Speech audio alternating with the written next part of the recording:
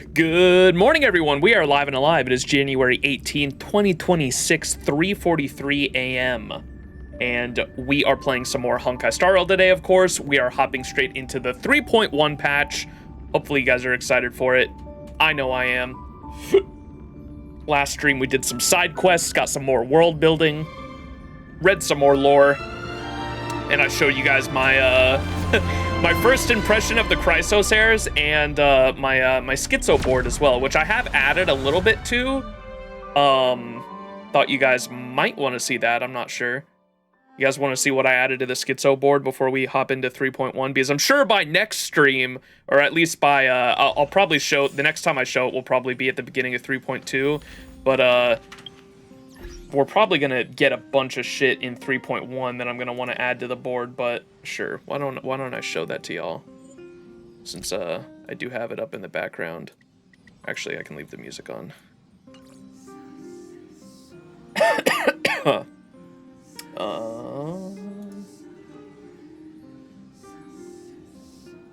Here you go.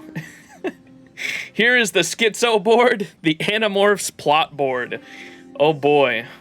So the things I added were mainly down here that have to do with the Black Tide, but I showed and went over this a lot last stream. I put all the Chrysos heirs with the respective Core Flame and Titan that I thought that they went to. Tribi, we know, is with the Passage Titan. Aglaya, we know, is with the Romance Titan.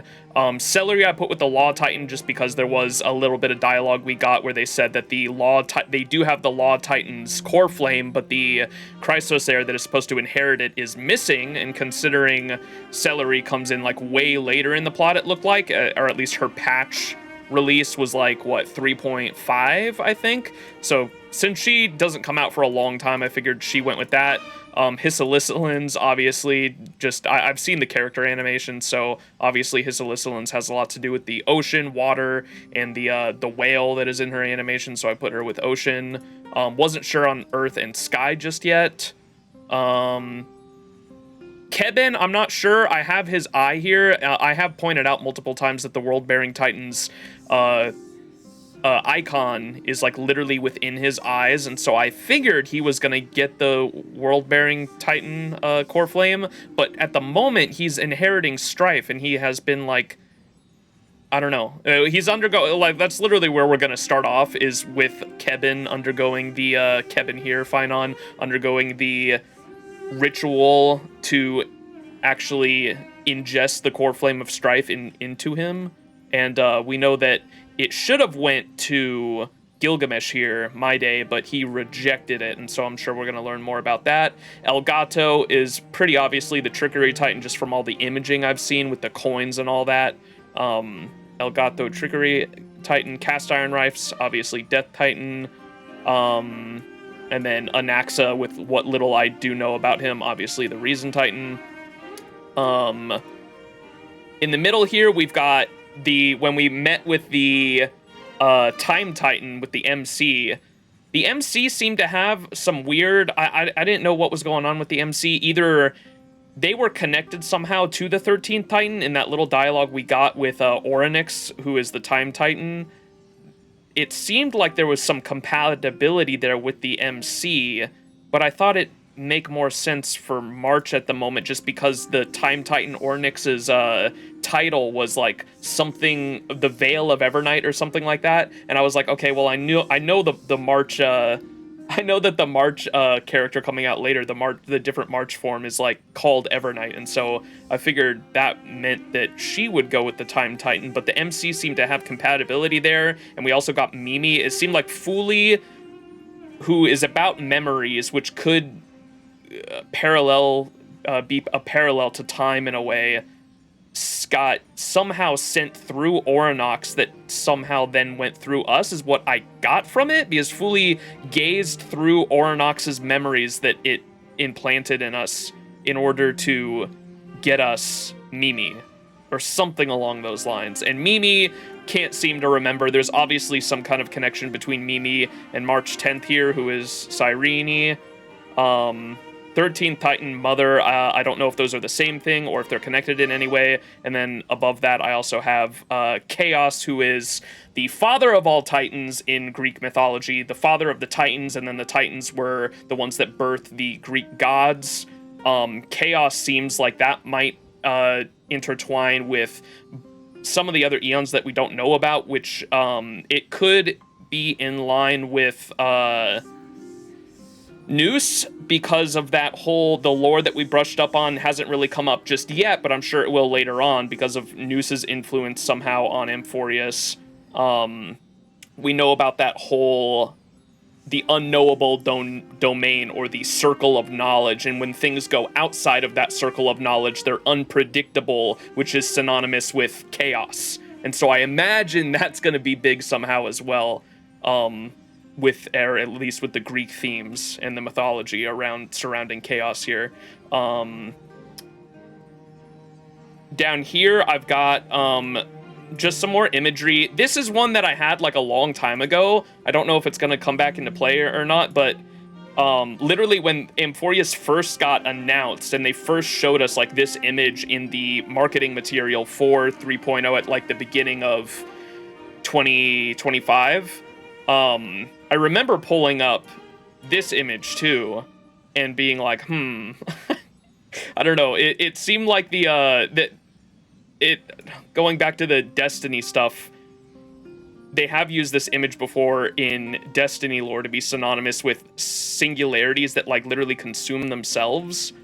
And so just going along with my singularity theory at the moment that this is some kind of black hole or point in space and time where a lot of things converge to the point where it can create its own universe inside of this small compressed dimension, which could go in line with some kind of simulated world or simulated universe, like Herda's simulated universe perhaps, or even Sword Art Online, Alicization. I've brought up those parallels before, or even Destiny 2's Murder Battery singularity. And then I have down here the Black Tide. What the hell is it? And my big question surrounding the Black Tide right now is, what is the, if we are to assume that the Black Tide is some kind of virus that is like consuming all of Amphoreus, what is the end goal of this thing? If it is some kind of virus, and if it did come from beyond the sky, we have to assume that someone created it then, right? So if someone did indeed create this virus, what is the end goal of it, and why was it created? Why was it created? What is the end goal?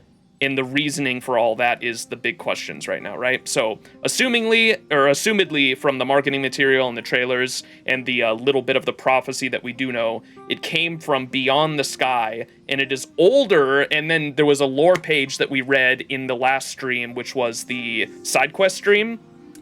It came from, there was a really interesting, and I wrote down the name of the, it's called Destiny's Weaves, is the name of the lore card, I think. There was a lore card we got outside of Orynyx's temple that was really interesting, that went into the Black Tide a little bit, and it said that the Black Tide not only came from beyond the sky, but it is older than the Titans and even the concept of death, which is really interesting.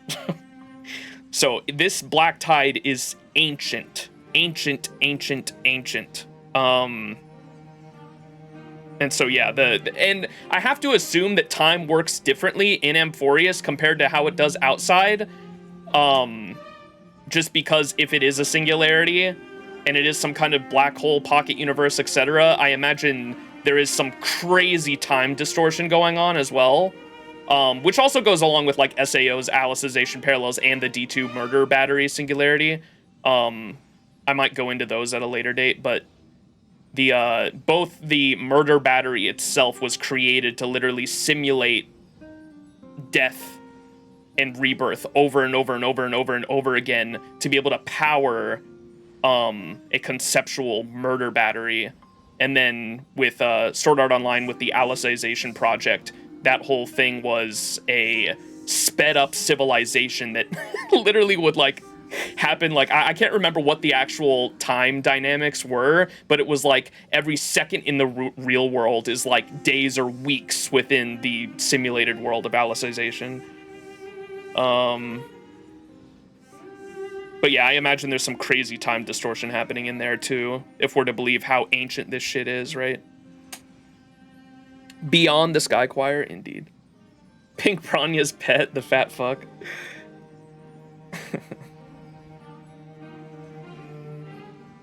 I think it was 1 to 60 or something like that. Yeah, and for Alicization. Oh, and then in regards to the snake eating itself too, just with the imagery here, could also be in line with Ouroboros right here, the Eon, which would be interesting. And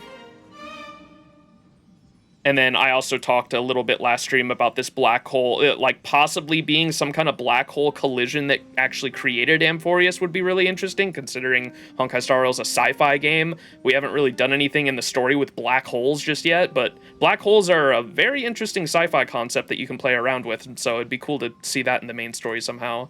But could a black hole collision cause a singularity or a pocket dimension, possibly?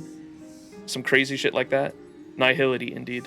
And then the tricky, the reason why I put this next to the Trickery Titan 2 is just because of the imaging. This is just my eyes doing parallels with imagery, but the actual image for Trickery also kind of looks like the Amphoreus symbol or this stuff right here that I have.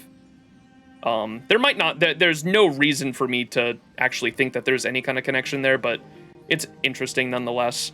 I also wanted to point out, it was interesting how, I'm sure these are just because they're concepts and there's not, there's only too many interesting concepts you can have for gods, but it is kind of interesting how the eons, some of the eons like go with the gods in different ways too, like the Trickery Titan obviously could go with a couple different eons. Trickery could go with Mythos, and then I also have over here, I didn't know if Mythos was possibly the third path that we have in Amphoreus, because the two ones that were confirmed by Black Swan are Fuli, the Remembrance, and Noose, the Erudition, right? These two are confirmed to be the third path. These other eons that I have here are my theories for what the third path could be. So Mythos, or the misinformation eon, just because there are missing memories here. Mimi can't remember, and our character was actually starting to get memories back thanks to Fuli, but it would be interesting just because there has been a lot of stuff in the story so far of characters missing memories. And then there was also the lore card talked about, the lore card on the Black Tide that we read, it's called Destiny's Weaves, the one that mentioned that the Black Tide came from beyond the sky and it's older than the Titans and even death. There were, prophets, I forgot what they're called, the prophets of the Time Titan, Orinox. They talked about, there were certain characters that were, or maybe they were just under the Fate Titans in general, but there were characters that were studying the history of Amphoreus and the history of the Titans, and they mentioned how there were a lot of blank spaces in the history, as if someone or something was plucking details from the actual writing that they had. I can't remember exactly how let me see if I can find the lore card, actually, because that shit was super interesting to me. What is it called? Destiny's Weaves.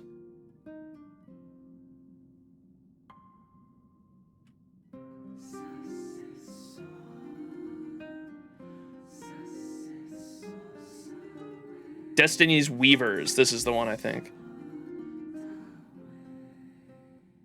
So where do they say it?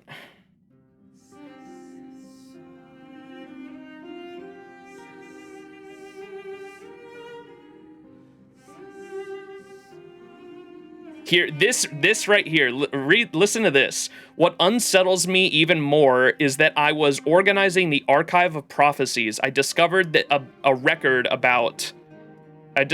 records about are slowly vanishing. It's not due to human intervention, but rather the ink seems to be fading away on its own, as though time itself is erasing that part of history.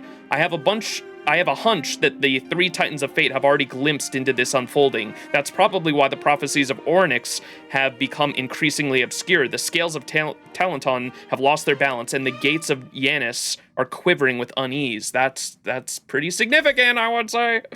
So, taking that into consideration, I was like, could that also be the third path, possibly? Mythos fucking with history? Possibly. And then Destruction with Chaos, I obviously had, what's his name? Nanook up there with Chaos and Destruction. And then the other third path that I thought was a possibility was the Ouroboros, which would be interesting because we haven't really had anything on Ouroboros just yet, in main story at least. And considering this is the one that's a previous Leviathan, right? That became an Eon. Would be pretty interesting if that fit into this story somehow too. Rechecked, it was apparently 1 to 600 for the Underworld arc until it became 1 to 1,000. Oh, so it sped up later on. That'd be interesting too, if something like that was happening. Yo, thank you for following Archon the Galaxy Ranger, W. Or Acheron, I say Archon.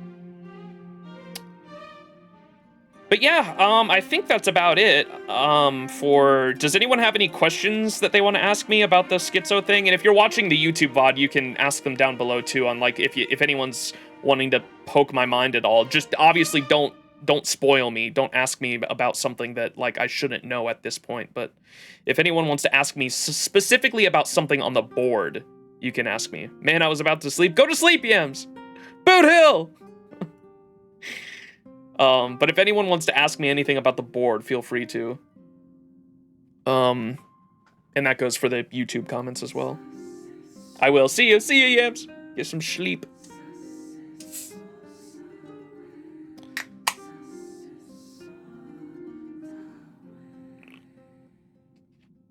Thoughts on La Huerta? She hasn't done anything yet, man. I was gonna say I was very disappointed with her role in 3.0, considering that was like her release patch.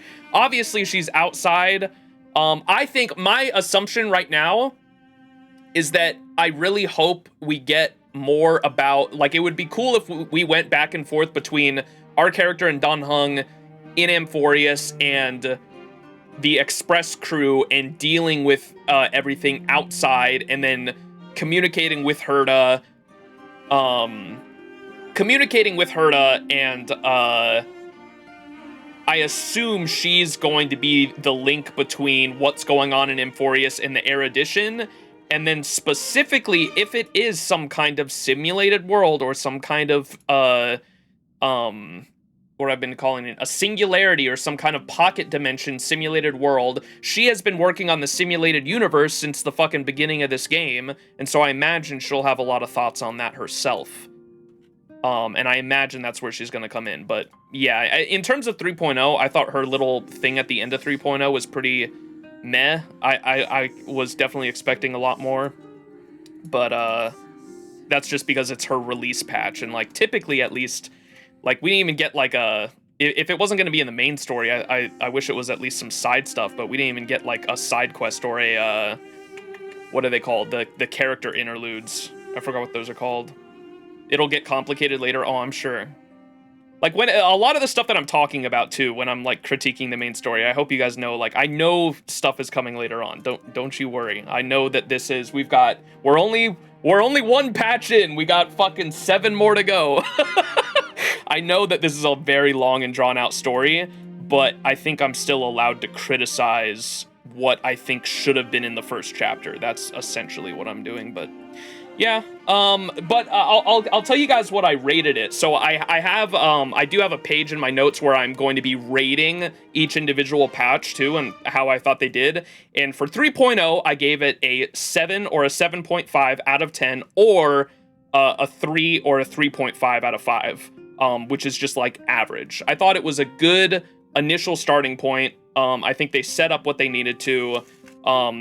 There are some areas where I thought that there could have been more. My favorite part of 3.0 was the Nikador shit. From in between, and I know I've said this before in one of the other streams too, from the beginning of Orinox and the Time Titan Temple, when we got to Orinox and we got to have an audience with Orinox, from that point, all the way until the end of the Nikador fight, to us actually defeating Nikador, everything in between that was fucking awesome, because I thought that the stakes were high, because, like, Maide was fighting Nikador, we had to get back to Maide, and Finon was with us, and Finon was stressing about it, because he cares about Maide, the boyfriends.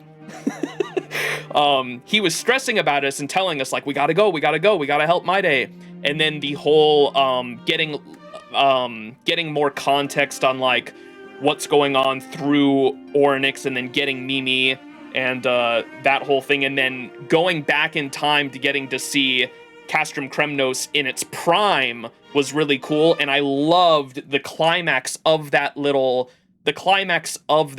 small little arc in the story where you're getting to know this guy Ganaeus. Ganaeus turns out to be the reason part of Nikador that was lost so long ago, and then the timelines, literally the memory that we're living in, and then the modern day where Finon, Danheng, and Maide are all fighting Nikador, converging. That whole cutscene of the memory and reality converging were really fucking cool. I love that climax. That was awesome.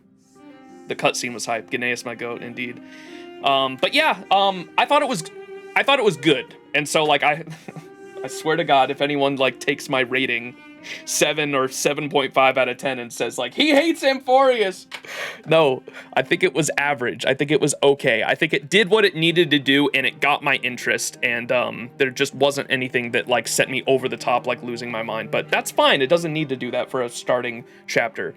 I thought it was just good. It was average. It got my attention. I'm interested to learn more. And yeah, that's pretty much it. He hates Paimon. All right, but yeah, that's it for the plot board. Without further ado, we're fucking 30 minutes into this stream already, almost 30 minutes in. Let's get into it. All right, so where we left off... Ooh, got some mail.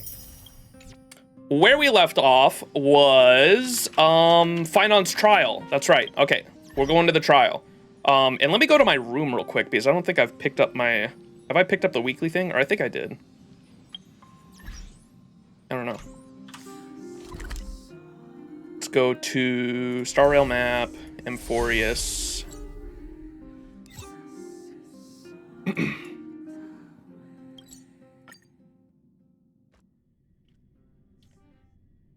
I want to ask about Black Swan involvement and the garden showing up in 3.0.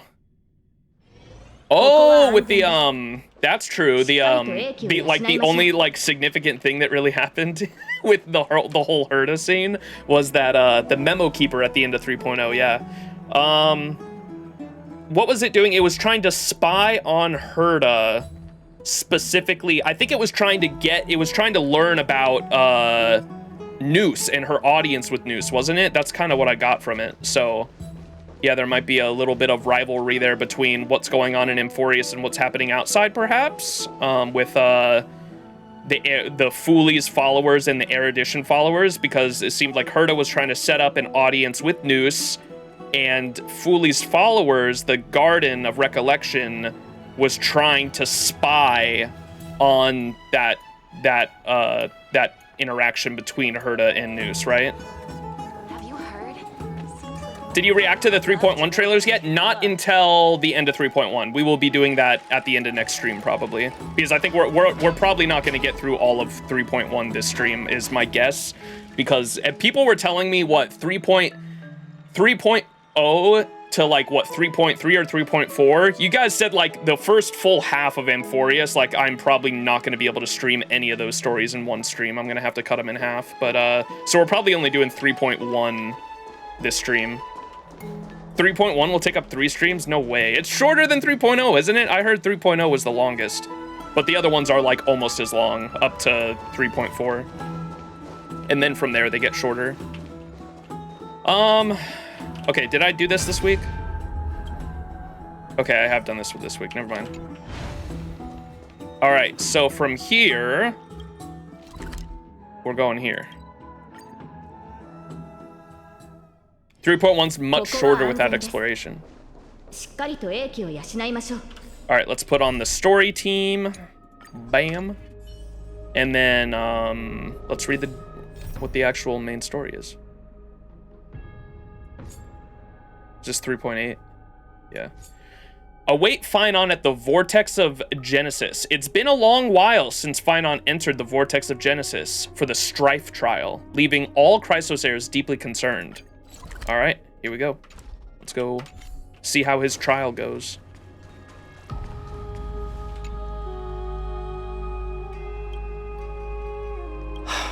Aglaya, with all due respect, this trial's taking far too long. Don't worry, have faith in Phynon. Yeah, he's been gone for a while now. Bah, it feels like we've already waited for 42 days. How did you even arrive at that number? 42, Don Hong, the answer to life, the universe, and everything. Come on. What do you think of this, Trinan?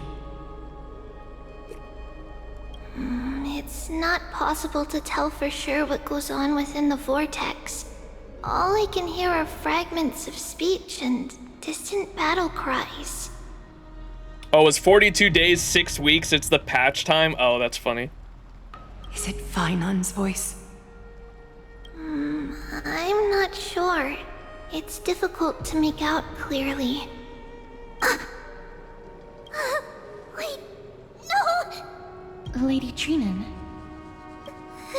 Snowy's voice. I can't hear him anymore. There's a sun-like existence in the trial. It's burning him up. It has come to this, after all. What now?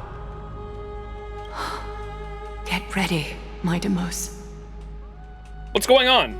We need to stop the trial now. Are you going to leave Phynon to die? Can he even die in there? Plan B. We pull him out when something goes wrong. As I promised you, Aglaya, I will intervene in the trial this time to bring your deliverer out to safety. But that's as far as I will go. Of course. I know this is not the time to demand any more from you. Discerning. All right then. To be as prepared as I can, I hope that the two Outlander warriors can also join me. That might not be a good idea. The Core Flame trial is many times more complicated than a standard ritual. Even the slightest misjudgment, misstep, or hiccup could result in grave consequences. Our two distinguished guests are not obliged to risk their lives for the Flame Chase journey. Let me join you instead, Lord Mighty. It's fine, we've got this. Exactly. No way I'm getting involved. Can't we all go together? No. Someone should stay outside in case we need help.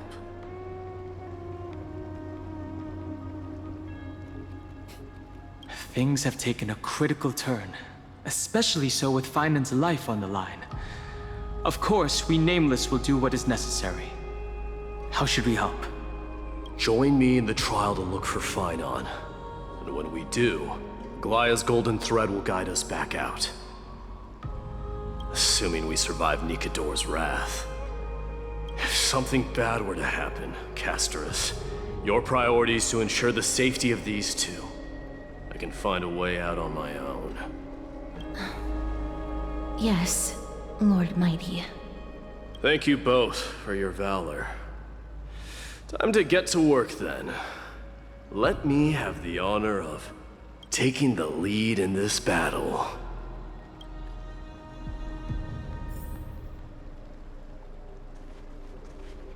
Let's also make our way to the front of the Spirit Basin when you're ready.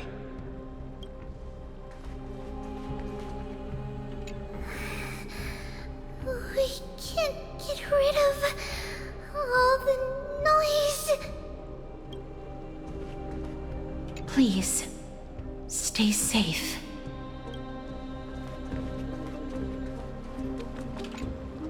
Hang on, let me drink this shit.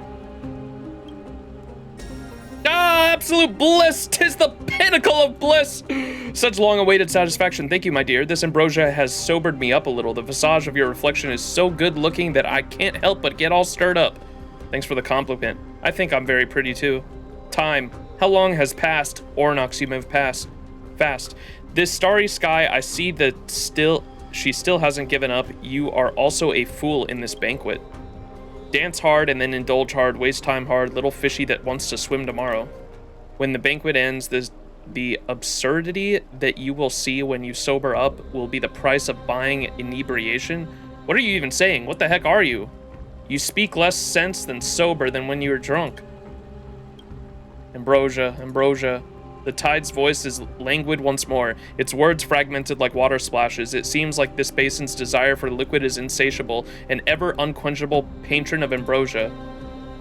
Wow.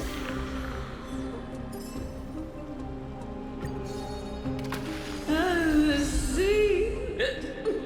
The sea is right here. Dub! Is that E6, I think? Do not give up on making a choice, even if you're about to be forgotten. Do not give up on making a choice, even if you're about to be forgotten. Don't need to worry about crit rate ever again. Alright. May that warrior be safe from harm. When you are ready, I will preside over the ritual on Trinon's behalf. Let's go. Ooh, challenge of strife. Team includes my day. Let's go. Chat, what do we use? Sunday? Surely. I know Sunday's a good partner for him, right? May our journey be free of troubles and lead us starward. W team? W team, I think.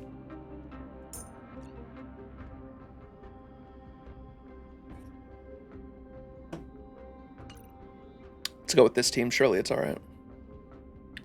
Put cast iron back. You want me to run the... Oh, wait, you're right. Wait, My Day can work as a sub DPS, huh? Okay, hang on.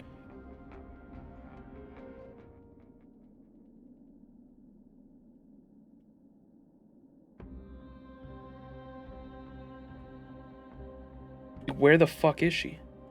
Oh. Do not worry. My curse is a blessing on the battlefield. W team?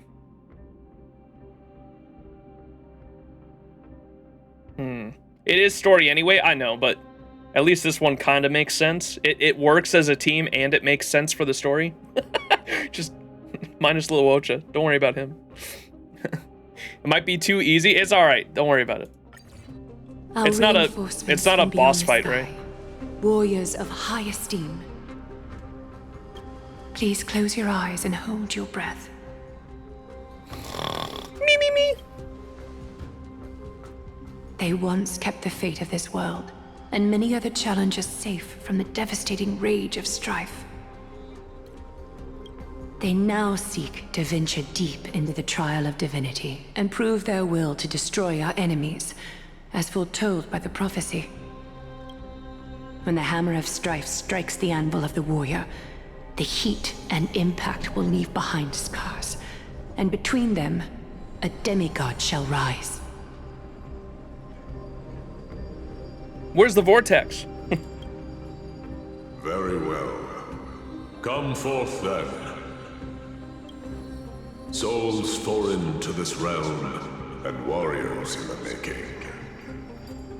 Follow me into the mist and flames, and come face to face with the greatest fear in the depths of a warrior's heart.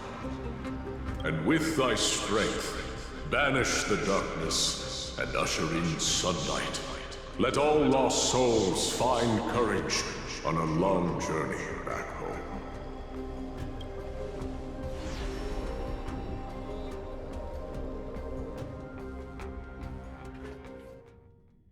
Let's get this shit.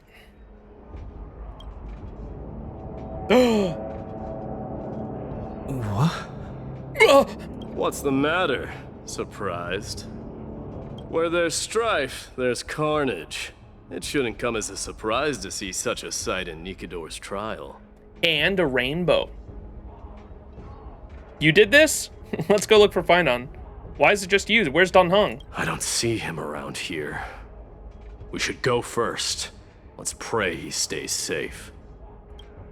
Huh. The greatest fear in the depths of a warrior's heart, huh? So, this is what he fears the most. A disaster. So much for the king of those outlanders.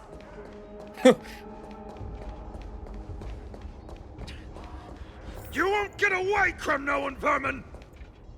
Be on alert. The smell of rust is thick in the air. Men.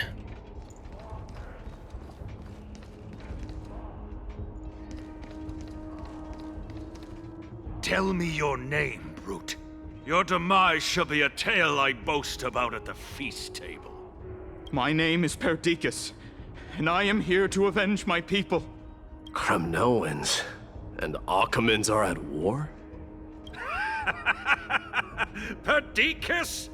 Even the tragic cries of beasts at the slaughterhouse sound better than your name. Say whatever you like, despicable Achaman. Valorous death before glorious return. May the Kremnoan spirit always watch over me. Foolish brute. I see you're eager to die. Very well then. I shall grant you just that.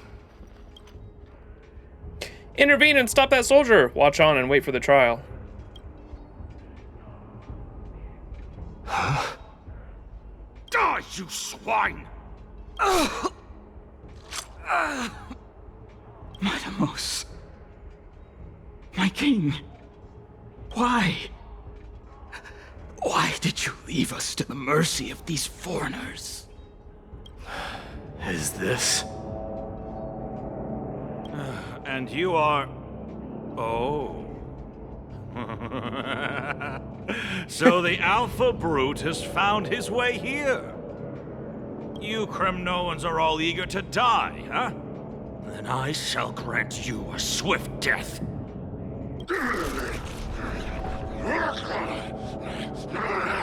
He's Morbin! Face your death, cowardly king! This insatiable bloodlust is a product of Nikador's wrath. You don't say. That's why I didn't intervene there. I kind of was like immediately like, oh, okay, this is the trial. Chattymos about to show him why Kremnoans don't have free healthcare. Let this place witness glory. Forever doomed. Bloom. I can't die, but thanks. Use all your might. Eternal sleep. The dead return!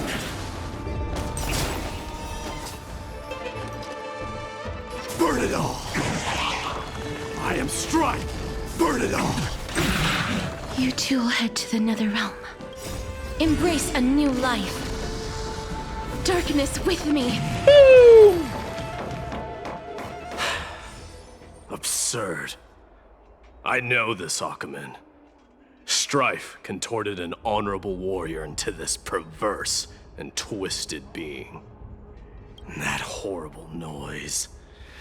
I can hardly suppress my bloodlust when it sounds. This battle cry must have gone to Finon. That's why he lost himself. What a useless fool. Bro's such a tsundere.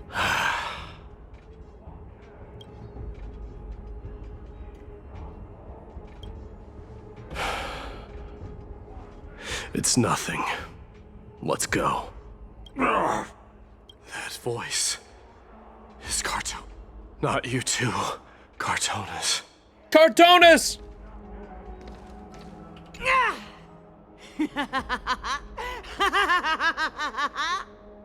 Please accept my offering, Nikador! This person's consumed by a frenzy of slaughter, oblivious to your presence. Perish, you coward! You barbaric bloodseeker!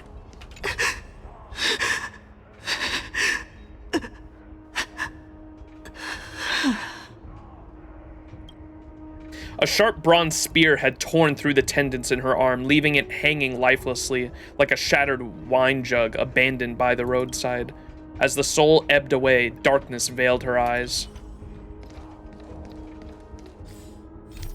Max and I became separated in this illusion. Okay, this is Don Hung writing this down. Max told me that he traveled with My Day and had seen the man's deepest fear, which was blood-soaked glory of the Kremnos. Mighty Mos you are. Destroyed all the wicked king. Here to take my life finally.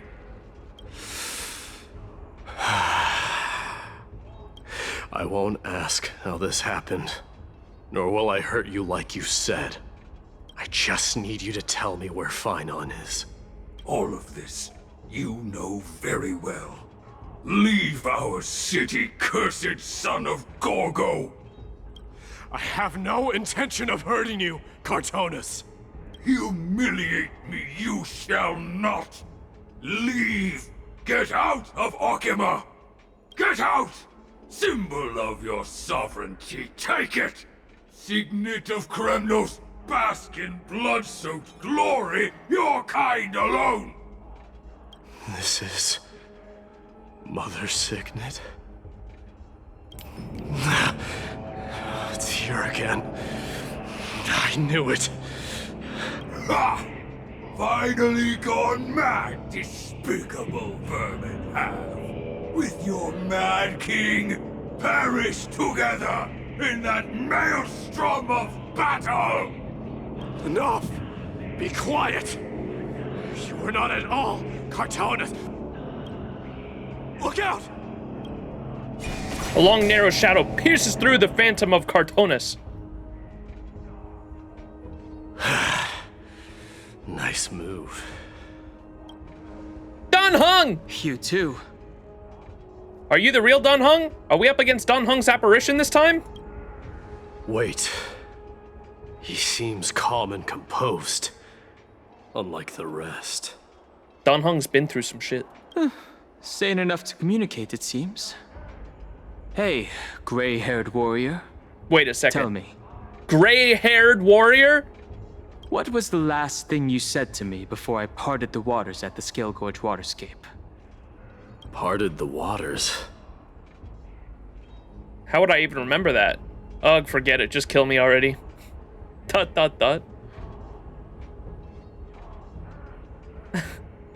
Last thing we said to him, I remember we tried to talk to him and we didn't say anything. So is ... the answer then? Remember it said they did some kind of, I remember that, and they made some kind of fourth wall break joke where it was like the MC can't speak because you're not in the shoes of the MC at the moment. That's right. You have a great memory. W! Huh? Molly, I haven't seen you in forever. Oh, holy moly. It wasn't easy, but I finally found you two. A lot of people forgot. No, I remember that because I remember it being a joke because you were playing in Don Hung's shoes and you go up to... You're playing in Don Hung's shoes and you go up to the MC as Don Hung, and when you try to talk to him, he just doesn't say anything. And the joke was that because you're not in the shoes of the MC, obviously you can't speak back because you're the only one that can make the MC talk. That was like the joke. So, you are Don Hung. What did you go through before meeting us? Just some memories from my past. Nothing worth mentioning. You mean you saw your past too? The trial of strife is a vicious one, all right. It's so funny he uses it as verification. I was gonna say Don Hung's past, and I love Don Hung's past and his the animation trailer. I love so much the Don Hung animation trailer where he is like fighting his former self. I love shit like that. That's, you know, just another reason, another fate parallel for why I love Emiya Shiro. Can I get a swords in chat? Emiya Shiro and fighting Archer, and that whole fighting yourself and fighting your own contradictions. As like Dun Hung tells his older self, you may be me, but you won't follow me into my future. You may be the past me, but you won't follow me into my future. W. What are you thinking? This might not be a single person's trial, but an arena for every challenger to engage their own delusions in a bloody battle. I saw someone from my past a while ago. Someone Finon has never met. Oh, is that who died? The guy that died? That doesn't exactly sound like a bad thing. At least it means we'll be able to find Finon here. We can only hope this battlefield is nowhere as extensive as I imagine it to be. Let's first follow the sounds of battle to their source. The battle cries seem to be getting a lot louder. I have a feeling someone is manipulating this battlefield. Someone who might not be Finon. Strife! I agree.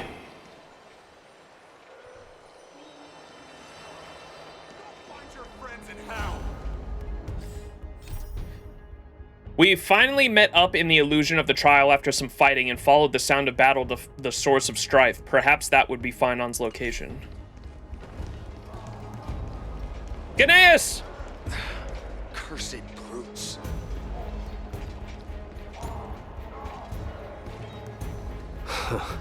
Just as I thought. This is where the battle cries were coming from.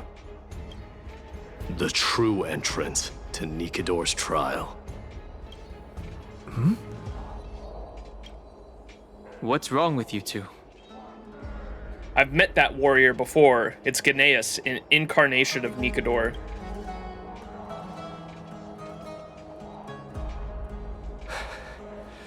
I'm seeing him for the first time, but there's no doubt about it. What I'm sensing can only be Strife's bloodlust. The one manipulating this battlefield is Nikador themselves. Wow. It's almost like it's a Nikador trial. My demise. You are a keen warrior indeed. You know me? The blasphemous prince. Of course I know you. And I happen to know that you're here for the soul of that white-haired warrior. Great. Let's cut to the chase then.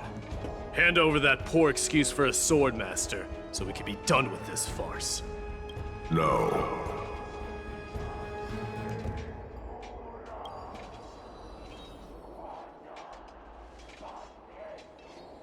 I applaud your courage and strength for coming this far, but you have chosen to besmirch the dignity of one who has fallen, and I cannot turn a blind eye to that.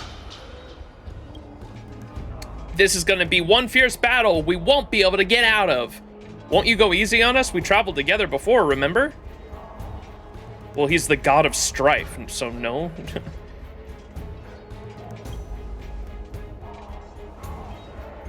One who has fallen?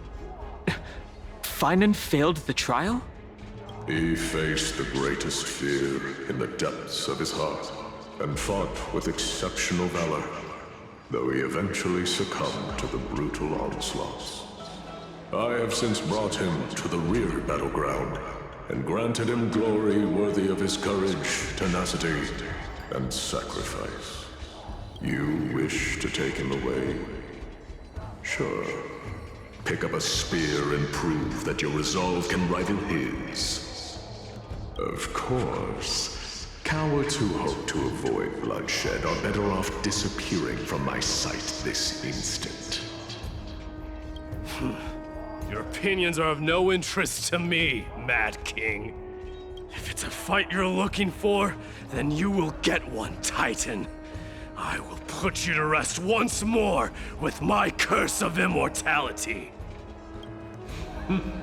Commendable.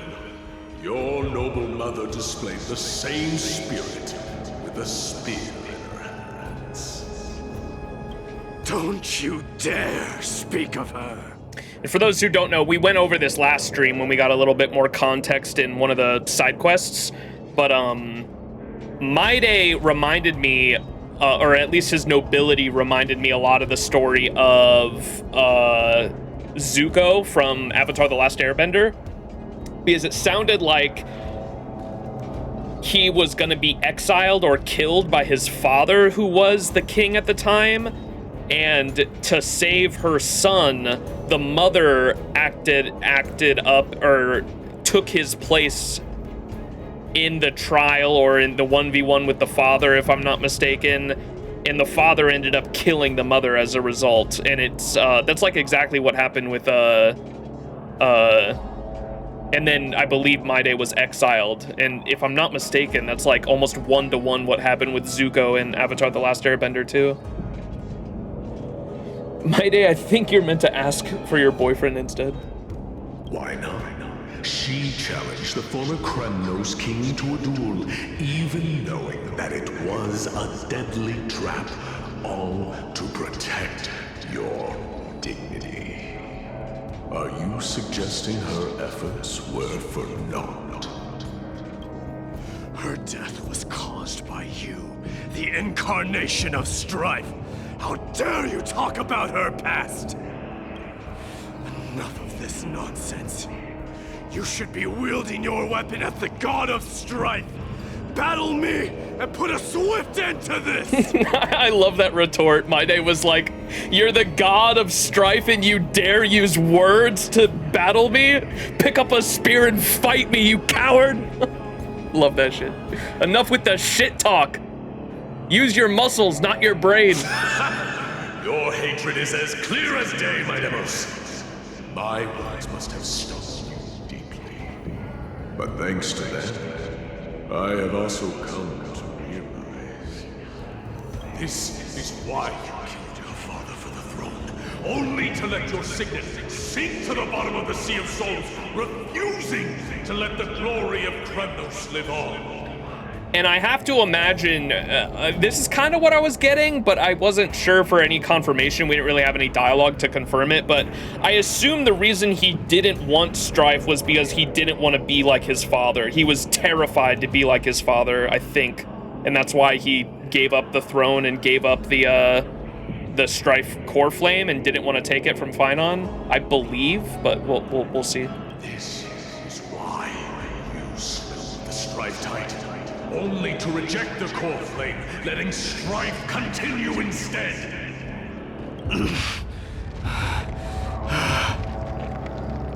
Oh, child abandoned by fate, show me what you are capable of. Show me if you have the power to put out the flames of your very own destiny. That's a hard-ass line. Rip your chest apart, Titan. In the same way I ripped apart that former king. I see you wish to repeat this. Come at me then. Ignite the flames of your fears and step onto the battlefield. Take this fierce battle to the boundaries of strife and consume me. Or lose yourself in the fight, and watch your defeated corpse burn to ash. But remember this, Amphoreus. The son of Gorgo will be crowned in blood. The very moment I just shall be the moment of your ascension.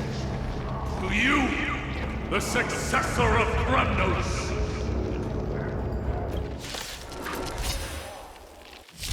White warrior knew he was no match, yet he chose to fight till his very last breath.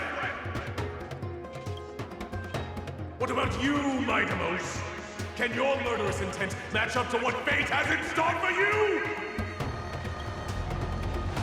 Prove to me that you are worthy of this power. Show me your courage. We got a buff there. What's the story buff? Blood of Strife, damage dealt increased by 50%? Okay.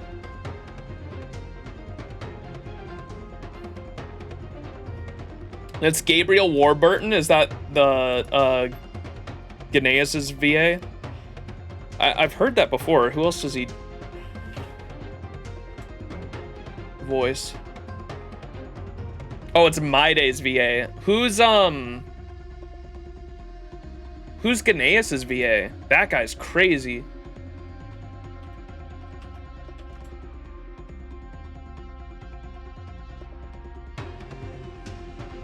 Lord Gnaeus voice, Hunter Peterson.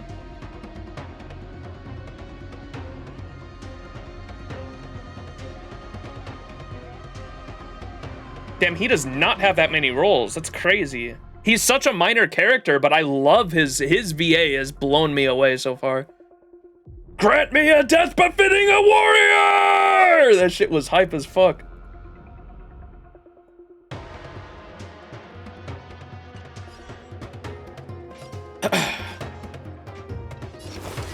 Hey, is My Day's VA the one that is brothers to Argenti's VA, right? Warburton, that's why I recognize that name. That's the, they're both sons of Krunk's VA, right? Yeah, okay. Gotcha. I knew that fact, I just, the name was like, that name, I recognize it, I couldn't put the details to it, though. Mournful cries, miserable wails. Kings of Kremnos, this is the power you desired? Now accept your punishment. Not a bad idea. I'll trust me. We can do anything. Me. Forever doomed. I am Strife. Forever doomed! In the name of fairness, I grant you the blood of strife! Embrace a new life.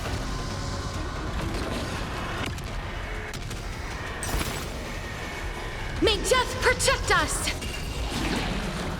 This raging power, I can hardly contain it. Oh, is that? You and this chose is the wrong enemy.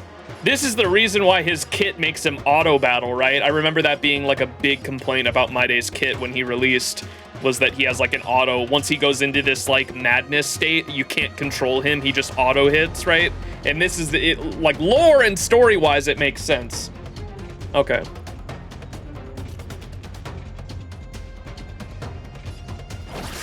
I can't die. Eternal sleep. Dead return! Life is not so fragile. Wilt here. I'm on it. Forever doomed! In fear you shall abandon your mortal body, King of Kremnos! Dying soul. How noisy! Conquer all lands! Burn it all! Embrace a new life.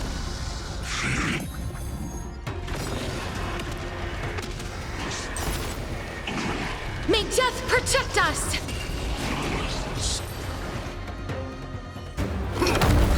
Whoa, cutscene! Oh, we got the fire lance. Paimon!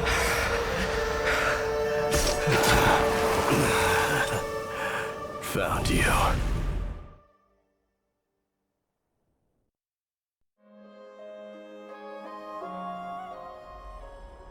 Sometime later.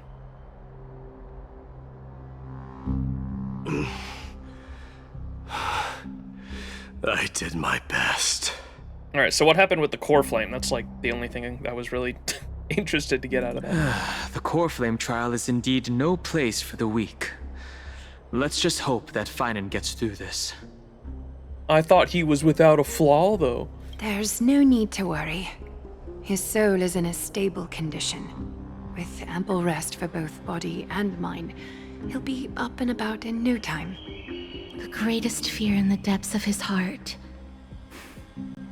Lord Finan must have been forced to relive his past during the trial, and revisit his homeland that had fallen to the Black Tide. In all likelihood. Is the Black Tide really that scary? It's only normal to be unable to overcome your inner demons. I think Gnaeus mentioned it before. Is the Black Tide really that scary? Since coming to Amphoreus, we have heard many talking about this Black Tide. Could you tell us more about it? It is one of the culprits that drives the people of Amphoreus to madness.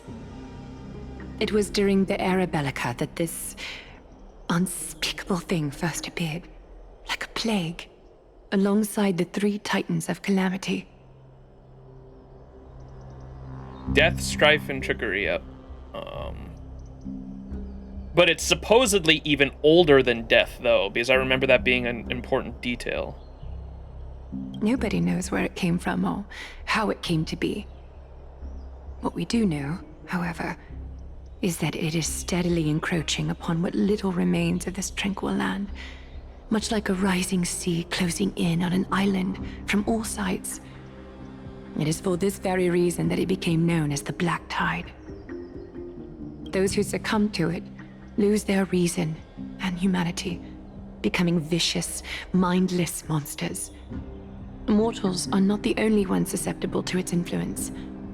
Even gods and titans cannot escape from it. Damn, it must have got Aglaia a long time ago then. According to Gnaeus, Nikador, though one of the embodiments of Calamity, also bears the responsibility of fending off the Black Tide. Through one of the embodiments of Calamity also bears responsibility to... Okay. Wait, why, though? Perhaps that is also why Lord Finon threw himself into the trial of strife so readily. But now, we must look for alternative means of igniting the flames of strife. Because it came with them? Yeah, I don't know why they don't give us a detail there. Those who succumb to it lose their reason in humanity, becoming vicious, mindless monsters. Mortals are not the only ones susceptible to the influence. Even gods and titans cannot escape from it. According to Gnaeus, Nikador, though one of the... Oh, okay, that's what... Okay, she's saying that he said that. He must have said that back in 3.0 when we were traveling with him in the memory. Nikador, though one of... She says, according to Gnaeus... Even though Nikador is one of the embodiments of Calamity, meaning that he came with the Black Tide, he also bears responsibility for fending it off, though. Okay, so we don't know why, but apparently Gnaeus said that it was his responsibility to deal with it. Got it? Okay. We just don't know the details as to why.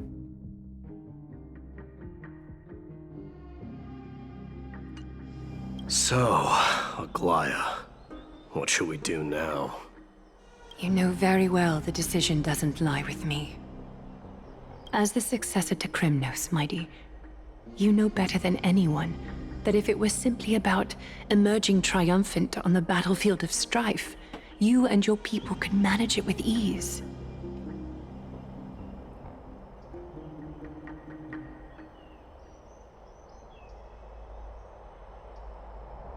You know better than anyone that if it were simply about emerging triumphant on the battlefield of strife, you and your people could manage it with ease? Wait, for what?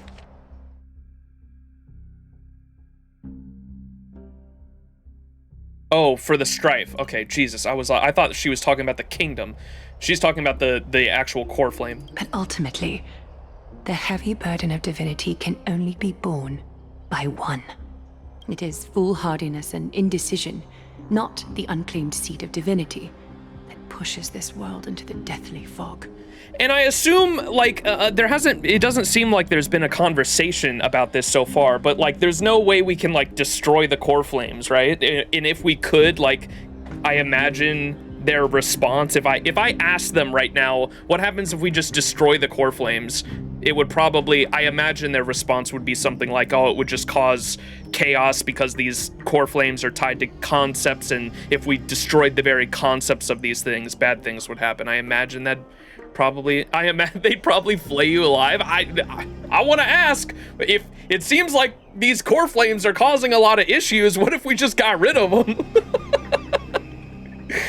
I don't know. It'd be nice to at least be able to bring up that question, right? But I digress. They will be cooked, for lack of a better term.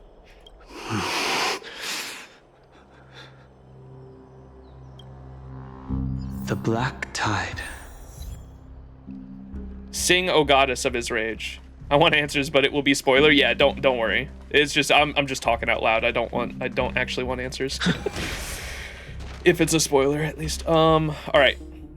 What do we got? After ensuring Finon's safety, Max and I retreat to the bath chamber to rest. Ooh, me and Dunhung. We also drew our own conclusions about the present situation in the world of Amphoreus. And I got an achievement too. Sing, O goddess of his rage. The young hero has finally risen from strife. He did not, but at least he was saved.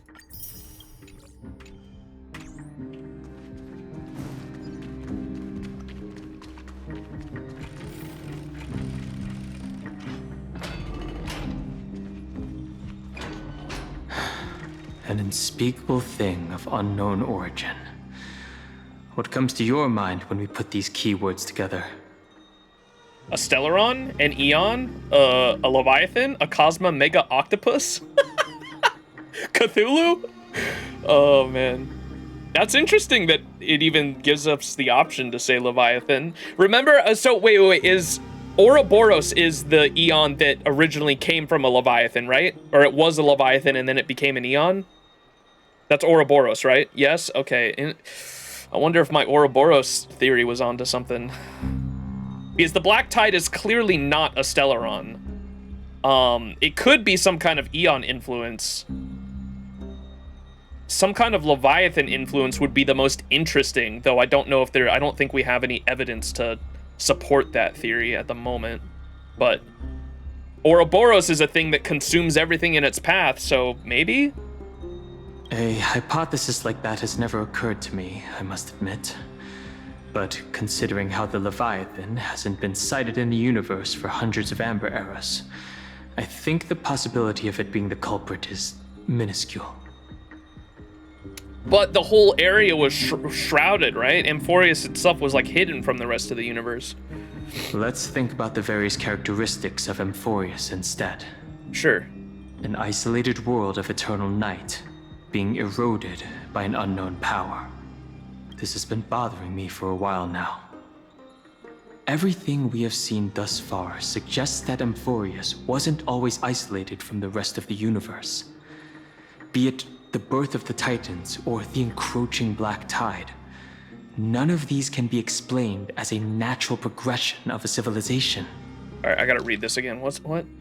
This has been bothering me for a while now. Everything we have seen thus far suggests that Amphoreus wasn't always isolated from the rest of the universe because of the languages, right?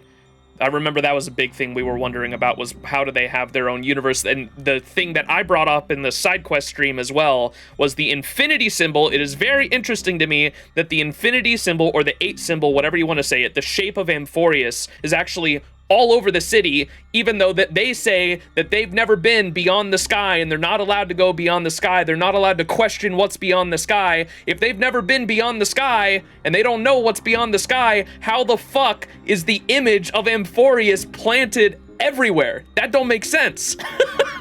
That'd be like having satellite images of the Earth all over your civilization before you even had the technology to see what Earth looked like. So, that's an interesting thing I've been wondering. Everything we have seen thus far suggests that Amphoreus wasn't always isolated from the rest of the universe. Be it the birth of the Titans or the encroaching Black Tide, none of these can be explained as a natural progression of a civilization, sure. There must be other reasons for its current state of isolation. It's just... If the cancer of all worlds is truly the culprit, then we should have observed certain phenomena, explicit or otherwise, by now. But that isn't the case. I'm sorry. I gotta reread everything he fucking says because my brain cannot... My brain is thinking as he's talking and I can't keep up. So then he says there must be other reasons for its current state of isolation. It's just the cancer of all worlds If the Cancer of all worlds is truly the culprit, then we should have observed certain phenomena, explicit or otherwise, by now, but that isn't the case. He's talking about the, what's the little spiky things that come out of the ground, when Stellaron is near. I forgot. I always forget what those things are called. But the little spiky stuff that the erosion, fragmentum corrosion. Thank you, Geeker Andy. Yeah, we haven't seen any of that. We have seen the little the things that have to be there on every planet that are technically proof that there's a Stellaron there. The what's the farming little nodes, those are there, but I think that, like, if you wanted to, the devs could say that those fragmentum things pop up as a byproduct of our own Stellaron within ourselves, if they really wanted to make up a bullshit reason for why those show up. A calyx, yeah. So there must be other reasons for its current state of isolation. It's just the Cancer of all worlds. If it is truly the culprit, then we should have observed other phenomena yet, and we have not. The voice of the Stellaron, the Antimatter Legion, the Stellaron Hunters? So the voice of the Stellaron, when was the last time we heard the voice of the Stellaron? That shit has not come up since Urilo 6, hasn't it? Like, and that interested me a lot. I'm kind of bummed that, like, the Stellaron are such an interesting phenomenon and we still know nothing about them. Belobog was the last time we heard the voice of the Stellaron. The Antimatter Legion are not here. The Stellaron Hunters are not here. Well, they were in my brain, but it's very shy. The Stellaron Hunters? That's what I was thinking too. From past experience, the Stellaron within you should be able to resonate with other Stellarons, but we haven't encountered anything like that here. Well, we also didn't encounter it on the Cienjo, and we also didn't encounter it on Penacony, to my memory. There are several other unanswered questions too. My gut feeling is that things here are not as simple as they seem. You don't say. Furthermore, what happened in Penacony also proved that the appearance of a world may not necessarily be due to the influence of just one path. And we know that the erudition, we know that 3 paths are technically influencing this area. We know Fuli, the Remembrance, Noose, the erudition, and the third one is a mystery at the moment. My hypothesis originally going in was destruction, just because a Stellaron has influenced every planet that we've been to thus far. But you guys saw on my schizo board, I also have other theories with the Ouroboros, and then also I thought Ouroboros just because I thought it tied into the Black Tide, and the Black Tide is very synonymous with Ouroboros, the concept of Ouroboros of consuming until it eventually just consumes itself, right? And then the other thing that I thought maybe influencing Amphoreus just because of the lost history we read in that note and people missing memories, Mimi missing memories, and the note talking about how, like, the prophecies and prophetic ink that was written down, the ink itself was literally evaporating and getting erased from time on the very paper itself. And I was like, oh, I wonder if that might be Mythos. Mythos, what's Mythos's title? Mythos, the misinformation? Mythos miss. I feel like it was diffused in Penacony because the entire theater was a thing. Enigmata, yeah, Mythos the Enigmata, thank you. The appearance of a world may not necessarily be due to the influence of just one path. No sweat, the Trailblaze can tackle even 10 paths if it must. I could take 10 of you! Oh no. It could be an all-star cast. Who knows, maybe Machiavelli's behind it all. Not even the history fictionologist would dare to spin a tale like that. History fictionologist, eh? Mythos is behind everything, isn't he? For now, let's just take things as they come. The Black Tide could be a good starting point. Since Nikador has fallen, those who were suppressed by them will no doubt begin to counterattack now.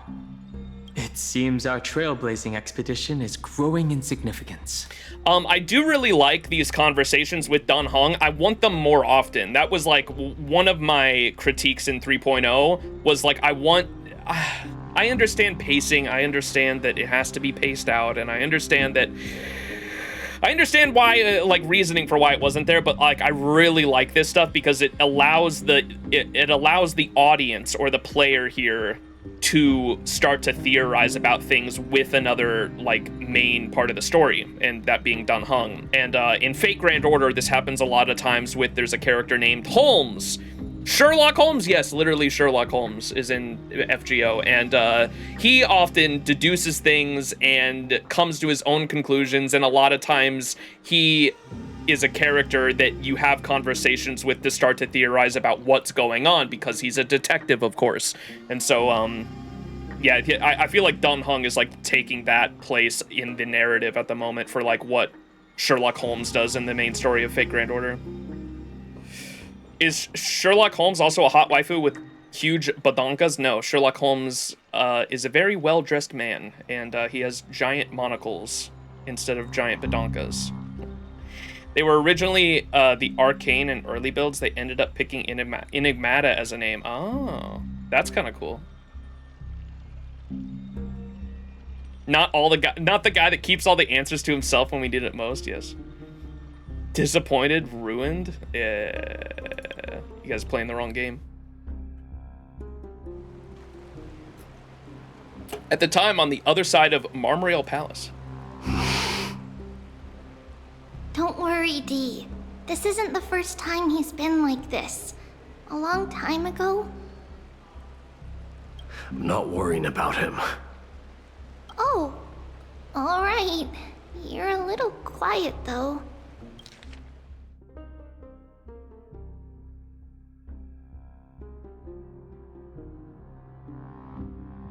Oh, they're talking about Finon. I'm sorry. That was rude of me. What I meant was, I know that man can pull through for sure. It's alright. Being straightforward suits you better. Actually, Dee, there's something we're curious about. What did you see in Nikador's trial? Something that terrifies me. Isn't that ironic? There shouldn't even be a word for fear in the Kremnoan language. Do you think you stand a chance against that thing that terrifies you? Is this also part of your grand scheme? What do you mean? Aglaya knew that Finon might fall. And she expected me to take his place. That was the plan all along, wasn't it? Yes. Looks like you know everything. Damn, Aglaya manipulating her comrades to get a certain outcome? It's almost like she does this regularly. I have no intention of condemning you for it. The Flame Chase journey is not a game, and I have long understood this. With the downfall of Strife, and the ever-growing threat that the Black Tide poses, if Circes and Ornyx are also impacted, the ramifications will be dire.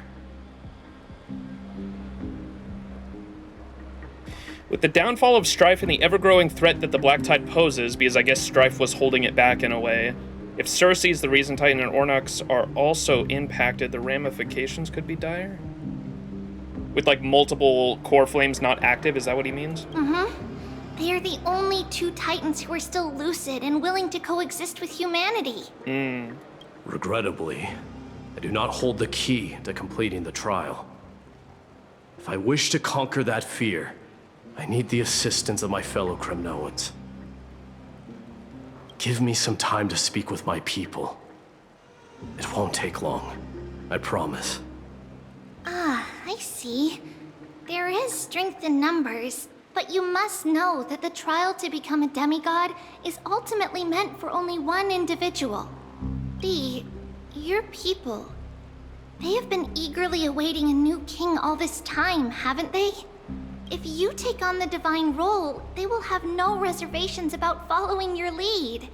After all, you're the hero of Castrum Kremnos. Wait, what if, chat, hear me out, all right? What if we take all the core flames and get, you know, that what's the name of the blacksmith guy, the big blacksmith guy, the goat? That guy's fucking awesome. The gentle giant blacksmith. What's that guy's name?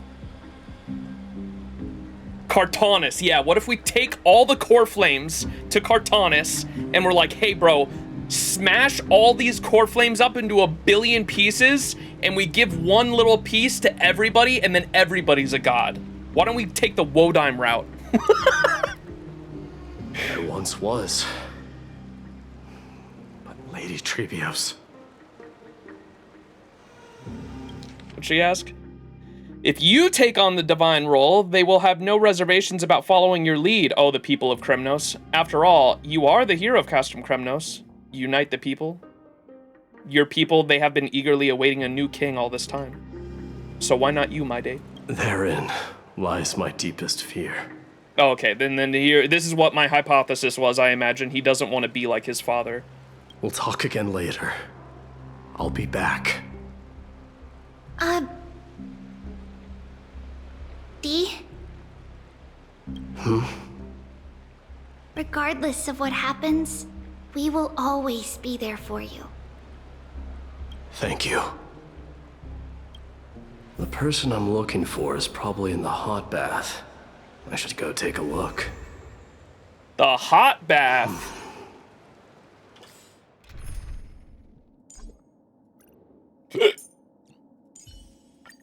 Cry out, for victory will come. Lord Mighty, let's each do our duty. Duty. Glory surely lies ahead, Mighty-most. Billowing steam always brings back memories of the furnaces in our homeland. Men. Thought you were gonna suggest what Acheron's world tried to do and make god cores a bunch of swords. That'd probably be a bad idea, but hey, fuck it. Give it to Aventrine and make him gamble it off to the IPC to keep his stone. What if we take the core flames and move them someplace else? What if we eat the core flames? We always plan to eat the rocks. What if we just put them out in the water? Turn them into guns. Making a weapon out of a core flame sounds like a terrible idea because no one has ever made a weapon that they didn't mean to use, and I don't know. I can't imagine anything good coming out of that.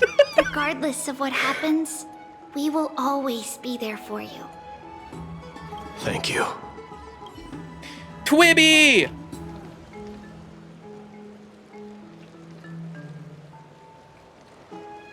Can I get the Tribby emote in chat? Why does she look so derpy from that angle?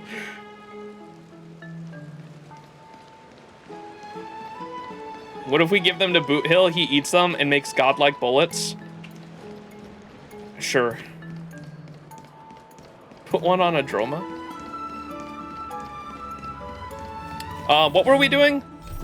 The failure of Finon's core flame trial means the responsibility of bearing Nikador's divinity now falls to the lone crown of the Prince of Kremnos, you. Yet even as the orthodox heir to Strife, you seem to have an absurd extent of hesitation and objection to accepting the god's authority. I think I've already figured it out. It's just that he doesn't want to be like his father, right? And I imagine previous heirs to Strife.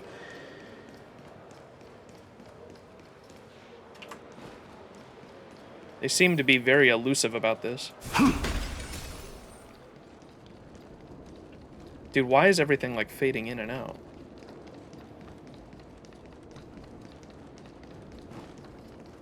Children left unattended by their parents? That's not safe. Hey, no running in the bathhouse!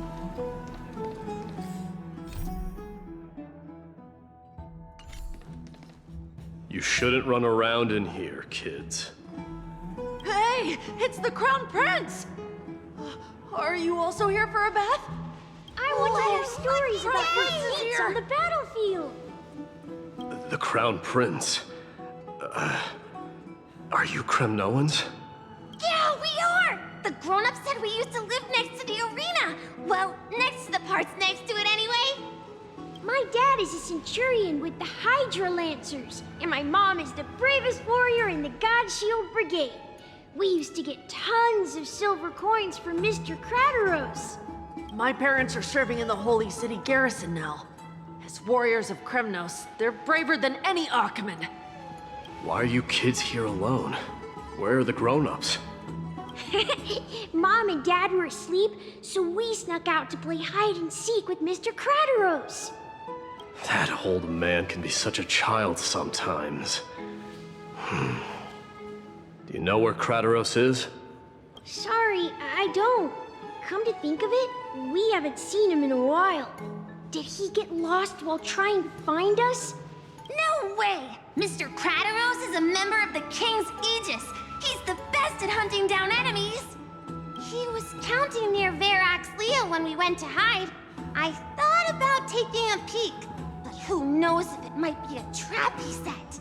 It was prudent of you to be cautious. So, which Verax Leo was he with? It's, just take a few turns after you go out from here. It's close to the bats. All right, I'll go look for him. You should consider the game over and head home for now. And don't play around the hot baths again. Wait, Your Highness! Is there something else? I heard you retrieved Nicodor's core flame. Does that mean we get to go back home soon? Have you ever been to Castrum Kremnos? You were all born in the Holy City, and are living lives no different from the Achaemens. Everything you know about our people comes only from the tales of others. You have never even witnessed the blade in the sky with your own eyes. How, then, is a city you've never seen your home? Because this place is definitely not home. Mom and Dad told me that the children of Kremnos are born to wield swords and fight on the battlefield. They also said that the Kremnoan detachment led by the Crown Prince is the bravest army across all of Amphoreus. No one can defeat them. The kids in the Holy City don't play with us. The moment they find out that our parents are Kremnoans, they shun us. But we don't care. We all know that the Crown Prince will take us home one day. That time has not yet arrived. But, young men of Kremnos, heed my command. Return to your parents at once. From here on, you are to dedicate yourselves to rigorous training and a healthy diet. You must not neglect these two aspects if you are to become a brave warrior of Kremnos. Only by following this path can you be deemed worthy of returning home. Yes, Your Highness! The future of Kremnos. I should find Crateros. Seeing the energetic Kremnonian children prompts you to reflect on Castrum Kremnos' future. You decide to seek out Kremnoan veteran Crateros for a discussion.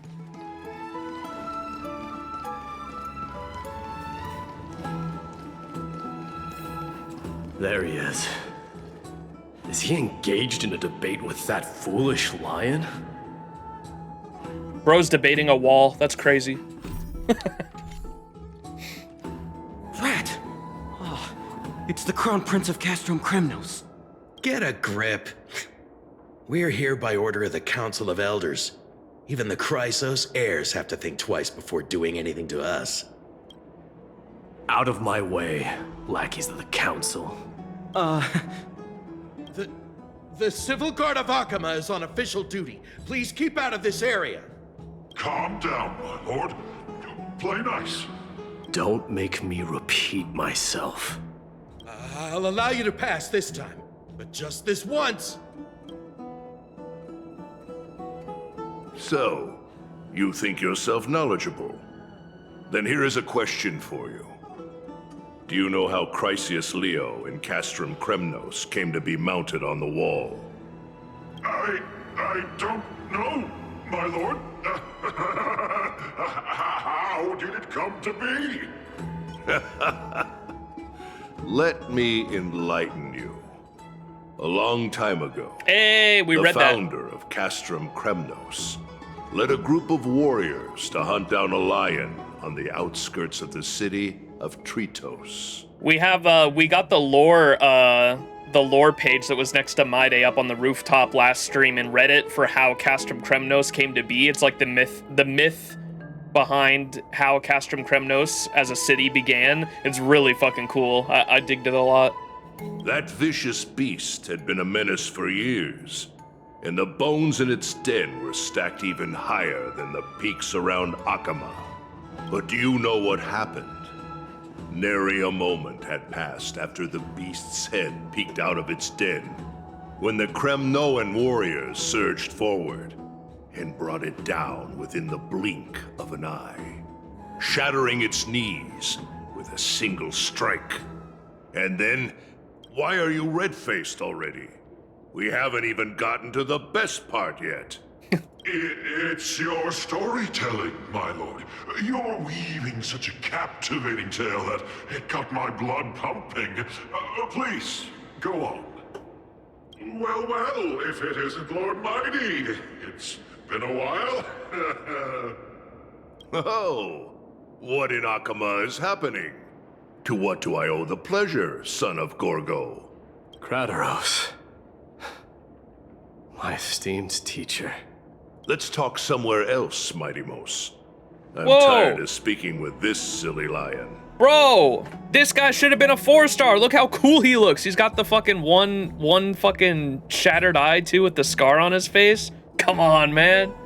This guy would have been a pretty cool 4-star. What about the Council's informants? Those two hyenas are nothing but scavengers of rotten meat. They couldn't bite even if they tried. They can follow us if they want to. Let's go. Wait, so how in the world did Chrysius Leo get mounted on the wall? Keep up with us, you hyena. Oh, sorry. I meant officers. Bro's running. Hey, old man, how dare you? Calm down. Calm down. Follow Kratos to a quiet corner, seeing the energetic Kremnoan children. Oh, okay, that hasn't changed. Seek out Kremnoan veteran Kratos for discussion about the core flame, I imagine.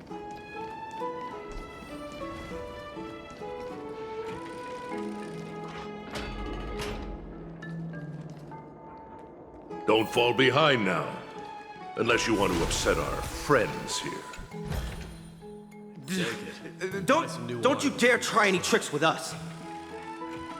What? Are they spying on us? We're almost there.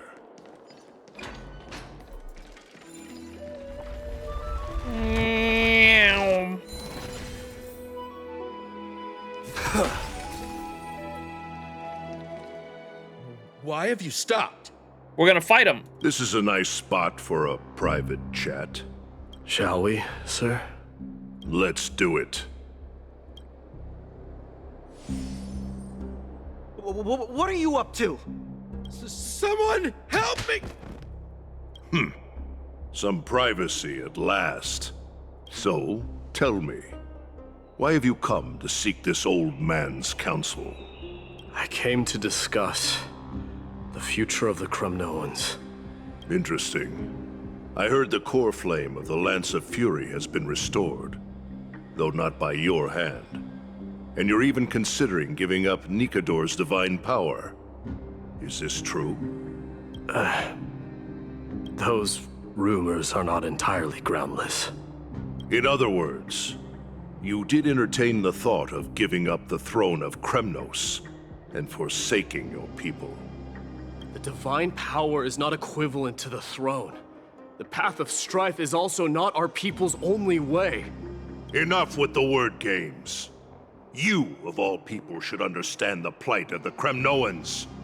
Think about all the warriors of the Kremnoan detachment who left their homeland with you. Think about their children. Only the yearning for our former glory days has kept us going all this time. If they ever learn that the crown prince they look up to so much is actually toying with the notion of stepping down, think of the disgrace it would bring upon your departed mother, Marty Mos. You best remember that she died for you because of Europon's schemes, to restore the glory of Kremnos. Since you've brought that up, tell me, who is responsible for my father's death? Are you trying to shame me, Mighty Mos? I may be old, but I haven't become so decrepit that I've forgotten it all. Of course I remember that Europon died when the Kremnoan detachment surrounded him. Oh, I thought Maide killed him. You drove the spear into his chest with your very own hands. Never mind, he did. Wait, what the fuck? When the Kremnoan detachment surrounded him. That was merely the final outcome. Do you still not see it? What led my parents and our people to their downfall is none other than the strife we speak of. The quest for glory. The tenet of valorous death before glorious return. This is the creed of every Kremnoan, no matter whether these beliefs are justified or not. Make Kremnos great again? I was literally about to say that when he said, the seek our former glory days. Yeah, very reminiscent. Where was that?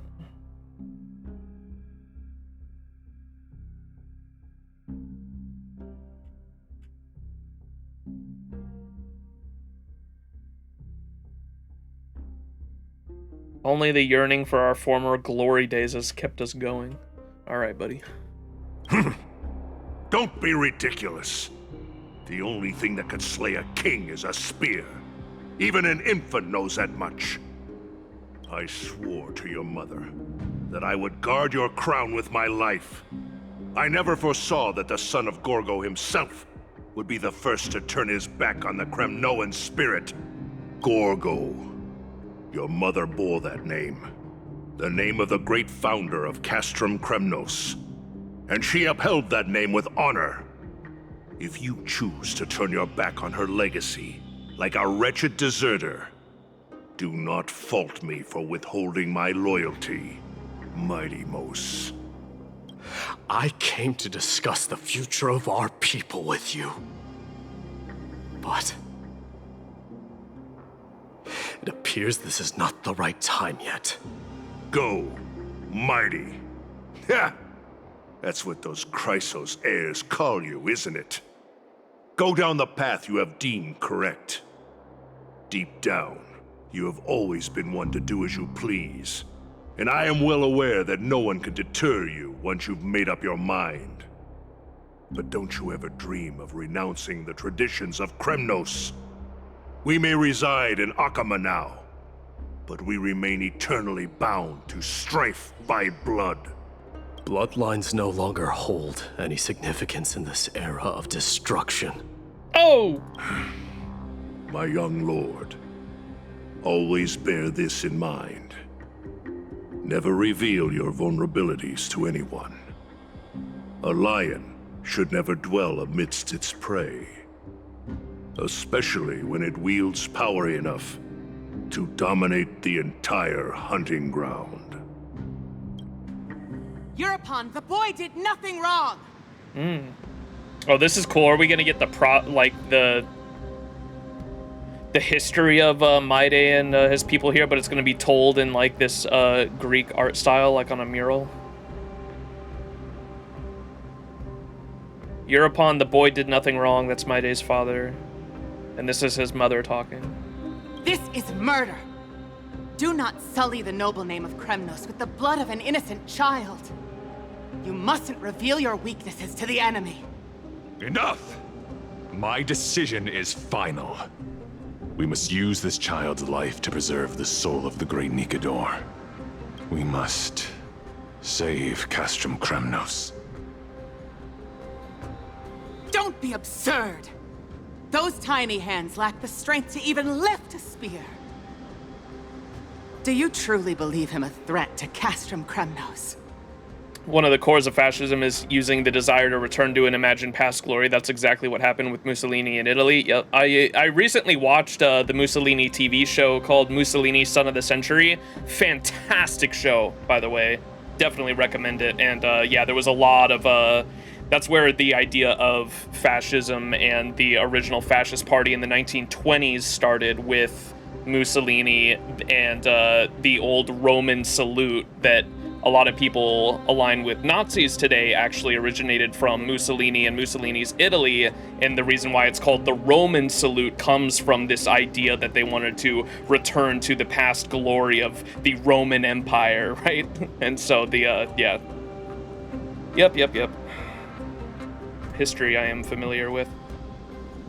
And if I'm not mistaken, the salute actually like wasn't even a Roman salute. That was like propaganda that Mussolini and the Fascist Party came up with. Like the salute itself wasn't even actually something that the old Romans did. Eurofon is voiced by Talon Warburton, and when My Day's VA got here, he stops and goes, "Is that Talon?" And then called him on stream to ask, and Talon just started cackling. Oh, that's funny. You'll be ending the bloodline of Kremnos if you do this. Our millennia-old glory will become nothing more than a joke. Have you forgotten that we Kremnoans place no value in bloodlines? It is through pure bloodshed and slaughter that the kings of Kremnos have ascended to the throne. As for our millennia-old glory, it has always been a joke in my eyes. Glorify it all you want, but it will not alter the nature of slaughter. Those who revel in it are but murderers. They are no more noble than the most monstrous beasts in Amphoreus. Enough with your words! Among all the kings of Kremnos, which one did not inherit the crown only after plucking it from the lifeless body of his father? But listen to yourself now. Do you truly believe you can cleanse the blood from your hands through mere words alone? Nay, quite the contrary. I will end this cycle of bloodshed.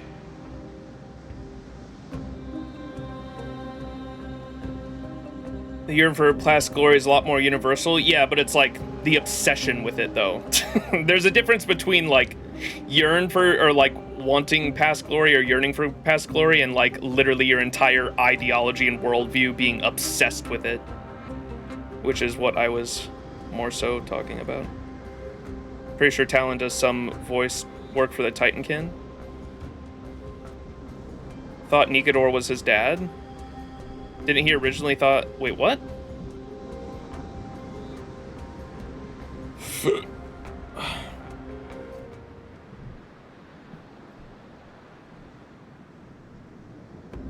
Remember something about how the Athenian Empire, the idea of limitations on the power was unbearable?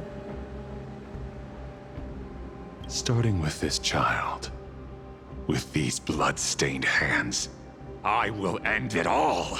And this is where the king, I think we got this story somewhere else in 3.0. So the king throws baby Maide into the ocean, and this is where he got his immortality, or this is when, I don't know if they knew it at the time, but he was already immortal at this point, and when they tried to kill him by throwing him into the ocean, he survived because he had the his blessing slash flaw of being a Chrysosaur, his immortality he already had as a child. Your failure is inevitable, Europon. You are just a coward who can only raise his blade against his own child! A king's aegis and Amphoreus of Kremnos! You cannot sit idly by and watch this atrocity unfold! If you consider yourselves the honorable sons and daughters of Gorgo, then take up your spears and join me in putting an end to this bloody charade! Does anyone else have any objections? If so, come forward with your spear and prove your mettle! Understood. 5, 4, 3. No one dare stand by my side. Cowards! Has that crown stripped you of your courage? 2, 1. It appears there are no objections. Then, in accordance with the Kremnoan Council's principle of tacit consent, the decision is final. With all present as witnesses, This child shall descend into the Sea of Souls, where he will nourish the Lance of Fury and join the fallen heroes. May fate and the gods await your arrival.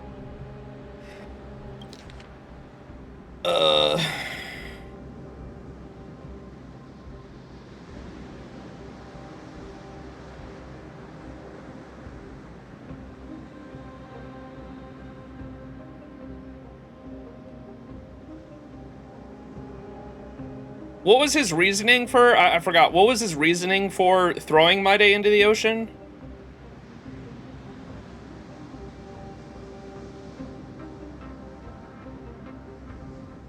Prophecy?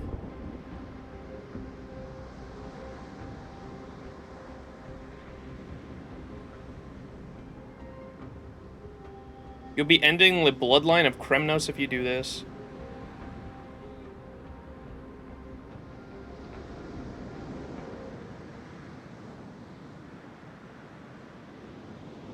He deemed Maide a threat to his power because there was a prophecy that the son would kill... Oh, okay, yeah. And then he still ended up killing his father. There was a prophecy that the son would kill the father, which is synonymous with... There's an old Greek myth about... Isn't that how... That's how Zeus came to power as well. That's like literally the same thing, if I'm not mistaken, right? Didn't Zeus... Wasn't Zeus said to kill his father and Zeus's father... Who's Zeus's father?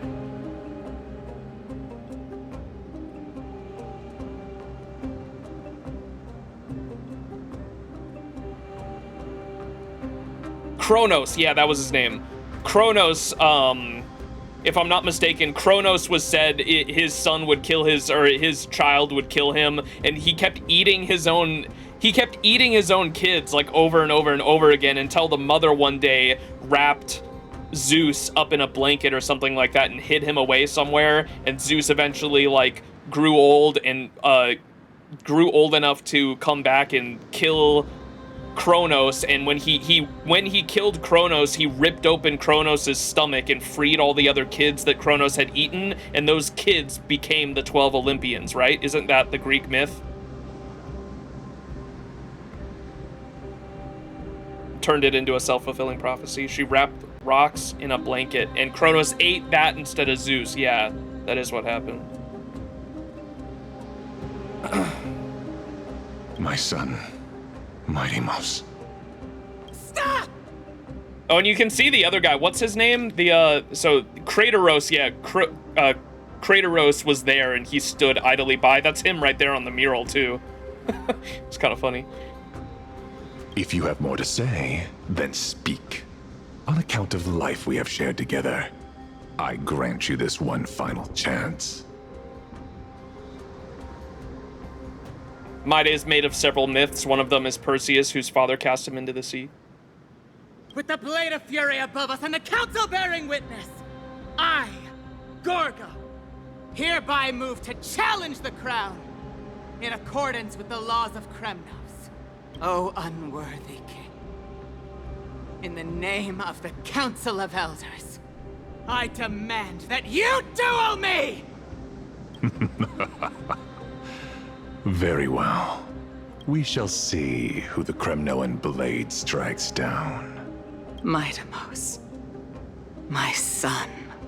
They all tell me to forget. But how could I ever?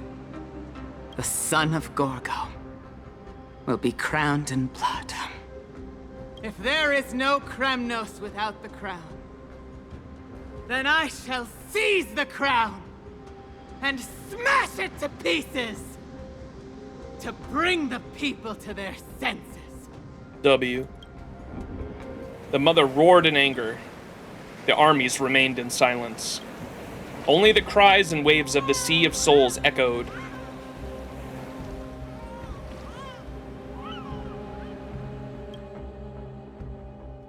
We back.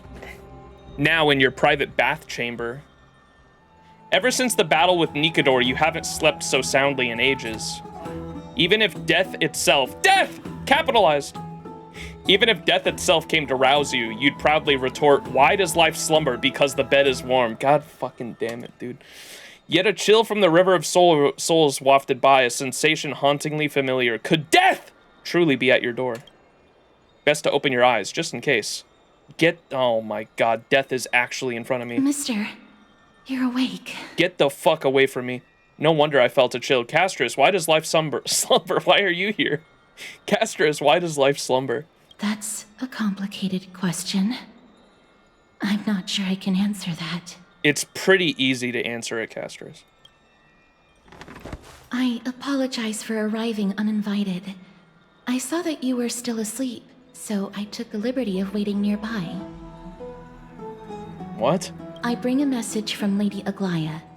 She has prepared a gift for you and Dan Hong, and wishes to present it to you in person. Did we not lock our doors?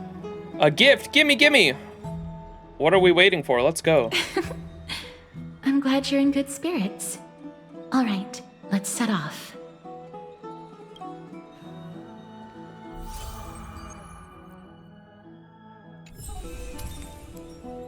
Wow. Follow Castris to meet Aglaya.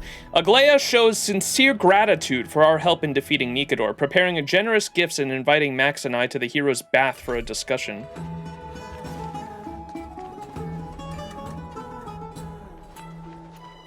Oh, there's people down there.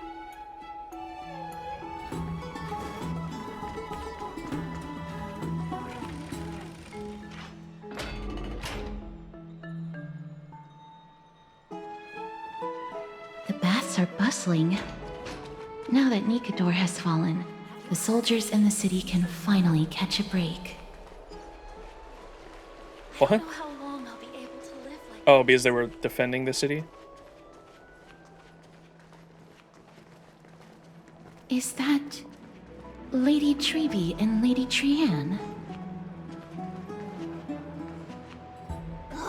You must have forgotten. This is a precious relic from our hometown. We definitely all saw it back then. Trianne, this is a counterfeit. We both know it's impossible for something this fragile to have survived all those years in one piece. One Piece? Nothing is impossible. We are fragile too, but we still got through those sad times. Ugh, look at that color and how it glitters in the light. It's exactly as we remember it. What the fuck are they talking about? A relic from our hometown?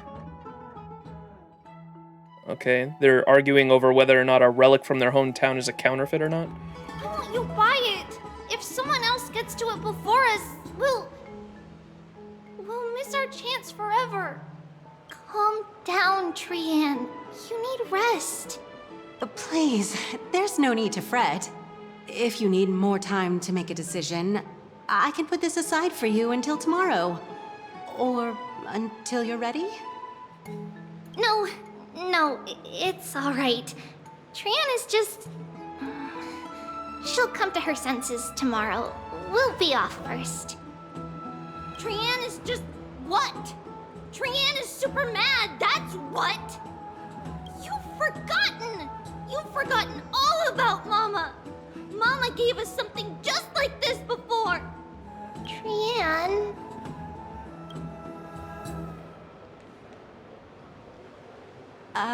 See you tomorrow? I hope you two patch things up soon. See you tomorrow. May the winds of fortune bless you.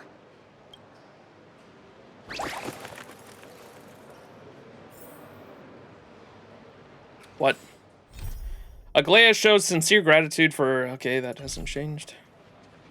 It's so hard to understand what they're thinking sometimes.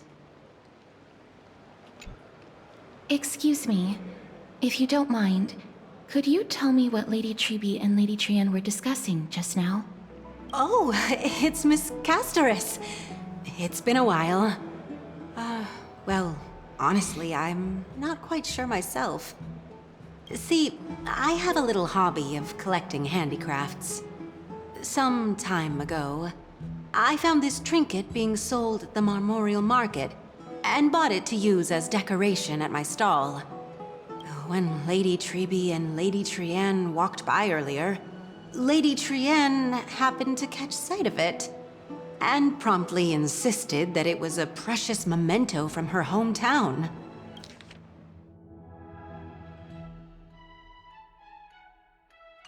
But Lady Treby believed it to be a counterfeit. She said it couldn't possibly be from Yanisopolis. The likelihood of such fragile glassware surviving the Chrysos War is simply too low. For some reason, Lady Trienne became awfully upset after hearing that. There was, I'm sure that there was that memory that we got last stream in the side quest stream all the way back at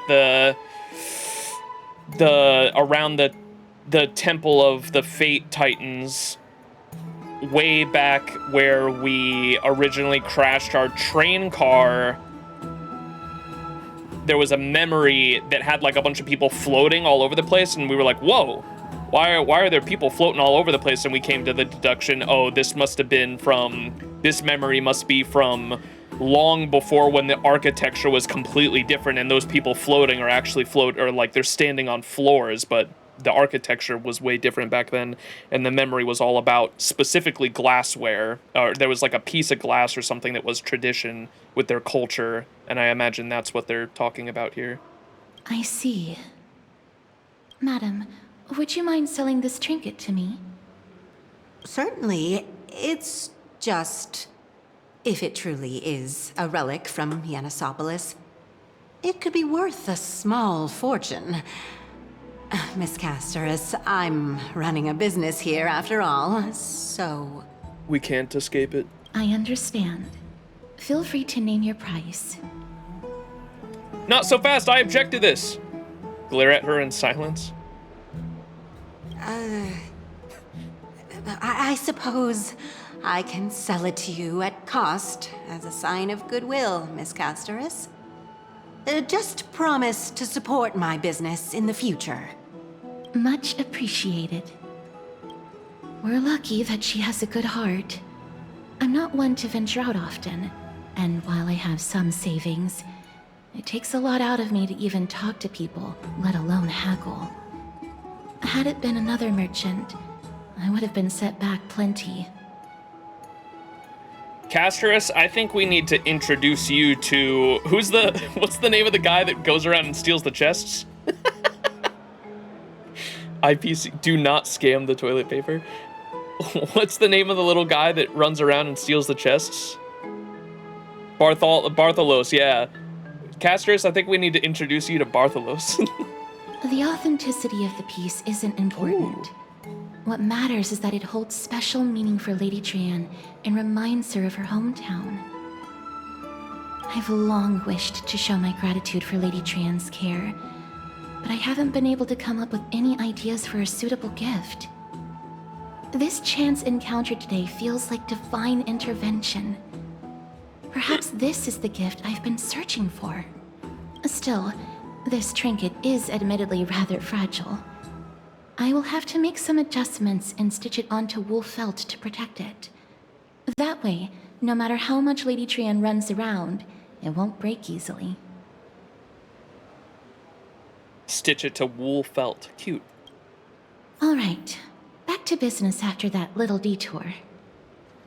Let's keep moving. Don't stray far now. We've already kept Lady Aglaia waiting long enough. Yeah, I'm gonna make her wait a little longer. Where did we... Is this the train car? I think so. Yes. So, obviously, I know, because 3.1 is Maide and Triby's release patch, I imagine we're getting their backstories this patch as well. And so that's why I wanted to bring that up. So we're already getting interesting stuff regarding Maide's past, and I imagine we're also going to get stuff surrounding Triby. And this right here is what I was talking about. I remember last stream we found this, and this kind of went into detail about why the little piece we just got might be important for Triby. The placement of the after images seems a little off. You can see how they're like floating, like I was saying. Perhaps the environment here is different now to how it once was. Great Holy Maiden, you are here to collect the volcanic glass again. Indeed, there is a constant need for it in the city at the moment. Things are truly dire. How is the city faring at the moment? People are saying there is unrest in politics. You don't think it will lead to war, do you? Great Holy Maiden, you must tell me. If there really is unrest, I would like to take my family somewhere safe to live out their days. My friend, if it really came to war, I fear there would be no safe place to run to. This is true. Ah, Great Holy Maiden, take this volcanic glass with you. Please don't go down into the mines to source it yourself anymore. The fractured surfaces of those red crystals are far too sharp. My head hurts every time I see your hands dripping with blood as you leave. Thank you. Come to think of it, and he's a stonemason too. Come to think of it, just let me know the next time you need some ore. I may be busy, but I can always make time to carve out some volcanic glass for you. There is no need for you to go through such trouble. This is likely the last time I shall come back to collect volcanic glass. I understand, Great Holy Maiden. Please take care of yourself. I have heard word that those officials have been treating you poorly. If it becomes too much to bear, you must escape. Amphoreus is so vast. Ah, there I go talking about these things again. I appreciate your intentions. Perhaps I could run away, but sometimes it seems as if though fate has opened many doors to you, there is still only one path that you can actually walk. All right, so yeah, that with the regarding the, oh look, those guys are mining there too. Definitely reminiscent of what we just got with Chibi.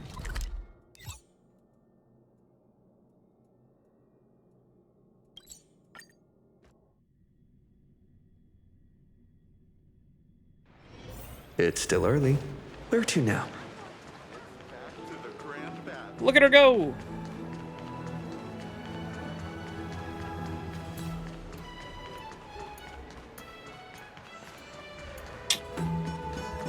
What are you folks going to do next?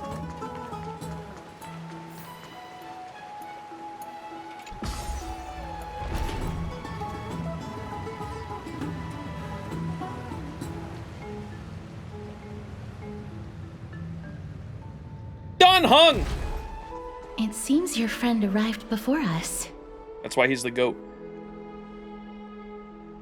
The hell are you?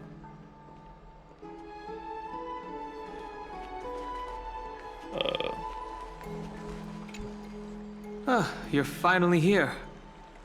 Welcome, Cass. And you as well, trailblazer from beyond the sky. I have a name. You're up early, Don Hung. I didn't expect you to call me that. The gift! Give me the gift!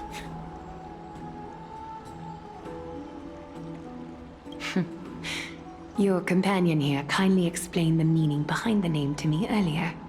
Through him, I've come to understand that you and your friends walk the paths of Kefali and Yanis in places beyond the sky. Addressing you appropriately is the least I can do, as a show of respect. For all that has happened, it was never our intention to drag you two into the battle against Nikador and jeopardize your safety. So the, remember I was saying earlier that, like, the different, I imagine it's hard to, I don't know if it actually has any story relevance because there's only so many gods and concepts for gods that you can come up with, but the Eons and some of their concepts run parallel with some of the gods and the concepts in Amphoreus as well, and I hadn't thought of that before, but yeah, the Yanis is the god of like opening doors and different paths that you can go down, and that's kind of what the Trailblaze does with connecting different worlds through the Astral Express. And then I don't know what they mean by Kefali, the world-bearing titan, being synonymous with Trailblaze, but maybe it's just like being a beacon of hope and light, perhaps. I don't know. Addressing you appropriately is the least I can do. To express our gratitude for your kind trailblazing endeavors, we would like to present you with the highest honor of Akima.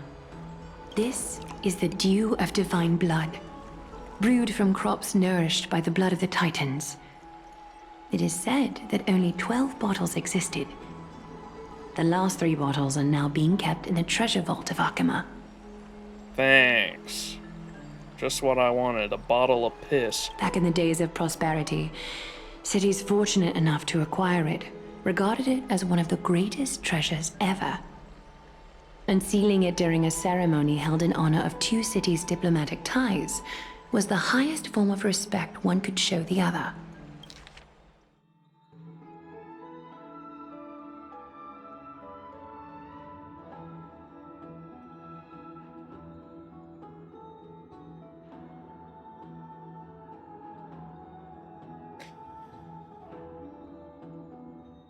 Dew of divine blood brewed from the crops nourished by the blood of the Titans. It is said that only 12 bottles existed. I imagine the 12 one going for each Titan. The last 3 bottles are now being kept in the treasure vault of Akama. Back in the days of prosperity, cities fortunate enough to acquire it regarded it as one of the greatest treasures ever. Unsealing it during a ceremony held in honor of two cities' diplomatic ties was the highest form of respect one could show for one another. And now, in keeping with tradition, Akama dedicates this drink to our esteemed guests from beyond the sky in appreciation of what you have done for us. My hand is trembling under the weight of this gift. I'm not of drinking age yet. The Express has house rules about drinking, and even I'm not exempt to them. This precious gift isn't simply a token of gratitude, though, is it, Lady Aglaya? Very perceptive, Mr. Dunhung. Your heroic deeds have proven that you come in good faith. With the dew of divine blood as testament, we wish to forge an alliance with the Trailblazers. With all due respect, won't forging an alliance with the Chrysos heirs embroil us in the conflicts within Akama? I'm sure you can understand where our misgivings come from, Lady Aglaya. Right, we need to think about this first. Wow, my gift, my gift! Having said that, Lady Aglaya, please don't misunderstand. We will still do what we can to assist you in the Flame Chase journey. It's just, I've heard of the friction between the Chrysos heirs and the Council of Akama. As outsiders, we are wary of getting caught up in this conflict. Wow! Grady and Danny have sharp eyes indeed. You'd make outstanding members of the Twilight Courtyard. No need to worry, by the way. I can tell from Lady Aglaya's tone of voice and micro-expressions that she's being genuine. Pink Bronya! Not only are you guests from beyond the sky, but you've also done so much for Akama. She's short, what the hell? You're practically heroes to us all. Lady Aglaya would never subject you to Aquila's judgment. Huh? You are... What'd she say? Not only are you guests from beyond the sky, but you've also done so much for Akama. You're practically heroes to us all. Lady Aglaya would never subject you to Aquila's judgment. What? What does she mean by that last part?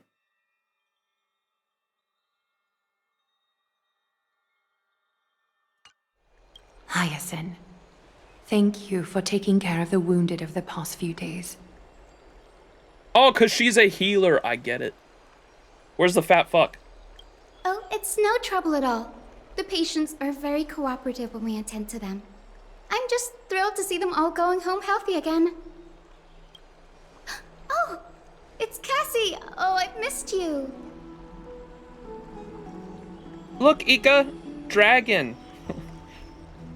Who is this? Gray, Danny, Cassie. Is Aglaya's nickname Algie?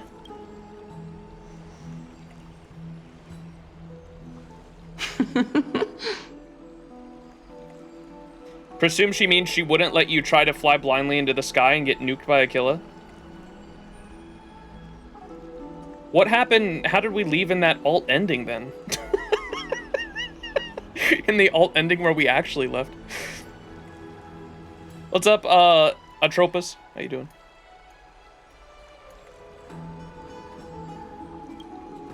Miss! You can't say that!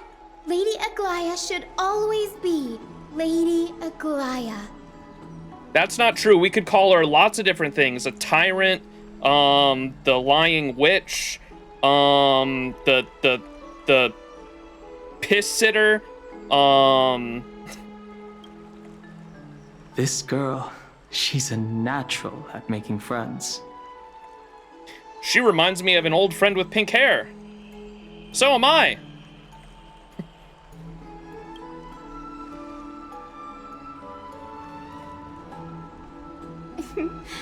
As an acolyte of Aquila, I'm here to bring healing light to the world. Plus, I've heard you're also children of the distant skies. Fate must have brought us together. Fate! Acolyte of the Sky Titan. Okay, so she must be, okay, maybe the two Chrysosairs that I hadn't paired with a Titan yet were for the Sky Titan and the Earth Titan, and the only ones left were Dan Heng and Hyacine. And so I imagine if she says I'm an acolyte of Aquila, she must be the Sky Titan's core flame, and then Dan Heng's alt form must be the Earth Titan. Then I'm assuming now. I'll pair them up in the schizo board next stream. I'm here to bring the healing light to the world. Plus, I've heard you're also children of the distant skies. Fate must have brought us together. Can we be friends? I'd love to hear your tales of the sky. And oh, it's a rare occasion that Akama presents such an invaluable gift to guests. Lady Aglaya, may I have the honor of tasting it too? Dog, what? Of course you may. Esteemed guests of Akama, please believe me when I say that this gift carries no hidden agendas. Doubt. As for the matter of the Alliance, you need not give me an answer here and now. Well, if you insist. Oh, she's here to help Aglaya recruit us. You're mistaken. The capable Lady Aglaya doesn't need my help with things like this. She sure seemed to need help from Phynon and Cass during the trial to get us on board, though. I see. In that case, we will accept this gift from Akama. We welcome the chance to talk with you, Lady Hyacinth. Where is Fat Fuck? Indeed, I want to see Fat Fuck. I am Fat Fuck's biggest fan. Oh, yay! Then I'll get started on my questionnaire. Pardon the question, but I've been meaning to ask this for a while. Micro-expressions, tone of voice, questionnaires. Are these all part of the usual skill set for Aquila's priests? Why is Dan Heng so cheery around her? What the fuck? Am I the only one that noticed that? He's usually so monotone, but he's very cheery in front of Hyacine. What the fuck? Where did he say, This girl, she's a natural at making friends. Pardon the question, but I've been meaning to ask this for a while. Micro-expressions, tone of voice, questionnaires. Are these all part of the usual skill set for Aquila's priests? Bro. Yeah, I don't know. Maybe she reminds him of March. Allow me to do the honors. This young lady is Hyacin, assistant lecturer of the new sporists at the Grove of Epiphany and head nurse at the medical institution known as the Twilight Courtyard. Okay. Many of the Chrysos heirs suffered injuries during Nikador's attack on Akama, so the Grove sent Lady Hyacin to treat the wounded in Akama. Many of the Chrysosairs suffered injuries during Nikador's attack in Akama, so the Grove sent Lady Hyacin to treat the wounded in Akama. The Grove is where the philosophers are, no? Wait, I want to go there! But what I'm really good at is helping people sort out what ails their mind and spirit. If you're ever feeling troubled, come find me. A little sunbathing in the courtyard will chase all your worries away. Happy. So you're a therapist. Thank you. We will keep that in mind. Interesting. And they had okay, that's kind of cool that she came from the Grove, because I do remember in the trailer she's next to Anoxa in the area above us right now that's above in the elevator that goes up to that little area that is supposed to be a sanctuary for the gardeners, right? and it's supposed to be synonymous with Cersei's the Reason Titan, and to see Anaxa and Hyacine both up there in the opening, in the Nameless Faces opening. Now that kind of makes sense if she's supposedly a therapist, right? Mind and spirit. Well, it looks like everything's sorted out now. The patients have also all recovered. I think it's time for me to head back, Lady Aglaya. I would love to keep you in Akama for a few more days, but I would hate to provoke the ire of the Grove. As it happens, Akama intends to send a messenger to the Grove for updates about the research on the Black Tide. We also want to communicate our desire to discuss the retrieval of Cersei's core flame at the earliest convenience. Wait, what exactly is the Grove? Oh, that sounds pretty serious. Lady Aglaya, you can't be asking me to... No need to fret. We won't put you on the spot. Trianne will be going there as the diplomatic messenger of Akama, and Castorus will be accompanying her. Wait, it's not another city? What? I was confused because Akama's the last city. Maybe it's like a small tribe or something. I don't know. Akama intends to send a... But then she says, we'll send a diplomatic messenger. What? That's like... That would like imply that the Grove is a city, no? As it happens, Akama intends to send a messenger to the Grove for updates about the research on the Black Tide. We also want to communicate our desire to discuss the retrieval of Cersei's core flame at the earliest convenience. Okay, so that must be there at the Grove. That sounds pretty serious. It kinda is? What? So, okay. I happen to have a few questions for Professor Anaxa as well, regarding the missing Titan Thanatos. Since this involves Akama's diplomatic affairs... Professor Anaxa. I'm excited to meet him. We'll give you some privacy. Let's go out and play. Back to bed. Boring! If you're not keen on just sitting around, Mr. Trailblazer, why not go with them? The Grove is a picturesque place, perfect for sightseeing. Let's go! That's a wonderful suggestion. Come visit the Grove, Grey. I'd be delighted to show you around. Sounds good. Gaining more insights into the customs and geography of different regions of Amphoreus is also part of trailblazing. In that case, do bring this spindle along with you. What the fuck? Wait, that's the thing from the side quest. This tool, called the weft, is used to spin thread and has been passed down in my family through generations. Though it doesn't see much practical use nowadays, it's become a symbol of great significance.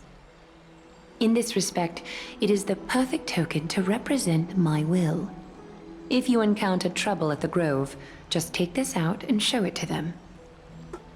While you're in the Grove, the golden thread of the weft can also render all things around you visible, regardless of whether they're corporeal or not, allowing you to see things as I would.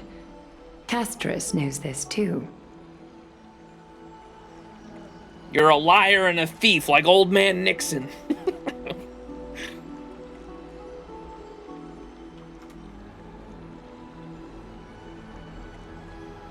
Corporeal. I imagine that meant like tangible, but I was curious on like what the actual definition was. Relating to a person's body, especially as opposed to their spirit. Corporeal means having a body? What? Solid piss.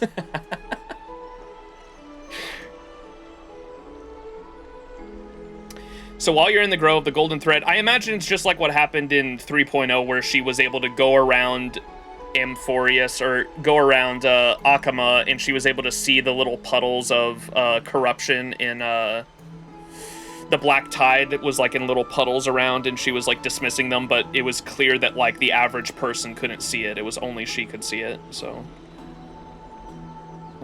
how that happens and how that works, I'm not sure. I would like to know more there. Like, there's just certain things around the world that are being hidden by you, or who? Make good use of it. Trian is already waiting for you at the outskirts of Okima, so I won't keep you any longer. May your journey be smooth. The Dew of Divine Blood, a rare Amphorean fine wine. It is said to have been brewed from crops nourished by the divine blood of each Titan. This particular bottle originates from the Chrysalis of Gold, Nestia of Romance. Ew. Don Hong, I'll let you hold on to it. Maybe it'll be important for later, but I don't want this shit anywhere near me. And then we have the weft, a golden spindle that belongs to the gold weaver Aglaya, a legendary treasure. Follow the golden thread, the love that contains all like the gods. Don Hong, you hold on to this too. I'm gonna lose it. Make good use of it. Trian is already waiting for you at the outskirts of Okima, so I won't keep you any longer. May your journey be smooth.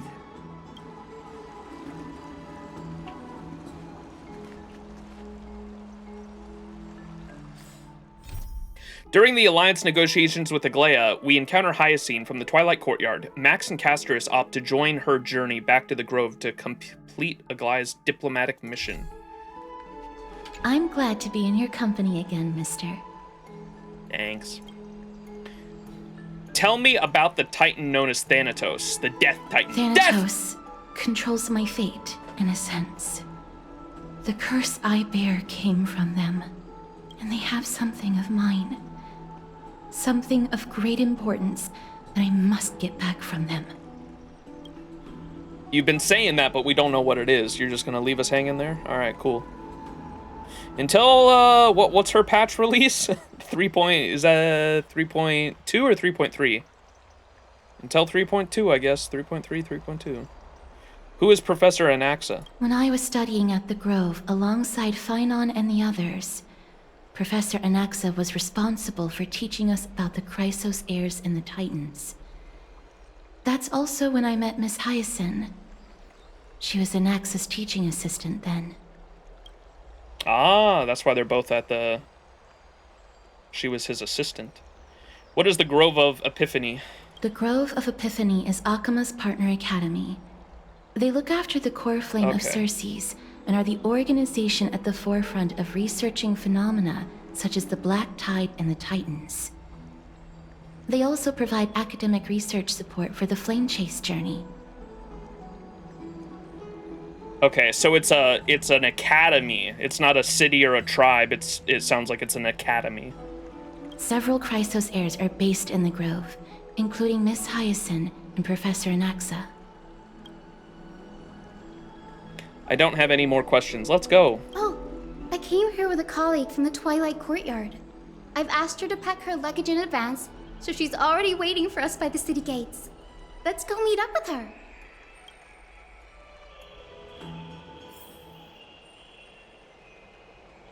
You don't like romance? I don't think I've ever liked romance. It's definitely never been my genre or concept of choice, that's for sure. Look, there she is. And Lady Trian. Damn, someone's dead! They're looking at. Tribby, you killed someone! God damn! Did something happen, Clementine? Oh, that's a serious injury. Miss Hyacin, this man was discovered by Trian! Trian was in a bad mood this morning, so we went to the outskirts of Okima for some fresh air. But then we found him collapsed on the roadside. Tribby, what did you do? Like the bad mood. Was discovered by Trian! Trian was in a bad mood this morning, so we went to the outskirts of Okima for some fresh air. But then we found him collapsed on the roadside. Yet you love Argenti, how paradoxical. Well, there's 4 different types of love. I like agape. Agape would be my type of love, which is the love for... Let me make sure I'm not feeding you misinformation. Agape is like the love for everything, isn't it?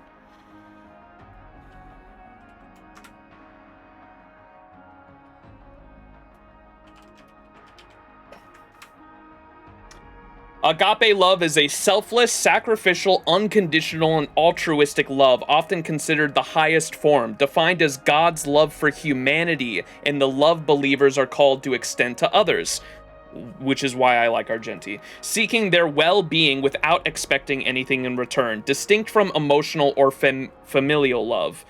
So it's not an individualistic or familial love, it's a love for everything. It's a deliberate choice and action characterized by patience, kindness, and self-giving, exemplified in Christianity through Christ's sacrifices. There you go. Sounds like Aglaia to me? That does not sound like Aglaia. Are you kidding me? She lies to everyone. She doesn't let people walk their own path. And I don't know what this, like, hiding reality is. It's why he it is why unironically, like, my disagreements with Aglaia and what are two philosophical views of what love should be, perhaps, are maybe why I dislike her. Trian knows the city has good doctors, so Trian brought our new friend into the city to look for a doctor. I was waiting here for Miss Hyacinth when I bumped into Lady Trian. But by then, this man was already in critical condition, so I had to perform some emergency treatment first. These wounds, they're caused by the Black Tide. This is bad. Clementine, prepare a ward for this man at once. I'll treat him myself. It's a miracle he's still alive, considering how badly the Black Tide injured him. Gray, Cassie, and Trian, would you mind making your way to the grove first? Once this man is out of danger, Clementine and I will join you. She said what now?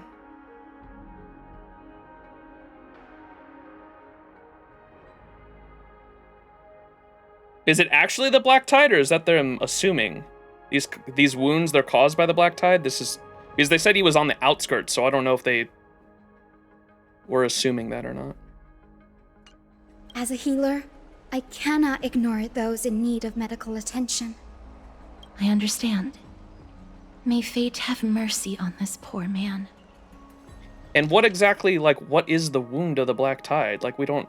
do we know exactly, like, what that looks like or what it does to a person just yet? I thought it... The way they described it, it sounded like it was just a sickness that drove people mad, but I don't know why the person's on the ground then. Trian believes he'll get better. Everybody, follow Trian! Fly, fly, fly away from Akama! Go, go, go!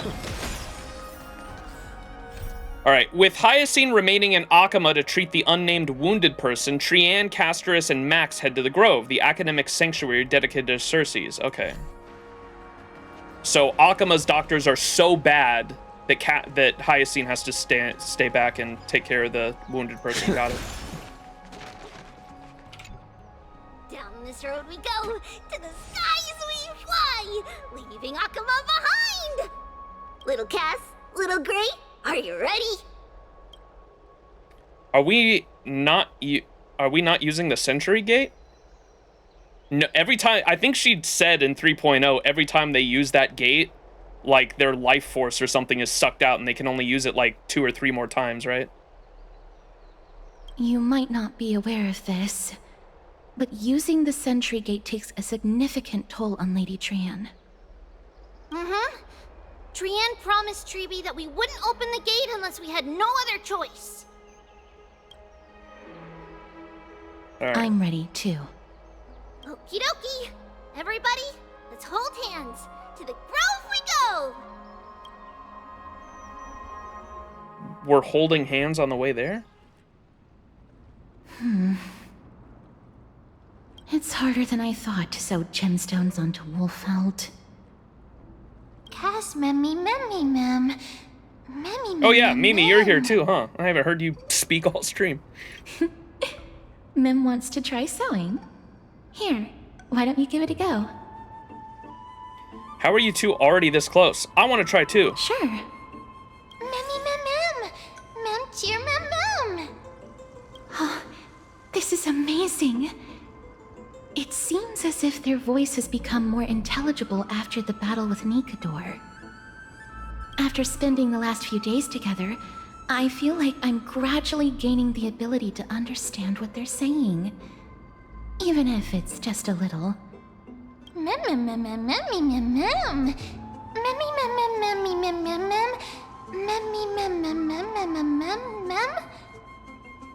That sounds weird. Scary. Don't teach her how to sew, Cass.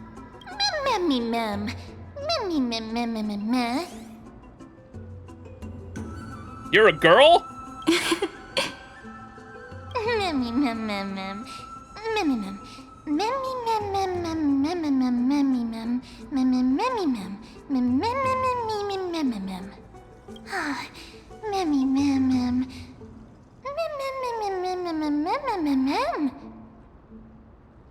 You'll learn a powerful new ability. You might become fluffier. Transform into a cute girl now.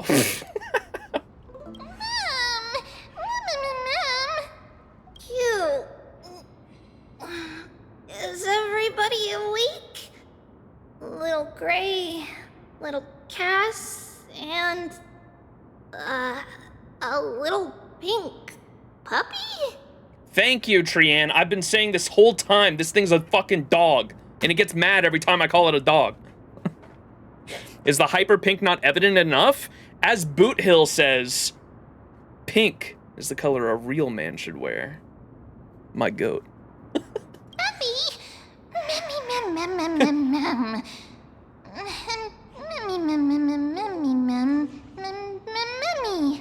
Little Memmy.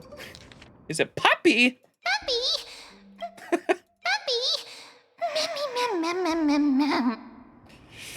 It's already action hour. Lady Trianne, I hope you're well rested. You were talking in your sleep. Did you dream of many things? Sleep talking? What did Trianne say? Something like, Mommy, doll with sword, let's fight together. We'll be brave. What? Ugh, it's so embarrassing. Please don't make fun of Trianne. Of course not. Wasn't Lady Trianne's mother also the Holy Maiden of Yanisopolis? Oh, that's the one in that memory, the Holy Maiden. I don't know if that's a title though. That could have been a completely different one. But it was if it's a title, at least that's what their mother was. That has the gem, or the one that was looking for the gem that I think Castorus has now. Mama was the strongest Holy Maiden in all of our history. She also gave us the prophecy of deliverance. And she had red hair that looked like a cute red mushroom. All right, cute red mushroom hair aside, what's this about a prophecy of deliverance, Trianne? Can we hear that maybe? But Trianne can't remember what Mama looked like anymore. Yeah, but what about the prophecy? Can you remember that?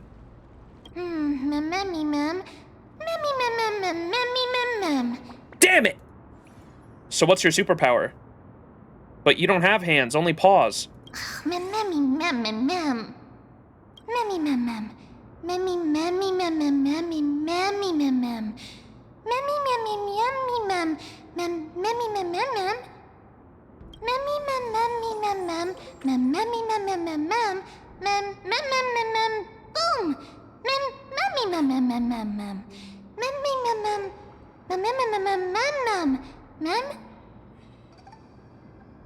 Mem, you are a yapper! Trianne thinks that's a great idea! Can the pink puppy help Trianne out? Mem said mem boom.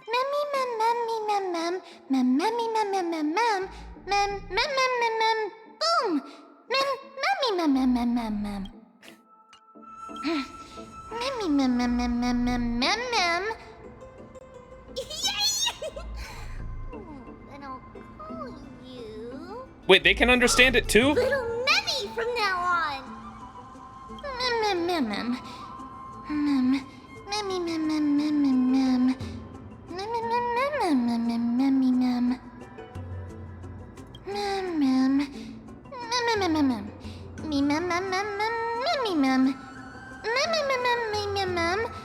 Memmy mem mem mem mem? Okie dokie! Trian remembers that we need to help Aggie ask the big tree whether Circes would be willing to visit Akama. If we follow this woven trail and keep going upward, we'll reach the grove in no time! Dub! Mem. New place, new place! Legend has it that whenever they requested an audience with Circes, Nestia would always come to the meeting in a long white dress. As the warps and wefts of the dress came into contact with the ground, they turned into paths and stairs. What? May this romantic path bring good tidings to Akama. The guide nymph. Welcome to the Grove, a place blessed by reason. The majesty of the Bow of Rift speaks for themselves. Onward, guests from afar, behold the gorgeous view. Dub.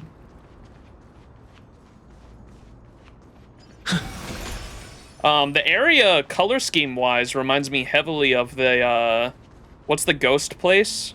Ooh, look at the Aurora Borealis. What's that ghost place on the Cienjo?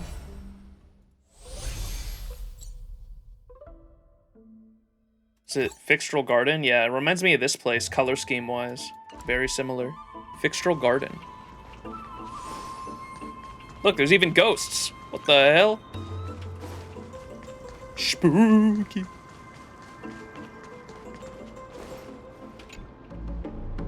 Beneath the statue's lowered hood is an empty void, yet it gives one eerie feeling of being watched. The fireflies dancing joyfully around it seem undeterred by its solemnity. It seems even followers of the eternal night cannot resist the enchantment of the Garden of Circes. Firefly, firefly, firefly! Look! A huge tree! It's... huge!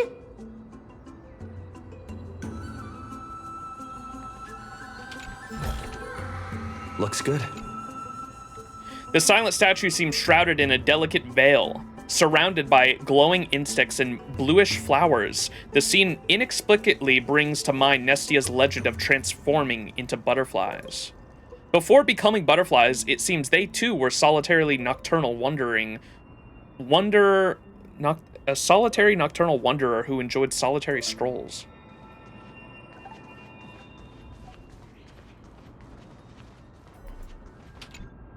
Golden fragments remain radiant in the darkness, illuminating the blooming of blue flowers around them. It is said that Nestia's swarm of butterflies once emerged from such cocoons, bestowing gifts of memory and prophecy upon the world. Wow. Can we go up in that tree? There's like light emanating from it up there. Yoink. Ma'am. Memmy mem mem mem. Mem mem mem mem. A giant tree bowed slightly in the silent forest, tilting and falling into the wilting green waves. A passing breeze rustled through the leaves as if it was sighing softly, fading into the lightless ocean above on high. Would March 7th appreciate this sublime scene? You're uncertain. Dan Heng, perhaps? Never mind. Every time he encounters a tree as big as this one, it would be a deeply troubling situation. Take a photo of the big tree.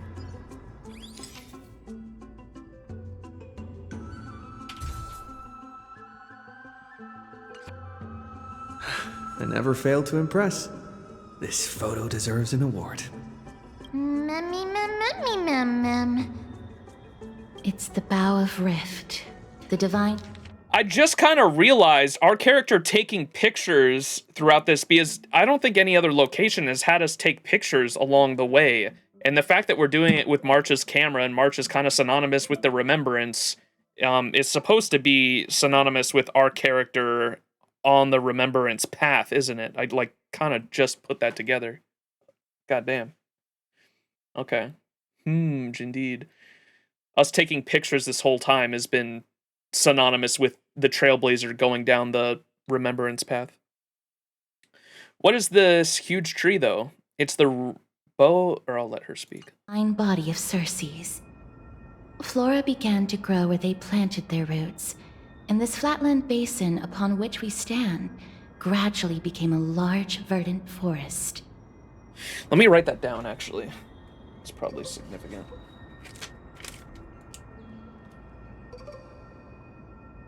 MC taking pics equals remembrance.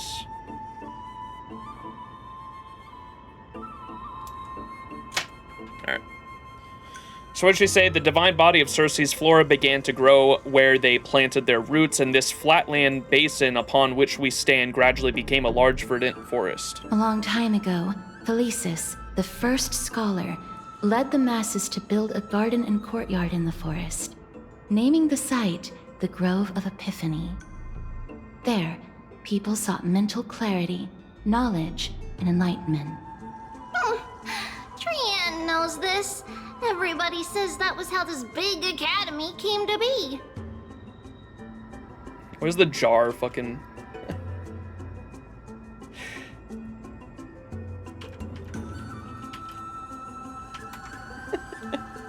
I hope the fucking philosophers here are like that. Let me out of the cave!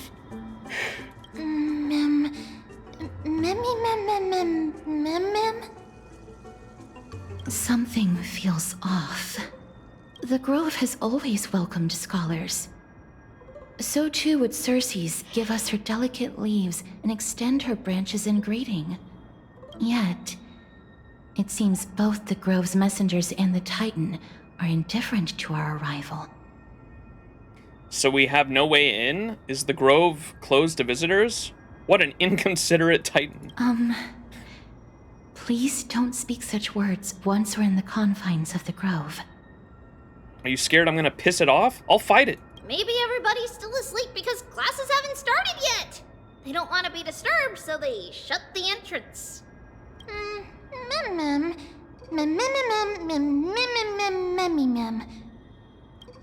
This place is too quiet. What in the world is going on?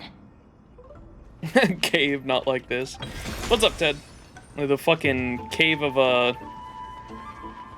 the cave of fucking Aglaya's fucking rule. The dreams of giants sank into the earth and grew into towering colossuses like me. Knowledge, like seeds born on the wind, causes flowers to bloom across the land and withered branches to sprout anew. The world pours it upon me like a spring. My eyes are clear, yet I cannot see myself. Yo, they blind!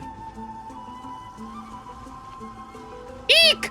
No, stepping on bugs. Bugs are living beings too. My bad. Observe our great master Circe's, such nobility and holiness in that august presence. Have you guys heard of a little thing called Twitch Prime?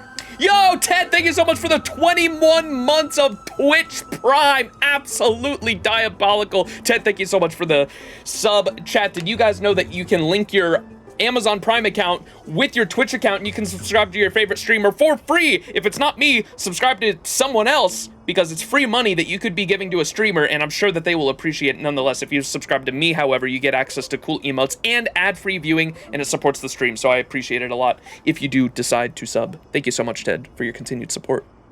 The Cave of Forkin. Circe's, where? May the Master's mercy forgive your sightless ignorance. Achilles' enlightenment lies just behind me. Read and bathe in their glorious radiance. Wait, what? Achilles' enlightenment. Read it. Oh, does it mean its laser beam is going to come down and smite me? Is that what that means? Achilles' enlightenment? That's funny.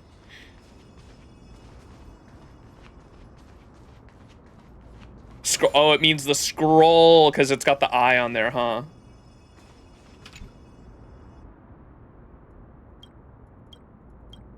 Okay. What's this door? Let me in! You study the ancient altar before you. Under the embrace of the tree roots, golden butterflies emerge from their cocoons, weaving fleeting patterns in the midair. Perhaps this is the essence of memory, wrapped by the passage of time, but never truly erased. Oh, Trian found it! Everybody, fly across to the other side! Away!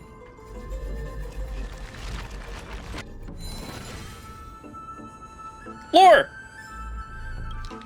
Undelivered Grove report to our neighbors in the Holy City. Second communication of the light calendar 4931. Achievement report, financial request, resource request, miscellaneous. Achievement report 1.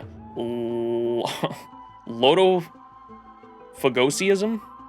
No significant progress on using herbs to resist black tide corrosion. New improved grain variety yields increased 800%. New improved grain variety yields increased 800%. Caprism. New Chimera recovery potion development successful. Experiments show an 87% average seasonal work efficiency increase, plus 6% depending on the individual variation. Long-term report changes 3 years after leaving World Wound Web. Erythrochromism. Research report. The emotional effects of color when viewed in human vision. See attachment. Research report, minimal units of art. Notism. Research report, information encryption and decryption protocol updates. Research report, thoughts on fractal structures. Can we predict everything? Venerationism. Multi-faith ceremonial implements still in development. Calamity Titan content postponed. Heliocentrism, heliocultism. Our achievement will be this messenger who shall run from the grove to Akama within 2 days. Bear witness.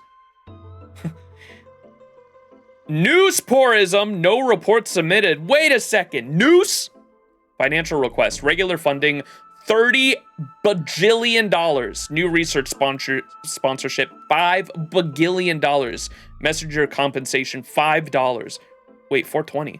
Writing fee by Charmer account, 40.1. Total balance coins, 35 bajillion 005 46 420.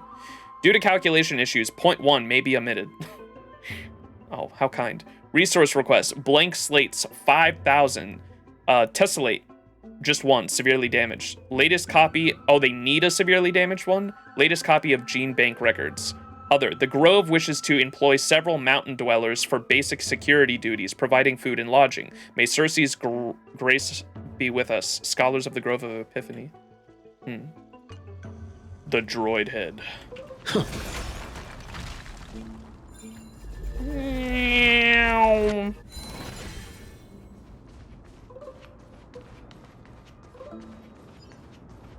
And? The Grove, once filled with scholarly discourse, has now fallen into an eerie silence. Max's group manages to enter only to find something seems amiss It's inside. on the other side. Where could it be? Meow.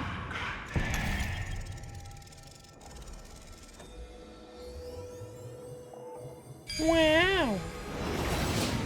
Hungry's eyes are so sharp. I knew you would find it. The courtyard of Storgi should be just ahead of us.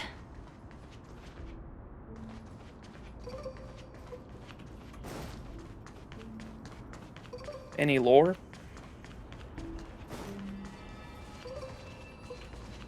I see a bug. Eek! Oh, why did you turn so suddenly? You frightened me. Crick! Coward nymph. It seems this spot isn't secure anymore. Crick! Time to relocate. You can do it, bug.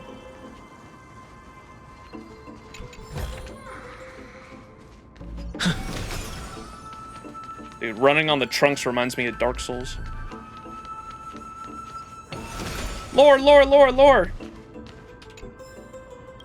The Decree of the Seven Sages, Grove of Epiphany, Historical Document, Volume 3, recorded by Newsporus scholar Herodonton, light calendar year 4919. Since the establishment of the Grove, scholars have maintained a level of restraint when it comes to debates and disagreements. After centuries of maintaining this balance, a debate erupted that became a matter of our own survival or extinction. The cause of this debate was the balance between reason and faith.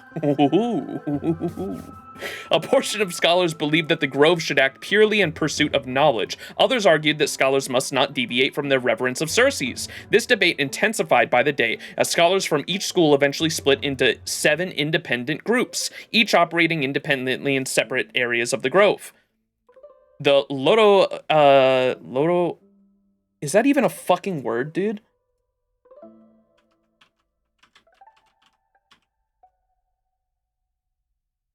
That is dead-ass not even a word, I don't think.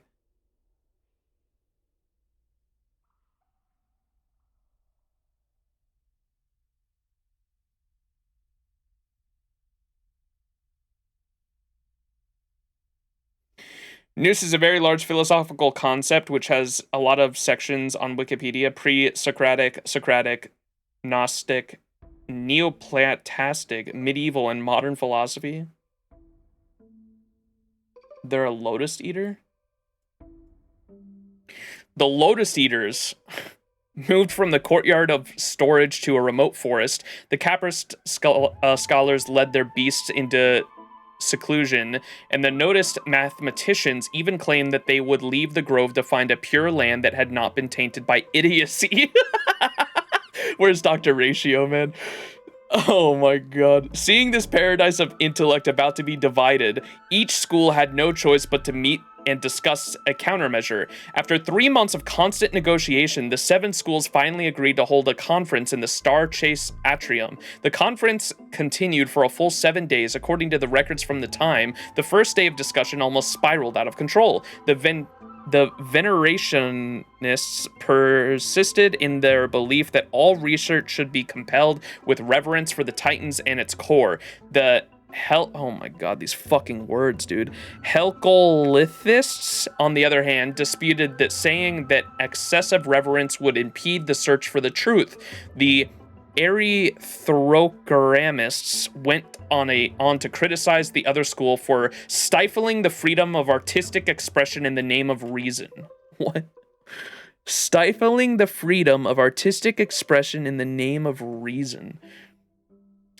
The dispute persisted until the 4th day, where a rare lightning storm hit the Grove by surprise, and the scholars were forced to move to the library of Philia to rest. They went to Philadelphia, no way, to rest and seek refuge from the rain. It was during this tea break that the scholars began to reflect on one question: why would Circes choose to come to Earth in the form of a tree?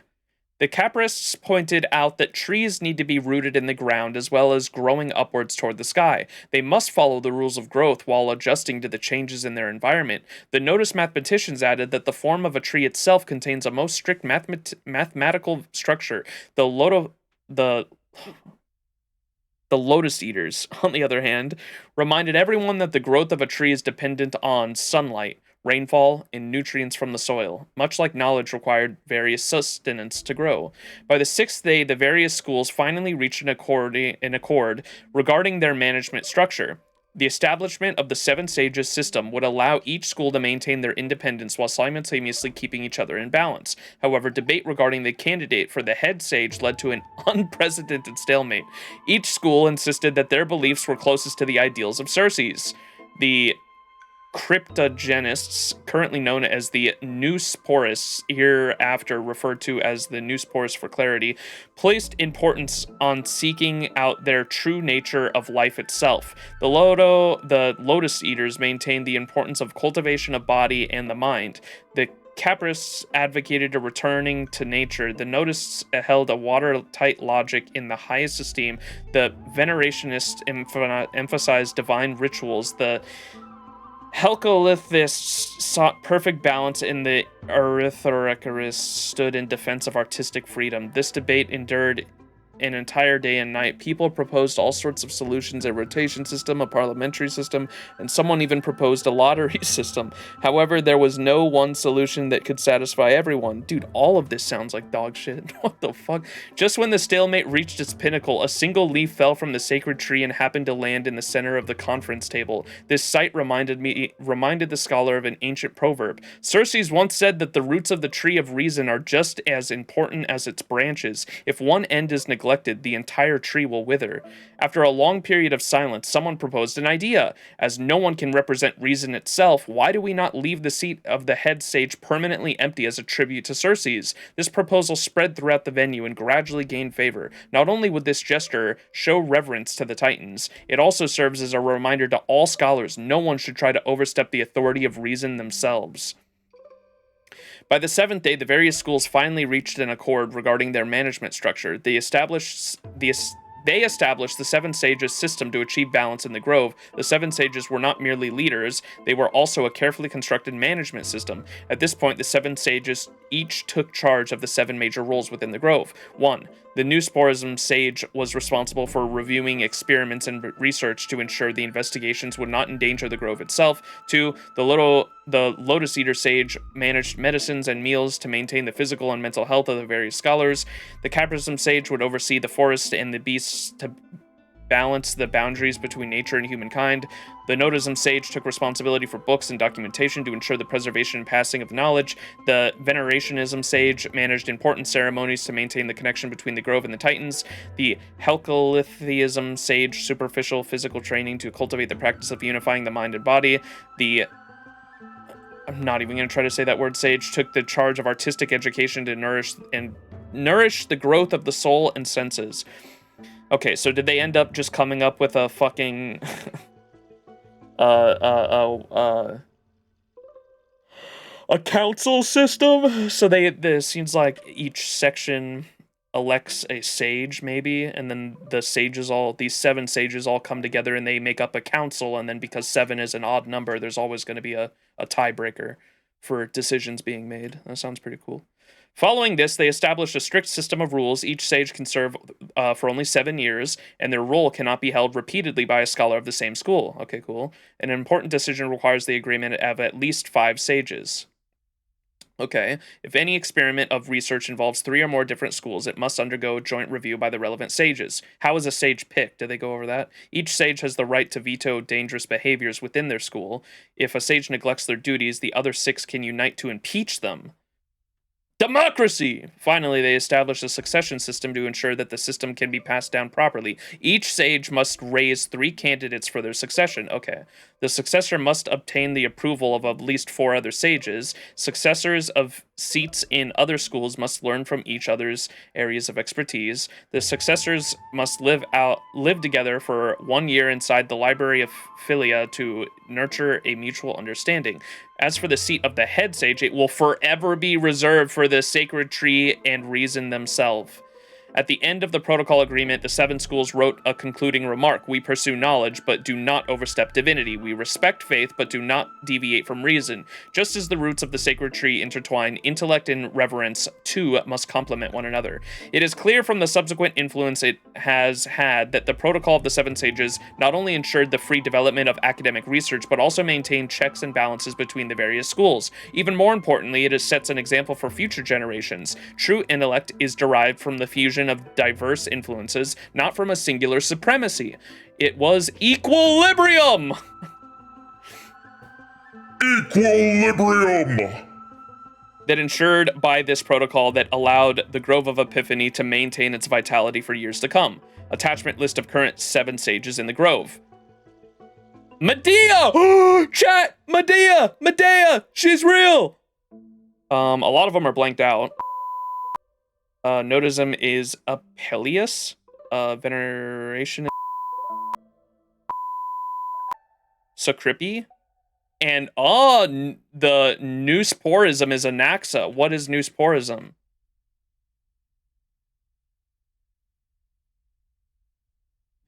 The cryptogenists, currently known as the Neusporist, hereafter will be referred to as the Neusporist for clarity, placed an importance on seeking out the true nature of life itself. Okay.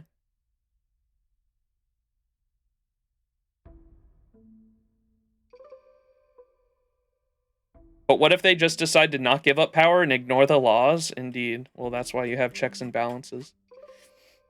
But what if those checks and balances are eroded over time? You ask?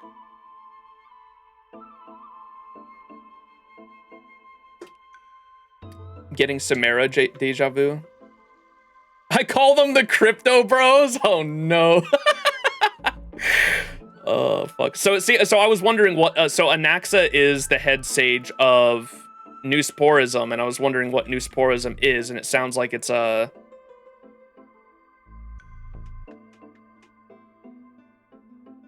The sage was responsible for reviewing experiments and research to ensure that investigations would not endanger the grove itself. Okay. And it seems like they search out the meaning for life itself? The cryptors. 7 cryptors. Oh no. Okay, interesting. Get a little bit of world building there. Egg! In memory, it was a golden rain. Gatia, Erotia, full of the world's love, returned at dawn, transforming into butterflies that scattered glittering scale dust, blending the bloodlines of those they touched. From that day forward, there was you in me, and I in you. Oh, that's the blending of the 2 titans, I assume, because they were the romance titan and the reason titan had a thing for each other. The grove, once filled with scholarly discourse, has now fallen eerily silent. We gotta figure out what's amiss. As I expected, something's not right here.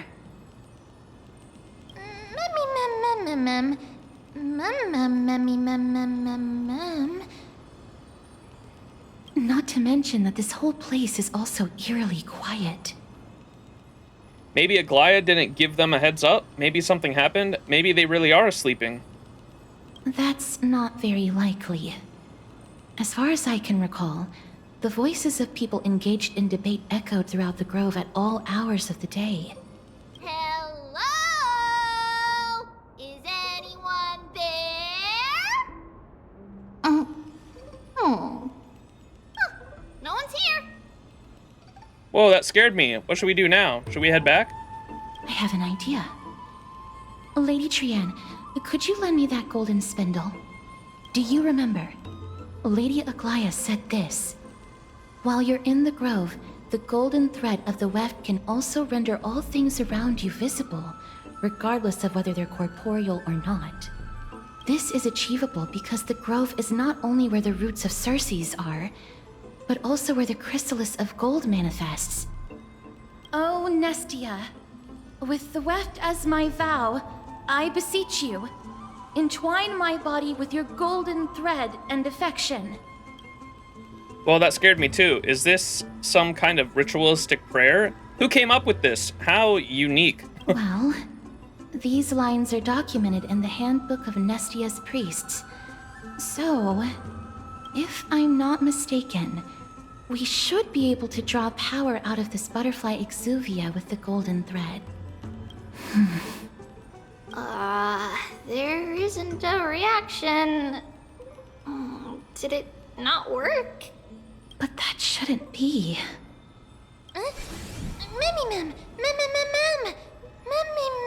Mummy. Is that a white dryad? Don't look like a marker to me. Tender, cozy, golden, cocoon. Humankind must ponder. Bro, why does it fucking do that?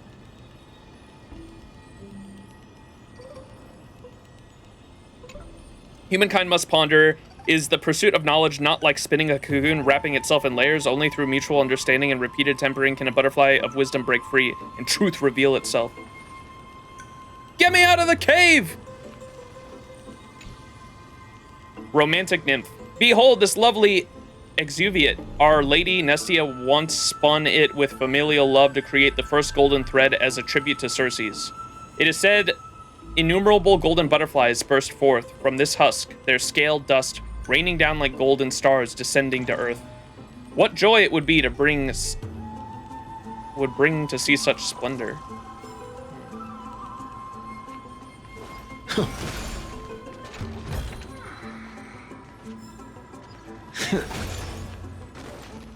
Lore!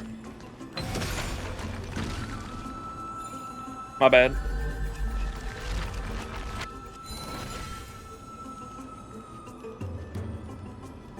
Hello? What the fuck?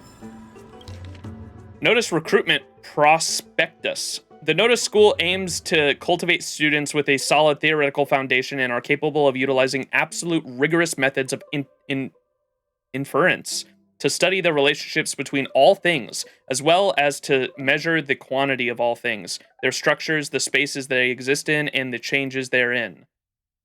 What was an Axis school? I forgot it already. It was the two names confused me. It was the Crypto Bros.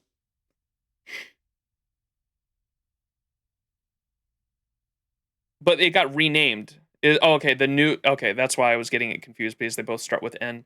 The Noticed and Neosporin? The Noose one. The Noose, okay, I gotta remember that. Noose for erudition goes with Anaxa. Notice is something different.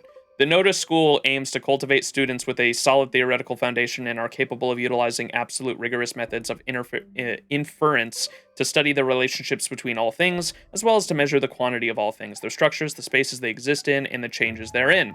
It's like alchemy. As the school with the longest history, the Grove of Epiphany, scholars have access to priceless knowledge that have been handed down through the Notice School over millennia. Then this knowledge is built on the basis of very small and necessary number of foundational facts and employs the strict tautology to eliminate all self-evident truths that may create misconceptions. It is for this reason that although our school may revere the Titans in daily life and honor the morality of Amphoreus, when it comes to research, we refuse to discuss them without rigorous consideration. We discourage anyone who would use this as an excuse to indulge in the excessive vapid discussion without engaging in the work of academia from joining. Our school maintains the belief that, as a theoretical pillar, mathematics is a science that examines the relationship between all things in the world in an absolute and rigorous manner. We welcome all seniors, fellows, and students who also hold this opinion of mathematics. This school does not set any form of standardized assessments. That being said, in order to ensure that no one's time is wasted, we hope that you will consider your ability to answer the following questions before even contacting us. 1. Why is it that the conclusions reached by mathematics can be deemed worthy of the name truth when those of other schools can be referred to as knowledge? When those of the other schools can only be referred to as knowledge? Why is it that even the great and mighty Titans are forced to obey the laws of mathematics? Why is it that... Where are the numero files, dude? I want to find those guys. Why is it that they were, like, blasted away, weren't they? I don't think they exist anymore. Why is it that we say that if the world were to have a foundational language, then it must be mathematics? Why is it that people say the divine authority of the Titans can be changed as they please, but the conclusions of mathematics could not possibly ever change? Why is it that it is not just numbers alone, but the concept of infinity... Hold up. Write this down, chat. Why is it that it is not just numbers alone, but the concept of infinity, infinitely small, infinitely large, or infinite distance, can also become objects of study for mathematics?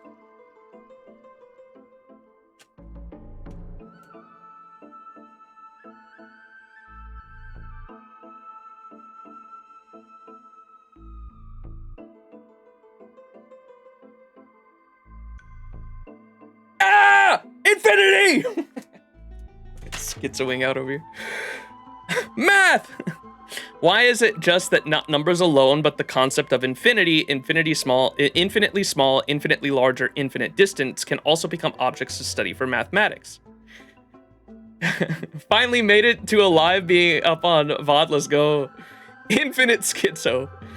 Why is it that the seemingly objective study of mathematics is a creation of subjective will in humanity and Titans and also cannot ever be separated from it? Why is it that 6 and 1 do not contradict each other? Why is it that 1 + 1 = 2 be completely proven with just a single sentence? Mentally calculate the square root of any 2-digit integer and produce the correct result within half a minute. If you are interested in joining the school, please contact the Sage Apollos Head Secretary, Mr. Nico Machus, Macho Man. Note, Nico Macho Man works at the Lucid Hour from Mondays to Fridays, and the rest of their time is reserved for personal activities, and they are absolutely not to be disturbed. Damn, bro jerking it most of the time.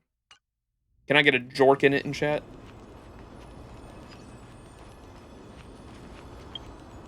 Six and one can be 7. Bro, I swear to fucking God, chat.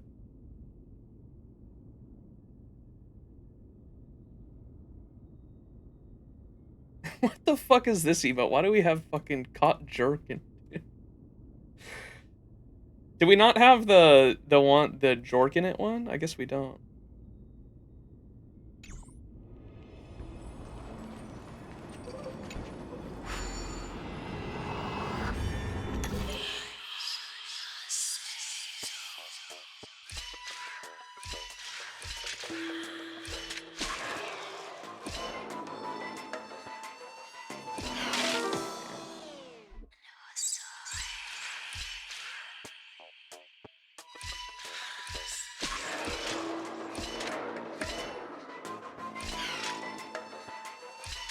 Damn it, dude.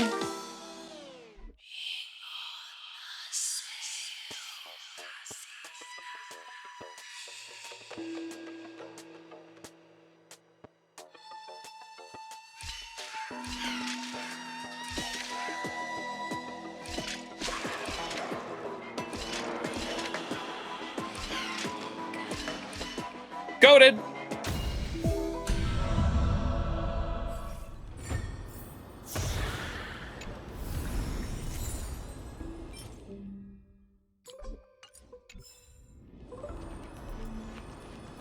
All right, what were we doing? I forgot.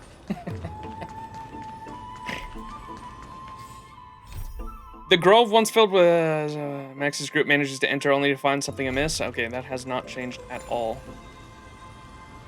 But what's this? Meow.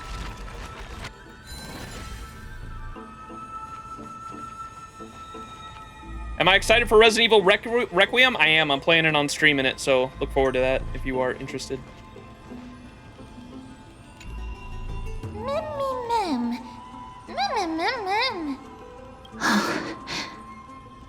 No, it isn't a white dryad. It is the shadow of a dead white dryad. Dead Mim. Dead Mimi? Dead Mim. Shadow? Strictly speaking, these white dryads are still plants. They only gained sentience as a result of Circe's blessing of equality. But their sentience is minimal when compared to that of humans. These flowers have already died. What you see here are just faint afterimages of their souls. I wonder if mushrooms are involved and mycelium connections through networks of underground. Oh my, chat. Hold up, I might be cooking. Have you guys heard of the mycelium? All right, mycelium is fascinating. Mycelium is this underground network of Augusta. Yes. However, this also means that the golden thread has definitely connected with the Titan's presence.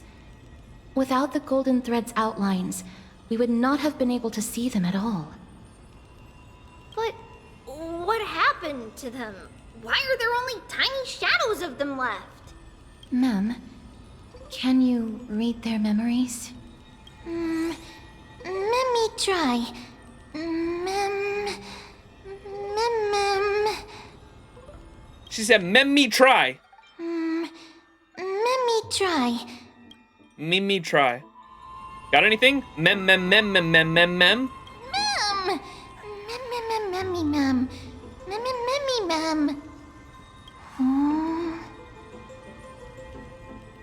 Black cloak. Mem. Sword. Mem can speak! Black cloak sword. Oh, it's the fucking Shadow Reaver thing. Toward the great tree. Mem.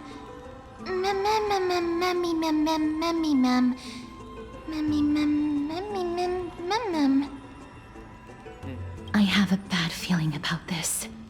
I've got a bad feeling about this. The deathly fog of Thanatos is fast approaching. Uh-oh. It's the Black Reaver.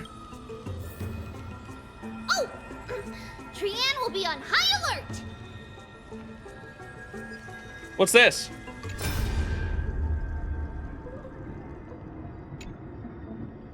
The young scholar. Master, Kalanitis. Kalanicus. We have installed bronze detonators along a number of Grove main roads as you instructed. Very good. We proceed according to plan. There will be no issue with the technology side. We have already held detonation tests and ensured that they are able to damage the bodies of Titans. It's just... Just what? It's just that such methods are blasphemous, sir. Huh. Such things are not important in a moment of crisis. What matters most is that we slow the invasion of the Black Tide as much as possible. I never thought that when our backs were against the wall, we would be forced to use that of Anaxa's wicked ways. Other scholars held such reverence for the gods that they never researched such evil technology. Even if the Titan disagrees, it's not like they'll say anything. All right, that's enough lamenting. Brevitas, you have another important mission now. I need you to find a way to leave the Grove immediately and head to Akama to request aid. I do not know if the Grove can withstand this threat. If we can just hold out until reinforcements arrive, then we will be well. If not, I have no choice but to entrust the core flame to that woman. You want me to leave the front line and be a deserter? Huh, no way! There is no way, man!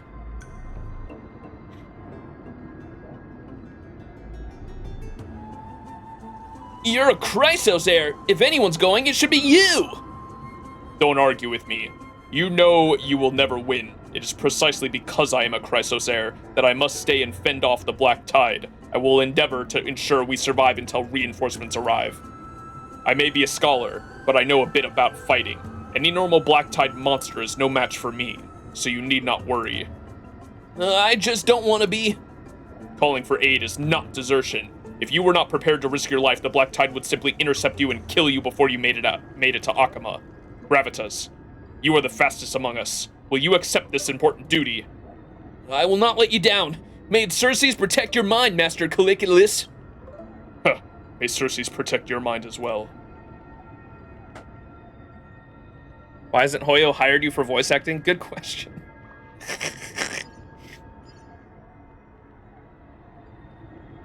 All right.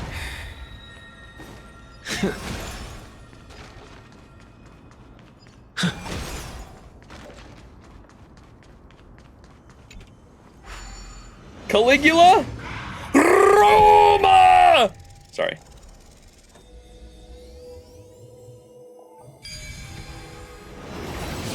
The smell of death is becoming more and more intense. No match for me.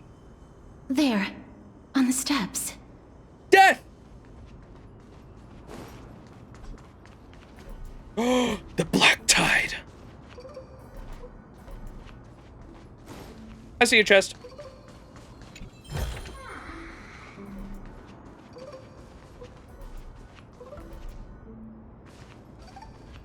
Oh, is these what the Black Tide monsters look like here, huh? Do they turn into that?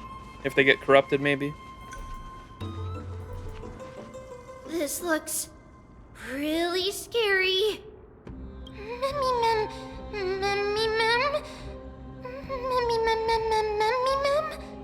No, it's neither of those.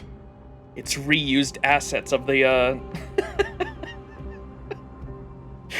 What are the Cienjo monsters called? This is a creation of the Black Tide. Such creatures are formed when living beings are corrupted and turned into deformed hollow husks of their former selves. Hey, I was right on point, it looks like. Everybody, stay alert. Regardless of what has happened to the Grove, the fact that we're seeing the remains of a Black Tide creation here definitely doesn't bode well. Should we inform Aggie about this? You go back, I'm finding Anaxa.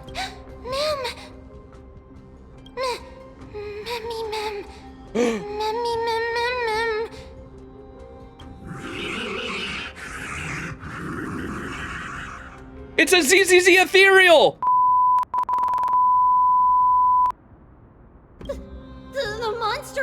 alive! Trienne will protect everybody! Trienne, please hide behind us. Mister, let's do this. We gotta read the lore. Certain enemies will inflict... What the fuck is this text? As expected, the words black, sword, and cloak... They're talking about the Black Tide. Alright, what's the lore on this thing? A creature warped by the Black Tide, driven solely by an insatiable thirst for bloodshed. Its razor-sharp blades can cleave through anything in its path, while its figure moves like a specter, spreading decay and corrosion to every corner of the world. Bum bum bum.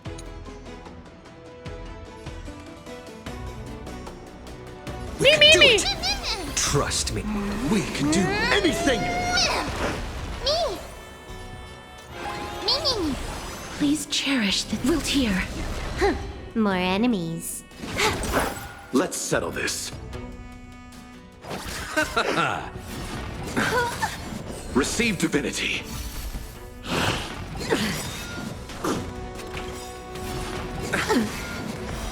Nice. Eternal sleep Hail is not the global end. passive. The dead return. This combat This is double speed. Not a bad idea. Embrace a new life.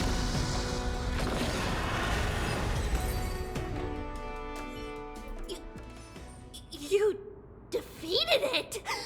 Little Gray, little Kaz, you're so strong!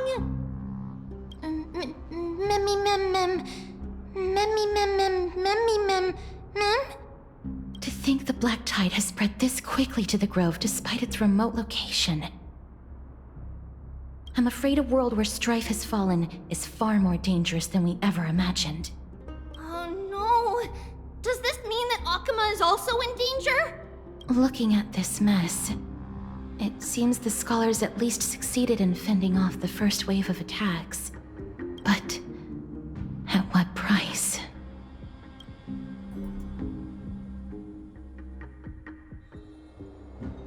At the same time, an Akama. Lady Aglaya, after a few days of surgeries, both major and minor, we were able to save the life of that patient found on the outskirts of Akama. Thank you again, Hyacinth, for your hard work. The scarring of his organs was especially severe, a result of the Black Tide's corruption. It's a miracle he's even survived. I can't say for sure when he'll regain consciousness. I wish we got more detail on like how exactly that works, because we don't know exactly what the Black Tide does to someone, because before it sounded like if it corrupts them, they like go mad, or the way Aglaya described it was that they go mad and they turn feral and they turn against everyone and just have insatiable bloodshed, right? Like the description of that Black Tide monster that we just read the lore on. But what was going on with this guy, I don't understand. If like he was just mid-corruption, but then that doesn't really make sense for why the people at the Grove were able to turn so quickly. We've been gone a few days, W. So like Mara struck, in a way. Don't stress yourself out over this. Especially because they talked about his internal organs and everything too. Like, what? The scarring of his organs was especially severe, a result of the Black Tide's corruption. And everything in your power to save him. There's no need to hurry to the Grove either. You deserve a good rest now. Where's Aika? Chibi, I have some things to tell you as well. There's something strange about where that patient came from. Ooh. He is not Akaman. The way the stitches on his clothes are hidden is quite unique. Such craftsmanship is undeniably from the Grove. The Grove? You mean... Oh, was this the messenger they sent out? It must be that guy. It must be the guy from the memory that they sent out to go tell us about the Black Tide. Now that I think about it, Castorus and the rest should have arrived at the grove by now. Trian just got in contact. The black tide has invaded the grove. We haven't detected any survivors, even with the help of the golden thread. What should we do, Aggie? Like, low-key, I was just about to say, like, I love the way, like, Nasu, like, will break down the fundamentals so you never ask that question, like, dead ass. Like, or he'll have some, like, separate sheet that's like, if you want to know more about this thing, here's this entire page breaking down how the black tide works over here. The black tide is posing an even greater risk to us now. I did not expect the grove to be the first to be impacted, though. Also, Ort somehow, yeah, the Nasu's works, like, really are, like, it's all magic, but it's explained. Can they tell where the core flame is right now?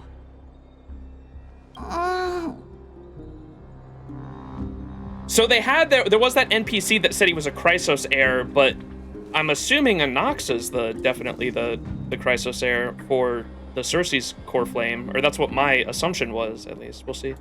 We see it. The core flame is still there, but... But what? But they can't say for sure whether the Titan has also been corrupted by the black tide.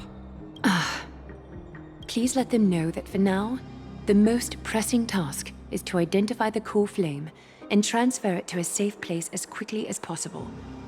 We must also search for survivors and find out exactly what happened to the grove.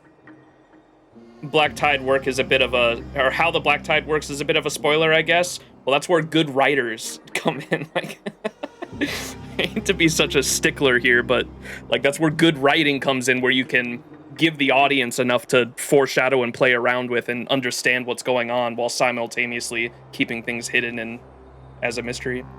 In Honkai Pick 3, there are visual signs, geometric-looking veins of energy that appear as symptoms of the Honkai corruption. Please let them know that for now, the most pressing task is to identify the core flame and transfer it to a safe place as quickly as possible. We must also search for survivors and find out exactly what happened. Oh, and find Anaxa. Unless something went terribly wrong, he should still be alive. What you said, Chrysos heirs is the type of people not exclusive to just heroes that bear the core flame. I understand that. That's something that was relayed to me back in 3.0, so don't worry, I get that part. I think he's the first NPC we've seen that is a Chrysos heir, though, if I'm not mistaken. I don't know if we've found anyone else claiming to be a Chrysos heir yet that like wasn't an actual playable character, so he surprised me being the first one that we've seen, anyway. Oh, and I fixed... and find Anaxa. Unless something went terribly wrong, he should still be alive. They've set off. Please, stay safe, everyone. I pray for their safety, too. Aggie, how do you know that Anaxa is still alive? I know that man all too well. If that blasphemous performer knew that he was not long for this world, he would most certainly try to seize the core flame and drag the Titan down with him. What a goat, dude. Is this a joke as well? No, I'm being serious this time. We're facing threats from both within and without Akima. The merciless carnage may have ceased, but Akima's nemesis continues to sharpen their blades even now. They may have even prepared the gallows from which to hang us already. What? We're facing threats from both within and without Akima? What? We're facing threats from both within and without Akima. Okay, that just what the fuck? I don't think I've ever heard it in that context before. Within and without Akima. The merciless Chrysos war carnage may have ceased, but the Akiman's nemesis continue to sharpen their blades even now. They may have even prepared the gallows from which to hang us already. She talking about either the Kremnoians or the Council. You mean... Even if the divine authority of strife is as yet unclaimed, the Kremnoians. The black tide is advancing more rapidly than I expected. I fear this tragedy is more than a mere natural disaster. Which is the, I think she's talking about what we saw in the strife trial of the Kremnoians and the Akamans, like in a civil war within Akama. Alas, it's too late. The Council will likely take this opportunity to do something... I will try to keep this under wraps for now. But you must also take care and be prepared for anything that may happen. All right. Should I inform Hyacinth about this? Not for now. She must be exhausted after performing surgeries non-stop for so many days. I don't want to overwhelm her with this bad news. We can only hope that the Grove weathers this crisis with as many survivors as possible. That being said, based on the condition of this patient, Treeby, we should prepare for the worst. It's likely he is the only one who managed to escape from the Grove against all odds. Everything will be fine. The people at the Grove are really smart. They'll definitely be able to chase away the Black Tide.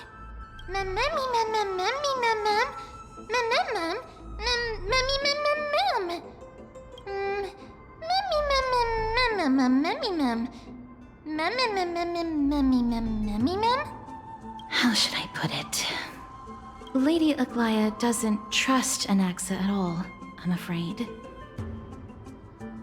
He sounds like a big shot. Ah, that makes complete sense.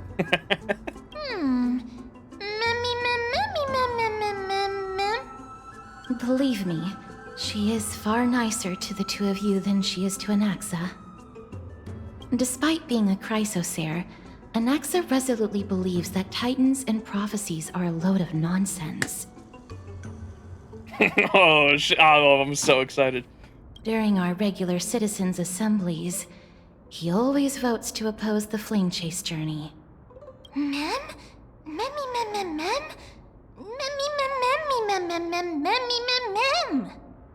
Trian knows the answer to that. Everybody says that Circes, who symbolizes reason, is the most tolerant of novel ideas. Apart from Kefali, they're the Titan who treats us the best.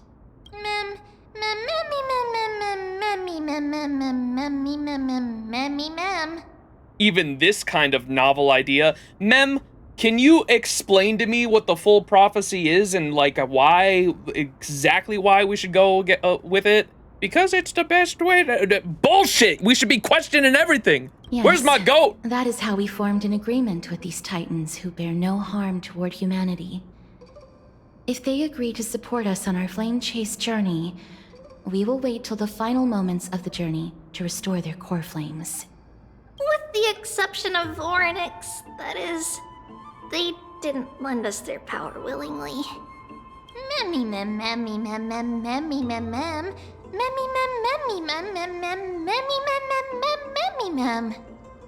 That is true.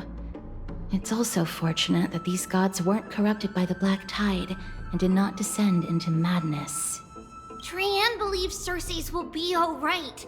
After all, everybody says that the people of the Grove are really smart.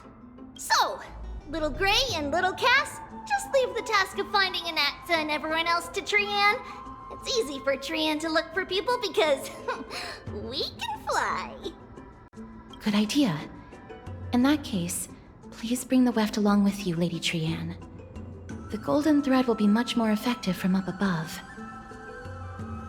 Not the demo!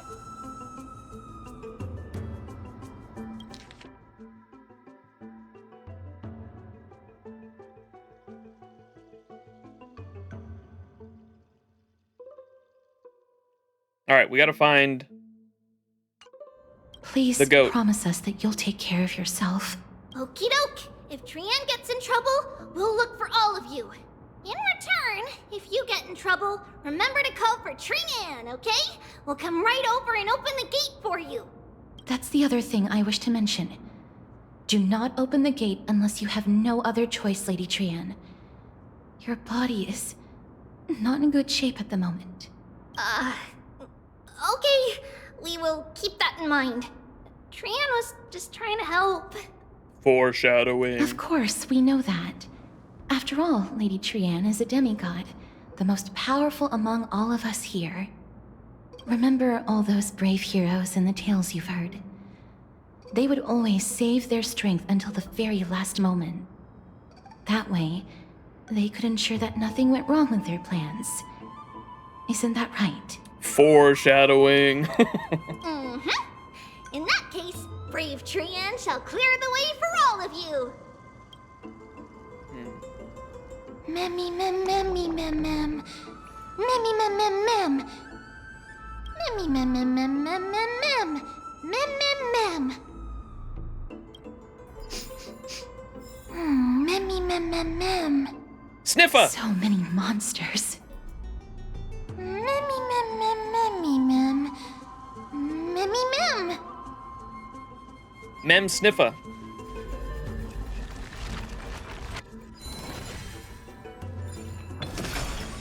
Lore! Beyond the Veil. Ooh. Written by Pharesius the Venerationist, like calendar year 3749, notes, I must make sure I record all of this. My thoughts are beginning to grow blurred and blanks are appearing in my memory. Mythos! However, these discoveries are far too important. They may have revealed the truth of what lies beyond the Veil of Orinox. I will attempt to use the last of my sanity to organize these notes. Ceremony preparation. As the Venerationist scholar, we are always studying various ceremonies that involve communication with the Titans, but I wish to go a step further. I do not want to simply communicate with them. I want to observe them directly. Just how big is the Evernight Veil of Orinox?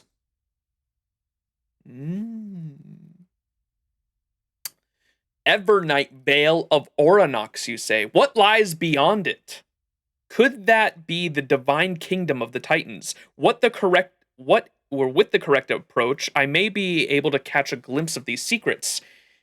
After many years of research, I've discovered a number of key elements. 1. The orb! Oh! Non de demo! Oh my god. A set astrological alignment, an ancient incantation that must be chanted at the correct tone. The orb. There is some kind of power contained in the Orinox orb. A set astrological alignment, an ancient incantation that must be chanted in the correct tone. First attempt, light calendar year 3749, month of fortune. The constellations are in perfect alignment tonight. After completing the purification ceremony in the Chamber of Purifying Tears, I began the first attempt. I placed the orb before my forehead and began to chant. At first, nothing happened. However, I sensed something unusual about my 7th recital of the incantation. The veil seemed to pulse like a rippling water surface. 7, chat. The veil seemed to pulse like a rippling water surface. What was even more unusual was that the starlight... No! Stop! I didn't say 6! I only said 7! Fuck! I sensed something unusual about my 7th recital of the incantation. The veil seemed to pulse like a rippling water surface. What was even more unusual was the starlight began to warp and form into patterns that I could not understand. There is an ink smudge here, as if the writer spilled ink in a hurry.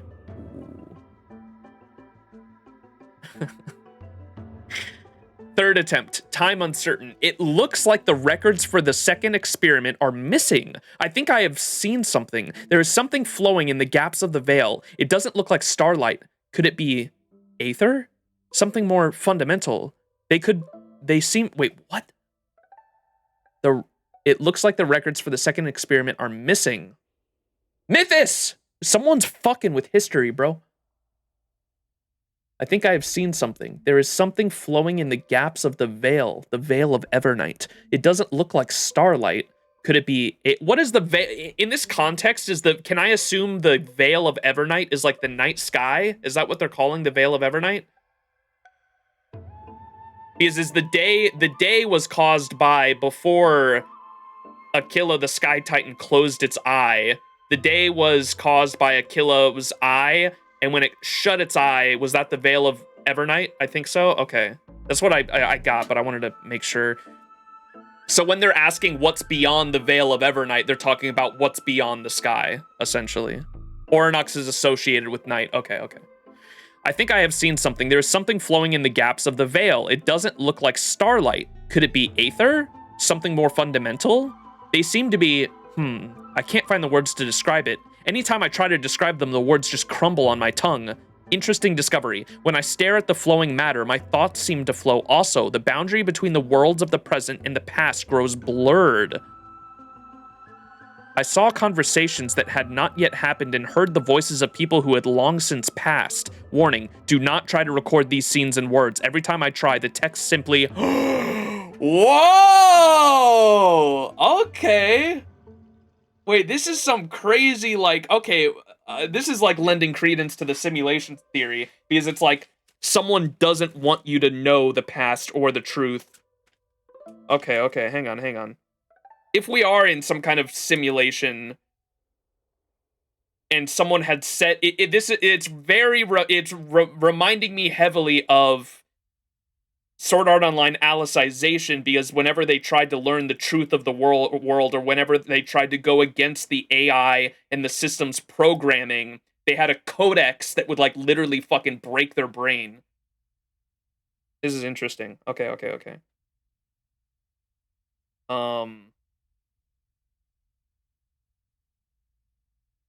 Do not try to... Why don't I just write down this, what's this lore card? Beyond the Veil. Beyond the Veil. Lore card. Writing deeper truths of the world disappears instantly.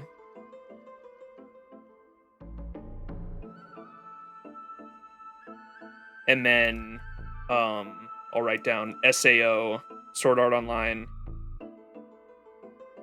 Alicization Codex.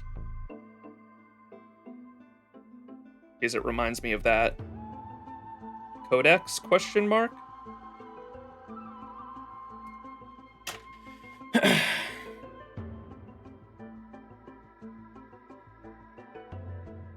Where were we? I saw conversations that had not yet happened and heard the voices of people who had long since passed. Warning, do not try to record these scenes in words. Every time I try, the text simply blank. And I'm assuming, so I saw the conversations that had not yet happened and heard the voices of people who had long passed. I'm assuming they got to see beyond the veil of Evernight, quote unquote, beyond the sky. They were able to see, like, recordings or something like that. Like, if we are in some kind of simulation, they were able to see recordings of the past and recordings of the future in this, quote unquote, simulated universe, right? Date unclear. Something unexpected happened during today's experiment. When I activated 3 orbs, not the demo! At the same time, they broke and a huge explosion completely wiped out my laboratory. Not the laboratory! DD got in there. What does this mean? Is this a divine punishment of Orynyx? Did this happen because Orynyx is watching me and feels that my experiment has surpassed the rules laid upon mortals? Or could it be that the design of my ceremony was flawed and that caused an explosion? My head is starting to hurt. My memory is becoming fragmented. I want to reorganize my manuscript. I remember I wrote down some numbers before. They were to do with the movement of the stars. Not the demo! And other things, but there are only strange symbols on the manuscript now. They look like something I drew in my sleep. Just what on earth are they? So they can't even understand what they wrote down now. Their memories. It's like literally trying to break the codex. Date unclear. I have made a mistake. The Veil is the divine realm of Orynyx. Mortals must not enter the divine realm of Titans. What else was there? I don't remember. My head hurts. And I doubt, personally, my theory is that I doubt this has anything to do with Orynyx. That's just this philosopher or scientist's. It's just this person's interpretation that it's Orynyx, and they must be getting punished by the gods because mortals must not enter the divine realm of Titans. But in actuality, it's the system that we are inside of, preventing them from seeking a higher truth. Going along with that, going along with more, dude, damn, there's multiple allegory of the caves here, huh?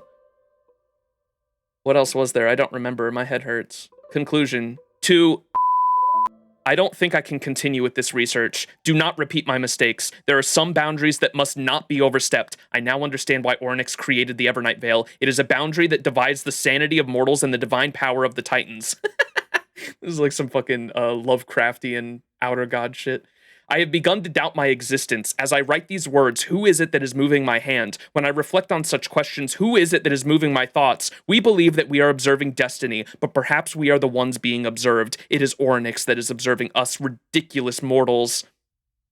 Going with the idea that if this is all a simulation, they're starting to realize that they themselves are like not real. They're not a real thing. They're a program possibly, and so they're freaking out at the thought of this. The next few pages are littered with indecipherable symbols and chaotic lines. Occasionally, you can make out a few words. Ornyx is looking at us. Mortals, get out of here. You should not investigate the divine power of Titans, and their divine power cannot be observed. I am not real. Who am I? What am I? Am I? The final page contains only a note in shaky handwriting. Forgive my transgressions, O Veil of Evernight. Note, this manuscript was first discovered in a secret chamber of the Grove of Epiphanes Library of Philia. According to the records, the author Amphoreus went missing after completing this document. Some say that he transformed into a star within the Evernight Veil, while some say that you can occasionally hear him mumbling to himself in the depths of the library. We aren't real! Everything's a simulation! Bro getting hit with the king in yellow, yeah. Okay, that was an interesting read. I like that one.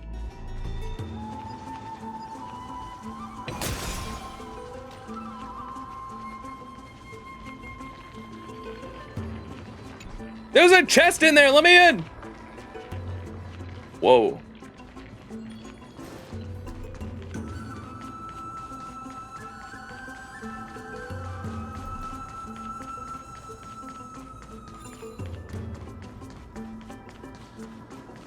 Any lore?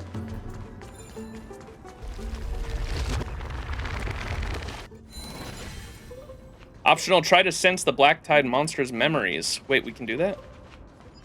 Oh. The monster's body is twisted like brambles, not allowing any living being to approach. Mem.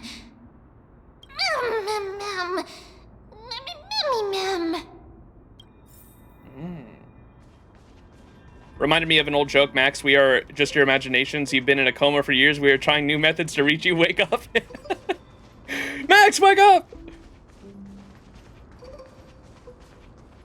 Do that shit to me when I'm on perfectly legal mushrooms. Shiitake mushrooms, chat!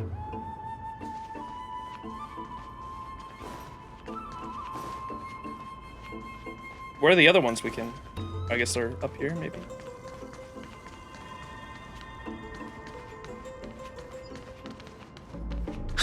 Mycelium!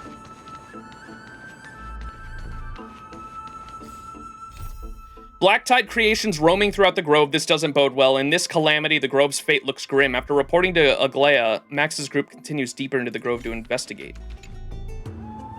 The black-colored monster has fallen like a toppled statue. Within its body lies golden ashes, perhaps the same substance as the golden blood that is commonly seen in Amphoreus.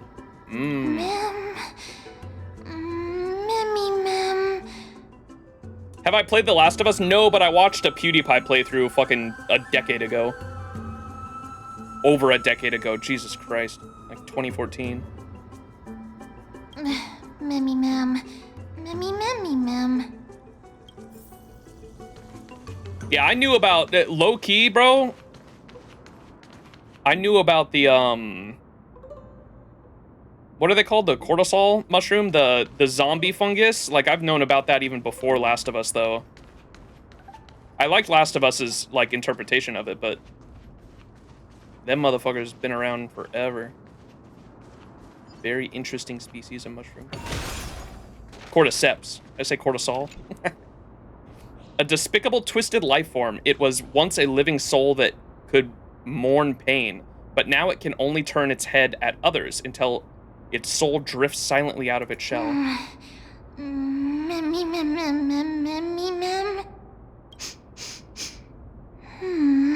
Sniffa.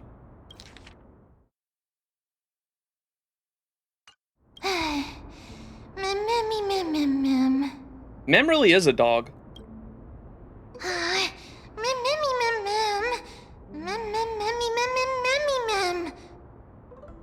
It could be because when a life is devoured by the black tide, it loses its soul. And what is a soul? You get into this,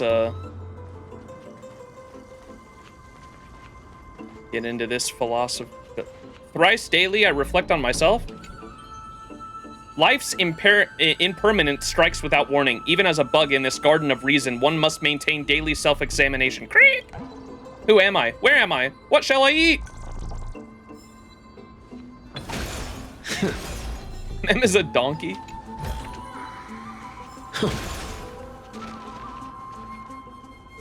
This is very pretty.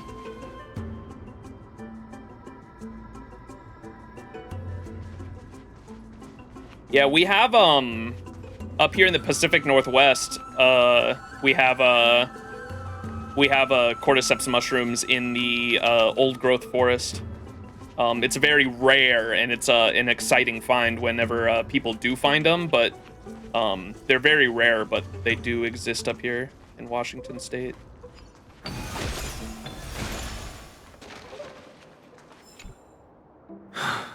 It's locked. I can't open it. It was probably sealed in order to ward off the black tide. Max would eat cordyceps? I would definitely not. I would observe it because they are fascinating. They like get in, especially when you find an insect that has been infected with it. They is cordyceps fungus the one that they used for? I believe. Who's the guy I follow that I like a lot? The mushroom scientist that lives up here. Paul Stamets. Paul Stamets is a mycologist, a self-taught mycologist, who is a fascinating guy. And I believe he developed a type of pesticide that uses mushroom spores to get rid of ant colonies in your yard without using harmful chemicals, because it's a natural way to get rid of them. And what it does is, I believe I don't think that's cordyceps, though. I think that might be something else, because cordyceps, they take control of ants and other insects and zombify, make them crawl up a tree or a high place, and then it kills them off, and literally a mushroom grows out of their fucking dead, decaying body, and then it spreads the spores from that high place, and that's how they pollinate or spread their spores everywhere to continue reproducing. I believe there's a different type of mushroom that does something similar, though, where the mushroom will infiltrate a colony.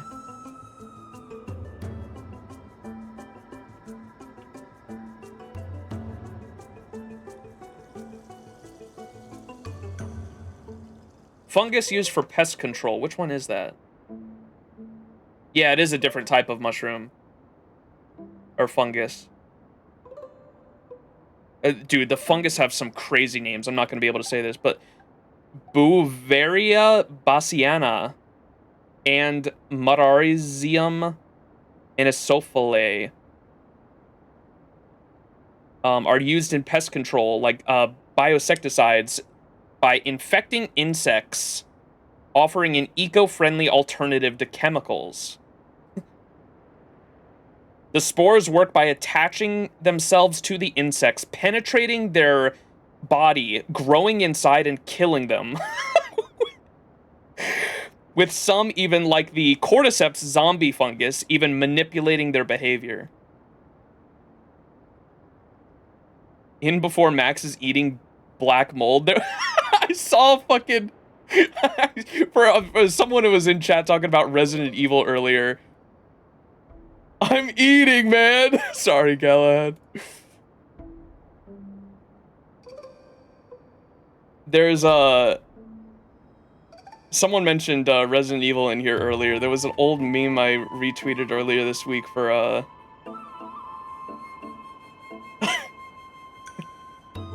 where is it? For Resident Evil 7. Here it is. This shit's funny as fuck.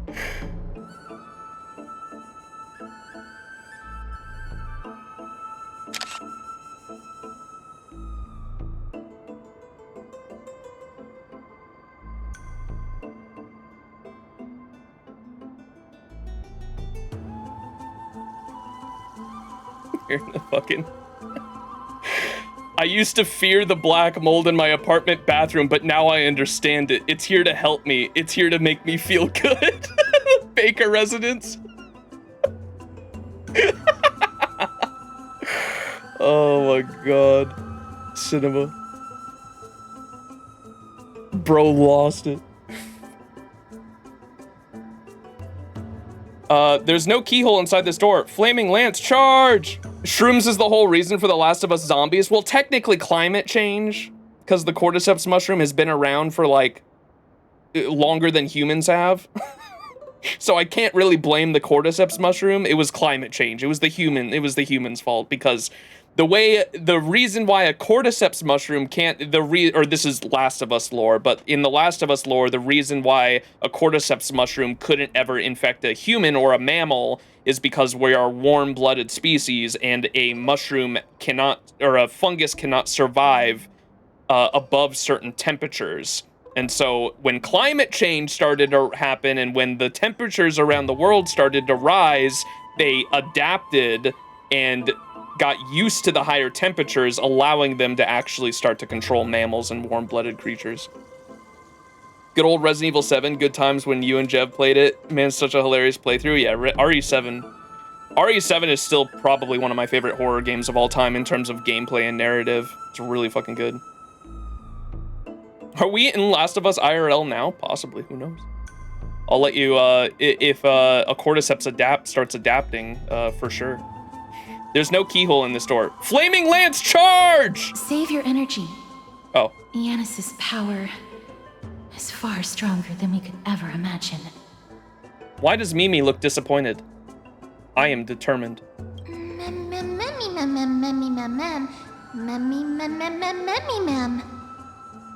Are you serious?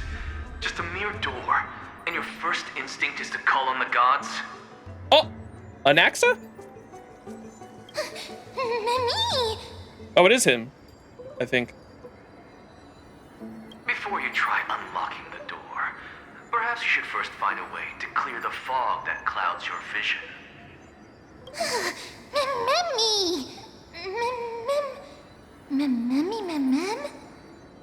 My name is Anaxagoras, one of the 7 sages of the Grove of Epiphany, and the founder of the New Sporists.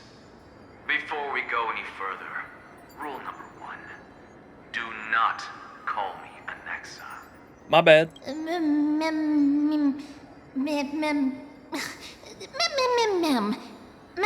Rule number 2, never interrupt me.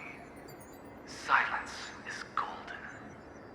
Wait, how is he speaking through this? The person standing here and conversing with you right now isn't the vestiges of a memory. Rather, it is the culmination of the greatness of science and the pure, irrefutable, and undeniable exalted truth. Bro, that's just words!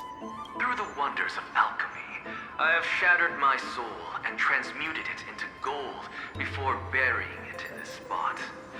I have recorded these words so that visitors may learn where their next destination lies. What do you mean you recorded these words? He's not actually talking to us? He fucking left this here and just knew what we were gonna say, or what? Nothing is impossible. Having said that, alchemy is not omnipotent. Could have left a note. Each time you hear from me, an equivalent part of my soul is being consumed as the price. In other words, this voice isn't created out of thin air. He broke his soul for a memo? That's crazy.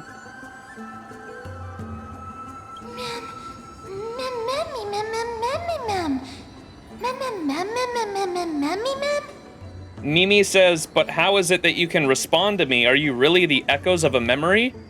That's because my precise calculations account for every possibility. He's so I smart. also know that you have already discovered the cause of the calamity at the Grove, the Black Tide, and that you mistakenly believe that the scholars have been wiped. Damn! He calculated everything. No wonder he's the father of the new sites.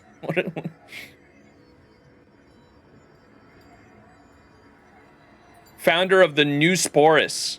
Newspor. That sounds like a medicine, dude. Newsporosis? Newsporism? Newsporist? Newsites? The Crypto Bros? He really do be a follower of Noose. And he's erudition! Cinema. But that is where you're wrong. While the Black Tide was still approaching the grove, the sages found a way to evacuate the vast majority of the scholars. They are heading toward the holy city of Akama as we speak. Only a small fraction of the scholars stayed behind with me to defend the grove. If all goes well, Cersei's core flame will reach Akama before long. Oh, it ain't here. But since you have accessed this message, something unforeseen must have occurred. For now, you should continue onward to the Luminary Throne, where you may retrieve the core flame. Oh! And our mortal remains. And now, the objective is complete. That is all. Bro's dead?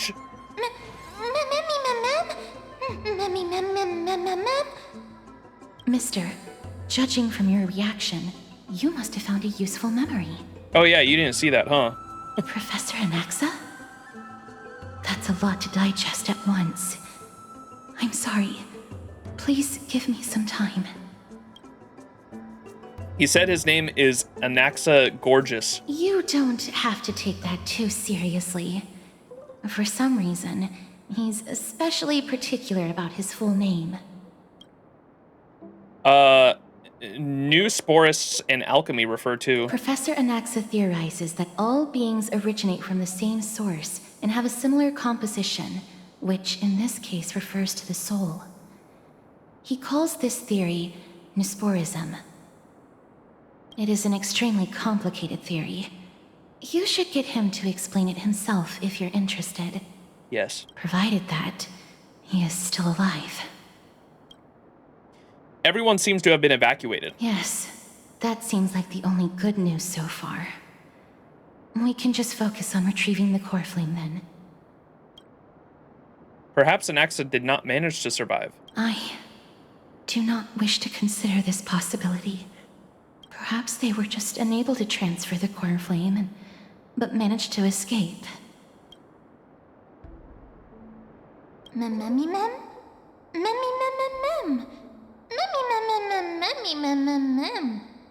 It is located at the top of the giant tree and is where Cersei's core flame is kept. According to Anaxa, the core flame should still be there. But making our way there won't be as simple as the professor made it sound.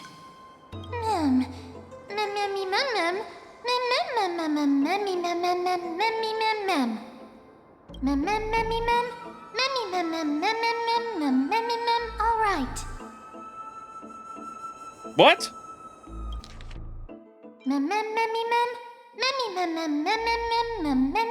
All right. Right. Let's see whether he left any similar directions for us along the way.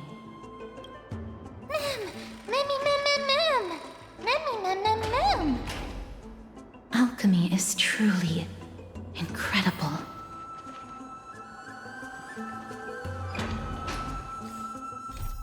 Black Tide created... After reporting to Aglaia, Max's group continued... Okay. Helcolithism Starter Fitness Guide. Valuing knowledge over health is like writing the finest ink on the cheapest parchment.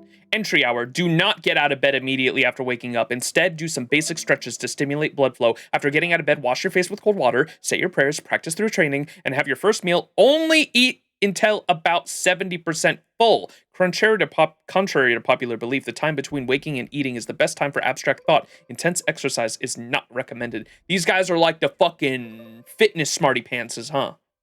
I can be fucking tough and smart at the same time.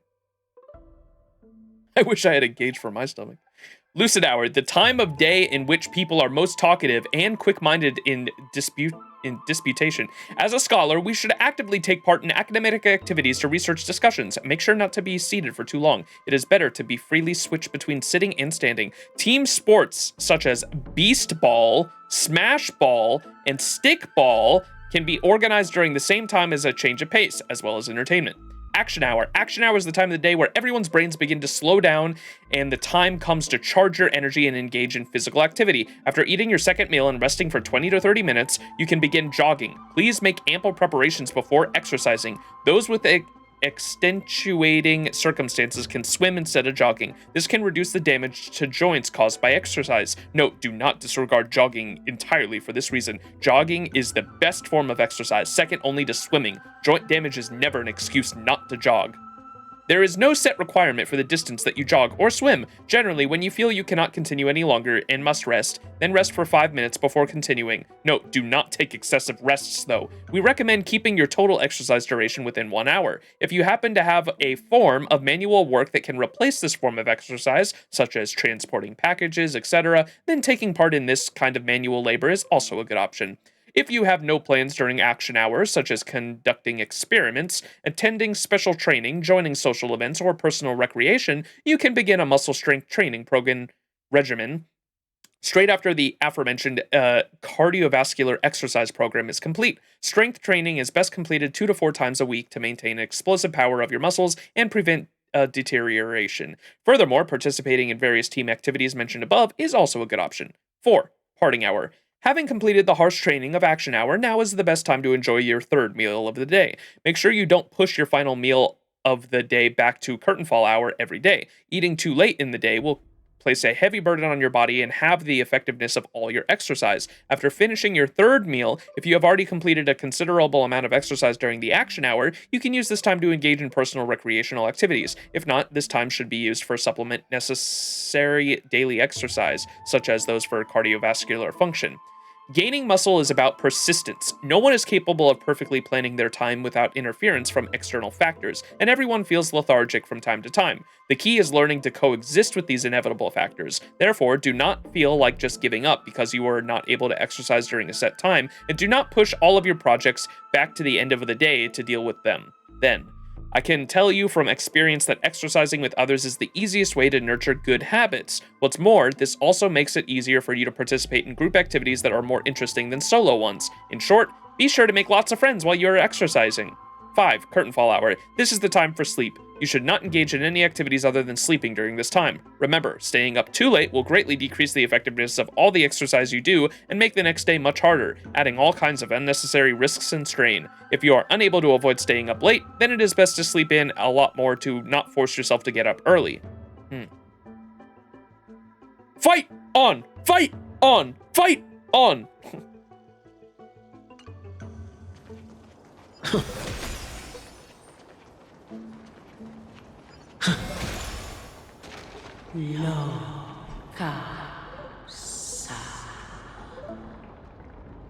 Happiness abounded in the lush hands of the chosen. Mimi!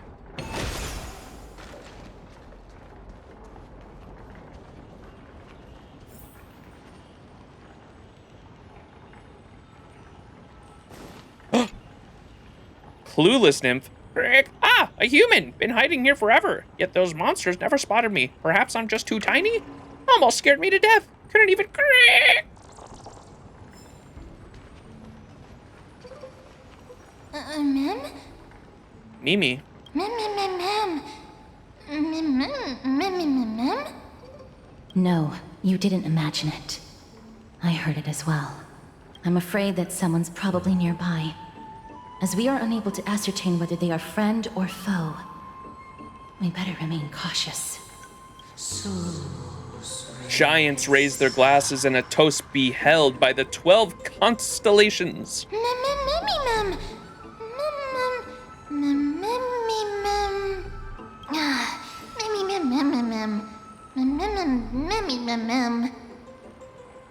That's why you're supposed to keep quiet in a library. Don't be afraid. I have experience in ghost hunting. Found it. The voice is coming from over there. The heart? The air? White dryads? The heart. How can a heart possibly speak? It's not even lit up. Well, aren't we inside of the giant tree right now? Maybe this heart, if the tree looks like Cersei's, or is it supposed to be Cersei's, maybe this heart is Cersei's, or it's the heart of Cersei's. It's Cersei's in there. Let's go get it. No. It seems to be coming from somewhere even further that way. Oh, my bad. Is the core flame over there? Let's go check it out.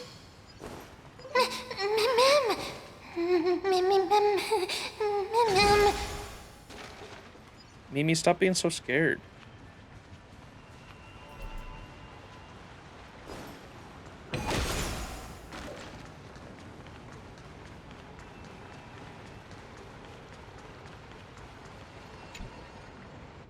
Library of Philia? To the soul that seeks understanding, love and wisdom are but one life. The thirsty approach the water, only to dissolve in the moon's reflection. Poetic.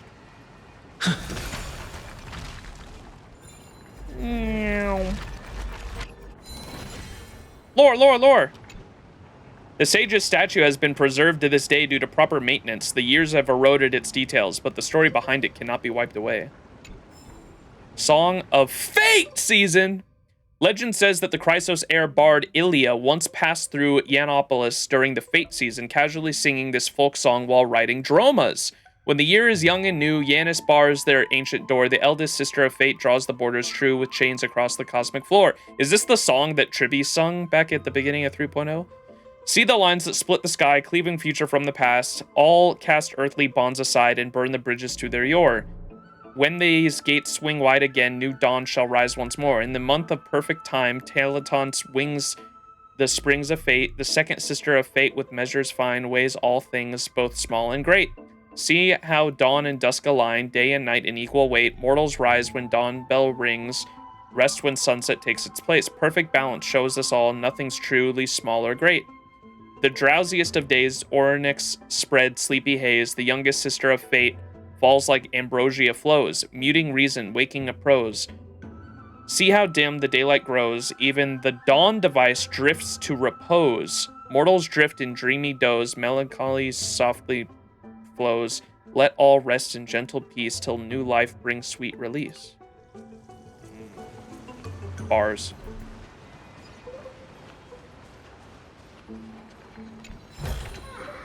Is that all?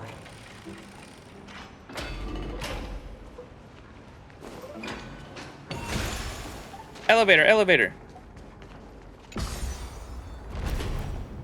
Time to explore before the game has us.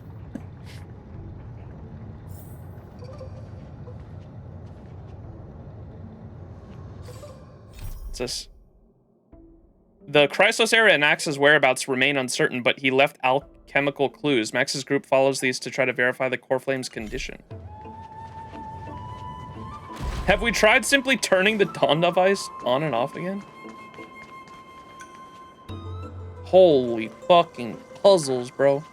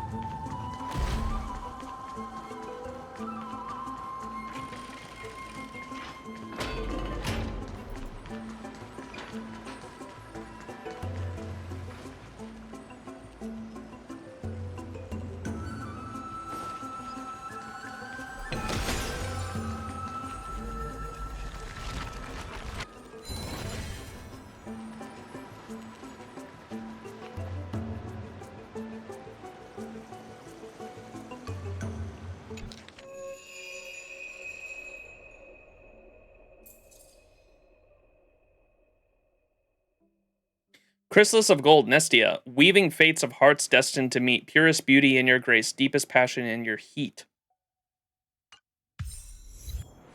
Long journey into the lovely night.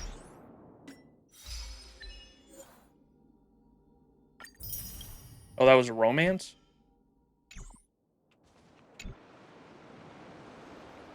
A statue resembling an old man draped in robes, seated in deep meditation. Resembling an old man draped in robes, seated in deep meditation, and capable of singing, I guess. Stare at the statue. Stroke the statue. Knock the statue. Let's stroke it. Regardless of what you do, a stone won't be able to speak.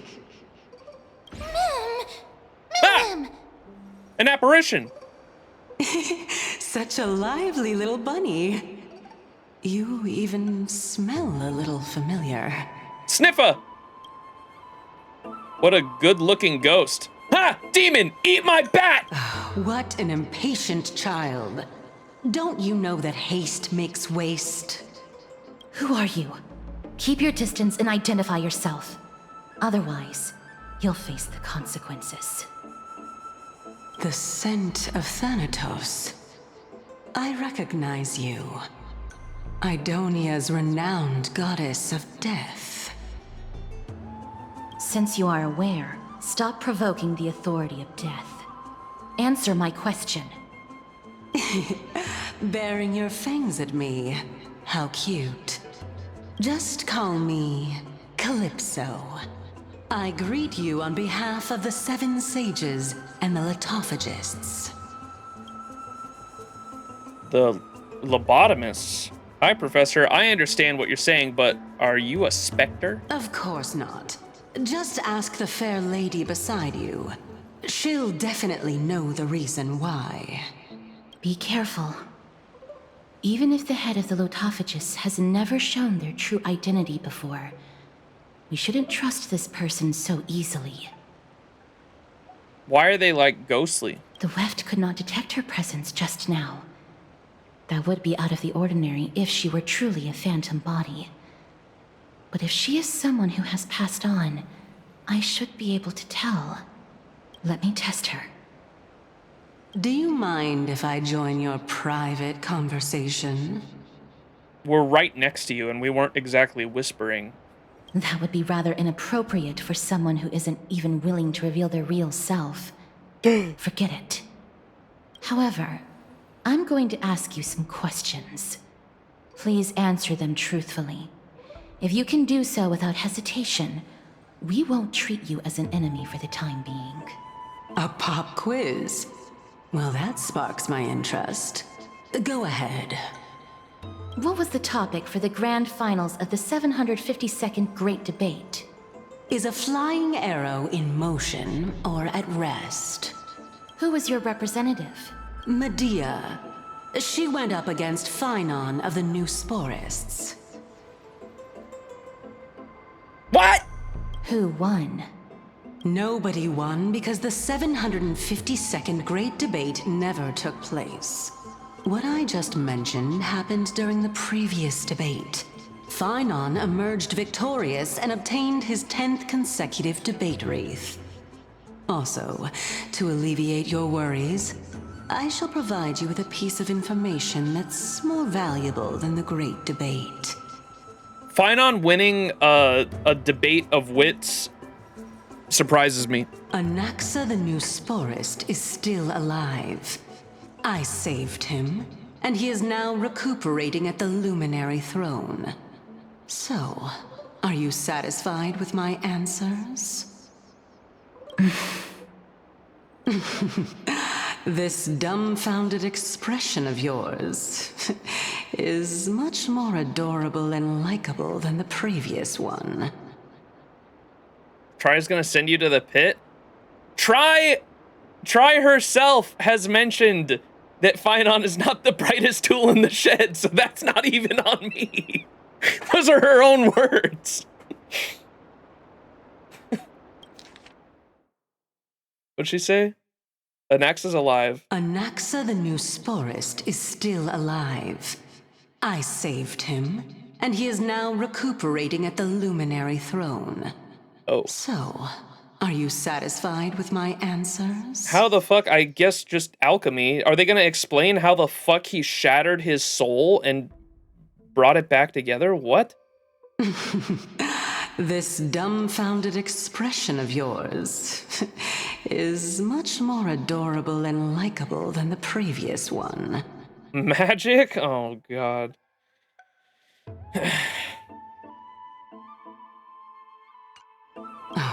As the saying goes, seeing is believing. Why don't you follow me to the throne and take a look for yourself? Take a look, it's in a book, reading Rainbow. I'll keep my eyes on you at all times. Oh, that's truly an honor.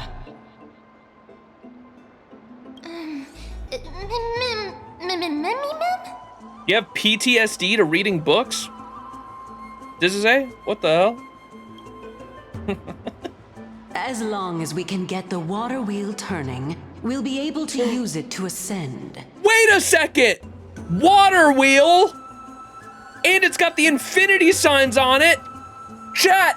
Oh my God! Bring up my first essay! Ain't no way!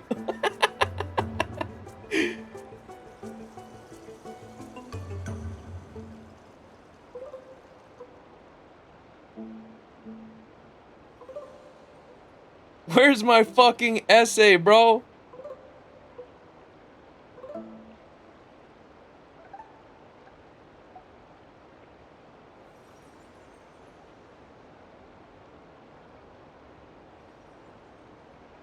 What? Oh.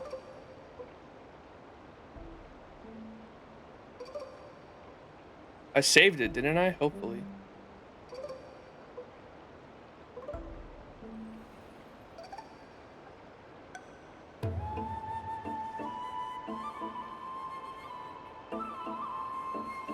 Look, chat.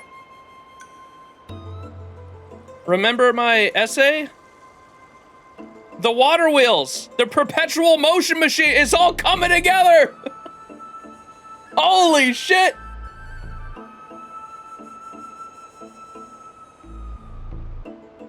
So, the solution is to awaken this heart.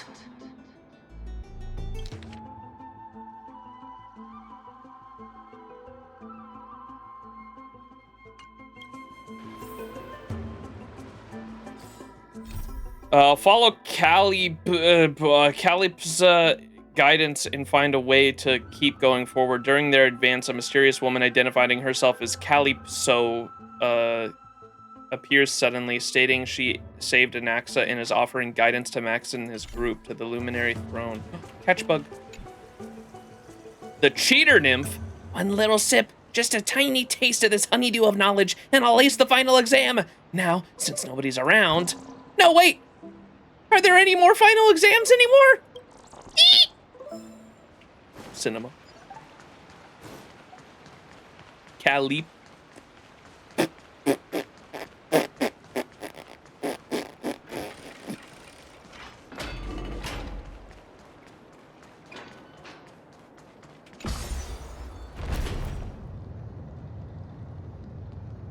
The Trailblaze XP icon and bottles of fuel also have infinity on them. I always find that interesting. Chamber of Purifying Tears.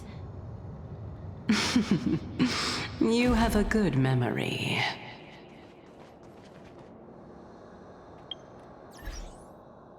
The what now?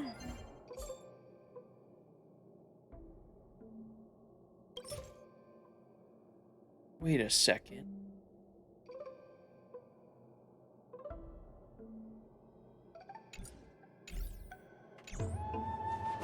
Why exactly did you bring... My intention should be obvious. See that shallow pond over there? Water lilies grow there. Initially, Circes watered them with their tears, while Nestia nurtured them with affectionate love. They are a token of the eternal companionship between the two gods. All the two of you have to do is to cross the deep well and retrieve the golden bough of vows for me.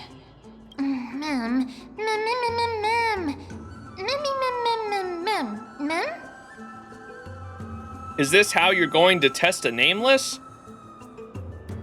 Could the deep well be a trap? Indeed. Could it be that you actually do not know how to proceed? We can retrieve it, but I advise you not to waste your time on any schemes. Wait, she kind of looks like,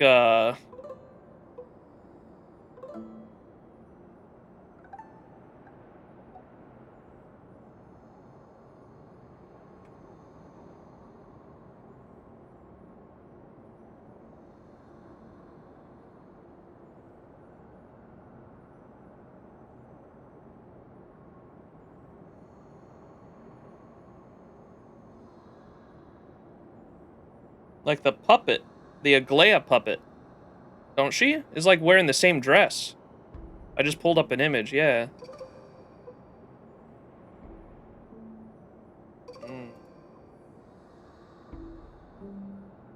Oh my. I'm helping you to eliminate your worries and obstacles, and yet I receive nothing in return. Besides, the bow is essential for awakening the heart and drawing water out of the source. If you can't find it this time, we can just remain trapped here for the rest of eternity.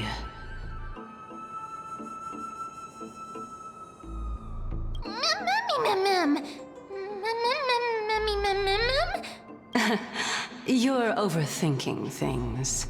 We're all in the same boat.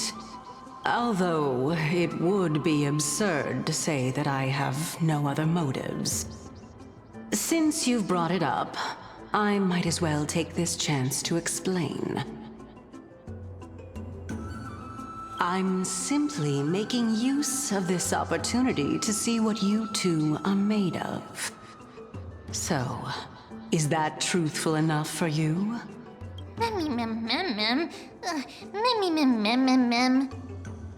Now is not the time for me to elaborate further. So, please proceed.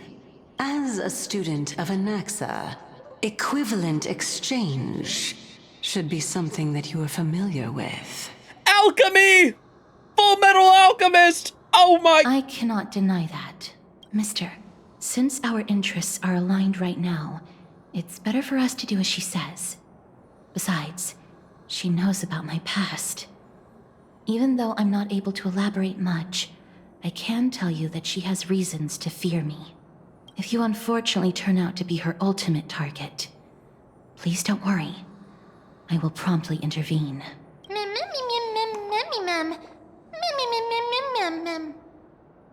You don't have any brains, ma'am.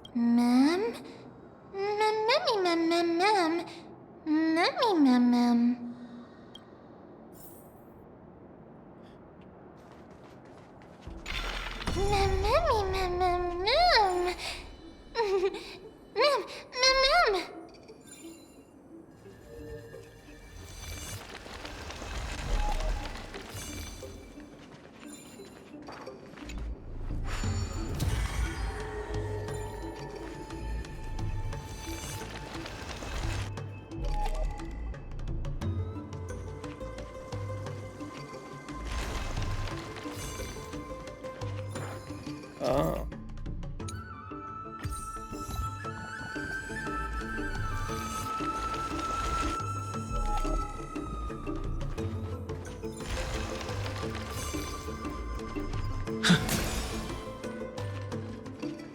Lore! A slate guide to the Grove Flora. Important notice. Follow the path of contemplation for viewing. As some plants are sensitive, please do not linger too long in one spot. Do not touch any plants unless specifically noted. My bad. Save your curiosity. This is for your own good. If you spot nymphs in this,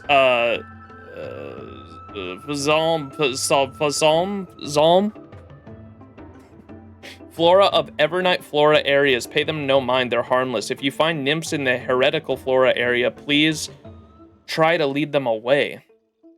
Evernight Flora area. ever dreaming of distant flora but trapped by the black tide? The Vale Greenhouse, jointly developed by the Lotus Eaters and Ornyx Priests, is your perfect destination. Artificial darkness generators operate around the clock, blocking even the Dawn device's radiance. Featured species include bladegrass. This thorny species from Kremnos' trails only flourishes in the earth-soaked with Castrum Kremnos' honey brew. Fascinating grove scholars with its unique properties. Despite its name, it bears massive razor-sharp leaves.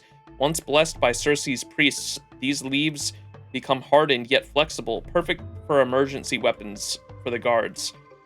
Layden's Rain. Indigo crystalline berries, native to Leyden, also known as Ornyx's Tears, once a staple food for the Landonians until strife and the black tide destroyed their natural habitat, now preserved only in the garden.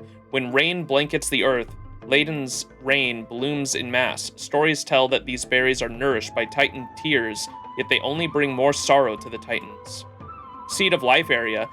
The plants here aren't natural species, but convergences of life information. Consult nearby scholars for details. Relocate to Akama with the supervisor. What? Data. The Fazalm Flora area. Scholars have often wondered if certain plants mentioned in Titan legends actually existed or were merely literal inventions from ritual philosophical texts. The logarithm. Funny you say Lotus Eaters. I know, that's what the chat told me earlier. That's what it meant, so that's why I say Lotus Eaters.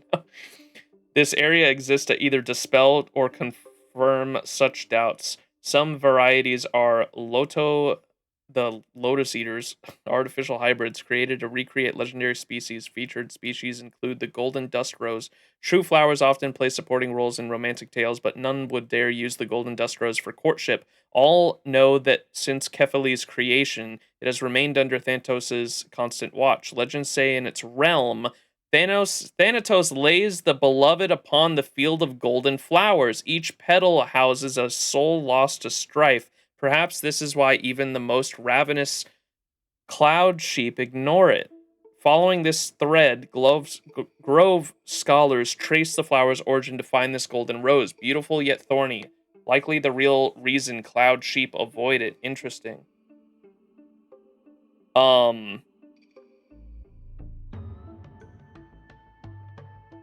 That's why, I imagine that's why Castorus's domain expansion has all those flowers on the ground, which reminds me heavily of Hoyoverse's Other Side of the World, is like the immediate thing I thought of with Tsukihime and Arquid, Archetype Earth, with the other side of the world being that giant field of blue glowing flowers. Following this thread, Grove scholars trace the flower's origin to find this golden rose, beautiful yet thorny, likely the real reason cloud sheep avoid it. Stonewood. Folk tales claim Gregory that created the mountain dwellers not from the earth but from Stonewood's sturdy branches. Though fictional, this tale endeared mountain dwellers to the tree. Even today, many Akama guards prefer the equipment crafted from Stonewood. It's one of the few plants visitors may touch. You place your hand upon it and feel the strength of the earth itself. Oh, stone wood. That's it's like petrified wood, maybe. That means her dragon is Sieg. Exactly. Heretical flora area. Normally, glass cases protect flowers from external harm, but in the grove, they protect the outside world from flowers. Remember this during your visit. Void shroom! Give me that shit! I will eat that shit in one bite. Circe's accidental creation and Zagreus' favorite toy. None can describe its appearance, as it devours all light. If you spot black holes in the ground outside of Akama, don't be curious. It's just another void shroom blooming. Needless to say, in the garden and even in the wild, unless you're eager to meet Thanatos, absolutely never touch it. Bro, I will eat that shit in one bite. That's a poisonous mushroom. We gotta try. For science. How Max starts another plague. It's like a death cap mushroom or some shit. Fight me. I choose you. Mim. Bloom. Mim. Wilt here. I'm okay. Nothing major. Receive divinity. Repay. Me. Anything. Can I get a Mimi in the chat? The dead return. Embrace a new life.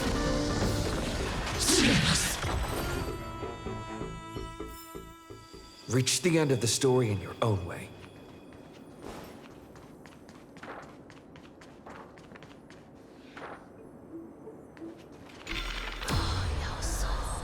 Huh? There are Ichor vessels stored here.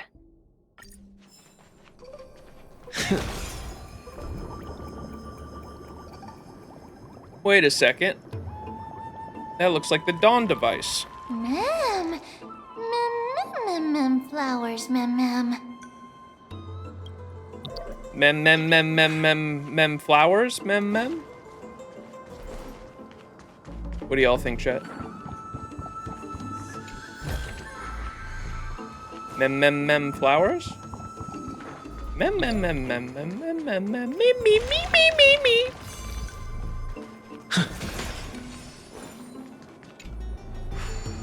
Shortcut.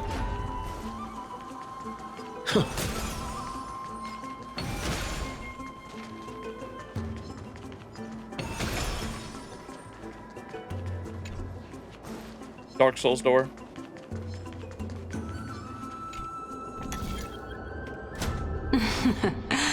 How smart. Was it really? Oh, I still have the power.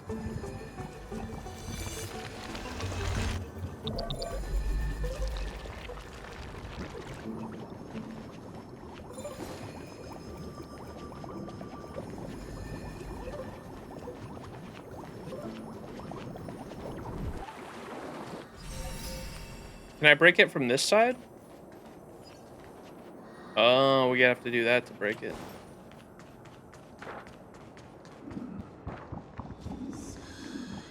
Let's hope that this is not a trap set by her. I'm sure it's not. She seems like a nice lady. Well, actually, maybe she is deceiving us because she does kind of look like Aglaya's puppets, right? I did mention how her outfit kind of reminds me of Aglaya's puppets. So maybe she is deceiving us. Extrapolation. Uh-oh. What is that noise? Who's plapping?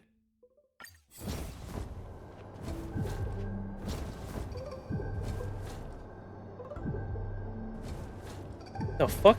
And is that sound effect from fucking... Is that sound effect from fucking FGO's Void Sea event? What the hell? Y'all hear that?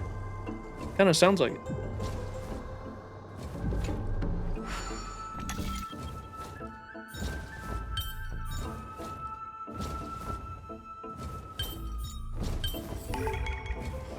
It's a fish.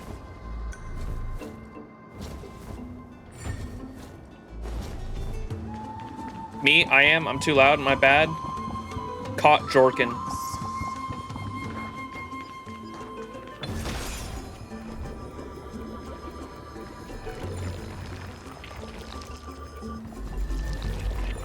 What the fuck? No!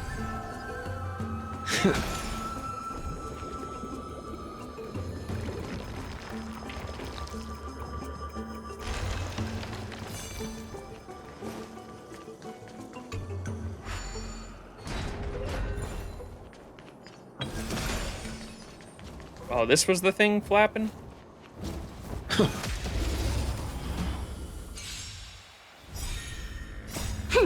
This is double speed. We can do it! Receive divinity. As you wish. Oh wait, the birds are new, aren't they? Wait. Bloom. Good as new. Repay. This is being insane.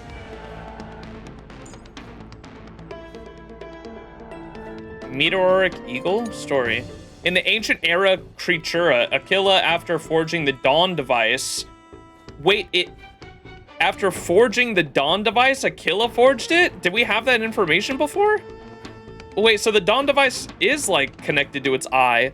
Collaborated with Kefali to bring forth the legendary beast embodying the Titans. It is whispered that the meteoric eagle is the symbol of Aquila's celestial feathers that occasionally fall to the mortal realm. Huh.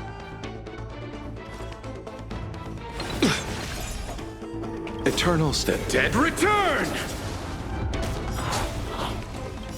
Embrace a new life. Receive divinity. Me.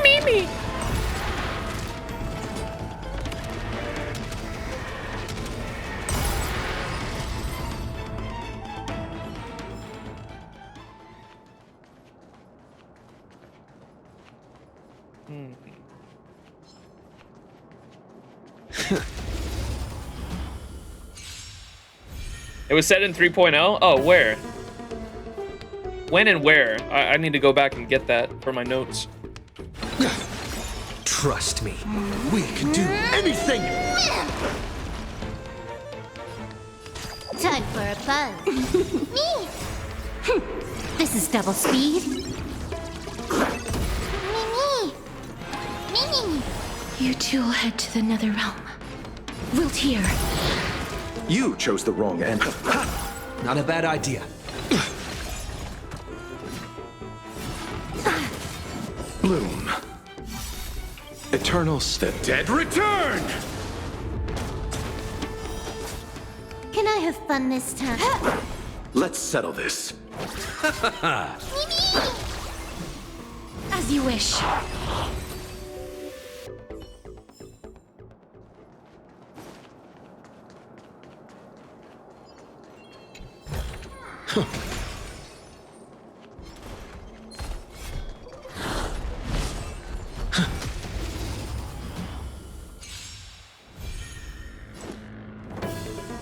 We need a VOD Friends emote. I do post all my VODs to YouTube. Maybe we should do that. There's some kind of like wave to VOD watchers. I choose you. Receive divinity. Wilt here. Bloom. Repay. This is double speed. The dead return! Embrace a new life.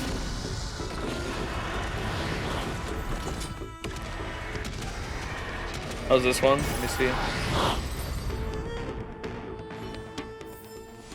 Reach the end of the story in your own way.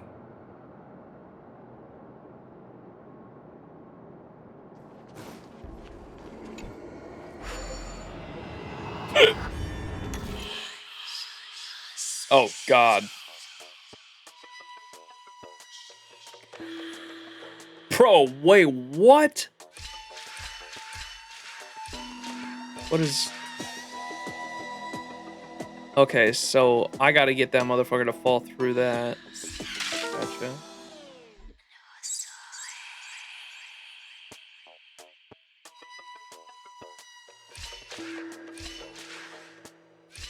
This shouldn't be too hard. Surely.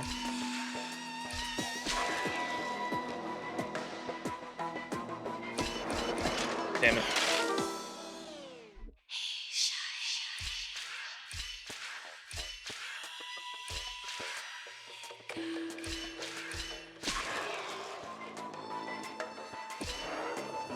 Fuck up again.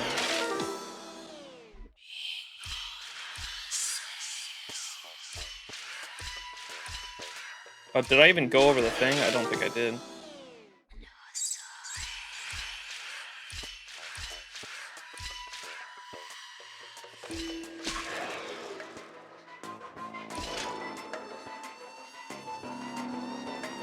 Damn it, bro. Timing this thing is all I gotta do here.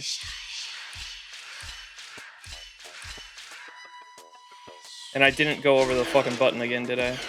I guess we could also have him go... Wait, the button could be a total... No, never mind.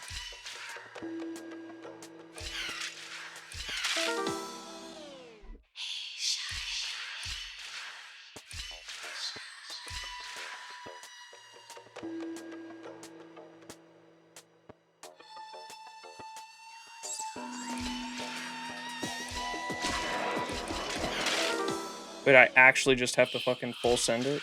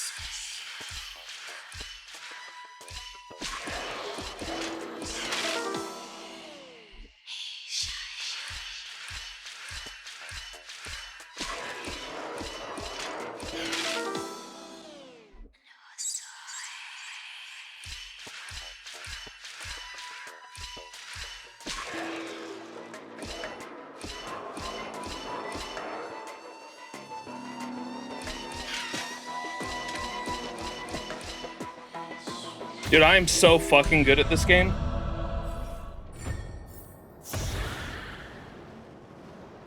Yo, that emote that you linked, the page like isn't loading for me.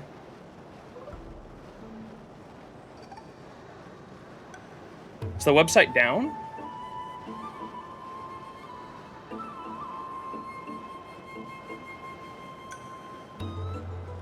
Like refresh the page and everything.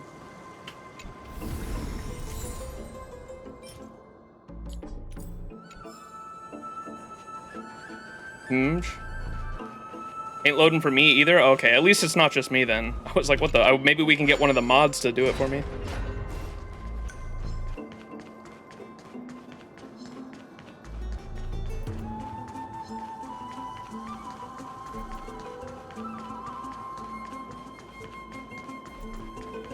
Call Kesuke.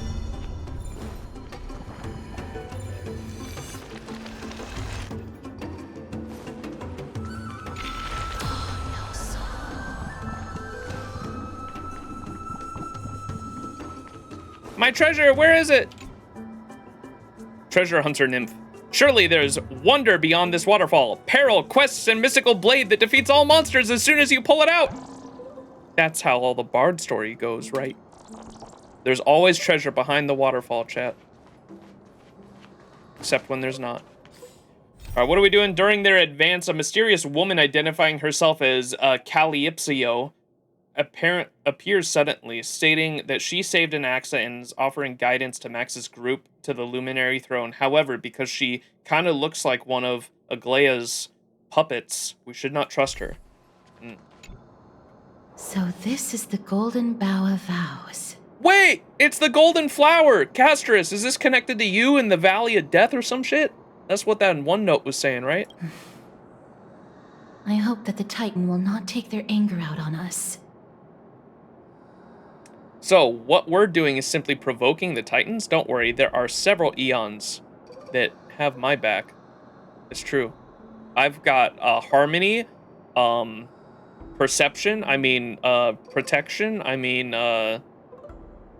yeah. And what else do we got? Destruction, I think. I don't know if that guy's got my back, but I got the path at least. Preservation, that's the one. If only they could interfere in the affairs of the Titans. How do you know about them? So lustrous and beautiful. It's even more magnificent than before. Who's lusting? Mem Cal. Memmy mem mem. Memmy mem mem. Memmy mem. Cal? Understood. My apologies, Pink Bunny. She did say you smelled familiar. Memmy bunny mem? Memmy mem mem mem. Is this the legendary Golden Bough of Vows? We'll know once we test it. There's a secret passageway behind the pond. Golden Bough of Vows. Strange aquatic flowers, their sheen dazzling and warm. It is said that they are tokens of eternal vows between two revered deities. It's faster if we take that path. How do you know this place so well? Well, I'm one of the 7 sages after all.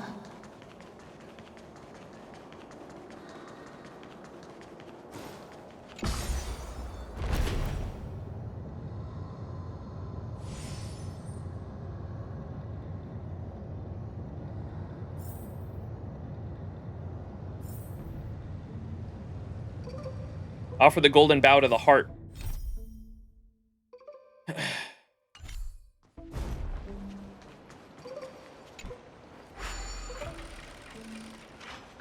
Keep up, Cassie.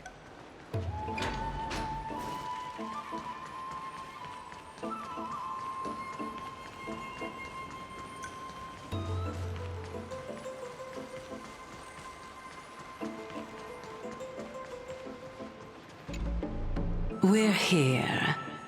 Could you kindly pluck a petal for me and place it into the pool? Remove a petal from the golden bow of vows. She loves me not. She loves me not.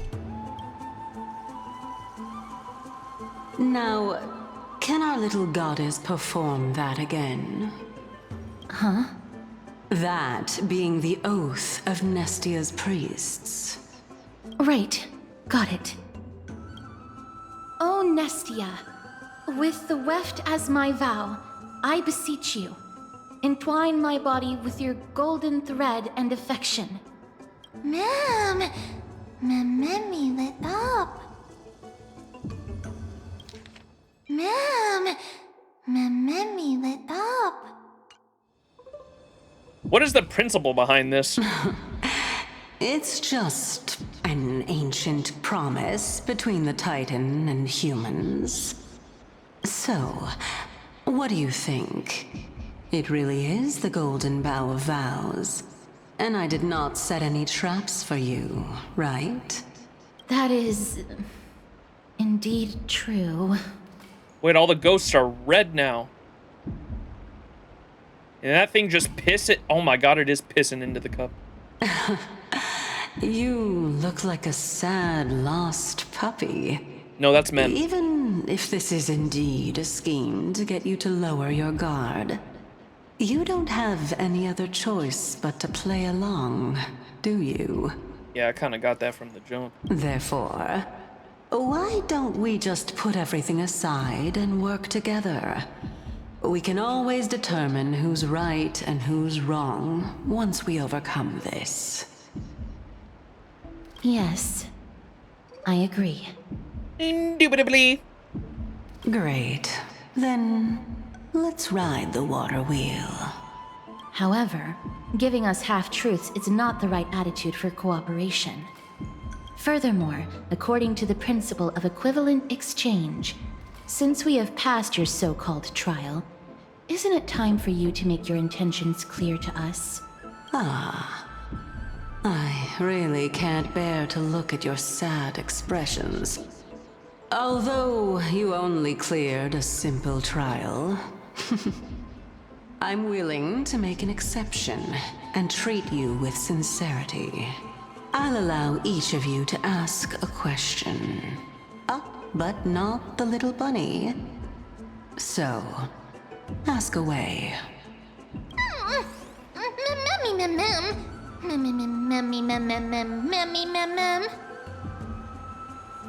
Is it because I'm too smart and you're afraid that the question I ask will turn Amphoreus upside down? Well, in that case, mister, please go ahead. What is your true identity? Why don't you show your true appearance? What is your purpose for testing us? Why do you say that our fates are intertwined? Me first, but why? Need to waste our question. I don't know. Which one will give the most interesting answer, do you guys think? 1, 2, 3, 4, 5. Should have been an option for her 3 sizes. What 3 sizes?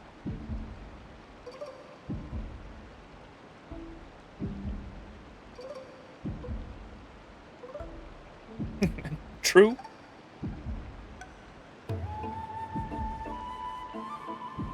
Every? Can I do everyone? They said I can only ask one.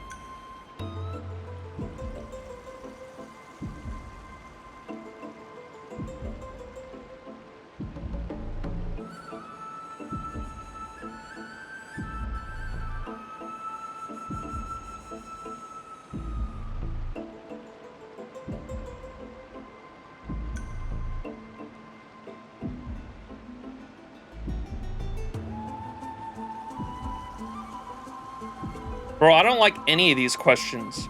Can I ask her what her relationship with Aglaya is? What is your true identity? Why don't you show your true appearance? What is your purpose for testing us? Why do you say that our fates are intertwined?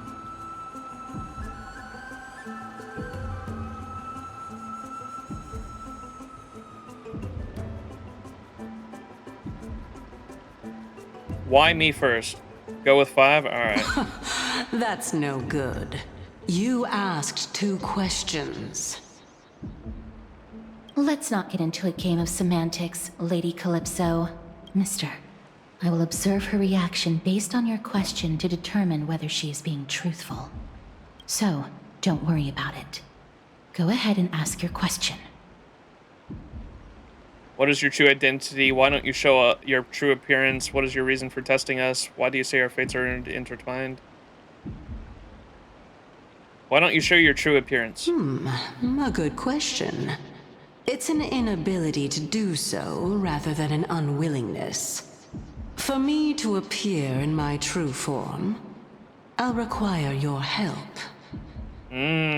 Well, it's your turn now, little goddess of death.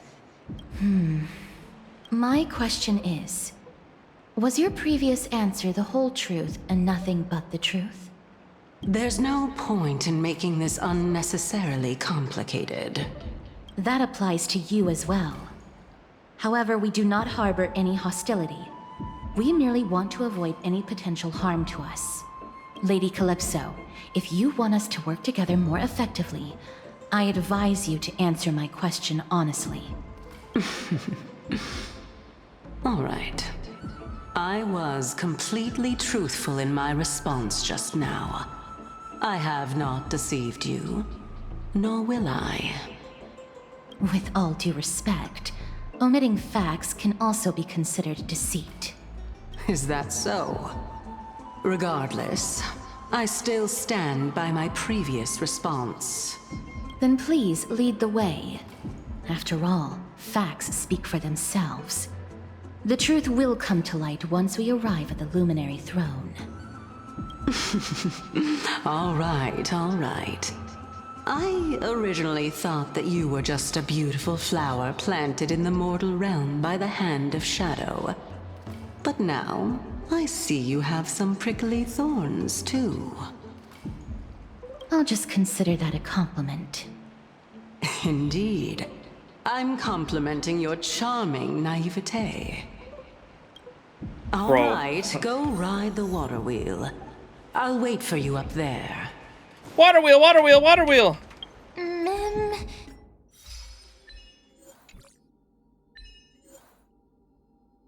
Adonis elevator. Stand upon the...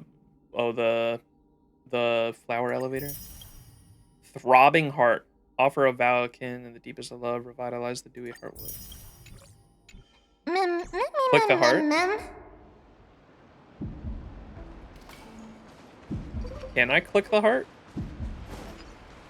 I don't know if I can.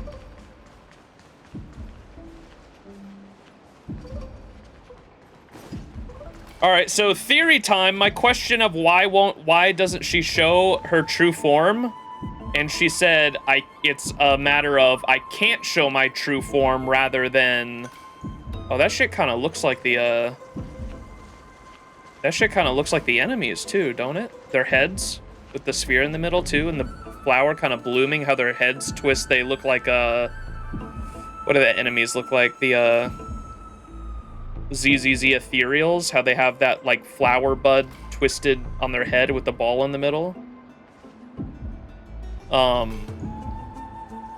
But she said it's a matter of I can't show my true form rather than an unwillingness, and I'll need your help.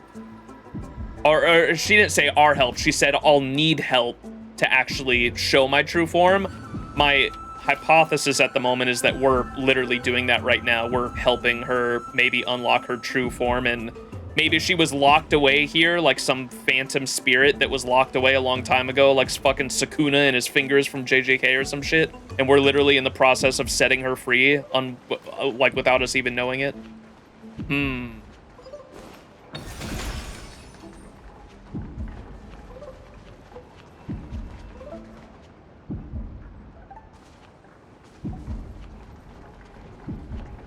Tell me that don't kind of look like maybe that's her, and we're like literally, we revitalized that heart. That seems like the heart of the tree though. Oh, these things right here, look. See how their heads kind of bloom? It kind of looks like a flower like opening up and blooming, and then there's the sphere in the middle of its head. That's what that reminds me of right there. Visually, don't it? But this one's like closed, but the enemies have like it blooms open. Banana heart. I'm blooming. Oh wait, we go up there. So we activated the heart, and these things turned red. The spirits all turned red, which is spooky.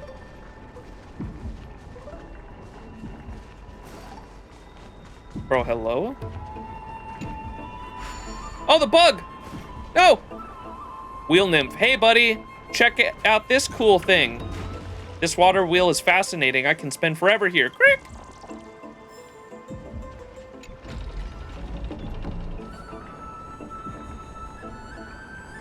The infinity symbol's on here, too. You guys see that?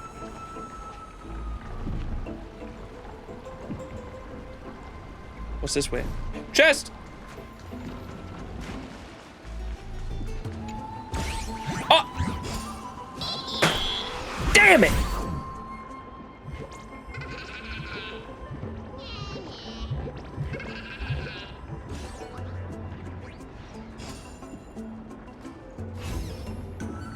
Yeah, yeah.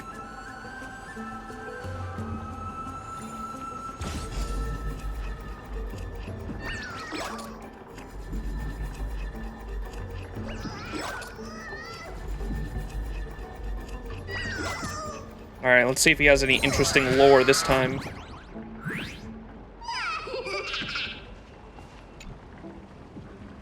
Recognize this place? You're standing in a Titan's heart. Okay, so it is a Titan's heart. Or it's the heart of the Reason Titan, because that's what the face was on the tree that we're inside of. If I could manage to steal that, oh, the heart, I, Bartholomew, would go down in history as the greatest thief of all. You're all talk. Oh, not interested in my treasure chest anymore?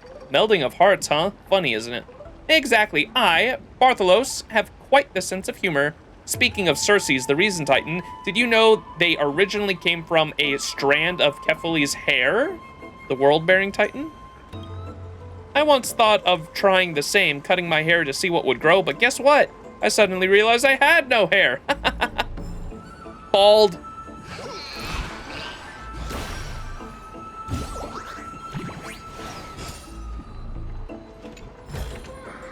Looks good.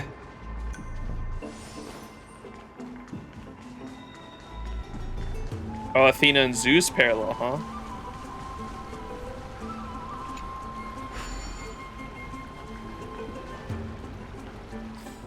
They're on this. During their advance, a mysterious woman, blah, blah, blah. Okay, that has literally not changed.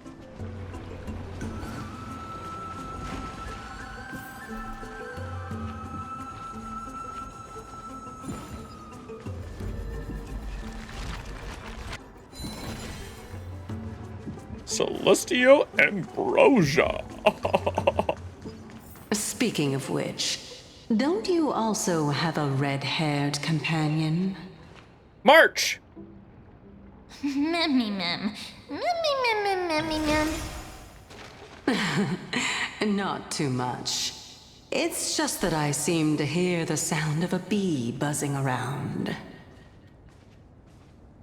Lady, your metaphors are not worthy of praise at all. Since when is March red-haired? Maybe she dyed it. Erythrocamist. What the fuck, nymph?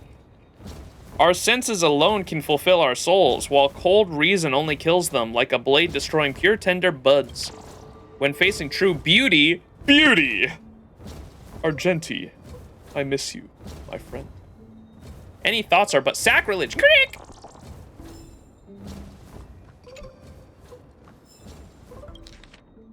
On regional characteristics of ritual, excerpt.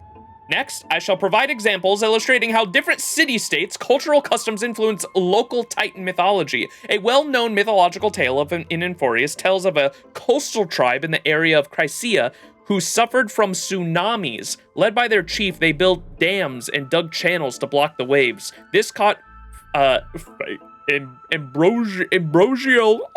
Fagosia, the Titan's playful attention, who destroyed their work with giant waves. When the chief angrily questioned this, the Titan transformed into a great whale and proposed a wager. If they could cross the sea to a distant land within 7 days, the Titan would cease troubling them and grant them their treasure. But should they fail, their coast would forever remain submerged. In common versions, humans triumph because Aquila taught their chief to build rafts in dreams with help from Gregory on their journey.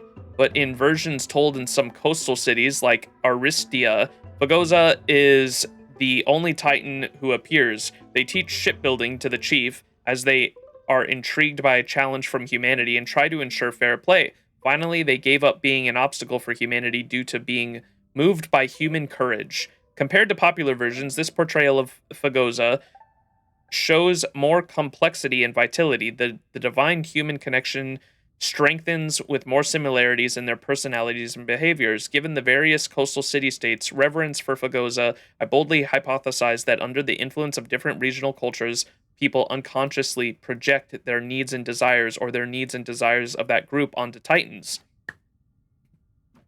No, that can't be the case.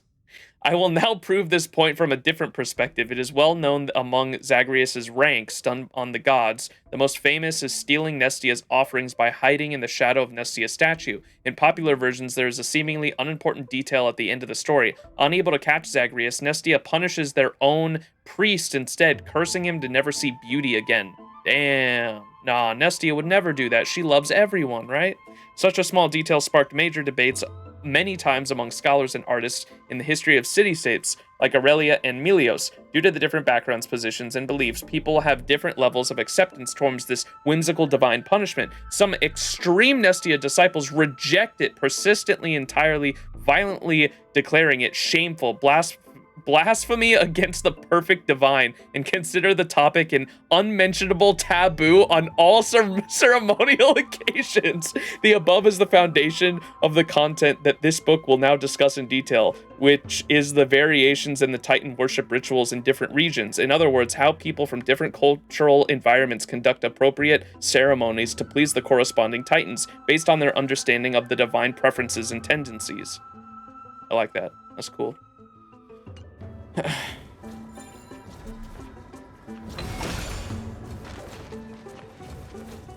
Beep boop bop. Is that 2 lore cards over there? Holy shit, though. On the duality of Circe's preamble, in the years that offers verifiable historical records, the study of Titans has become a prominent science and has continued to flourish. However, it seems that exploration into Circe's has never gone deeper than the surface level. As the Newsporus scholar, I must say that this phenomenon is ironic, that our research into reason lacks any depth of reason at all. In my many years of research, I have noticed that a phenomenon that is worth serious consideration as the manifestation of reason, what Circes themselves displays, are not purely logical characteristics, but a subtle duality. This duality is not only reflected in their choice of form, but also in the way that they influence the world. The riddle of form. First, let us consider a question. Why would the embodiment of reason choose to descend to the world in a form of a giant tree? This choice itself harbors a deeper meaning. There are many records of scholars' thoughts regarding this question in ancient writings of the Grove of Epiphany. Some believe that this is a rejection of geometry, that some believe that this hints that logic must be rooted in reality. According to the records saved in the Library of Philia, Circes first took root in the world right at the beginning of the era of Creatura. The world at that time was full of chaos and instability, yet Circes chose to tightly intertwine themselves with the earth through their roots. This choice insinuates that logic is not a fact above nature, it actually needs to grow in the soil of reality. The dual authority of reason. In my research, I have discovered that the authority of Circes actually consists of two seemingly contradictory aspects, rational thought and the procreation of life. This kind of duality has never been seen before in another Titan. When we observe the white dryads of the Grove of Epiphany, this duality is particularly clear to see. They are not only capable of carrying out philosophical speculation, but also maintaining the most primordial life force. What is the Dryad of the Grove, chat? White Dryad of Grove? They were mentioning that when we came in. I didn't know what the fuck they were talking about. Is that just like a follower or a person in the Grove, or what? What is a White Dryad? The statues? Oh. When we observe the white dryads of the Grove of Epiphany, this duality is particularly clear to see. They are not only capable of carrying out philosophical speculation, but also maintaining the most primordial life force. The blue ghosts. What the fuck are they? In my recent research of the rings of the sacred tree, I discovered that the growth of its rings, the rings of the tree, displays surprisingly order and regularity. This order bears a striking resemblance to the golden ratio summarized by the ancient mathematicians. This seems to show that the foundation of reason comes from the observation of the laws of nature. A dryad's a spirit of a tree, soul of a plant, I guess. The rings! Unity of knowledge and life. In the history of the Grove of Epiphany, we can see how Circes perfectly unifies these two seemingly contrasting qualities. They are both the guardian of knowledge and the nurturer of life. Whenever the sparks of inspiration burst forth from the grove, the giant tree will condense dew to sustain new ideas. These ideas will be converted into nourishment to promote the growth of life. One particularly noteworthy idea is the Chamber of Purifying Tears designs. Is that what we were just in? The Chamber of Purifying Tears. The traditional view is that cold aids in activating the The traditional view is that cold aids in activating the brain and promoting thought. However, I have discovered through research that cold is a form of purification that allows those who seek knowledge to return to life's most basic and authentic state. This kind of ritualistic design perfectly embodies Circe's dual attributes of reason and life. The Kool-Aids? I don't know what the fuck that's saying.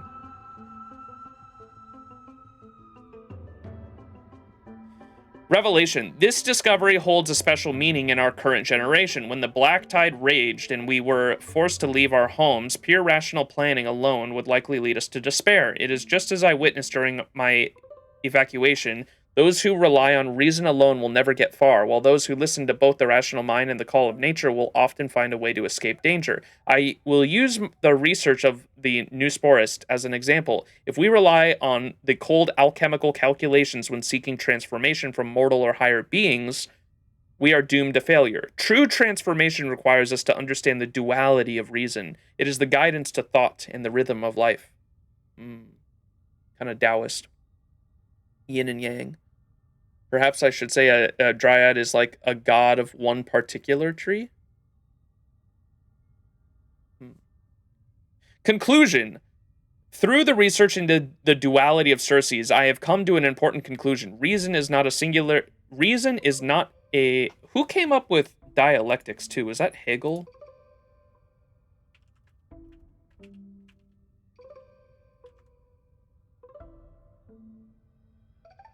Okay, well, there's not one singular inventor It evolved, but ancient Greek philosophers such as Socrates, through Plato's dialogues, and Heraclitus emphasized the unity of opposites are foundational, with Zeno and Elia developing it as a formal art of dialogue. And Hegel, okay, this is where because I learned it through Hegel. Hegel later systematizing the thesis, antithesis, synthesis model. Okay.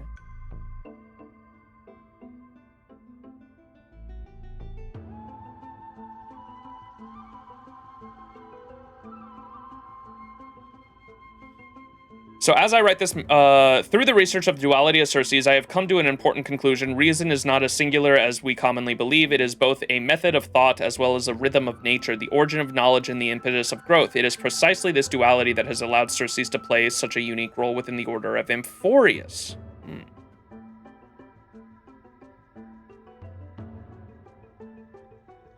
Both a method of thought as well as a rhythm of nature. The origin of knowledge and the impetus of growth. It is precisely this duality that has allowed Circes to play such a unique role with the Order of Amphoreus. As I write this manuscript, I cannot help but recall the white dryads I saw in the Grove of Epiphany as they unfurled their branches and leaves under the rays of light. They not only abode by the most rational rules of growth, but they also displayed the most natural form of vitality. Perhaps this is the most direct hint that Circes has left for us, the true reason we must coexist symbiotically with life itself.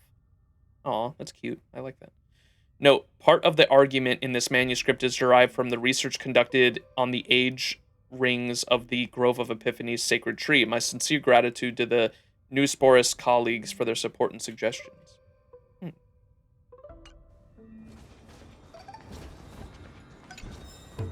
Tearful Tales collection.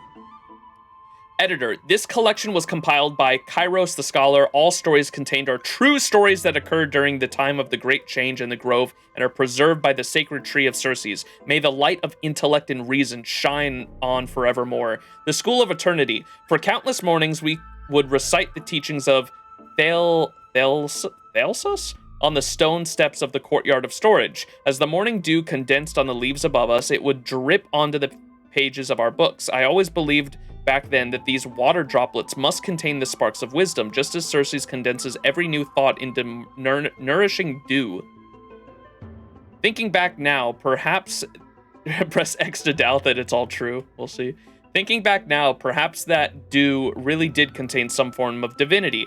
How else would we have enjoyed such wonderful moments inside the grove for so long? How else would even the dullest of students have been able to gradually achieve enlightenment within it? The final lecture.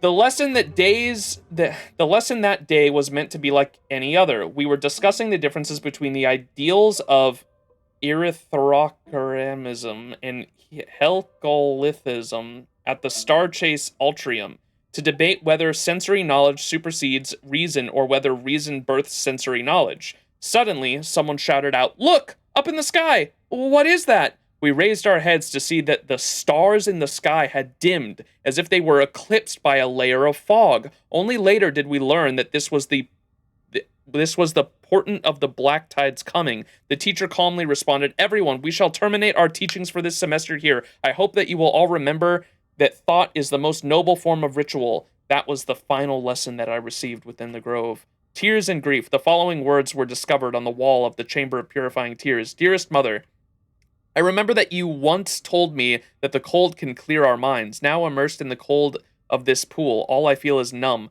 I never got to see you on the day that you left us. You followed the caravans to Akama and said that you would bring back a copy of On the 7 Emotions and 3 Forms of Love. But the black tide came too quickly. Now I finally understand why this place is called the Chamber of Purifying Tears. This pool is not only purifying my body, it is also washing away the sadness in my heart. Oh, how I wish I could taste your cinnamon rolls just one more time. Your daughter, Elena. Urethra. Dying ramblings recorded from a dying white dryad. Why is this talking about like the black tide? This seems like it's like old, no? Tearful Tales collection. Why are they talking about the black tide coming?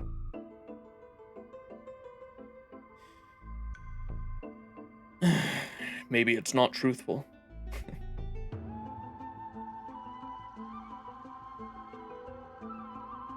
The dying ramblings recorded from a dying white dryad. They said that we would die, but how could a tree fear death? Our root systems are connected and our memories flow between us. Even if our branches dry and rot, the seed of intellect will sprout again. I remember the scholars who would come and go through this land. They would speak to us and see us as beings of wisdom. It was fascinating. They forgot the wisdom of life itself in the pursuit of eternal knowledge. When the black tide breaks us down, it is the youngest branches that wither first. This reminds me of the first lesson of Circe's. Reason must be rooted in the earth. It made the sun go out, or it blocked the stars, yeah. Confessions of a Fugitive. As I escaped with all the books I could carry, the Library of Philia had already been mostly overrun by the black tide. Those precious manuscripts dissipated into a cloud of black smoke in an instant. I came across many other scholars who were trying to escape along the way. We supported each other and shared what rations we had remaining. When we were overwhelmed with fear, we would take turns reciting the content of the works we could not remember, so we wouldn't lose the wisdom of the grove. As we were running away from the grove, it was with uttermost irony that we kept remembering the warning of Thalsus shared in the regarding the pilgrimages. When you are chasing after the stars, make sure to pay attention to what lies underfoot. Perhaps this is some kind of cruel joke of fate, that we have come to this place to pursue knowledge. It is only when we were running for our lives that we finally come to understand the teachings of the sage that came before us. Final prayer, a slate discovered next to a corpse. O great Circes, you have taught us reason and intellect, but never the terror of death. As the black tide devoured your roots, I saw the final leaf of your branches still trying to stretch out and reach towards the skies. If this is truly the end, please grant me your tenacity and allow me to think until my final moment. Editors afterward. As I was compiling these stories, I often found myself unable to stop crying. As each tear fell onto the paper below, it would cause the ink to spread into a small pool. It was as if those who had passed were still trying to tell me their unfinished stories. However, I think that this is the final epiphany that Circes has left us, that even in the darkest times, the core flame of reason will never be extinguished. If you are reading this in the distant future, please remember the Grove was not merely a place that imparted knowledge to countless scholars, it is also a symbol of our ideals and beliefs. Though we have fallen, our ideals and faith will always remain here, never to be extinguished.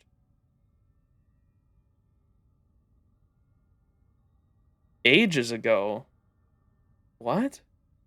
Did the black tide was here originally and they got rid of it, or what?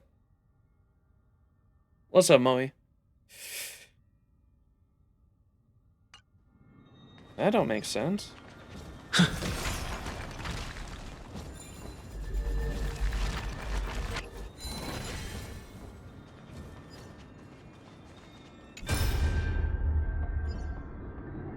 Maybe these guys will give us... Oh! An Axa!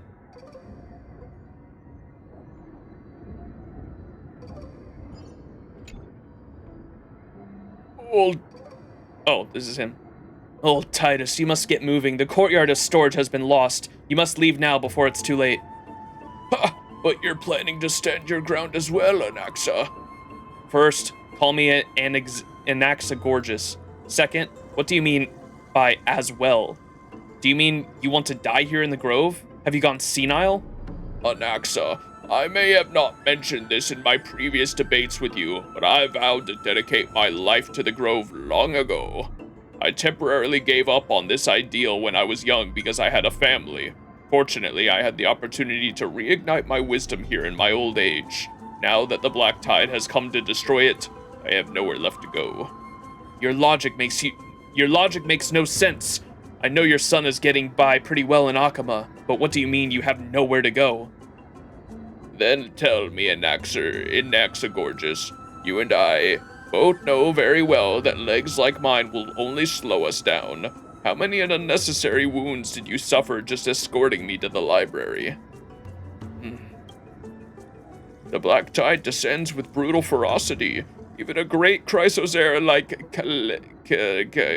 Callinicus lost their life to it. Oh, that guy died. The guy that said he was a Chrysosaur earlier. I don't expect that I would be able to leave. I simply wish to sit and read in the Grove Library one last time. You stubborn old fool. Have it your way. We were never able to decide a victor in our debates anyways. Let's count this final one as your victory. Let us meet again in the Nether Realm. old Titus. Take care. Finally, it's quiet again. Let me see. I wonder if these brats have been sneaking impure content into the collection. Impure content? Bro's looking for some crazy shit. Just as I expected. One punch gotta kill a One Punch Man?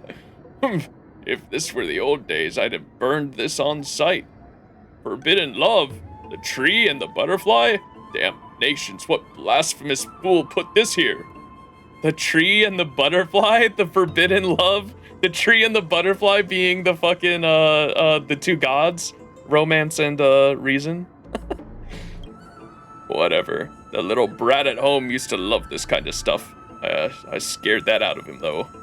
In my final moments, I'd just like to see what is so special about this brain-rotting nonsense. Ha ha! Scandalous, just scandalous! He found the Yuri stash. Beasts of the old black tide, I won't allow you to touch our collection!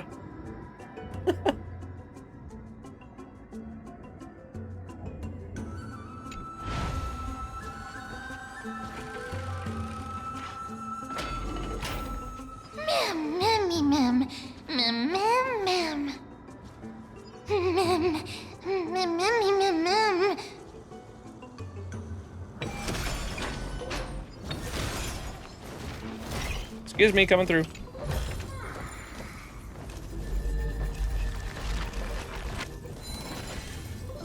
Celestial Ambrosia. Calyx! Yoink. Zoom. I love that animation of the thing going up here every time. Oh, looks like we can go over there. Puzzles. Oh, there's a boss down there too. What's that down there? What's that? Hey, there are stars in the sky. Who in chat said look up in the sky, there's stars? There are stars. So when the black, that shit was like way in the past, I'm confused. It was like the black tide's been here before.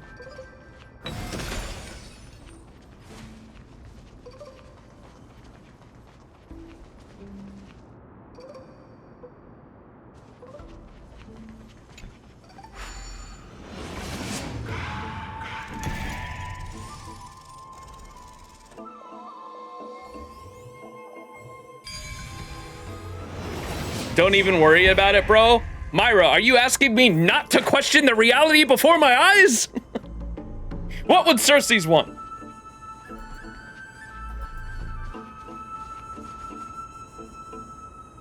Twibby. Whoa! It's little Gray, little Cass, and the pink puppy!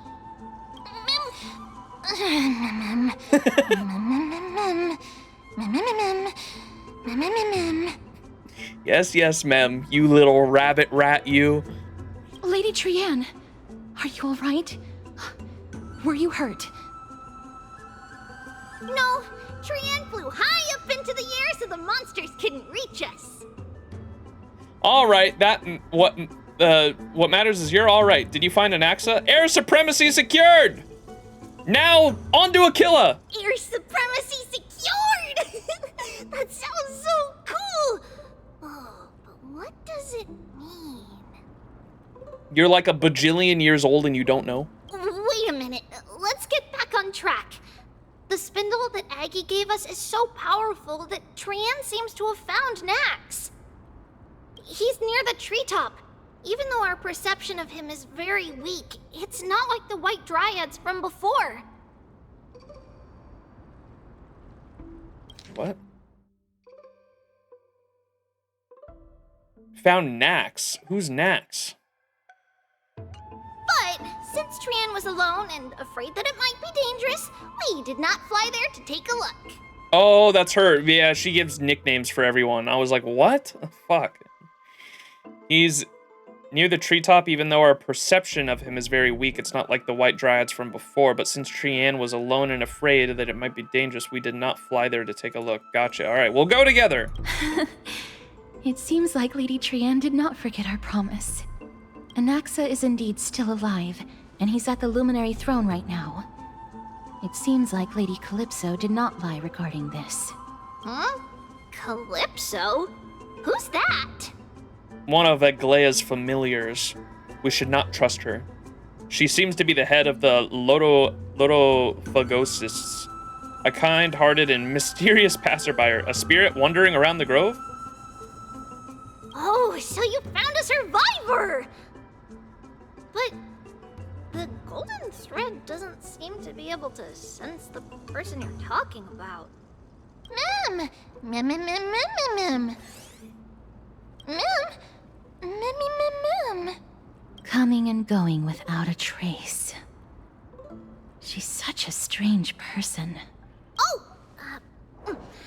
Actually, Trian also found this. Could this be related to the person you're talking about? Uh-oh, don't touch that, Trian. That shit's related to the black cloaked reaver. This is a piece of burnt cloth. Yup! Trian found it on a branch not long ago. Trian even used the golden thread to search around and found that the entire grove is giving off a similar aura. Uh-oh. Memmy... Memmy mem mem mem... Mem mem memmy mem? Trian doesn't think so. Because when Trian picked it up, we didn't see anything at all. And judging by the golden thread, the aura seems to be all around. Uh-oh. Lady Trian, where is the aura gathered at right now? It seems to be... Oh! A little higher and a little ahead of us. The Dome of Devotion. Dome. Calypso, just what are you hiding? Such a fine growth. Lotophagosius nymph. These sage lotuses seem to be growing well, but their roots and seeds are nice and fat.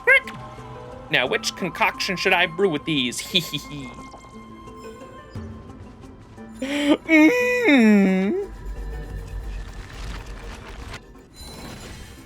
Ashia Doman. Lore!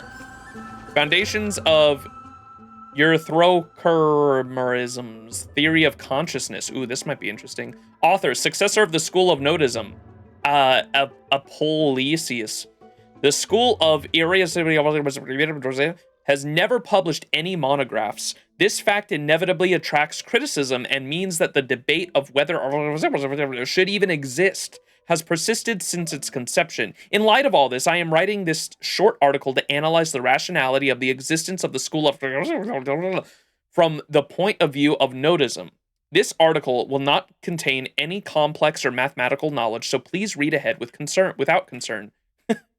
Let us first recall the original purpose of founding. It is said that the sage who founded summarized this as being the information that we receive directly through our senses is the most pure.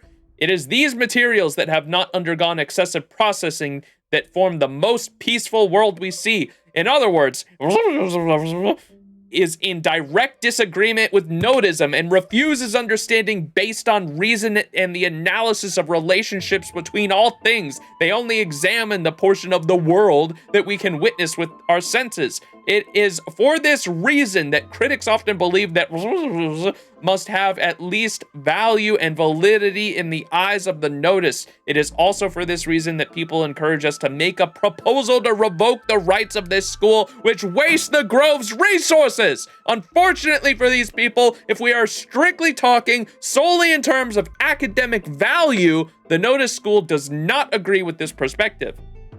To us, the happen to be an outstanding example. They strive to preserve human subconscious reactions to all things and use this to obtain a clear recognition of the exact nature of our minds. Kind of sounds like the remembrance in a way.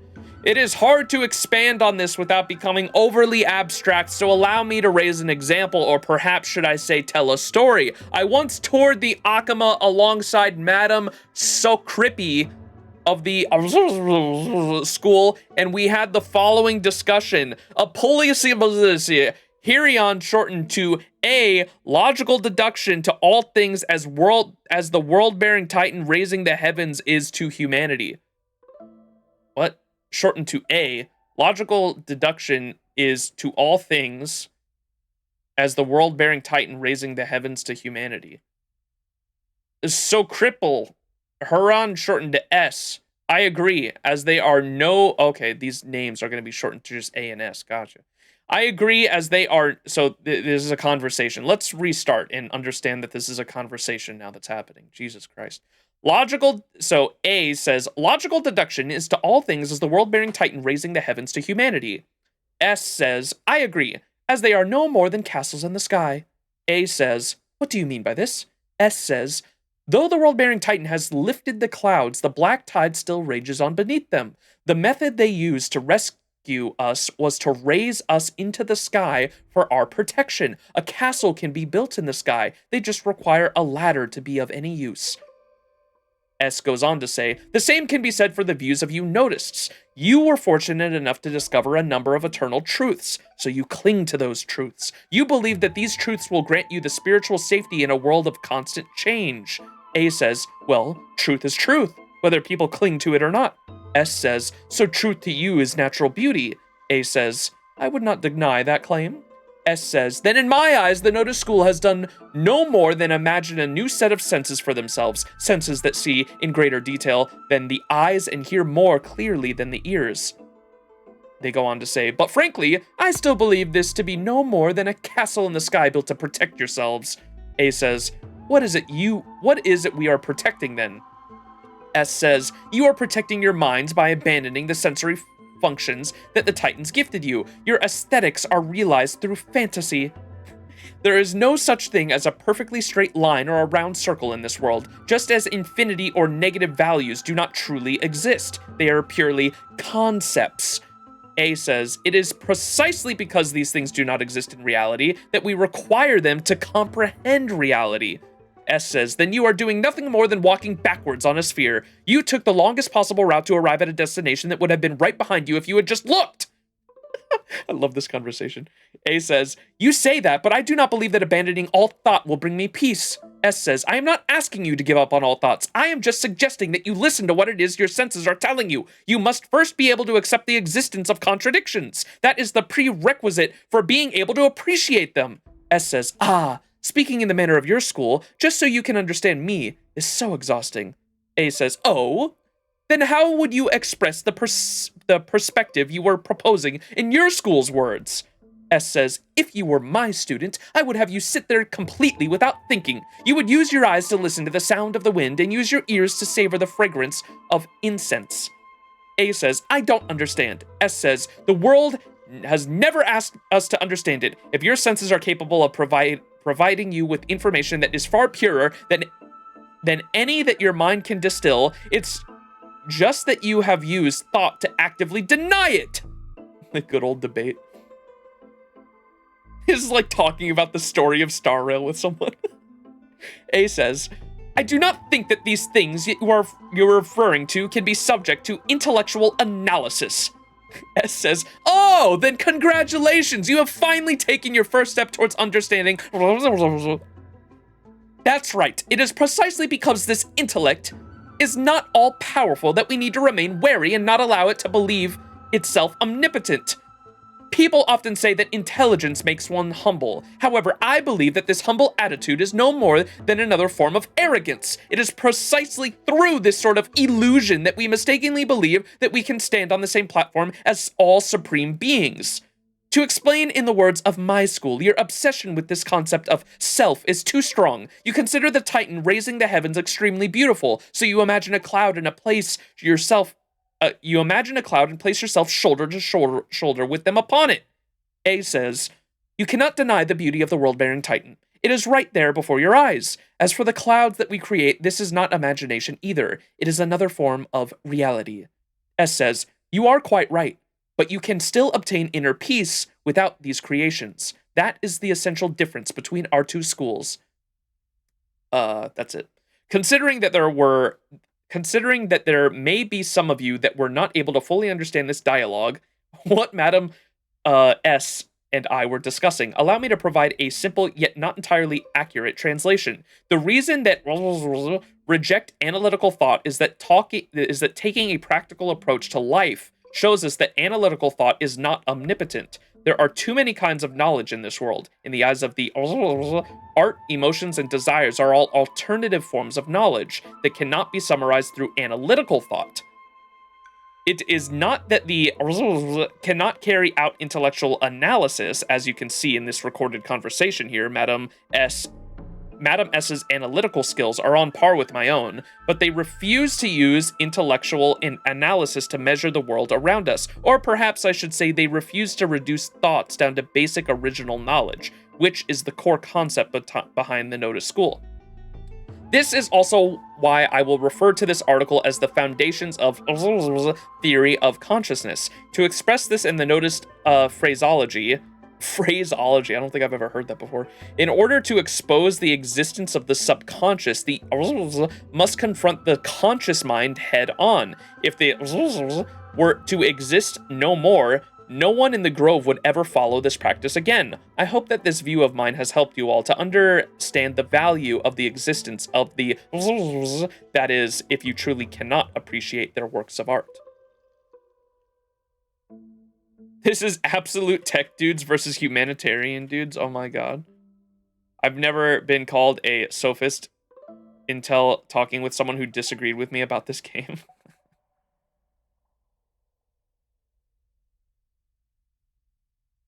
It's basically... Why is Max speaking in Gollum language? The fuck is this? Empiricism? The theory that knowledge is derived from sense experience stimulated by the rise of experimental science. It developed in the 17th and 18th centuries, expounded into particular by John Locke, George Berkeley, and David Hume. Empiricism? Am I saying that right? The philosophical theory that all knowledge originates from sensory experience and evidence. Posting the mind starts at a blank slate, tabula rasa, filled with observation rather than innate ideas. Key principles emphasize learning through senses, sight, touch, etc., and experimentation contrasting by rationalism, reason. Major proponents include... empirical data. Okay, so empiricalism, essentially. Empirical data. Makes sense. Thank you for that. All right, interesting.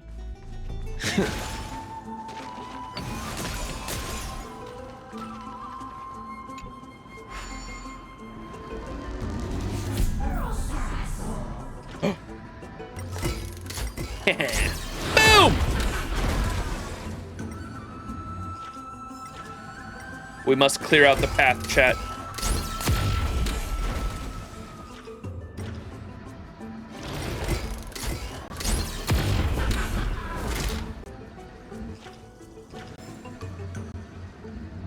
Oh.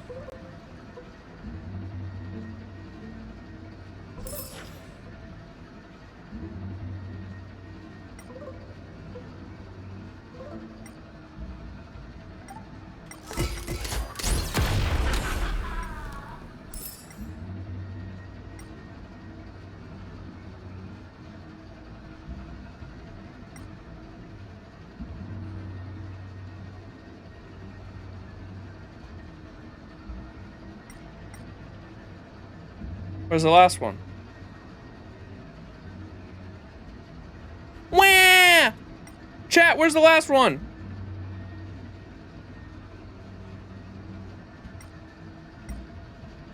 I see. Where?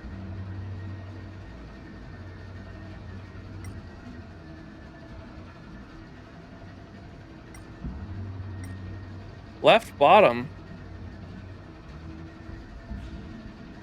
Oh, is it in the tree? Wait, I think I see it. Yeah. Dub!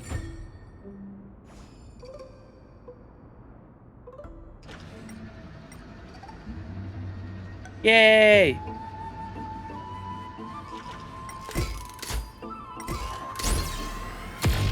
Wow!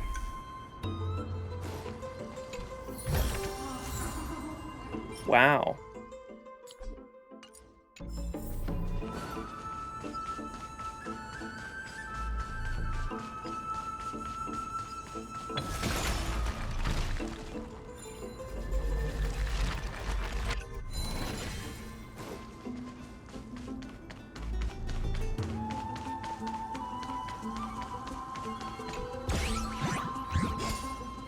Damn it!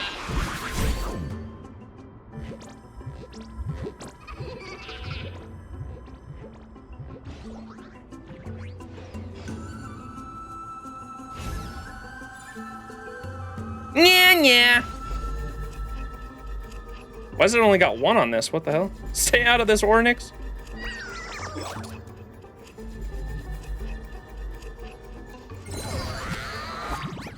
Bro did not put up a fight. Indeed, as I said, the tricks are under the Titan's nose! Haha, I get it. However, tricks must involve surprise attacks! Oh! I choose you! Can I have fun this time?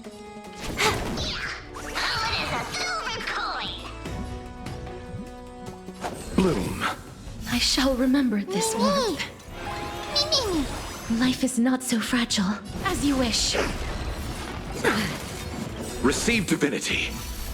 Repay. Trust me, we can do anything!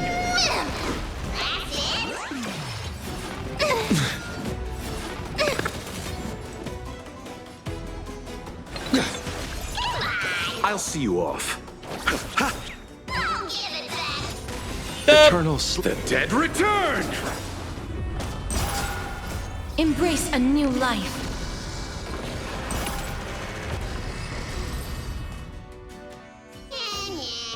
Reach the end of the story in your own way.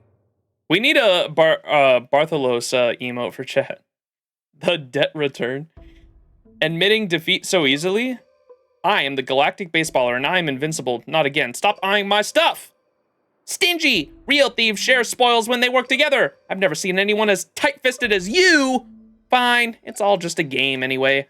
Even Ancestor Zagreus once said the ultimate meaning lies within the game. Only the game can make its meaning point back to itself. Kinda sounds like aha. Zagreus? That's pretty profound to them. That tone doesn't sound like Zagreus. Yeah, wait a second. Maybe it wasn't Zagreus that said that, but maybe it wasn't Zagreus said what Zagreus said, but what I said. No, Bartholos, would never speak like that. It must have been what Zagreus said. All right, we're old friends now. Take your treasure and devote yourself to your own game. We'll meet again.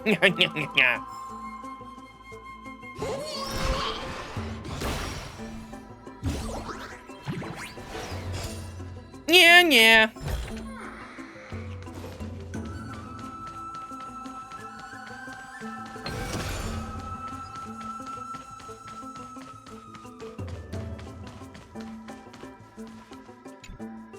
The Sage's statue has been preserved to this day due to proper maintenance. The years have eroded away its details, but the story cannot be wiped away. Is that so?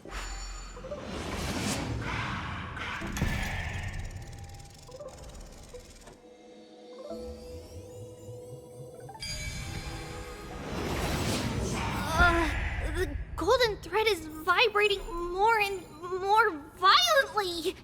Uh-oh. Everyone, let's be even more cautious.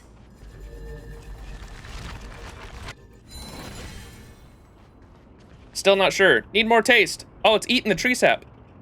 Greg, this ingredient. It's sweet. Nothing like what the records say.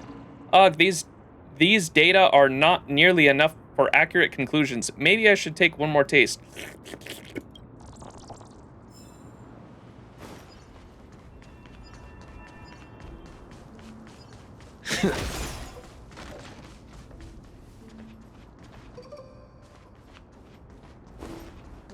Any lore around here? No lore? What doesn't make sense? The dead will return and the coffin appears and the sky is upside down. That's pretty cool.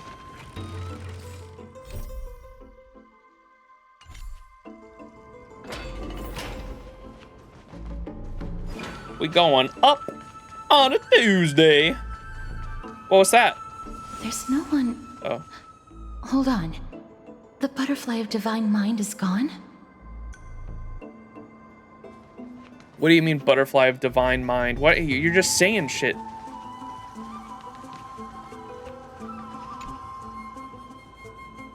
Love spoke to me. I am the untamed wind, arriving unbidden to embrace your flame. Gently entwining, I stoke your fire to brilliance and then let it slowly die down. I call upon miracles of reason. Read all enlightenments in the Grove of Epiphany. Is there supposed to be a giant golden butterfly here? It kind of looks like a butterfly in the roots.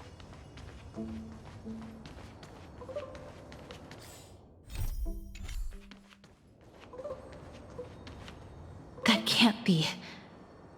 Was it for fending off the black tide? Or perhaps... What exactly is this butterfly of divine mind? Is it a very powerful guardian monster?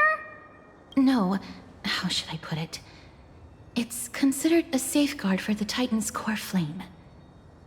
This butterfly is created from Nestia's remaining divine mind and bears the responsibility of guarding the core flame.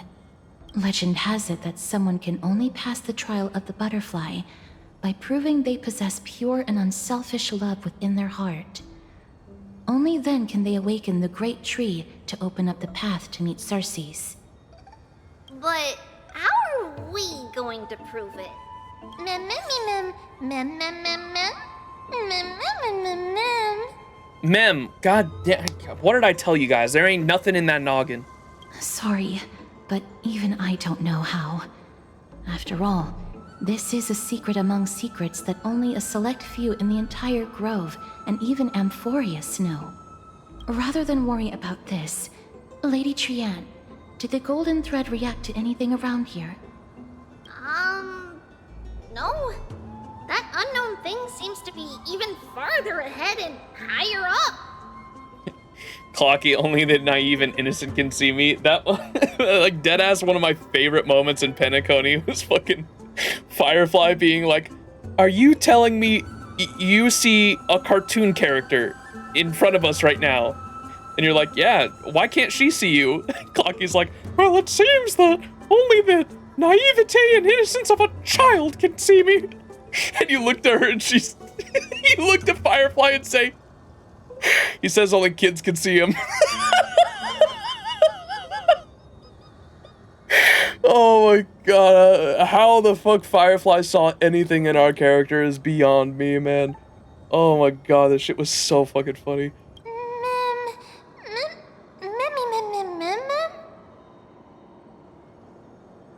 Isn't it a dead end up ahead? Perhaps we can try again. Let's see if the butterfly will still react to the golden bough of vows despite having dissipated. If it's indeed the token mentioned in the legends, there should be a reaction. Take a petal from the golden bough of vows. You take a single petal from the golden bough of vows and offer it with both hands. The butterfly didn't even move an inch. Just hang on a little longer. A sincere heart will prevail. Pick up the petal and wave it in front of the butterfly. Chew on the petal with a highly provocative expression.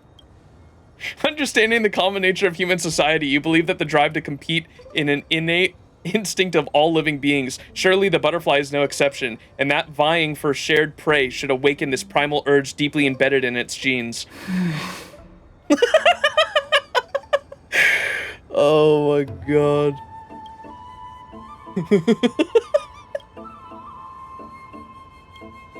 Alas, it seems to have declined your challenge for a duel.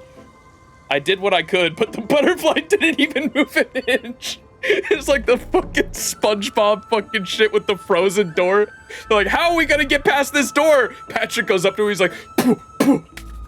Open sesame. Well, I've tried everything I could. Do we also have to use some kind of special? I tried everything I could, casters. I think we're out of luck. Let me give it a try.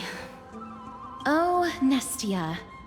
With the weft as my vow, I beseech you, entwine my body with your golden thread and affection.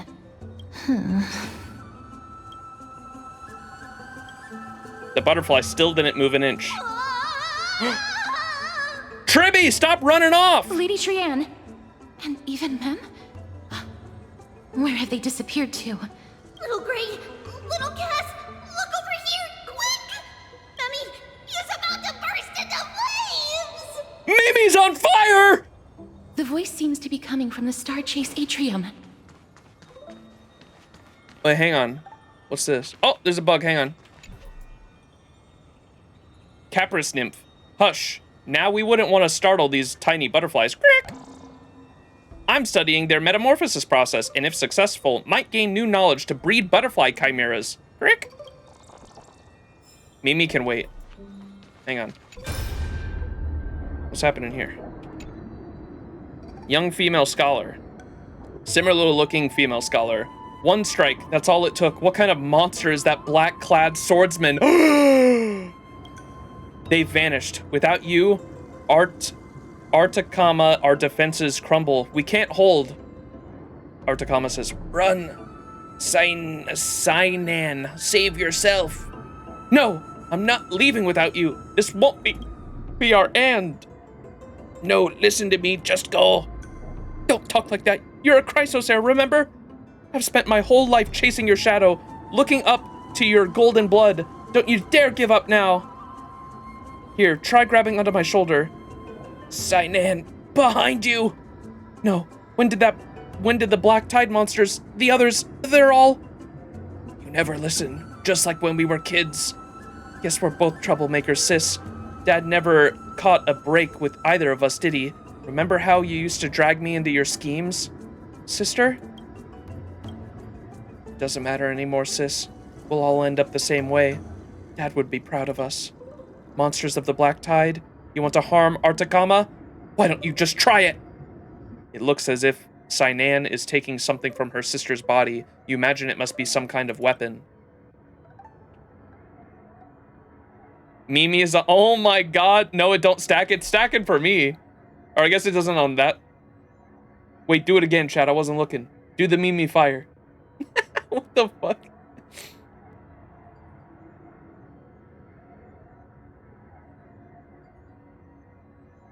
Yeah, the small one stacks. Oh, it's not stacking on stream. It is on my chat, though. Weird. Mimi's on fire! Mimi's on fire!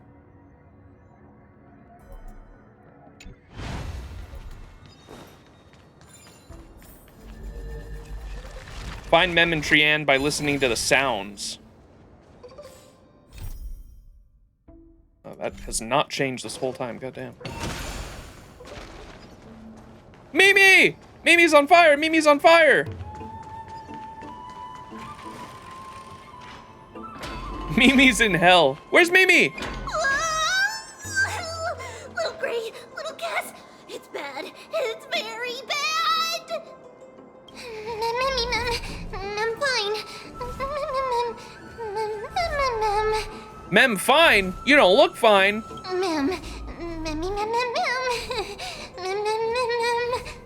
Horsey!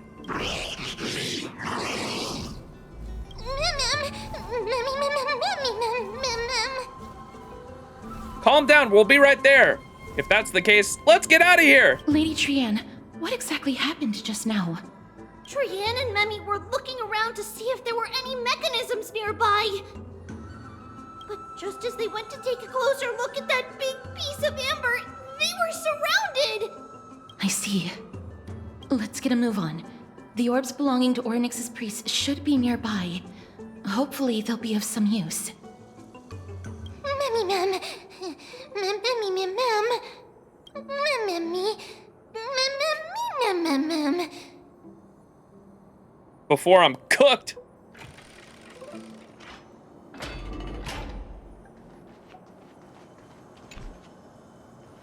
Path is blocked.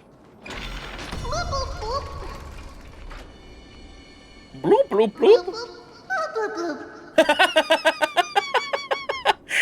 That was funny.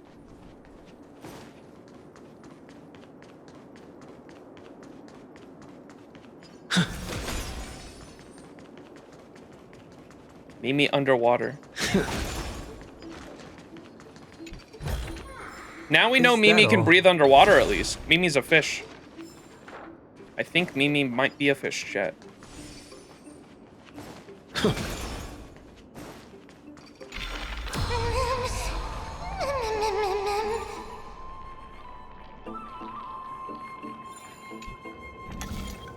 Not the demo! It's connected! Let's hurry! Memmy is already bouncing around due to the heat!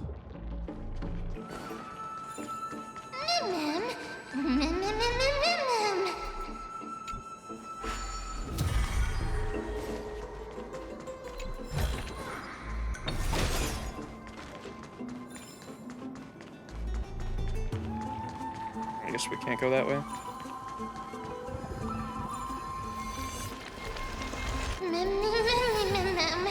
Shortcut. So warm, much comfort.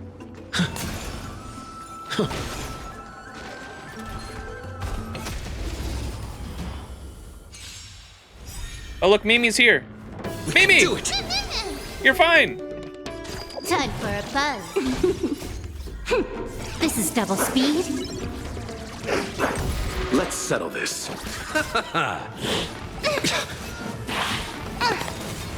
Receive divinity. Trust me, we can do anything. Me. Life is built here. Not a bad idea.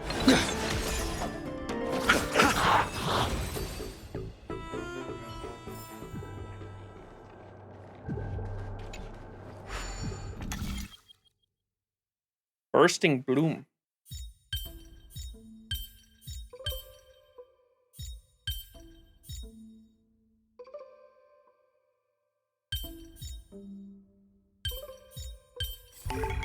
So that's how it works.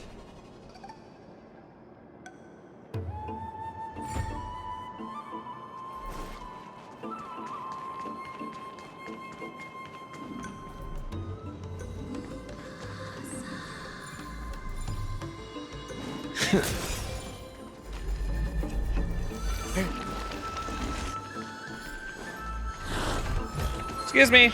Is that all? Whoa, what the fuck? Oh, it's because it's in the other realm. That's interesting.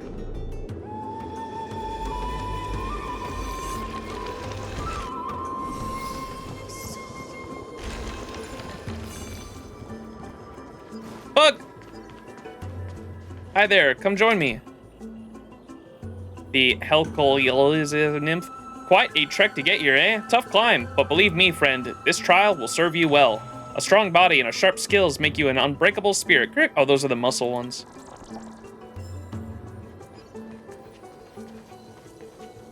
How I tried putting a hand under the light thing. I have not. I will try that, though. That sounds interesting.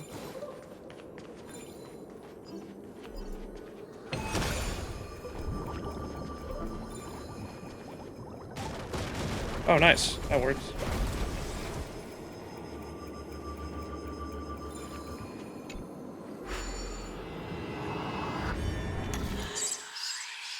Oh boy.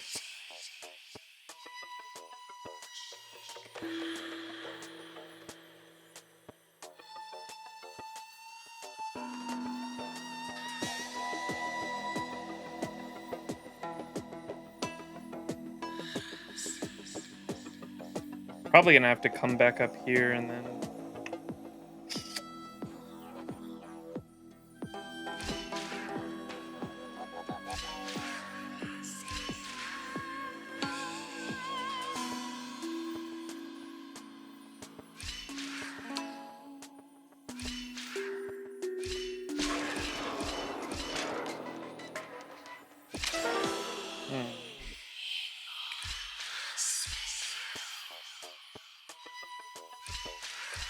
Ooh, you know what? We go left.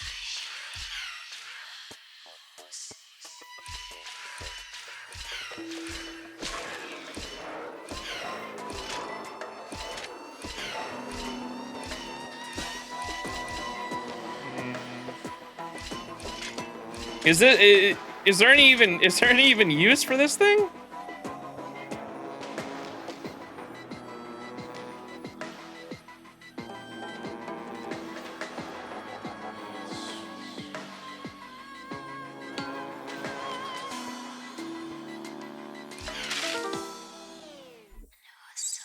All right, so if it falls through there, maybe we can do.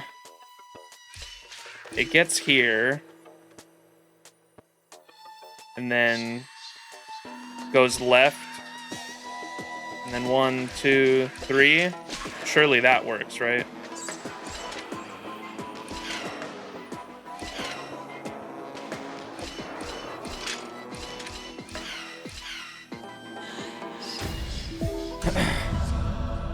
So fucking good at this game.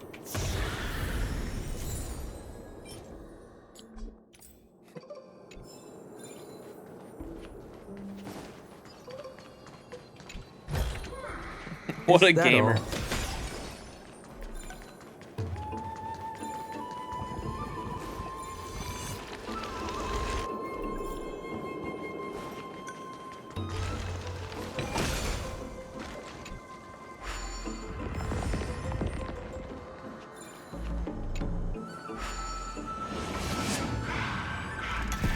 Oh, this is a shortcut. Hell yeah.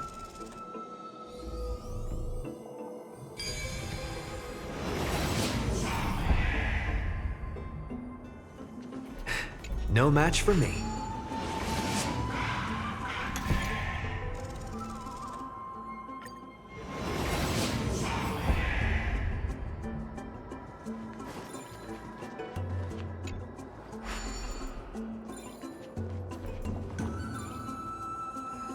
Mimi! Oh no, I'm starting to smell something delicious. What? Oh, it's Mem? We're gonna eat Mem?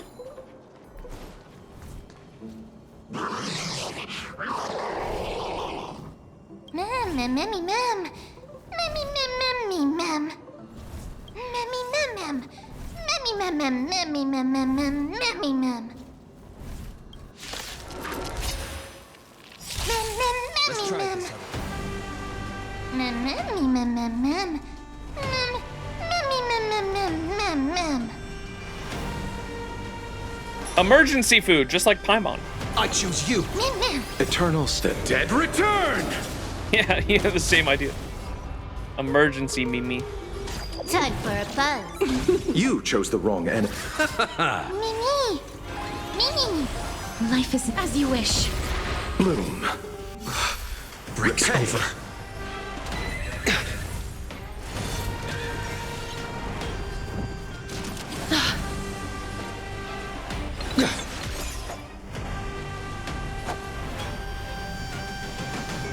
Receive divinity.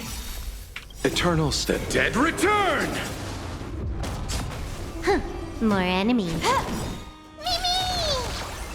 Embrace a new life.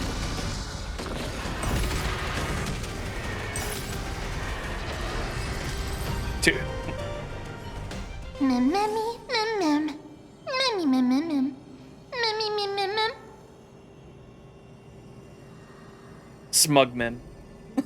Memmy, mem, easy. Mem, mem, memmy, mem. Just kidding, I just wanted to marvel at how Max and Cass always manage to resolve crises so effectively. It's the true damage and the dragon, I think. Memmy, mem, easy. Mem, mem, memmy, mem. Memmy, mem, easy. Mem, mem, memmy, mem. Oh, the enemy lore, I missed it. Ah, fuck, I'm sorry. Hopefully we find another one. I'm just so-so, only third best, you know? Actually, there's 4 of us. Mem. Memmy, mem, mem, mem. It's alright. Trian only just flew down. I'm glad that everyone is all right. Speaking of which, this piece of amber is... A remnant of Nestia's core flame. Lay gasp. To get to the throne at the treetop, gather the embers before you with the golden bough of vows, and present it to the divine butterfly. Whoa, where did you come from? You finally appeared, Lady Calypso. Yes, it's been some time. The battle just now was a true delight, and I feel quite elated. It seems like I'll really be able to rely on all of you to reclaim my true form. Lady Trianne, how does the golden thread react to her? Huh. There's no reaction at all. I imagine, and Castor's not being able to get a fucking tell on her either. I imagine it's because it's like not actually her, or she's not like actually there. It's some kind of projection. Obviously. After all, the fragment that you picked up just now is completely unrelated to me. And she also said what I was theorizing about earlier. Oh, elated? Is that why you said elation? Yes, it's been some time. The battle just now was a true delight, and I feel quite elated.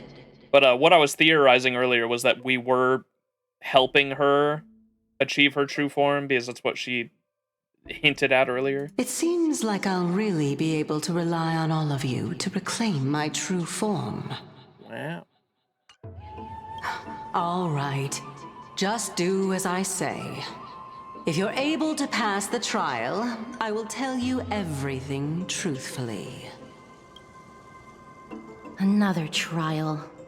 Mem. But we have to go to the treetop to find Nax anyway, right? I've got a hunch.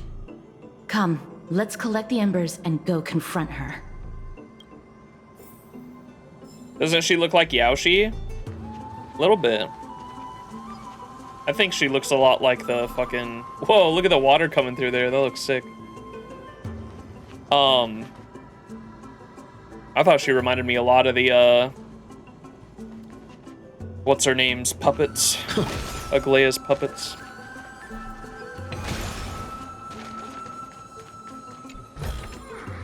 Is that all? Dude, this shit has not changed at all. Holy moly.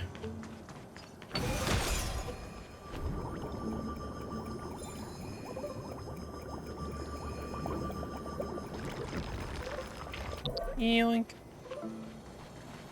According to Calypso, we just have to gather the embers before us with the golden bough of vows. Preservation amber, perhaps? Wait a second, chat. As the golden water lily touches the amber, flames spill from its petals. Curiously, the fire does not consume the entire flower, only faint sparks gather at the tips, subtly burning. How incredible. Mem. So now we just present this to the butterfly. Burning golden bough vows. Strange aquatic flowers. Their amber-colored soft flames sway imperceptibly. It is said that they are tokens of eternal vows between the revered deities. Mem. Garment maker? Yeah, I thought the dress that she was wearing reminded me of garment maker.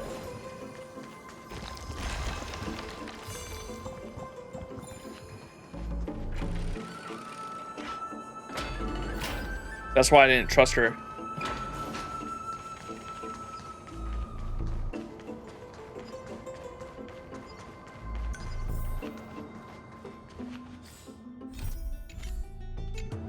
Offer embers.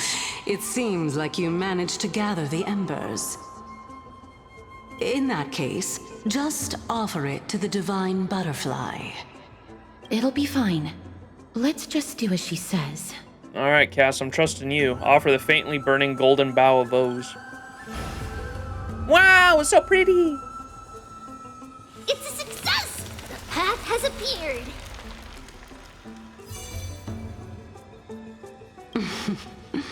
All of you have indeed passed the trial. Oh, Nestia's illusion, Titan's sad cry. What the hell? The sound of a butterfly's wings. The Titan is sad. I'll be back shortly. Oh! Of course, our promise still stands.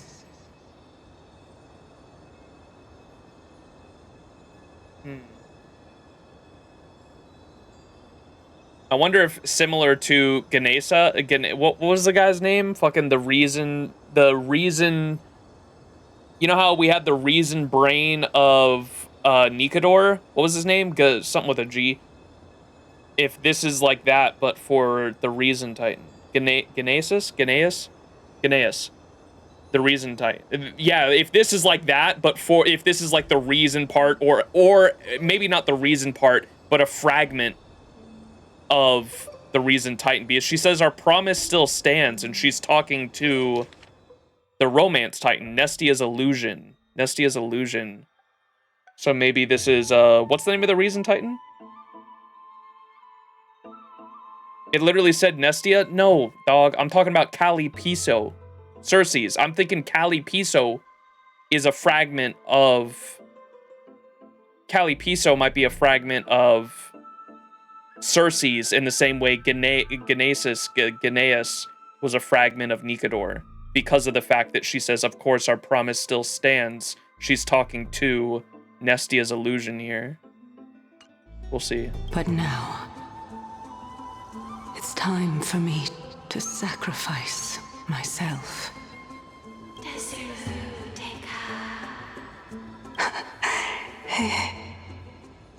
If the West Wind ever ends, let that be the place where we reunite. Farewell, my love. Lady Calypso, this is... It's nothing much. Thank you so much for your help. Now, it's time for me to fulfill my part of the promise. Well, in that case, I can start.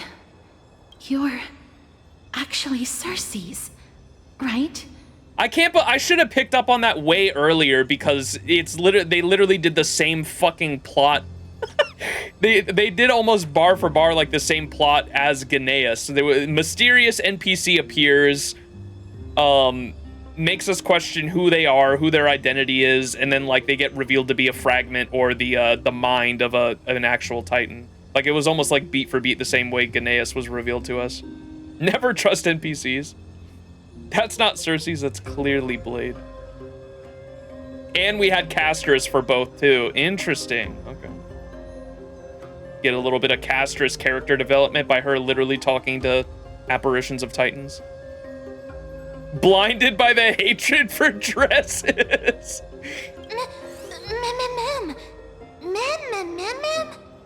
Oh my. The children of humanity have passed the final trial at last. I was wondering when you were planning to expose me. How did you know? You flirting with the illusion of Nestia is what gave it away for me, because I knew that Cersei's and Nestia were roommates or whatever. The riddle-like trials, your distrustful yet sincere character, referring to Nestia as your love, and the head of the Litophagus is actually called Medea and not Calypso. Since you knew from the start that I was not who I said I was, why did you wait until now to expose me? Because I did not believe that Cersei's would walk this world in a human form. I was also afraid that the Titans were under the control of the Black Tide and would do us harm. Also, to make a claim, one must have evidence. This is the precious knowledge that I acquired during my time at the Grove. Excellent. To think we were able to gain a new chance at life in the midst of death. Fate truly is a mysterious thing. Fate! Well, shouldn't you also tell us why you went through all the trouble of setting up these riddles? Oh, the reason's quite simple. I needed your help, and just like how you were wary of me, I had to ensure that you were not villains who were trying to get their hands on the core flame. I also had to ascertain that you were capable of dealing with the threat at hand. In other words, the developers wanted us to do puzzles. I'm just playing around. Is this threat related to the Black Tide? Indeed. And it's even more related to that lost item from before. Its owner is a quiet and paranoid hunter who seems to have been reborn from the Black Tide and is attacking along with it. She's talking about what was I calling him? The Black Hooded Reaver or whatever? I know he's a boss. Is this threat related to the Black Tide? Indeed, it's even more related to that lost item from before. Are they talking about the black robe that we found, or the black fabric? Its owner is a quiet and paranoid hunter who seems to have been reborn from the Black Tide and is attacking along with it. Uh-oh. Black-clad swordsman? It's Kirito! God damn it. Oh, man. And that's who... Isn't that who destroyed Finon's hometown as well? Because I think that's what we saw at the end of 3.0 with... and I wanted to point out, too, what's her name? The... March 10th? Fuck, what's her name? Cyrene. The Cyrene, when we got the memory of Finon getting read the story and getting the tarot cards or whatever, the final thing we saw at the end of that 3.0 cutscene was her getting stabbed by seemingly the one that destroyed his hometown, which is, I think, this Black Reaver. And the thing I didn't point out was that gold blood flowed from Cyrene as well, which I like, we can assume already that she was a Chrysos heir, I think, but I mean, that definitely, like, put it in place for sure. Because she had, there was golden blood flowing from her corpse, which was significant. This is a classic reoccurrence. The gods are always disguising themselves and testing people. Indeed. And it's even more related to that lost item from before. Its owner is a quiet and paranoid hunter who seems to have been reborn from the Black Tide and is attacking along with it. Chrysos heirs are not uncommon in this world. I know, and I don't know if you were here earlier, Kraft, but we literally had a whole conversation about this. I am aware. And the reason I pointed that out earlier and made a big deal out of it was because the ones we have come across here in the Grove, if I'm not mistaken, are the first NPCs that have announced themselves as Chrysos heirs, which is why I made a big deal out of it. I understand that in 3.0 they talked about how a lot of people are just randomly Chrysos heirs. It's kind of like the Hollow, or the I kind of imagine it as like the, what are they called in Dark Souls? The Hollows? Like, there's so many Hollows. Like, every player, every individual player is technically a Hollow, and they're created to fulfill some prophecy. But because the prophecy is, like, this sort of sham thing that is just supposed to happen to reignite the world over and over again, the Hollows themselves are just, like, they're in abundance. Like, every person is a Hollow, and so many of them fail. There's not a specific chosen one. There's thousands of chosen ones, right? And so I kind of had parallels there to, like, Dark Souls in a way. That sounds heretic to me. But yeah. So the fact that Cyrene, the reason why I wanted to point out the golden blood was just because I imagine it's going to be important later, because I don't know why else they would show literally a sword stabbing into Cyrene's corpse and having golden blood flow down her body. I thought that was significant enough to bring up, because obviously the story writers are wanting to relay us the information that she has golden blood. Hence me bringing it up. As I could not do anything about them, I split my body up and escaped to avoid harm. I bided my time for a chance to seek assistance. Unfortunately, this was not a sustainable long-term plan. What you mean is that you hid your own core flame? Indeed. I split it into 3. I hid one within the golden bough of vows, and sealed another in the amber, along with Nestia's remaining embers. As for the last one, it's currently in Anaxa's body, which is in dire need of repair. Cersei's, how did it get in there? What? Do you mean that you're using such a method? After all, the scholars of the Grove have always been willing to lay down their lives to defend my core flame. As a respected god, it would be too embarrassing if I were to do nothing and simply watch the children of humanity give up their lives for me. Especially that heretic named Anaxa. He did not even hesitate to tear his soul apart and use it to perform a miracle. He trapped all the creations of the Black Tide within the Grove so that they would not be able to harm others. His way of thinking was so out of the ordinary that I felt it would be a waste for him to meet his demise in the Black Tide. And so, I decided to save his life.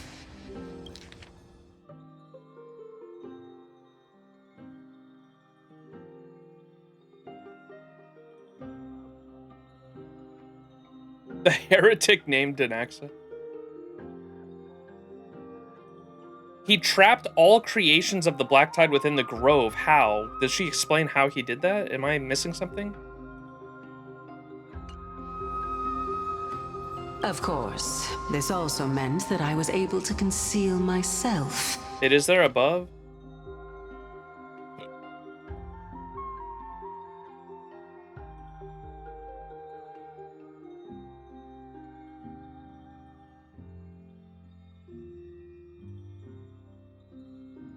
Alchemy is his soul. No, I'm asking how she says he trapped all creations of the Black Tide, which are the monsters we've been fighting, within the Grove so that they would not be able to harm others. How did he do that? It will explain later. Okay. And remain hidden. Well, that's also an equivalent exchange, right?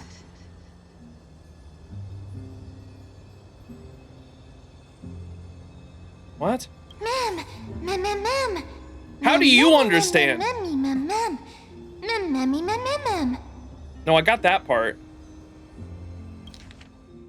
Mimi says, I finally understand. So you want us to lend you a hand in piecing your core flame back together? That I understand. I got that part. We also able to save Anaxa that way.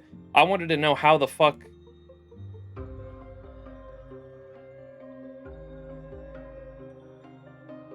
Mimi over Max confirmed. Mimi is smarter than Max. I wanted to know how the fuck he trapped all the enemies within the Grove. I didn't understand that part. Why is that even mentioned? What? What a smart little bunny. This way, I'll be able to regain my true form. And you will be able to bring the core flame and your teacher back to Akama. We'll also take down the black-robed swordmaster at the throne. Together, in one go.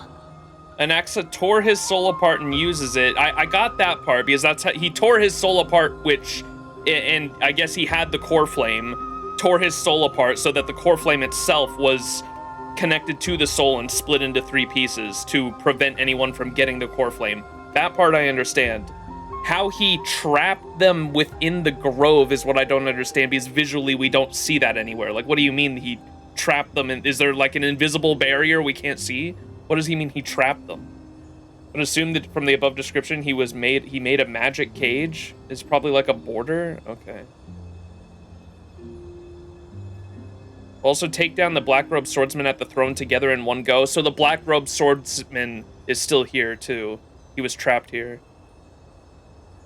He toward the shit. What the what? Cersei's used the core flame to stop him from dying.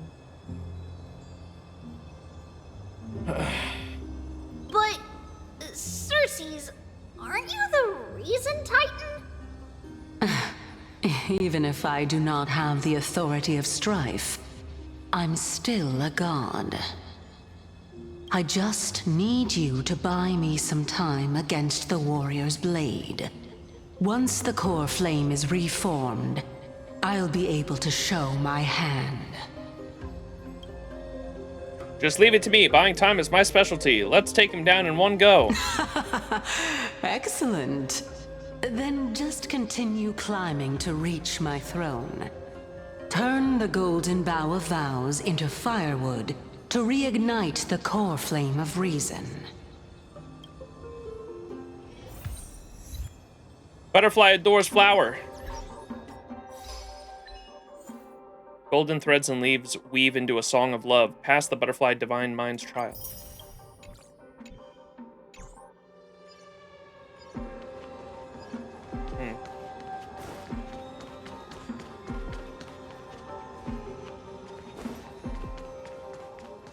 Yeah, new music, huh?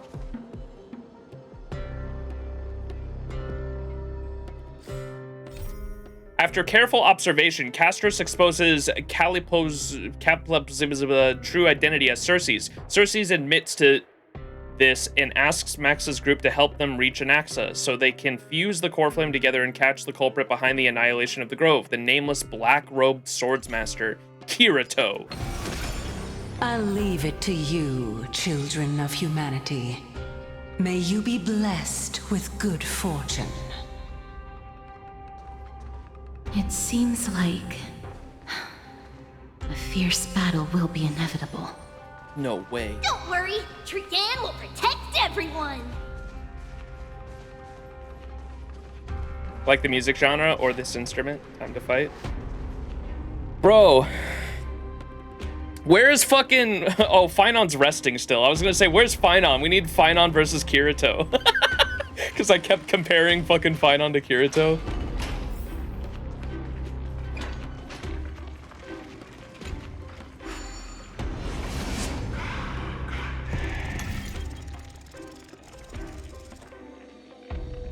A secret passage created through the power of the Titan. Once a full picture. Just the Titan? Ahead lies the luminary throne. Tatake! And also, the battlefield that we're about to step onto. Ma'am, Memmy,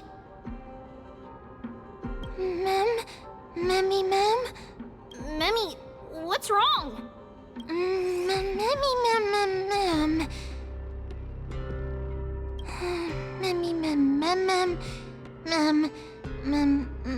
Ma'am.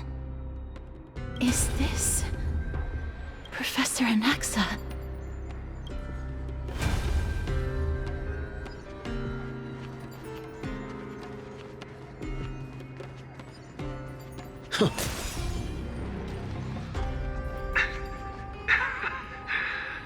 My eyes can no longer see. Didn't they compare Finon to a sun earlier too? What's going on? In the strife ritual? They said something about Finon like burning up like a sun or something like that. No matter. All I have to do is to place this body at the core of the array.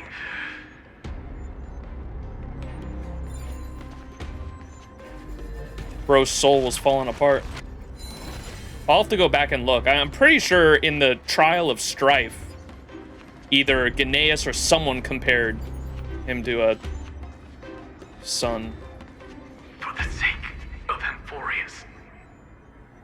Die with me, Titan.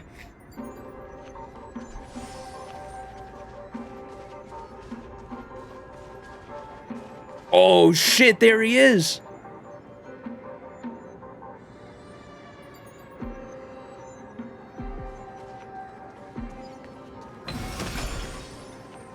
Oh, y'all got any lore over here?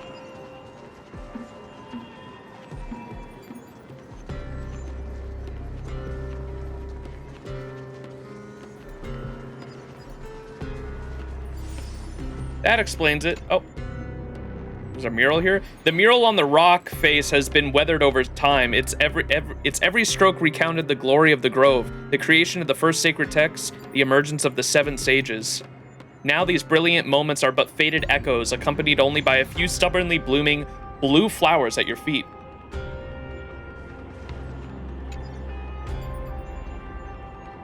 Expedition nymph. Crick! You need something? If not, please stay quiet. I'm conducting field studies on the upcoming Grove of the Epiphany Cultural Studies. This mural's content is fascinating. Perhaps in a distant golden age, there were far more butterflies here than now. Crick! Peak is here. All right, here we go. Is that the... I was gonna mention, there's like a throne up there. Is that throne... Oh wait, Anox's body is on it. I didn't see that. Anox's fucking lifeless corpse is on it. Is that the throne that they said was gonna stay like empty forever? Because they said that like no one would ever like rule as a sole ruler of the Grove. They would have it be split into 7. We can end stream here. All right, chat. Are we like halfway through? I think it's time. No, I'm kidding. We'll get through. After careful observation, Castorus exposes blah, blah, blah. All right, here we go. Wait, the nameless black-robed sword master. It's us, chat. We're going against us from an evil timeline. Here we go. The nameless black-robed swords master. Nameless isn't capitalized, though. I feel like if it wanted us to actually think of nameless, it would be capitalized. Nameless.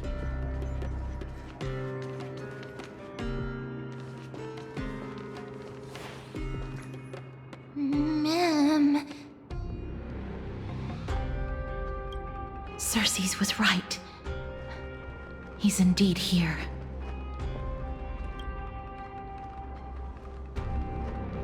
Who is this black-robed guy? Mammy,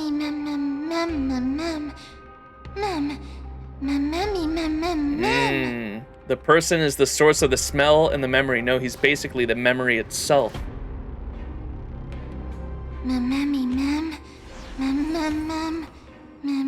The burning paradise, the shattered sun. Oh, so that's why they mentioned the sun, maybe.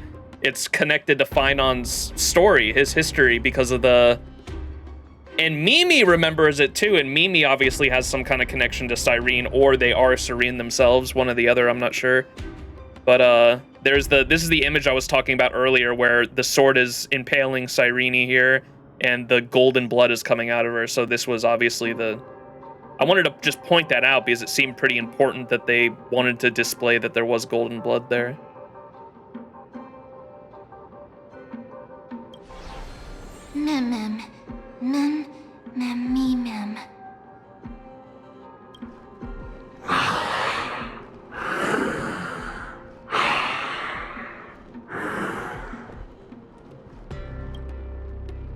Everyone, brace yourself.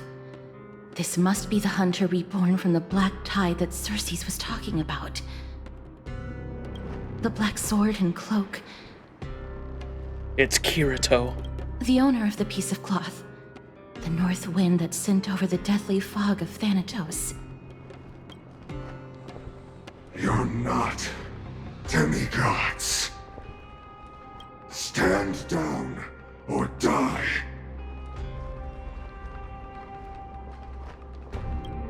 Ma'am, run! Ma'am. Don't worry, I'll protect everyone. Things will get better when the Titan attacks. Is there still time for us to escape now? I'll protect everyone.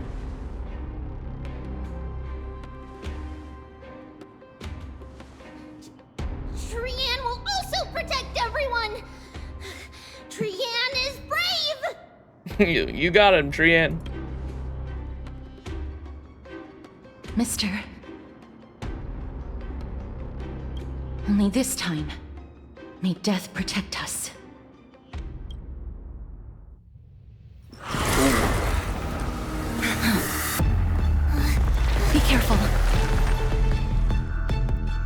One slash. 2 slashes.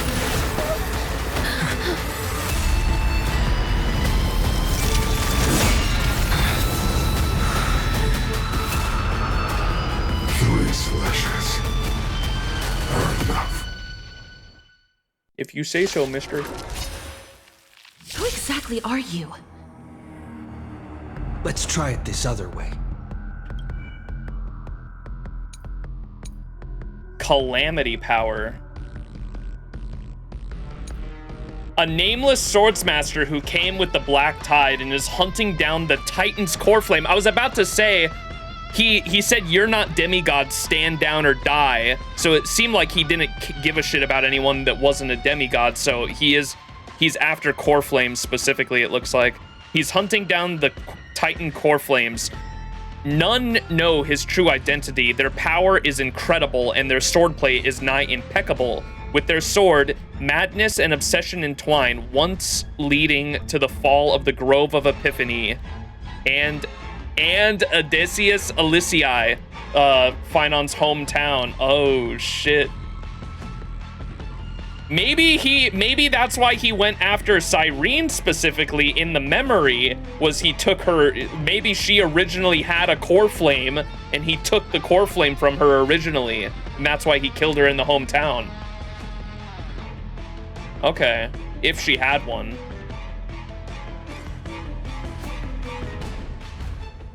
We can do it all. This combat needs up at this Which speed. Titans? I don't know, because at the moment, I had her with, I had her at supposedly the 13th that may or may not even exist. Abyss flower, blue. On my schizo board, I had like, if any of the characters that have been released thus far are a 13th Titan, or a 13th, not a Titan, but a 13th Chrysos heir that is supposed to inherit a 13th core flame, it would have to be Cyrene, because she was like the last one to release, right?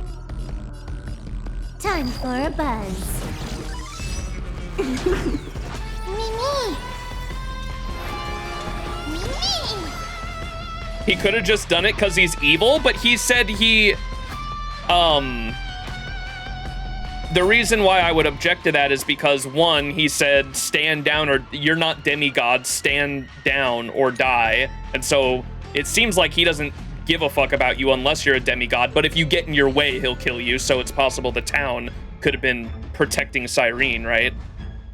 And then right here, it even says in the lore, he's hunting down the Titan's core flame.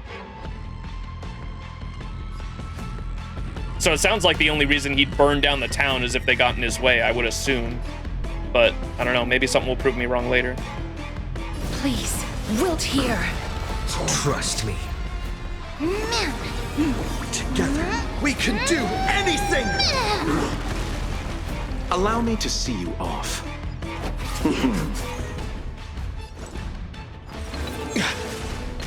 So powerful. Xerxes was right. Pity you chose the wrong enemy. Do the clones have lore too? Each and every fragment reflected from endless calamities is a seed of ruin, harboring the will of destruction from within. God damn. A seed of destruction, not unlike the a Stellaron, huh? Receive divinity. Breaks over. That which is seized must be repaid. The dead will return.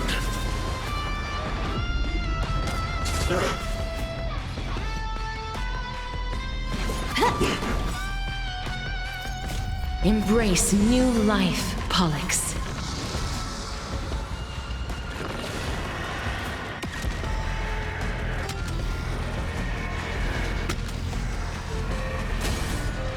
I only wish that death may protect us. I grant you this. As you wish. Remember that. Return to the great tree. That hurts a bit. This combat needs optimizing. Say return to the great dream? The fuck does that mean? At this speed, We're dreaming still, we're in Penacony! Trust me. Together, we can do anything!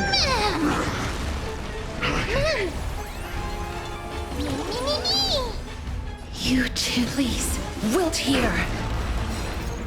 Embrace new life, Pollux.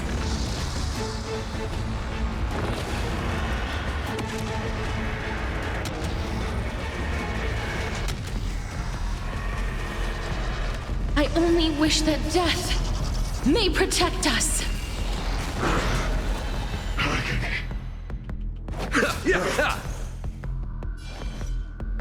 Time for a buzz. Don't worry, I'll do it. Mimi? Please chair to grant you this, as you wish.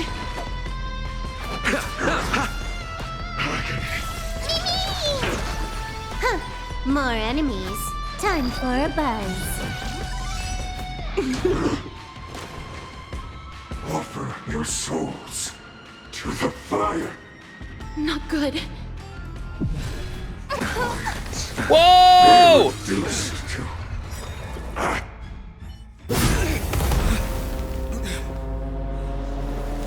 In that case.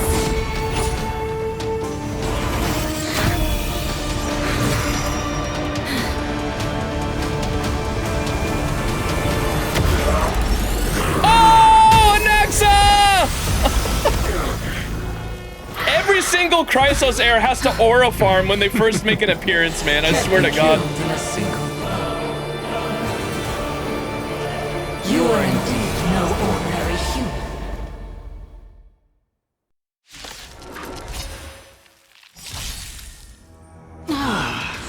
How annoying. Children of humanity, don't waver now. Let's just destroy them, one by one. It's a pseudo-servant, chat! It's a divine pseudo-servant from Fate!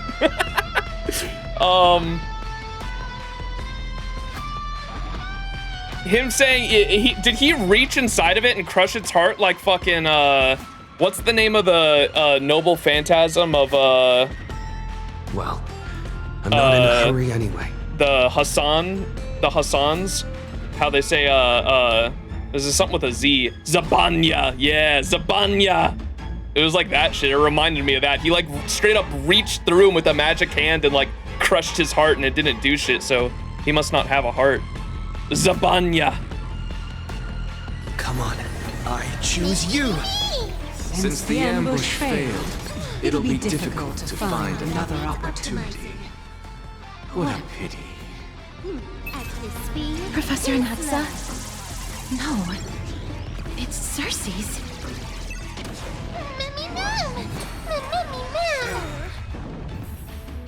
Abyss flower, bloom. Breaks over. Anaxa attack, Anaxa attack. Eternal sleep is not the end. The dead will return! That which is seized must be repaid. Rewatch it later because you'll see why it didn't do anything. Oh, his attack. We'll watch it in slow motion or some shit. time for a buzz. Trust me. Together, we can do anything! Mimi! Mimi! Embrace new life, Pollux.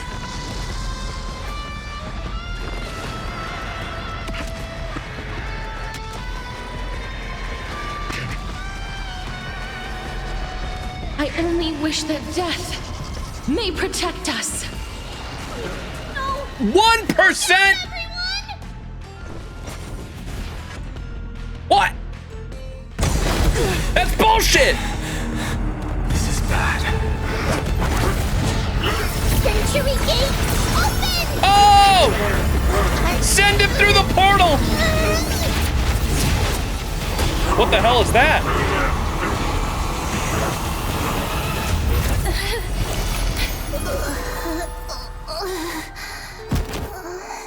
She touched him with her goo. What the hell?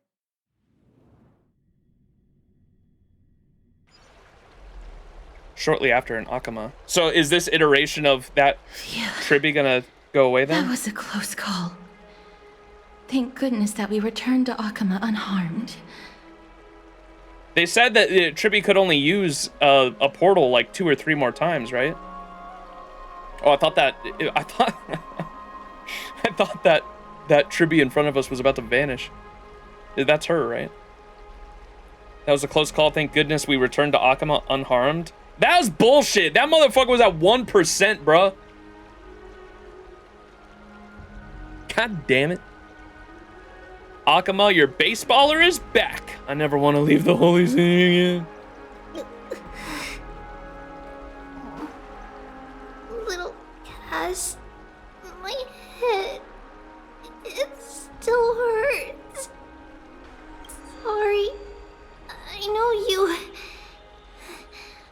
told me not to open the gate. Please don't blame yourself, Lady Trian. If it weren't for you, we would have already met our end at the Grove. I feel awful. I need to go back to get some rest. Lady Trian, you haven't been well since you woke up. Are you sure you can make it back on your own? Where the fuck is she? Is she behind the character? All this noise and commotion. Akama hasn't changed a bit, has it? Yeah. Are you Professor Anaxa? There's no need for doubt. The Titan no longer speaks. It is I, Anaxagoras of the New Sporists. Indeed. You are the only one who would refer to yourself like that. Professor, let me be frank. The mission Lady Aglaya entrusted us is to search for survivors, uncover the truth about the disaster at the Grove, and retrieve the core flame of Circes. That does not surprise me. And now, I'm a survivor who witnessed the entirety of the disaster, as well as the defenseless bearer of a core flame. Are you going to bring me to Aglaya to fulfill your duty? That is indeed my duty. But I prefer not to present you to her as a captive or spoil of battle. Fine. There's no need to make your life difficult. I'm not against meeting that woman. That woman? But I have some things to take care of first. The families of some of my fellow Grove Scholars live in the Holy City. Before we meet Aglaya, I want to visit them. Woman indeed. Pie Man, thank you so much for this 6-month resub. Appreciate it. Thanks so much. Enjoy that ad-free viewing and access to cool emotes. Thank you. Why do you have to do it before meeting Aglaya? What's he doing? I have some things to take care of first. The families of some of my fellow Grove Scholars live in the Holy City. Before we meet Aglaya, I want to visit them. He wants to tell them that their fucking the family members in the Grove are deceased, probably. Trailblazer, use your fucking brain. Because Lady Aglaya will probably be against it. Oh, brother, she has to keep the peace in the city. People can't be alarmed. Keep everything in a fake smiles. Let me guess. That woman will not only prevent me from visiting the families of the deceased, but will also suppress any information about the Grove. She's always been that cold-hearted. Deadass. My fellows at the Grove gave their lives defending the core flame and fighting the Black Tide alongside me. Their families deserve to know the truth. Aglaya won't let people even know what the fuck the sky is in Axa. She's crazy. Thank God I got someone here who actually sees some reason, no pun intended. You intend to do it without her knowledge? Do you really think that woman would treat me well, even if I behaved and proved my loyalty? I wouldn't mind seeing a bit more anger on her face. Pun fully intended. Are you going to stop me, Castorus? I will accompany you, but please understand that Lady Aglaya has her own considerations. No. You truly have the makings of a fine scholar, putting yourself in other people's shoes like that. If only Aglaya could do the same. Let's go. I won't go overboard. So, after all these years, you and... Shattered mortal realms, the vanished of those forgotten eventually become hollowed echoes across the vast land. Lady Aglaya... The tide engulfs the divine statue while the drowning ones helplessly struggle in the depths of darkness. Scattered manuscripts. are still... Neither of us is narrow-minded. You should know the root cause of our conflict.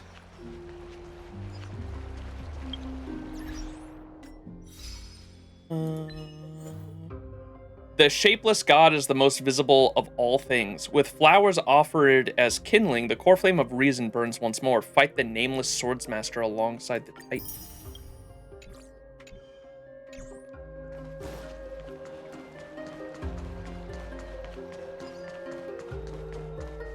Woman with gentle expression. What are we doing? Prior to seeing Aglaya... Oh, okay, we're actually going to talk to the families. Okay. I didn't think they'd be, like, literally right here below Aglaya's little palace up there. And those little balls we've been moving around that grow the trees, they definitely look like that shit. What the hell? Interesting. Hello. And you are? Hello. If I'm not mistaken, you are Kallinicus's wife, right? That guy was the Chrysos heir. Yes. Oh, are you a messenger? No wonder I haven't heard any news for so long. There's been a change in personnel, hasn't there? Ma'am. Kallinicus passed away a few days ago, defending the grove against the Black Tide.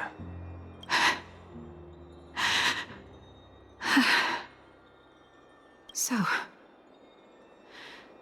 did he manage to defend the grove? Huh? This is the first thing you ask after hearing of his passing?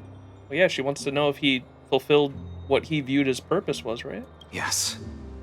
He managed to protect Cersei's core flame at the cost of his life. I see.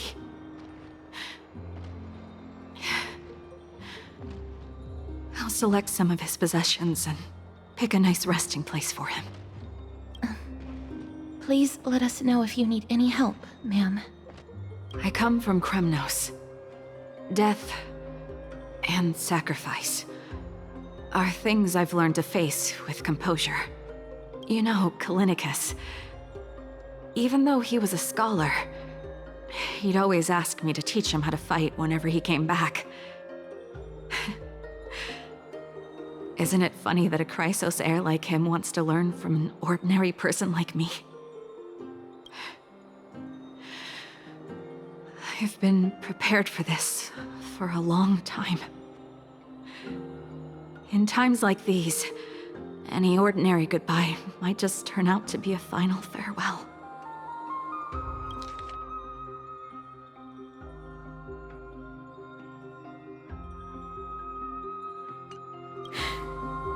I'm really sorry. There's nothing to be sorry for. I was once a warrior, and I'll find my way back to the battlefield someday. With the coming coronation of the new king of Kremnos, I'll take up my lance against the creatures of the Black Tide and seek vengeance for my husband. Aww. With the coming coronation of the new king of Kremnos, I'll take up my lance against the creatures of the Black Tide and seek vengeance for my husband. What would Aggie do when people realize their families and friends question why they had no more communication?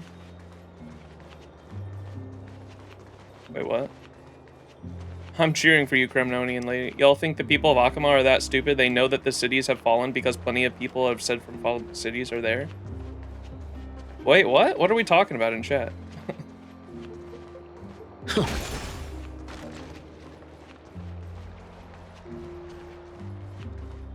I'm confused at what the fuck you guys are talking about. Aquila will instantly defeat Orynyx. Whoa! Look at him go! Defeat my foot.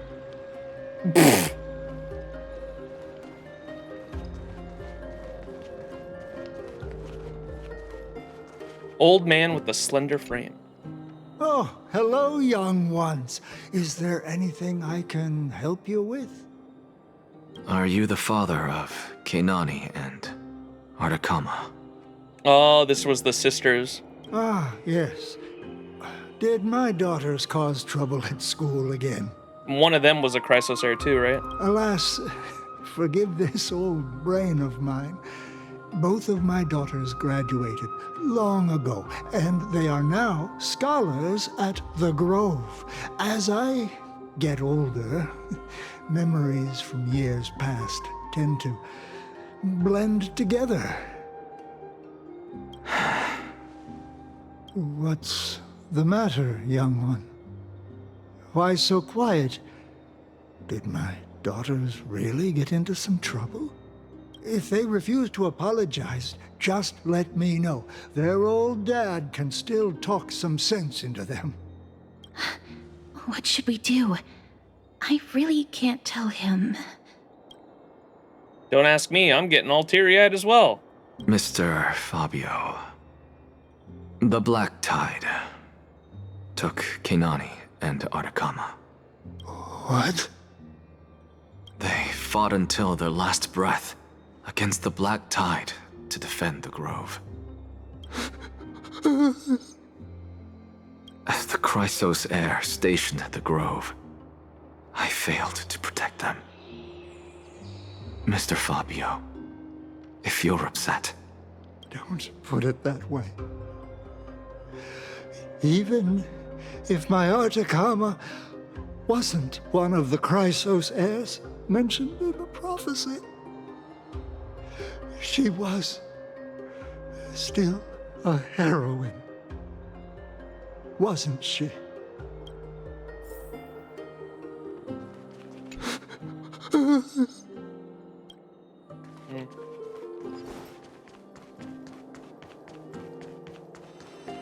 What's Young Dad man. talking about?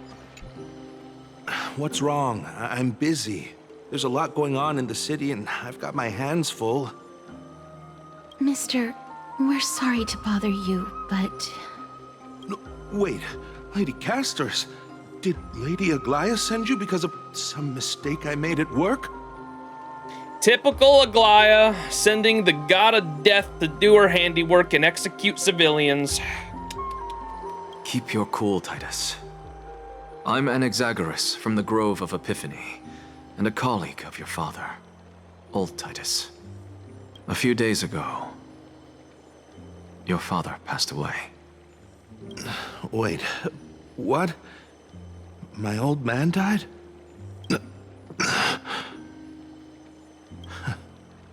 That's no shocker.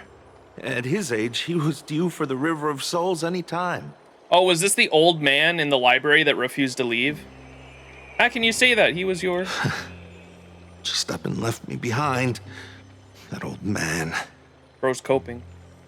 I've been telling him for ages to stay in the Holy City and enjoy his retirement. But no, he just had to go off to that grove and mess around with those scholars. Yeah, it is that old man in the library because he said he went to... He said, I remember him saying he had a son in Akama, but he said that, and he raised him and lived a life as a father, and then eventually was able to rekindle his passion for knowledge seeking at the Grove in his old age.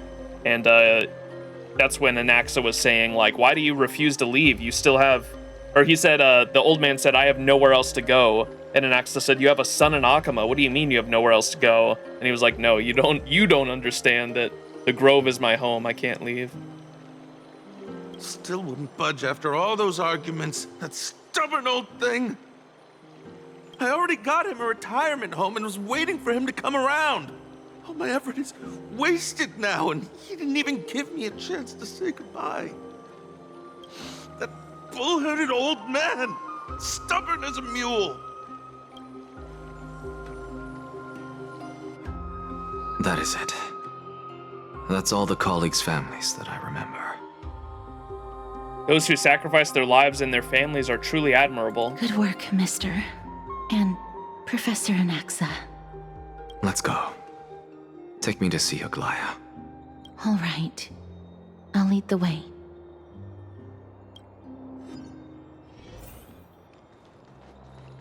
.1 really gave NPCs a solid spotlight. Yeah, I like them. I like how I remembered all of them, too, from the memories. I was able to remember each NPC that passed away with their family members here. All right. With many matters demanding her attention, Aglaya cannot yet receive those back from the Grove. Max's travel-weary group decides to rest first. Report back to it. That guy just walked through the fucking door. Y'all see that? He's a wizard. Do do do do do do do.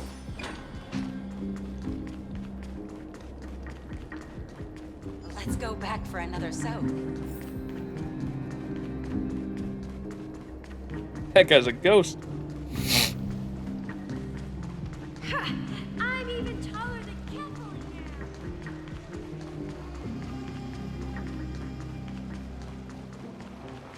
Thank you for the food you give us, great Xerxes.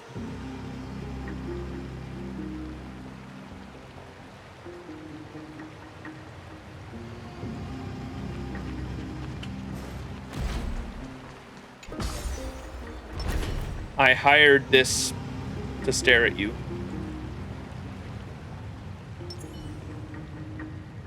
I hired this toilet paper to stare at you. What? Guard? Where's Algie? Miss Castoris, my lord, you're back. Hello. We have an important matter to discuss with Lady Aglaya. May we trouble you to inform her of our presence? Can't wait to hear your first impressions on Hyacine and Anaxa. They're definitely a lot more positive than the 3.0 Chrysos heirs, that's for sure. I can say that right now. My apologies, Miss Castoris. Lady Aglaya has just informed me that she has no time to receive anyone at the moment.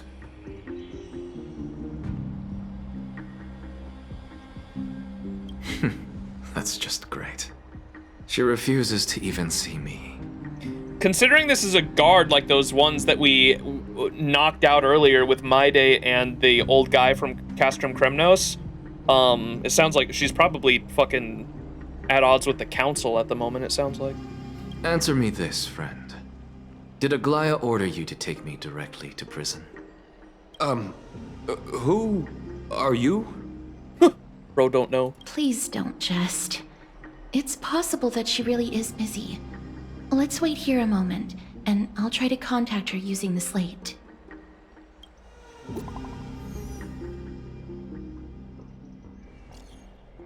To Max and company, of the Grove's circumstances, we are now fully cognizant, and for the most diligent efforts, we harbor the deepest gratitude. Indeed, no words could adequately convey the depth of our appreciation. Alas, the Holy City presently faces a sundry of complications, and manifold duties command our attention, precluding us from extending proper welcome. For this oversight, we express sincere regret. Furthermore, following thy arduous voyage, rest assured that rest must be prioritized. The particulars of the recent event shall be deliberated upon tomorrow. So it is written. Got it. You writing literate? Why are you waxing poetic? I was gonna say, why is she so, like, it's like, it might not, I wonder if it's even her. The elegant style must be the garment makers. Dear garment maker, please inform Lady Aglaya this. Message received. We will take our rest today. We send our regards. Very well. Okay, so it was a garment maker. I was like, either, is she fucking with us? I was like, you're either fucking with us or someone else, maybe one of the officials has her phone, because that was a way too, like, fucking formal legal fucking response. What the hell? Okay. So it was an automated bot.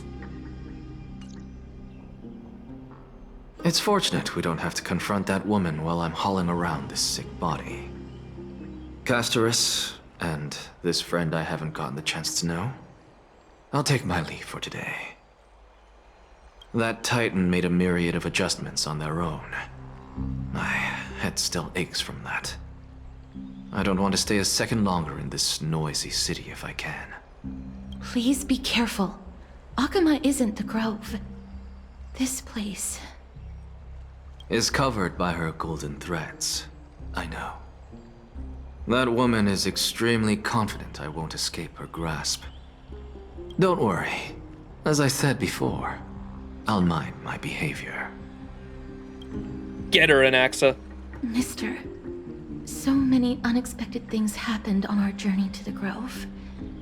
We truly had no intention of putting you in danger, let alone face the Black Tide head-on.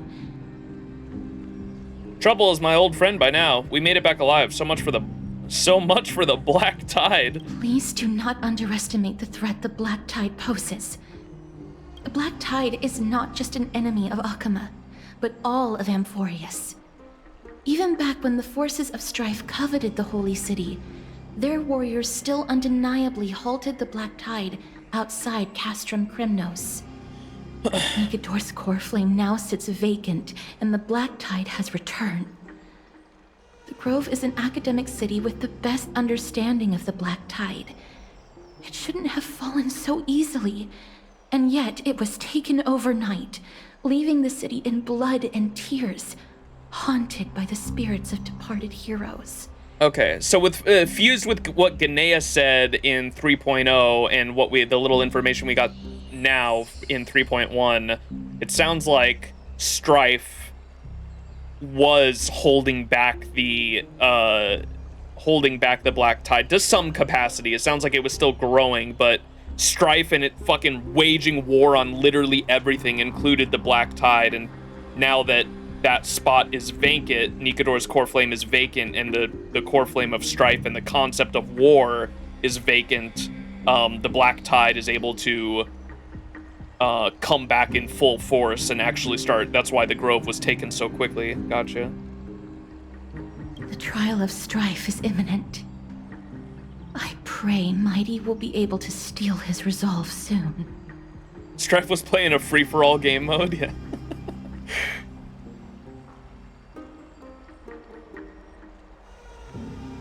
And that black-robed swordsman, the dreadful enemies of the Grove, are also creations of the Black Tide?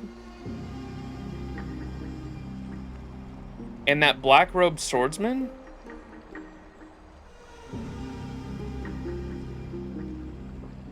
Lady Trebe once traveled across thousands of cities in Amphoreus to repel the Black Tide. But even they have no recollection of this powerful enemy in all their journeys. I know someone who will, though. Perhaps the fall of Strife has triggered even more terrifying events in unseen places. Interesting. So we don't know for sure, but Castorus, we'll put a pin in that idea. Perhaps the fall of Strife is the reason that Black Swordsman came back. That's an interesting theory. As for me, I detected a strong stench of death from that entity. But it wasn't because it had a connection with Thanatos. Yeah. I'm afraid it's purely because it has sent countless others to their deaths. Death not capitalized. I'm afraid it's purely because he has sent countless others to their deaths. Damn. Speaking of Thanatos, Mister, there is something else I wish to verify with you. You must have an idea of the curse I bear by now. Yeah. I was born as the shadow of death, a poison shunned by all living beings. Does that poem go?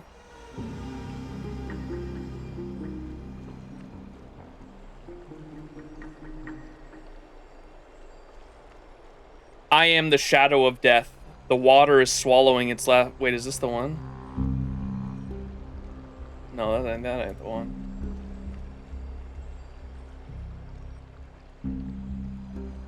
The Valley of the Shadow of Death. This is what I was looking for.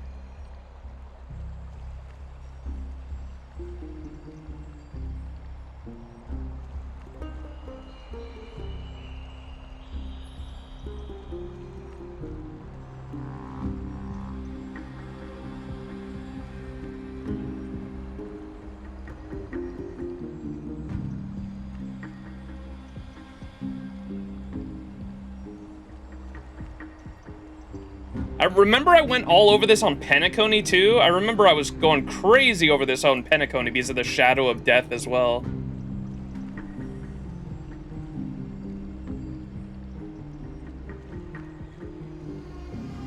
Even though I walk through the valley of the shadow of death, I will fear no evil, for you are with me.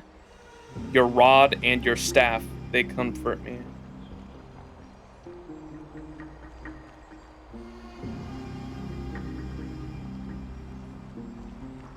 Even though I walk through the valley of the shadow of death, I will fear no evil, for you are with me.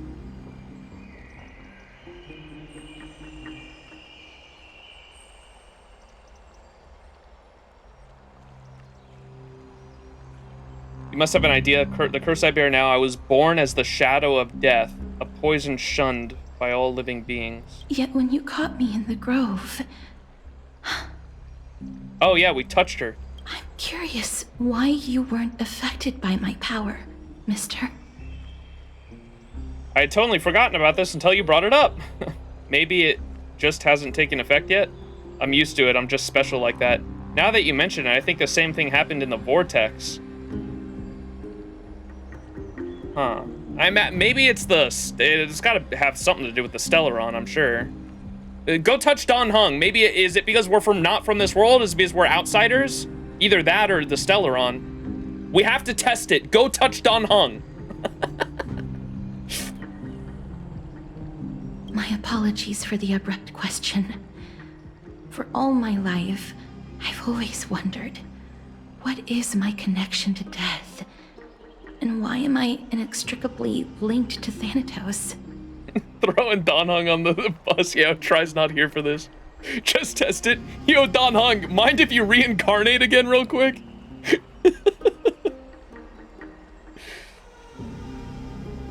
Mister, you must be tired after being on the move these past few days.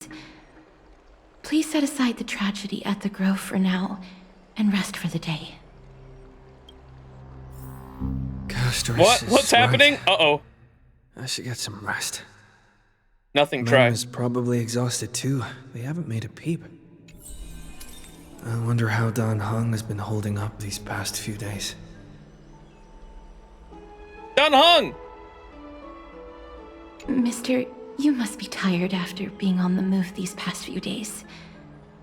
Please set aside the tragedy at the Grove for now and rest for the day. Like Shark to Blood, Try comes into chat as soon as Don Hung is mentioned. My apologies, Miss Castoris.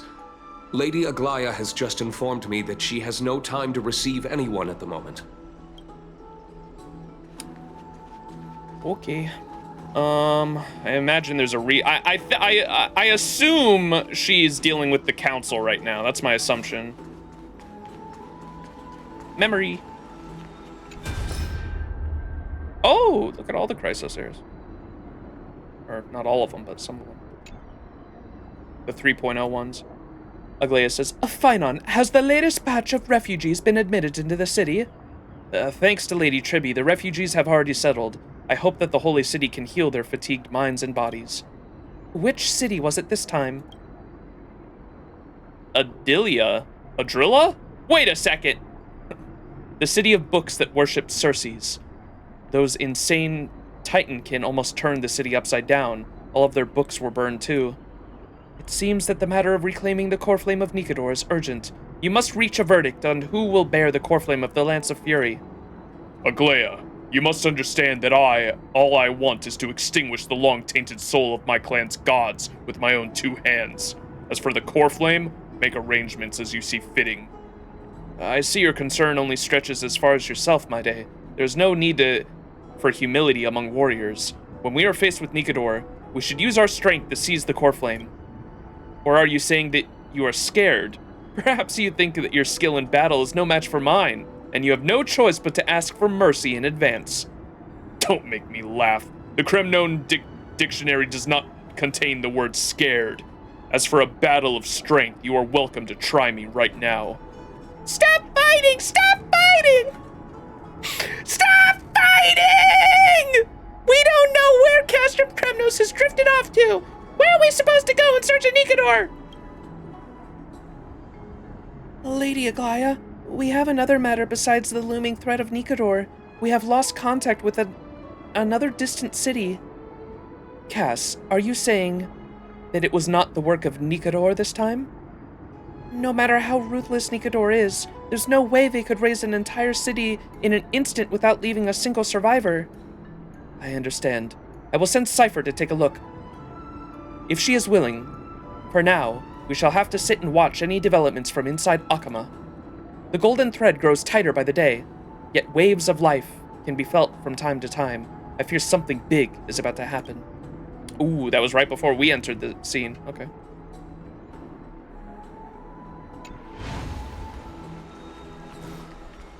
Car! Why do people call her Car? I've seen that before. El Gato, where are you? We need the... Can I get a yippee in chat for El Gato? Oh, it's just cat typo. Speed. What's wrong with my car?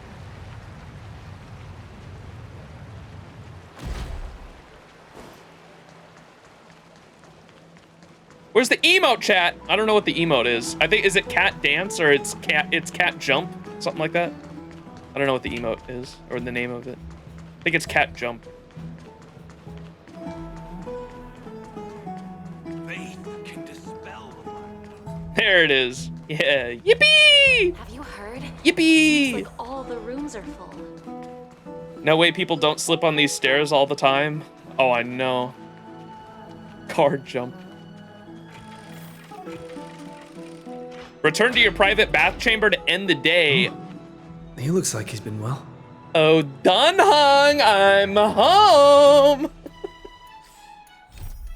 With many matters demanding her attention, Aglaya cannot yet receive those back from the Grove. Max's travel-weary group decides to rest first. All right, chat, I think we end stream here, yeah? Are we like, is this like the halfway mark? I remember someone in chat in 3.0 was saying every time they have you return to your room is like a good stopping point. Amphoreus Trailblaze log. Oh, what? Quick, Max, push him off the balcony. Stay away from my wife. Dunhung, go touch Cass. Yeah, this is a good point. Okay, cool. The Express suffered an attack from an unknown source, and we were forced to make an emergency stop at an unknown location that looked like a temple. Fortunately, there were no serious injuries. Looking at the buildings in the surrounding area, we were able to make an initial inference that this world contains civilized life. While exploring the temple, we made first contact with the people of Amphoreus. They called themselves the Chrysosairs, and were in the area to rescue refugees heading to the holy city of Akama. The two Amphoreans were quite remarkable. The Chrysosair named Tribi was able to use a mysterious power of space-time replication to repair buildings. The Chrysosair Phynon boasted remarkable martial arts prowess, breaking my lance with a single strike. Okay, this is Don Hung writing this. We rushed to the holy city with the refugees, but the Strife Titan Nikador happened to launch a surprise attack upon our arrival. The Titans are the gods worshipped by the Amphoreans. It is currently unknown as to whether or not they have any relation to the Eons. The Titankin and Nikador are extremely ferocious. With the situation looking dire, we offered our assistance to Phynon. We defeated every Titankin that stood in our path, protected the citizens, and finally faced the body of Nikador alongside Phynon. Throughout this process, we came to meet the Chrysosairs known as Maide and Castorus. Maide's martial arts skill was similar to that of Phynon, and Castorus was able to take the life of others through a simple touch. It seemed that Nikador, who took part in this attack, was just one of the many manifestations of the Strife Titan. Phynon was unable to obtain the crucial core flame that they spoke of. The leader of the Chrysosairs, Aglaya, took us to Marmorial Palace and had the Bath Sprite tell us the history of Amphoreus. We learned that the 12 Titans created Amphoreus, but that this world was now under the threat of extermination. The Titans have lost their minds, and Chrysosairs must defeat them one by one to light the core flames and save Amphoreus. Aglaya wields a remarkable ability. Her golden thread had the ability to read people's minds. She made a strange request of us to not expose our identity to the visitors from beyond the sky to the people of Akama. The holy city of Akama is the only place of the eternal daytime in this world of apocalyptic night. We explored the city and came to learn the local customs, as well as collecting reliable information. However, March 7th's picture was unexpectedly leaked. Whoa. Not only did this lead to her being heralded as the Rosy Celestial Maiden by the Akaman citizenry, it almost led to fatalities. However, we were able to rescue this citizen who was hell-bent on exploring the skies at the cost of exposing our identities as guests from beyond the sky. Unfortunately, this meant betraying our promise to Aglaya. Oh no. In the end, our luck ran out. The golden thread of Aglaya spreads across all of Akama, and news of these decisions eventually reached her ears. The leader of the Chrysosairs finally exposed her ruthless and unfeeling side, threatening... Oh, she did that a lot earlier. What do you mean? Threatening our lives and asking us again why we had come to Amphoreus. Though we passed her examination, our impression of Amphoreus had dropped considerably. The way Don Hung said that. And we even considered leaving for a new destination. However, as we followed dude, he sounds like a tourist. Though we passed the examination, our impression of Amphoreus had dropped considerably, and we even considered leaving for a new destination. However, bro's leaving a fucking 1-star review. However, as we followed Phynon and learned of the Chrysosairs' brutal journey to save the world, we finally decided to remain in Amphoreus because leaving would give us an end of the game, and we can't do that. After some recovery, the Chrysosairs reconvened once more. They prepared to begin a crusade against Castrum Kremnos, the city of which Nikador was located, and steal the core flame of the Lance of Fury. Max, Phynon, and Maide all came to Castrum Kremnos, the once war-obsessed city that used to be filled with the sounds of blades and battle, now became a gloomy wasteland. Now, the insane Nikador loomed somewhere in the depths of this moving fortress.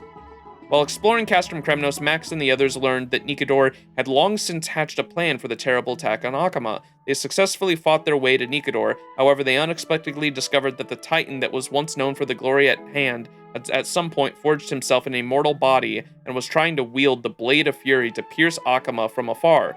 In this moment of crisis, Maide managed to restrain Nikador alone as the others returned to Akama to discuss the way to foil Nikador's plans. Castris discovered that Nikador's immortal body came from the betrayal of death. In order to break his riddle that had been long buried in time, we headed to the Temple of the Three Fates located in the Abyss and attempted to use the power of Orynyx to replicate the past. However, Orynyx did not seem to welcome us. In fact, they attempted to stop us from reaching the temple depths using various puzzles and challenges. Their final puzzle was to find something heavier than the world's destiny. We were able to pass this test with the help of March 7th's camera and a little trickery. Which is interesting, too, considering the Veil of Evernight being connected to March, possibly because of the character Evernight. Huh. However, although we made it to Orynyx, I know that wasn't the trick, and the solving of the riddle was the fact that it came from outside of Amphoreus, but it's still interesting. Food for thought. However, although we made it to Orynyx's location, the Time Titans still refused to provide their assistance, considering that time was running out to rescue Maide. Phynon considered just killing the Titan and taking the core flame by force. Just as tensions were reaching a peak, Orynyx's attitude seemed to change when they laid eyes on Max. According to Max, Orynyx showed him a memory of the Stellaron Hunters. It was a memory that logically should not exist, yet it was extremely vivid. Inside that non-existent memory, Max happened to catch the gaze of an Eon of Remembrance. Fooly. Perhaps it was a gift from Orynyx, but at that moment a mysterious creature named Mem appeared at his side. Though he suddenly seemed to grow somber, he fortunately snapped out of it quickly. Having returned from the Abyss, we split up once again. Phynon and I went on to assist Maide in his perilous battle. Max, on the other hand, used his power gifted to them by Orynyx to collect memory fragments and find a way to visit Castrum Kremnos in the past. With Castris by his side, they would find a way to undo Nikador's immortality. At the same time, Aglaya was getting to work on Akama, dealing with Nikador's infiltration.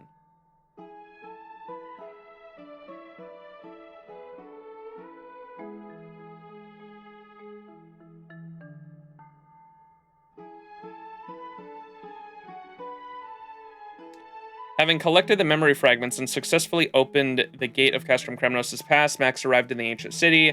When they arrived, they discovered that the Kremnos festival was in full swing and Nikador's descent into madness was just the beginning. The city was yet still lively and bustling. In order to ensure the success of their plan, Castorus and Max decided to blend in with the festival and ended up forming a 3-man team with taciturn gladiator named Gnaeus. Before heading up into the city, collecting intel as they advanced, they vowed to restore Nikador's fractured mind, stop the birth of their immortal body, and restore the honor of the Strife Titan. What no one expected was Gnaeus was actually part of Nikador. Having learned from the suffering that awaits in the future, he fearlessly allowed himself to be integrated into Nikador's corrupt soul and made them whole again. Though we were able to undo their immortality, this also meant that the Titan... Though we were able to undo their immortality, this also meant that the Titans stood before us in their ultimate form. After a grueling battle, the Lance of Fury Nikador came to an end with the Chrysos Heir's victory. After returning to Akama and taking some time to recover, we witnessed the return of the core flame of Nikador. Finon bid us a brief farewell before entering the vortex of Genesis to undergo the trial of Strife, the Strife Titan's core flame. Through this trial, Finon would obtain the powers of a demigod while taking on the role of the corresponding Titan. I wish him success in this endeavor.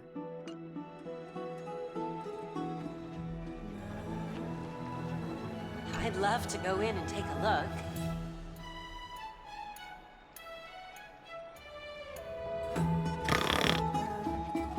Alright. Let's talk to Dan Heng. Ah, long time no see. I've heard about what happened from Finon. You've been through a lot. Not at all. It's all in service to the Trailblaze. Life is a struggle. I missed you so much, my dearest friend. It seems you took things pretty hard. What were you doing while I was gone? I was organizing logs. I also asked Hyacinth for some research material from the Grove. I discovered something interesting. Do you remember that Amphoreus' sky was sealed away by a Titan? Aquila's presence keeps this world isolated from the rest of the world beyond the sky. It seems Hyacinth's ancestors were the Sky Priests who worshipped Aquila. Perhaps she can give us more clues to find a way back to the Astral Express. Nothing out of the ordinary happened in the Holy City in the past few days. I didn't have to talk to anyone either. It was kind of nice spending time alone. Aw, my little antisocial nerd. Just you wait, your good times are coming to an end. Awful, I should have stayed and organized documents with you. I'm afraid you'd probably find the task of organizing just as awful. You look tired. You should get some sleep before we set off tomorrow. Oh, by the way, I heard some rumors. If you're going to wander around, I suggest avoiding the hot bath.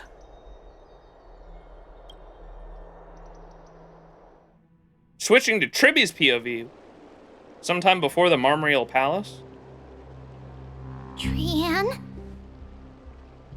What's wrong? Is there trouble at the Grove? Yes, I sensed something. It was fleeting, but very strong. It feels like they're in some big trouble. Trianne used the Century Gate again. Oh no. Can you see what's actually happening? No, it's fuzzy like always. But the enemy's aura has disappeared. Maybe they've moved to a safe place? Let's hope that it's just a false alarm. We should place our trust in him and Castorus, teacher. They will keep Trianne safe. Aggie, you're talking like we're little kids. One day, Trianne will reach her limit, and Trebi will take on the role of gatekeeper from her. We are all aware of that. I am just a little concerned about her state of mind.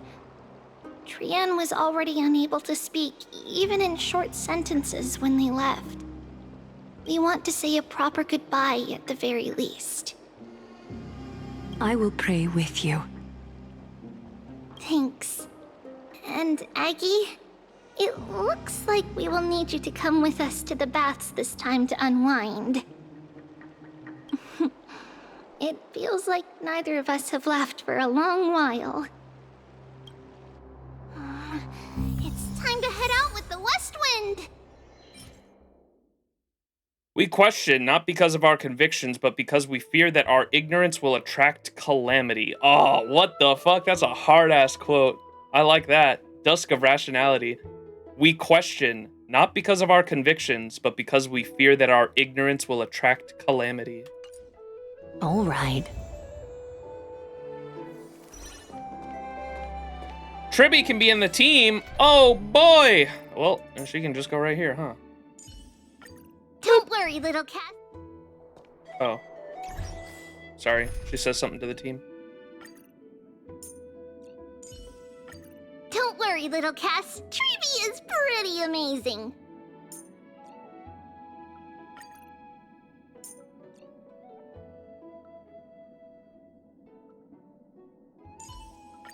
Do not worry. My curse is a blessing on the battlefield.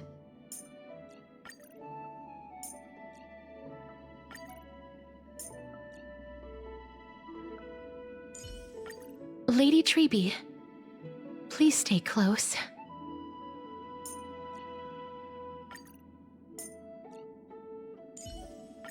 Help me, omnipotent Lady Treby.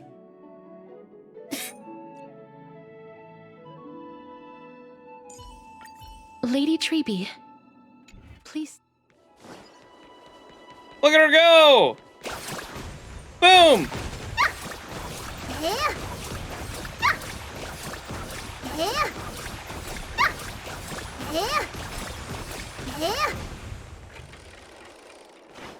Zoom! Here's really hot and heavy. Has it always been like this?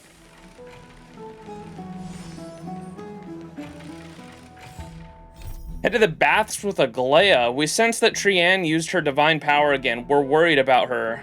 Okay, this is Tribby talking with the bold "we're." We're worried about her. Aggie noticed our concern and agreed to go to the baths together to unwind. Is someone injured over there?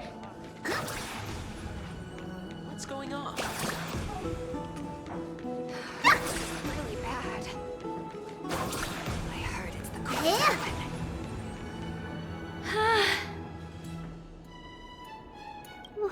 What happened here? Quick Max, end the stream? Wait, why? What's happening? Bath with Aggie, you say? Sign me the fuck up. This is like the 18th time in Amphoreus already that Aglaya has escorted us to the baths. Watch out! Watch out for the Cremnoan! Cremnoan? This is their doing? Aggie, now's not the time to dwell on that. Let's help the injured people first. Excuse me, coming through. Oh, you two are here as well. That's a relief. Even the Twilight Courtyard is involved? What in the world happened here? I actually just came to relax. But as soon as I got here, I saw all these people lying on the ground. I've examined them, and they don't seem to be seriously ill. It feels like they've just spent too much time in the hot water. There is no fucking way our cast of, like, main characters is over in the Grove fucking dying right now, like, fighting against a fucking demon from a different dimension inside of a fucking black tide. And these motherfuckers are like, yeah, let's go take a bath. Oh no! A customer on the ground. Oh, they just were in the hot bath for too fucking long. What the fuck is happening? Multiple individuals fainting simultaneously from the Useless. hot steam? Where is the manager of the baths? Ain't that you? He disappeared, and no one knows where he's gone to. Some people have been saying that the Cremnoans are behind this. Lady Aglaya, what do you think about this? Let these people rest. The two of you, Please come with me. Have you thought of something, Aggie? Relax, man. Jeez. No, it's not when something unexpected happens. That's literally, they just found out. It's not like they don't know. Trippy was just like, yeah, they're dealing with some crazy shit over there. Let's go take a bath. Yes. While their intentions elude me, it's time to bring this farce to a close. What's going on?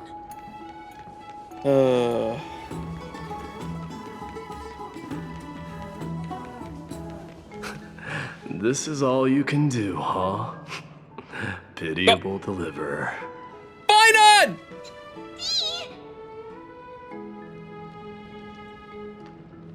They killed everybody. Multiple visitors suddenly pass out at the baths. Hyacinth's examination shows an unexpected reason. Overheated water. But who is the culprit?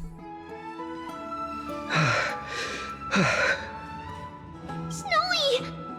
Even Snowy! The culprit is Mightimos. Oh. Bro's pointing. Dee, what did you do to everybody? It's just another duel where I claimed victory. Duel? As I expected. On the surface, these two are the mightiest warriors in the Holy City, but they're still impulsive youths at heart. Speak up, Mighty. Tell us exactly what kind of foolishness you and Finan indulged in this time. Some time ago.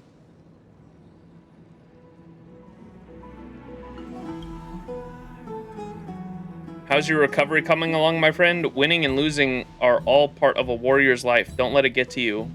Why don't you take a bath to recharge, buddy? No, none of those sound right. Bro's rehearsing in his head. Keep your chin up. You have greater things to achieve. Want to grab a drink with me, pal? If you're up for it, let's have a talk. Forget it. Yeah, that's funny. I see you're still alive and kicking, deliverer. Am I seeing things? Is the magnificent deliverer finally deigning to step outside? What kind of response is that? Nothing. I was just imitating your usual response. I don't feel anything special from you. Have you passed the demigod trial? You are my special! Oh, Finan's pissed that he couldn't pass the trial. The ritual hasn't reopened yet. In case you forgot, it hasn't been that long since I pulled you out of the trial. I didn't forget. Then, you're welcome. In twilight's last gleam, Makima stands bold. Her walls sturdy, tales untold. Dreaming of her fruitful gardens, pilgrims arrive from distant lands. Figs and olives, so grand.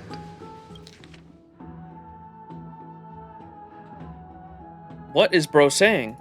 Yet little do they know that they will step into flames, fuel to the fire, a burning brand.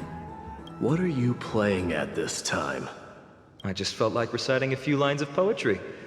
Surely the Crown Prince of Kremnos knows how to appreciate poetry, right? Kremnoans steer clear of such weak literature.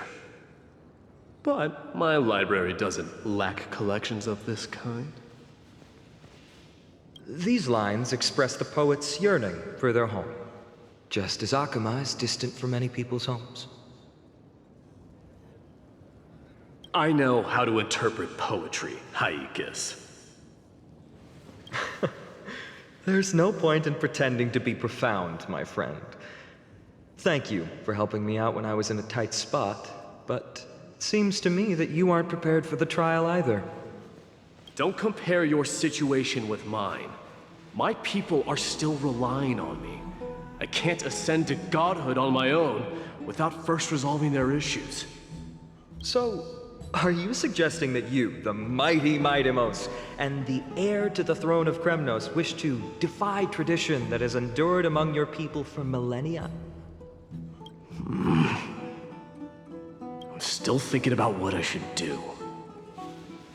never mind. It's probably not my place to offer you counsel. An idea does strike me, though. Go ahead.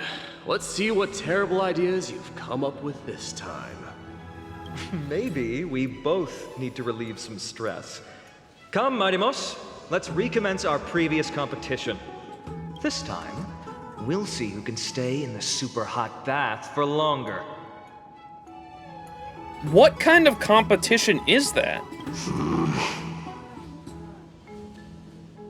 What? What? Are you chickening out? The phrase chickening out does not exist in the Kremnoan language. Most serious we've seen Finon so far. Absurd. That's all. Was it just fan service? Like what? What was? Aware that we Kremnoans use boiling water from sword forging for our baths? Looks like I'll have to teach you some royal etiquette today. And thus, an unprecedented sauna battle commences! With unparalleled resolve, the two warriors' determination even alters the very hue of the steam. Flames intertwine with scalding vapor, reaching toward the heavens, shrouding the sky and the sun. The spectacle is so magnificent that none dare gaze upon it directly. What? Since we can't see what's happening in the competition, why don't I regale you with a tale of kings to pass the time? Do you recall the legend of the Gorgo lion mentioned by a certain veteran? The central figure, the main character, was not the sole sovereign of that land. An oryx stood as its formidable rival. Long before the dawn of Era Chrysia, the two beasts started their timeless battle on the plains of Tritos. The lion regarded the oryx as its food, while the oryx perceived the lion as a scornful, oppressive, and challenging barrier that it swore to topple with its antlers. For tens of thousands of years, without respite, the two creatures thus continued their relentless pursuit and rivalry. Whoa! What the fuck? What is that sound effect?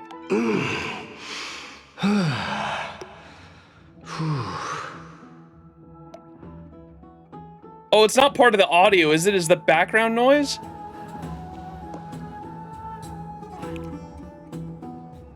Oh, I think, okay, the dripping is part, I thought that was part of the fucking audio. I was like, what the fuck? It fixated on its rival's fleeing form in the chase.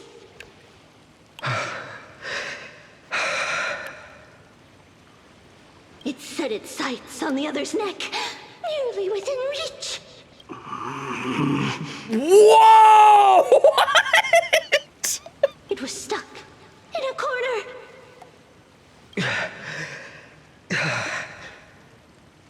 It had nowhere to escape. On the land of Amphoreus, some lives meet their end at dusk, some at dawn, and yet others are fated to perish under the blistering sun at noon. And at last, the most scorching moment of the day descended upon them.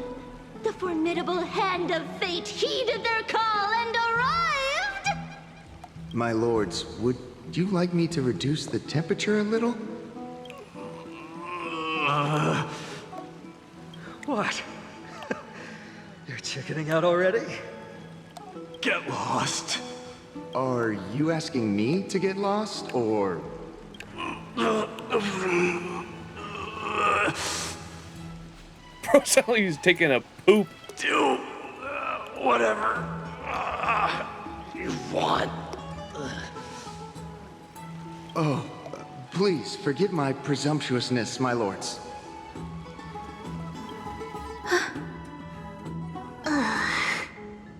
What a spectacle of folly.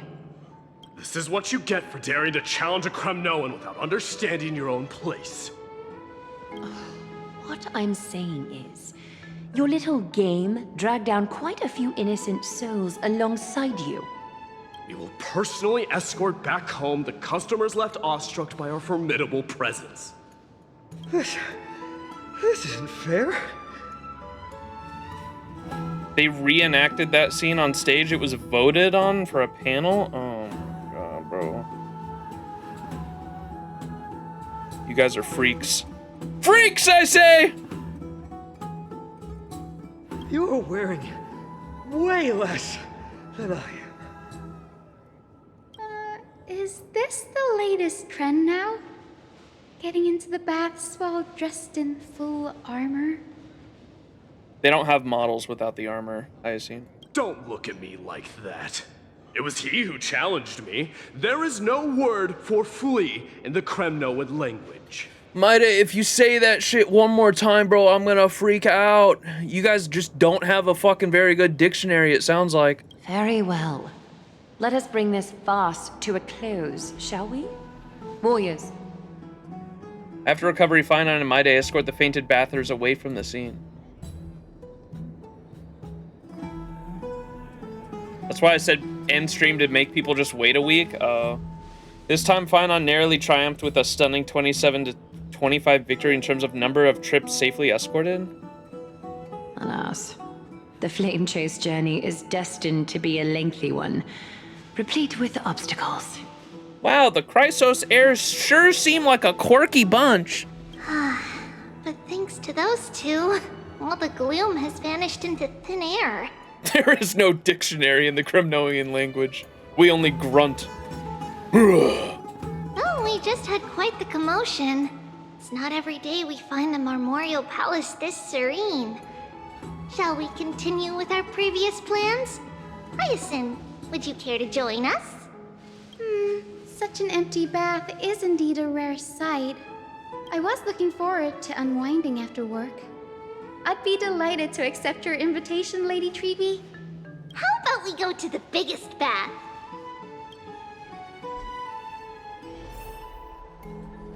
Of course, they have to take the bougie one. Take a bath. Multiple visitors suddenly pass out in the baths. Hyacinth's examination shows an unexpected reason. Overheated water. But who is the culprit? Let me check. The Am I water fighting temperature anything? feels just perfect. Why are we able to play as Tribby? I can't fight nothing? I was kind of excited to see Tribby in the fight. So, how is the feeling of having the entire bath to yourselves? Isn't this the private fucking Chrysos heir bath chamber anyway? Oh god, there's a whole CG for this shit. But, Lady Treeby, aren't you going to soak in the bath with us? We will have to pass. After all, we've become children. Please understand that she can no longer endure the heat of this pool due to the blessings of Yanis. What the fuck does that mean? Oh. Are you curious about us, Hyacinth? I am, but something tells me that it might be better to change the topic. Don't get all nervous. It's not something we can't discuss. The truth is, a long, long time ago, we were a mature adult just like Aggie. Then, because of reasons, we inherited Yanis's divinity and gained the power of passage. And in return, the price we had to pay was the splitting of our soul. Each opening of the Century Gate intensifies the strain on Treeby and the others.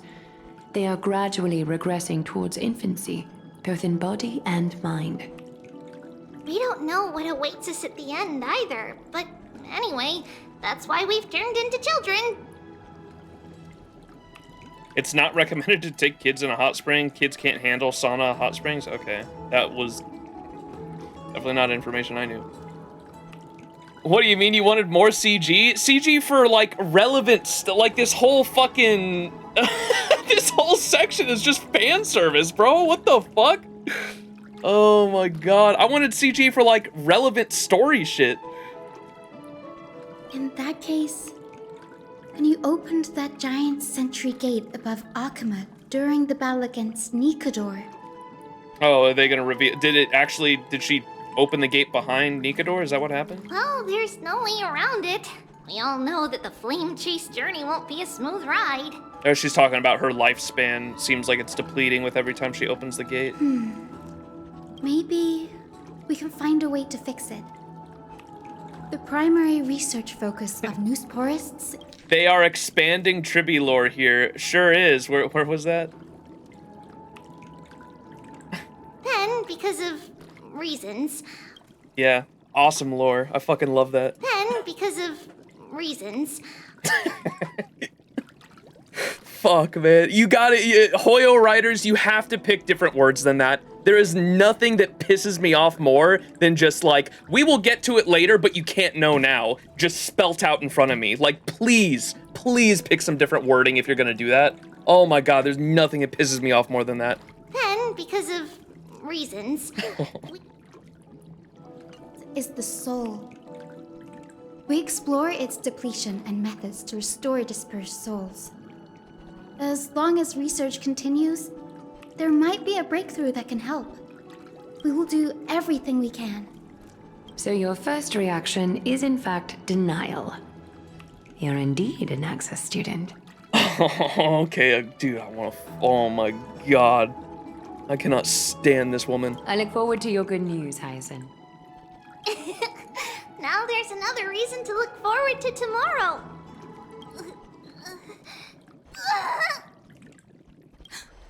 Lady Tribi, what's wrong? Uh-oh. Something's off. It's that strong feeling again. Is it Trian? Wait, no. It's not Trian this time. It's Trinan. Trinan is in danger.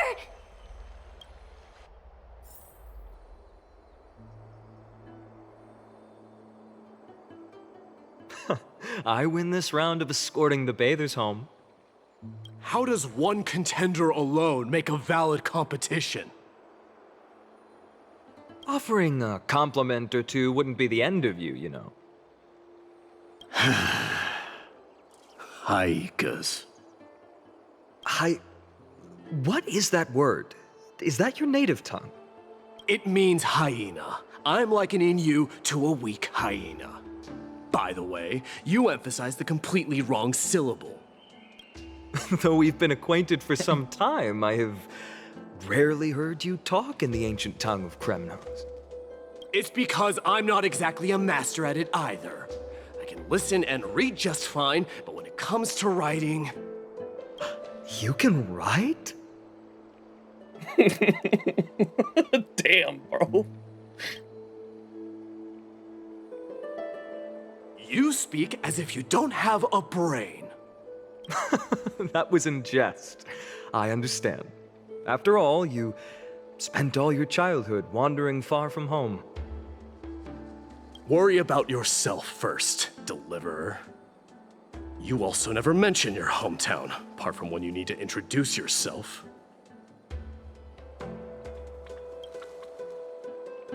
Well, it's because there isn't much to say. Ides Elysiae is simply a tiny village that disappeared many years ago in the flames of war. The only times I get to see it are in my dreams, and in the trial from the Lance of Fury. I knew it. Yes, I saw it all.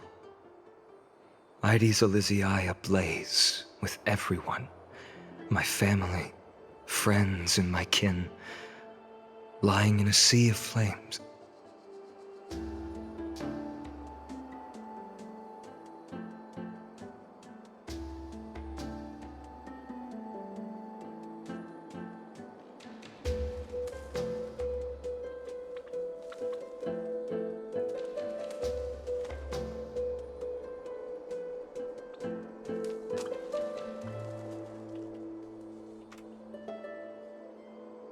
Where is it?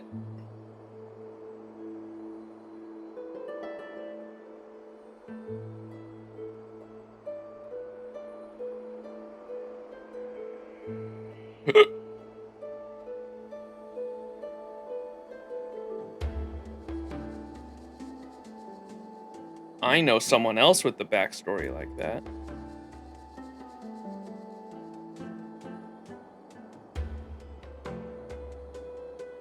Lost Belt 6. No! That reminded me of that instantly. Mr. Rekka. Castoria. Sag. Her hometown. A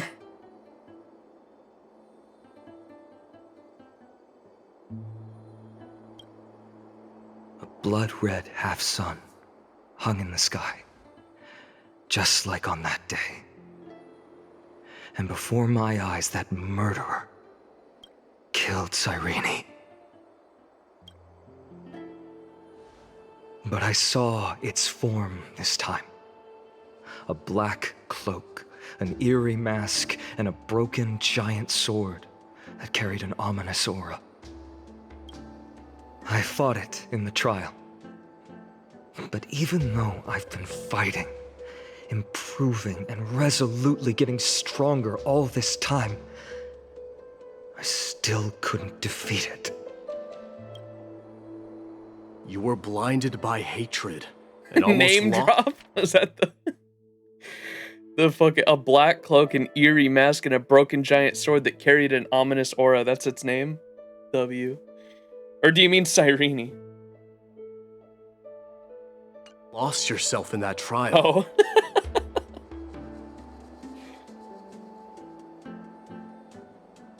That's right. And that's why I am truly thankful to you, Marimus. The mask does resemble Sam's helmet, just saying. You think it's Firefly? There are Stellaron hunters here. You finally picked up some manners. Better late than never. Then what about you, Mighty? What did you see in that trial? What do you fear? There is no word for fear in the Kremnoan language. This motherfucker, dude. I'm getting the feeling that your language has no words at all. Good comeback. But to answer your question, I saw Akuma in the trial. As well as... my old comrade. Hephaestion. Perdiccas. Ionius. Ptolemy. Ptolemy! And Possesta. Hephaestion! Ever since I returned from the Sea of Souls, these five have been by my side. We faced life and death together. Bro's actually Alexander the Great. What the fuck? During our days in exile, those 10 years were arduous, yet filled with moments worth treasuring. Each night, we would gather by the campfire, savoring honey brews and singing our hearts out. The wind in the wilds of Amphoreus smelled like rust. Hephaestion would always tease me about adding goat milk to the honey brew, claiming I ruined the blood-red color of the drink. He had a scrawny figure, but was a relentless force on the battlefield, dispatching foes without so much as a blink. Perdiccas was an expert in concocting medicines, delving into all those strange folk remedies.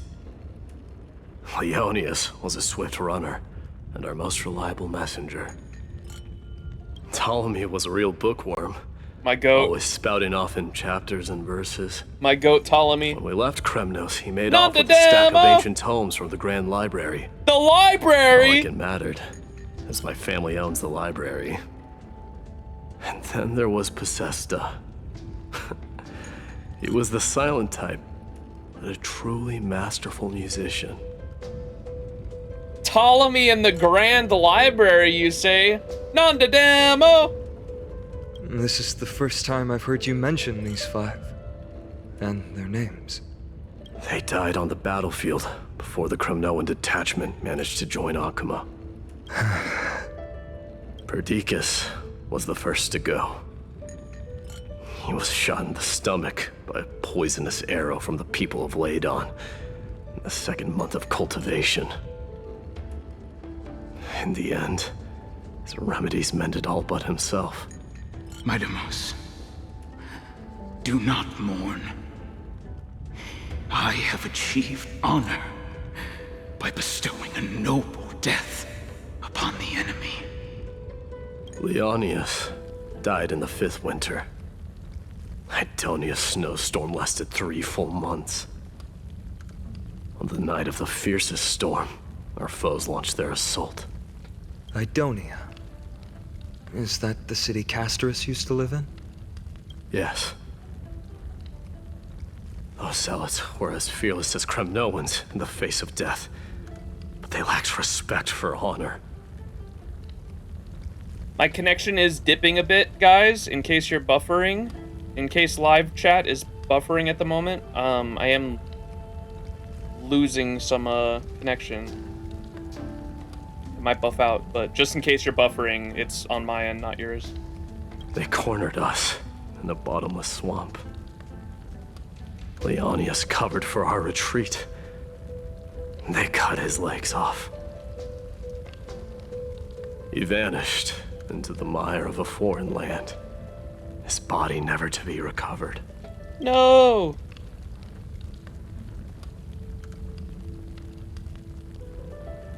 This is perfect. Mighty Most, I can finally deliver the news of you ascending the throne to the Nether Realm. 20 dusks later, we finally breached the walls of Idonia and entertained the tyrant's plea for peace. However, the rebels refused to surrender and set up an ambush within the city. Ptolemy and his cavalry met their end before they could even relish our triumph. Those obelisks that collapsed after being set on fire became their final resting place. Midamos, please, tell my family. It was not cunning schemes that vanquished Ptolemy, but the immense weight of Amphoreus' entire history. Then, it was Pacesta. You lured the enemies into the city of Aenionis with his melodies, buying us invaluable time. Our enemies, consumed by indignation when they discovered the trick, set the entire city and my soldiers on fire. His final words were recorded on a small clay tablet, fractured by the flames. Midamos, don the crown. And at last, my most trusted friend, Hephaestion. He was supposed to stand by my side through it all.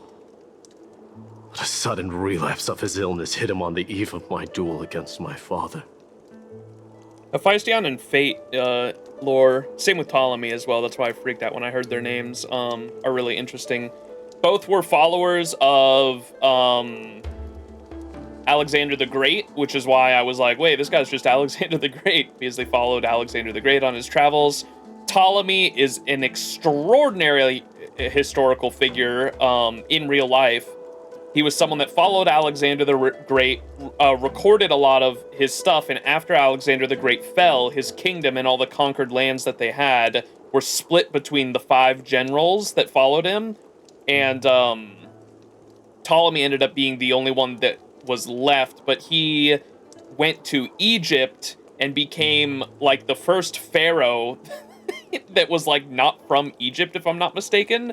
And there he set up the Library of Alexandria, and he was someone that was very willing to mend different royal bloodlines to create peace, which is what he did in Egypt, and he continued to do that throughout his life. And he was never even someone that wanted to rule, because as soon as he had his, like, first son with this mended royal lineage, he raised that son to be the ruler because he didn't want to rule himself.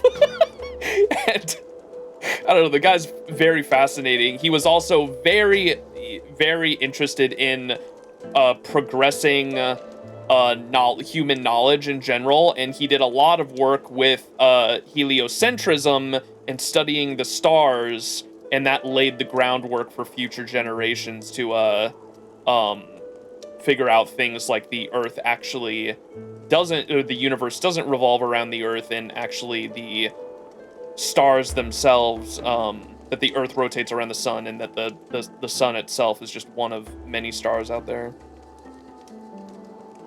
Might is literally the man, the myth, and the legend. Alexander, Perseus, and Achilles. But yeah, and then Hephaestion is was Alexander the Great's most trusted general, and if I'm not mistaken, I think that's the case. And Hephaestion in Fate is a woman, but they cross-dressed as Alexander frequently, and this is really interesting in Hephaestion's kit in Fate, because their kit allows them to literally like take on the form of Alexander temporarily and like become a rider class servant that then can counter the classes that rider class counters. And it's just a really interesting kit design-wise because of Hephaestion's story of cross-dressing as Alexander the reason they did that was to fake out assassins that were trying to kill Alexander. They posed as a body double, essentially. They were a body double for Alexander. FGO1 is also not Hephaestion, yeah, because Pretender class, and I'm not getting into Pretender class lore, Jesus Christ. It's also a mess because there was a lot of Ptolemy, same for Cleopatra. Why did they have the same names for their sons and daughters, for fuck's sake? What's up, Yui? He was the first cross-dresser? Probably not the first. They were plenty back then in Greek culture especially. That's why a ton of people point out, like, the concept of, like, trans and transgender has been around for fucking thousands of years. It's definitely not a new phenomenon by any means. Gender roles and gender in general has been around since ancient civilizations. The Greeks were freaks. But yeah.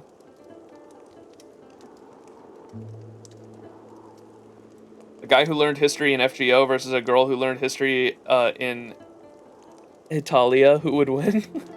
Silence, historian! A Fate fan is talking. It's like literally that meme. He hid his condition from me. By the time I returned victorious, he had but a breath left in him. A historical transgender figure got recognized by a king in France. Cough. Eon. Alright, where were we? And at last, my most trusted friend, Hephaestion. He was supposed to stand by my side through it all. But a sudden relapse of his illness hit him on the eve of my duel against my father. He hid his condition from me.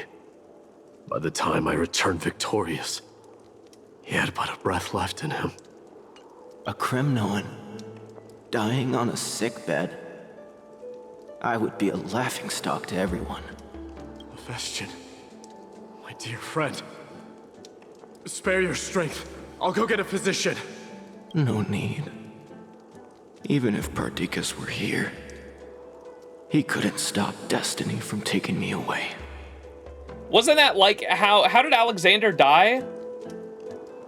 It's kind of similar to how Alexander died, because I think he died like on a bed and was like there were stories of him regretting that instead of like dying in battle or something like that. And then maybe the fact that Hephaestion was a body double for Alexander is the reason why they had Hephaestion go out like that this time. Was he poisoned? Or he had like he died a slow death, I know that. It wasn't like a quick death or anything. He died a slow death on a bed, if I'm not mistaken. Thought he died of sickness. Regardless, I believe the way Hephaestion dies here is similar to how Alexander died. And so maybe the fact that Hephaestion was a body double for Alexander in real life legend is the reason why they had the inspiration here for Hephaestion's death in Mighty Mos's story here. Malaria. No! That can take you away.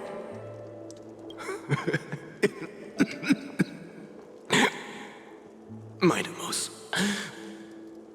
our king, do not shed tears for me.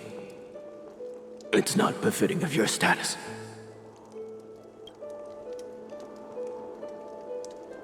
Farewell, my dear friend.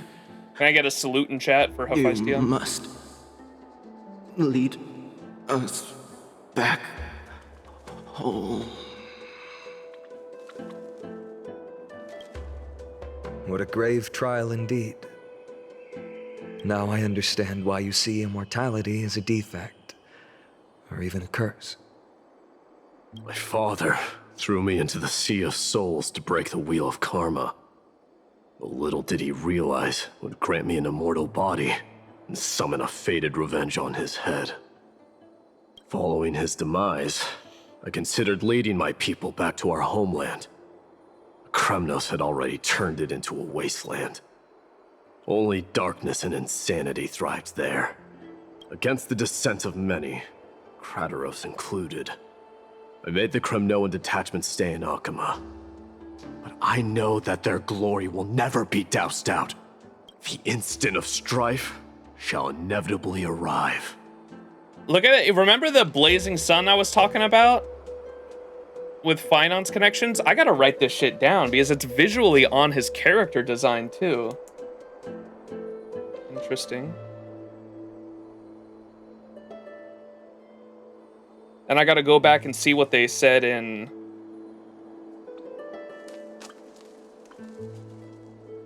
the past. So there was, so Finon equals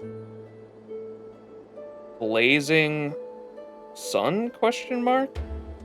And I gotta go back and see what in the trial someone in the trial compared Finon to a blazing sun, I think.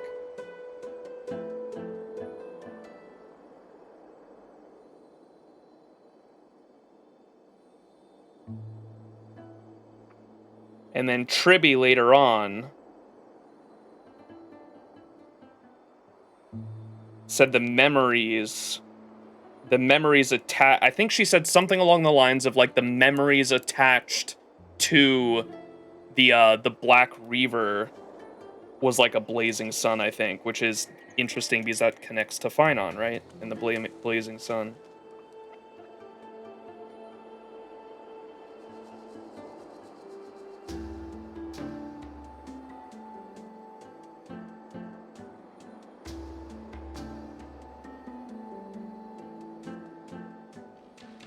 Okay.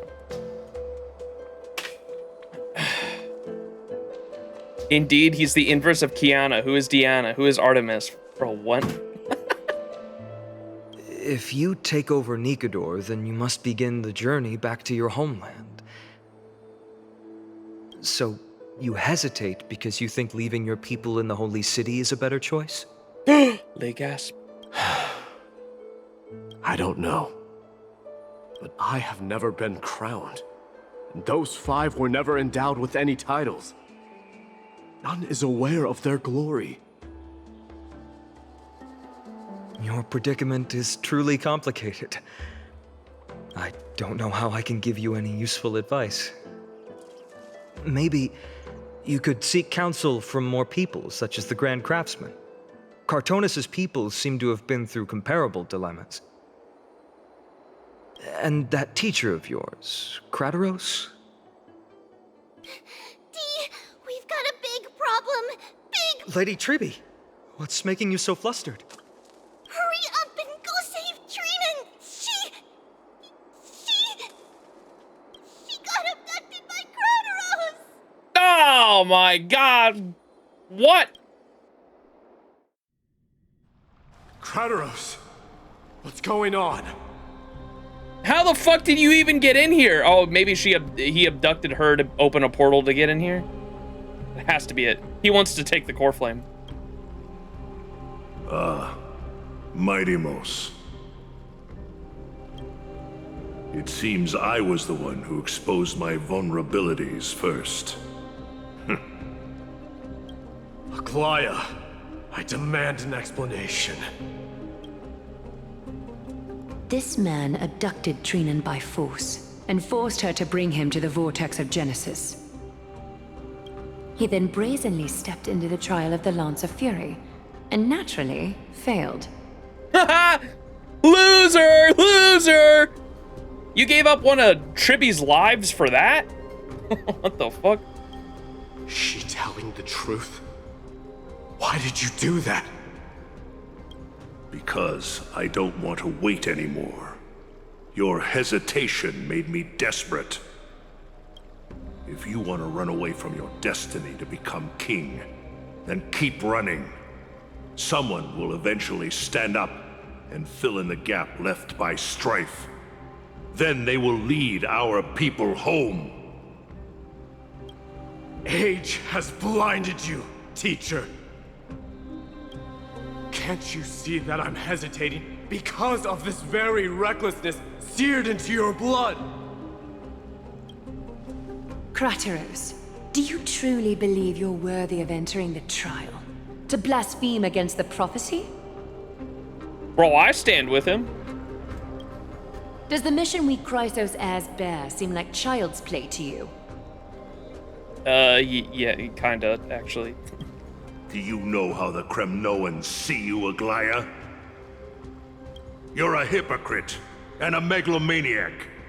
The prophecy of Genesis and the Flame Chase journey are just excuses for you to seize power. Say it ain't so. Aglaya, is this true? Silence, Crateros. Do you even know what you're saying? Are you defending this woman, Mighty Mos? How many wars did people start because of her and her so-called prophecy? How many cities fell in the past millennium? Their people massacring each other. Even if this so-called Genesis really exists, will there be a place for the Kremnoans in that new world?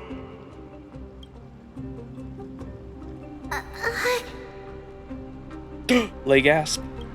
Are you done talking?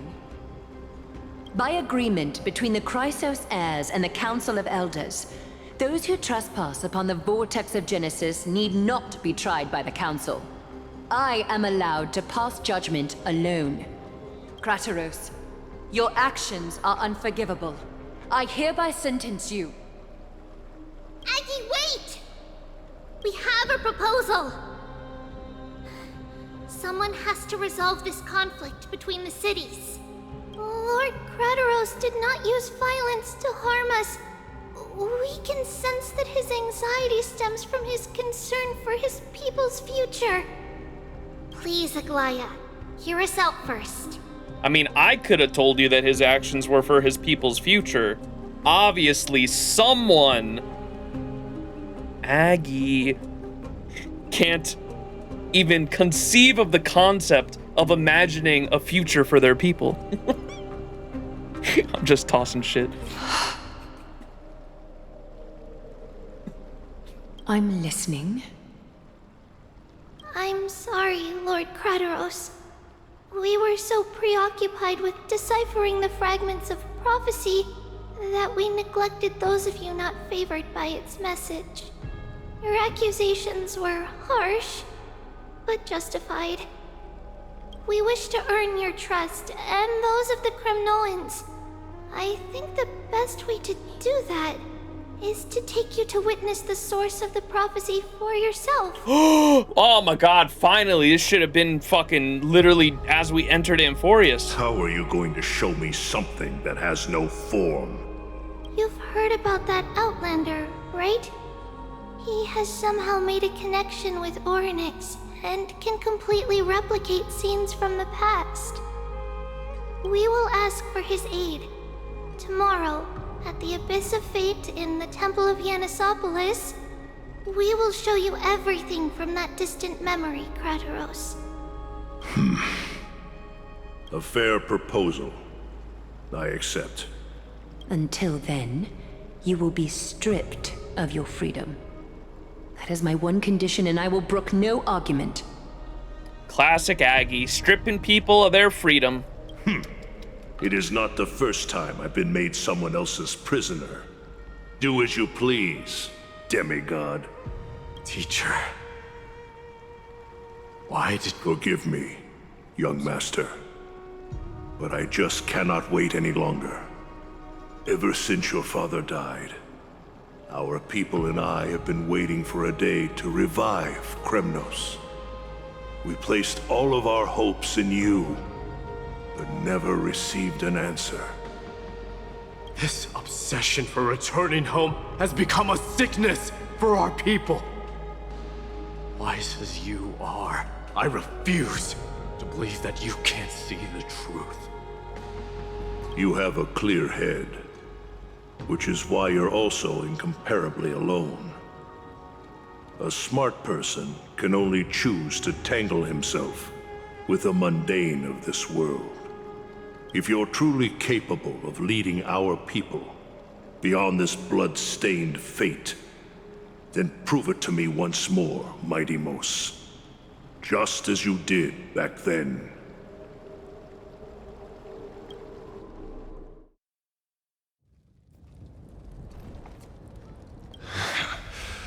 Fierce fighter. I did not expect such heroism from a feeble Akaman. Damn, crazy CG. Fulfill your duty as the victor, warrior, and tell me your name. I seek an honorable death from you. As if you have any honor! Listen closely. I am the leader of the Kremnoan detachment, Mighty Mos. I'm here to finish you, father. It's you. The beast spurned by all. So you did defy death. The prophecy was true. You will bring an end to my Kremnoan dynasty. It's Argenti's VA, so it's his brother? Really? Defy? You're wrong. Death fears me. It's the reason I have this body of steel. As for you, you already stand at death's door, father. You were the one who threw me into the Sea of Souls. The one who tried in vain to enslave a Titan. And the one who desecrated the body of a god. Hyakis! You're a weak king. So weak that even the lowliest hyena is a more noble existence than you. And now, fate's reckoning is upon you. Then swing your blade. Take my crown. Coronate yourself with an old king's blood and inherit it all.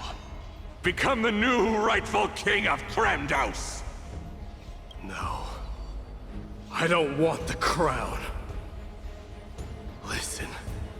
If there's only one end for the kings of Kremnos, then the crown means nothing to me. The only way this scene could have been improved is if the king was Krunk's VA. Squeak, squeakity, squeak, squeakums. The poison to kill Cusco. All I want is your life. To avenge Mother and my comrades. But the walls of Kremnos won't fall with me. Do you truly think you can escape fate's grasp, my son? You and I, we're both the same. We feast on strife and fear. Now kill me! The son of Gorgo is destined to be crowned in blood!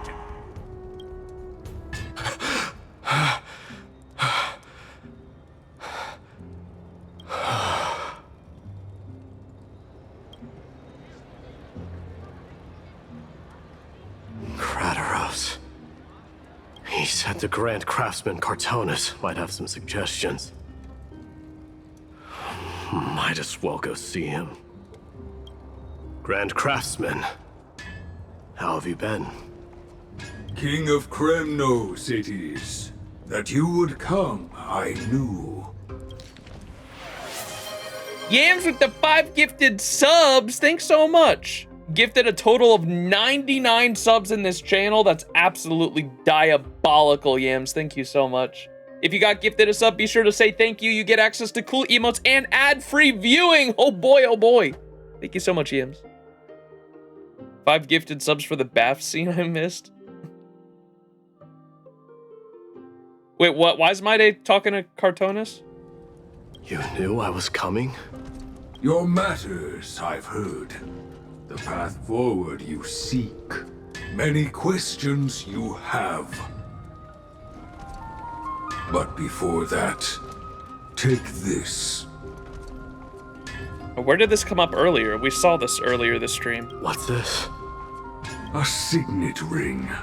For the King of Kremnos. Belonged to your mother. Recast and restore it. I did. It was in the Strife trial.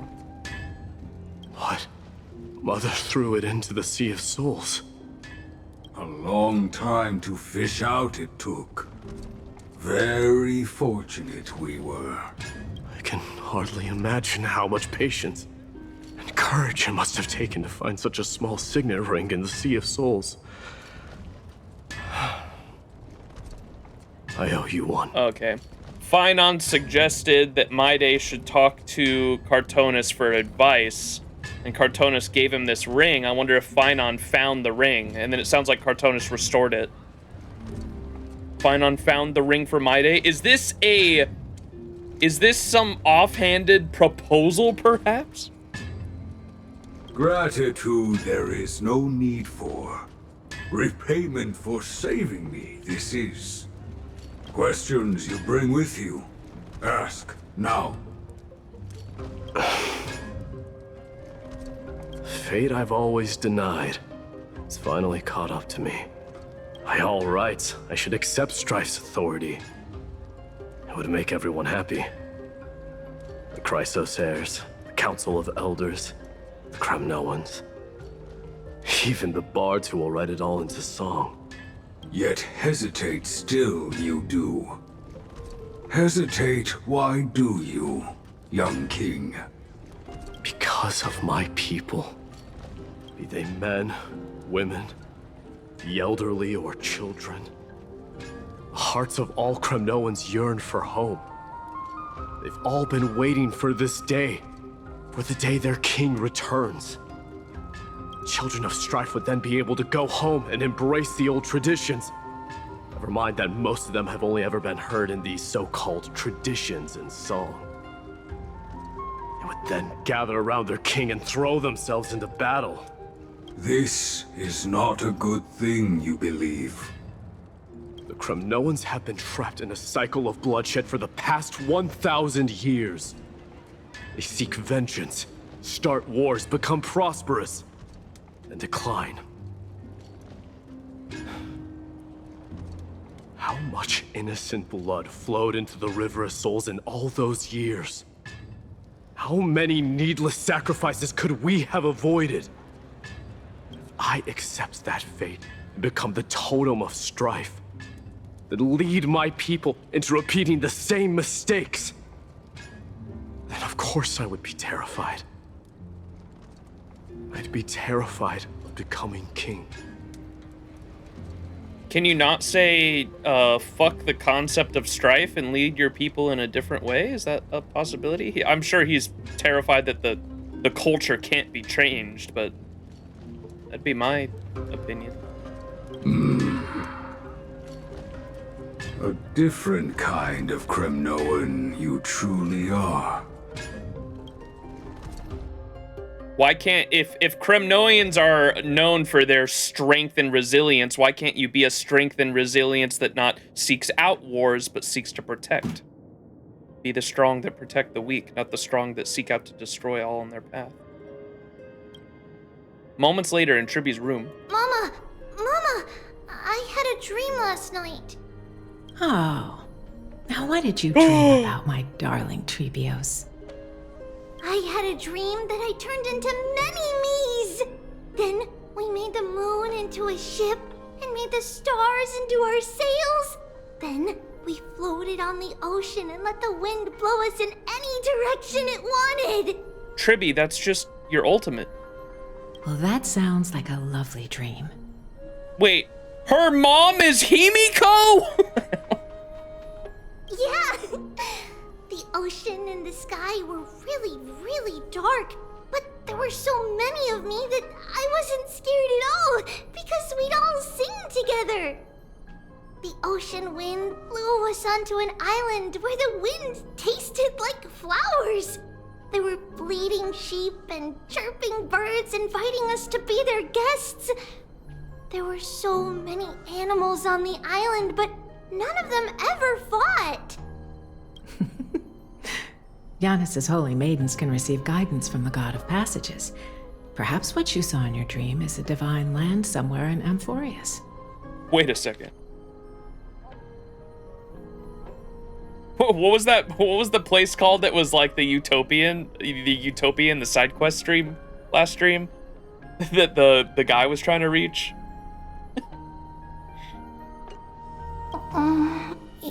You think so? What's wrong, Trebios? You look unhappy. Because on that same island, I saw a dark mountain on the other side of the ocean. And it was very, very tall. The mountain looked alive, and it kept getting closer to the island. Then I realized it wasn't a mountain, but a very, very tall wave made of water. When the wave smashed against the island, it looked like it was going to eat the island up. The small animals tried to chase it away, but they couldn't stop it. Then there was a bang and I woke up.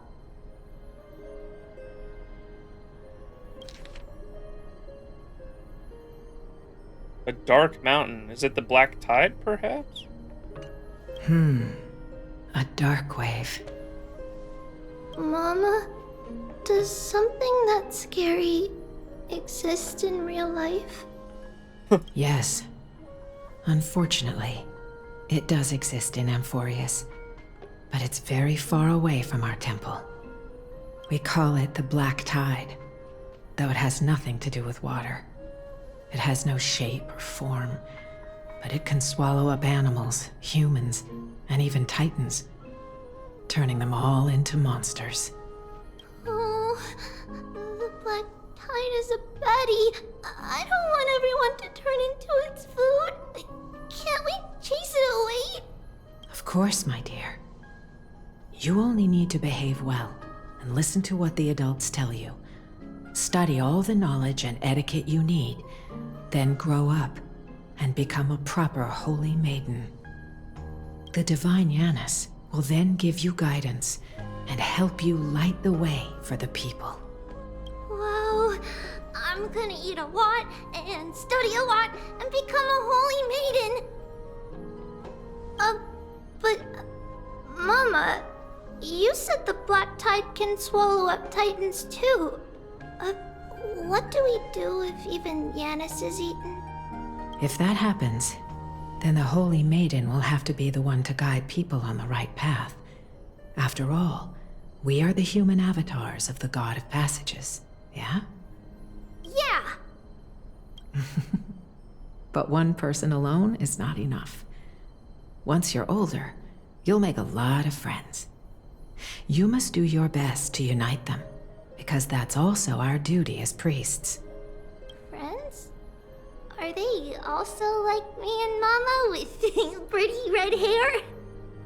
They might not, but they'll certainly be just as smart and kind as you. Mama? Am I dreaming? Don't be silly, dear. Of course you're not dreaming. I've always been by your side. Ma! What the fuck? What? be a good girl and call your friends over too. Let's play hide and seek, just like we used to, okay? My Trebios is the smartest girl. I'm sure you remember where everyone is hiding. The voice sounds so far away. I don't remember. Who am I looking for? Your friends, who will chase the black tide away alongside you, of course. Is this from my childhood? I don't use the spindle to connect everyone. Yeah. A dream carries us back to the memories long faded by time, and this dream mirrors the profound fears within our hearts. There will be an amazing captain on that big ship. She's cheerful, optimistic, bold, and cautious. She'll be able to get everyone together. Wow, that's amazing! Can I be the captain? Of course you can. But you'll find someone else who's better for the job, my dear. I think that person lives in a beautiful temple that sits atop a hillside, covered in golden fig trees. There's a noble girl there who's very smart, but also very delicate. Just like Mama? Perhaps. But before we find the captain, the ship also needs someone who can navigate it. Who could that be? Let me think. I know! She's Treeby! I named this doll after myself? I don't remember it all. Is this a dream? Or something that happened in the past?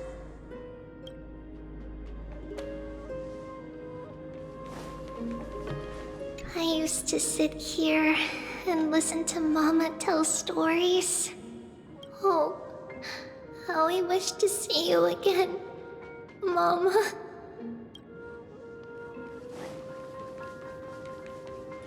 Am I dreaming?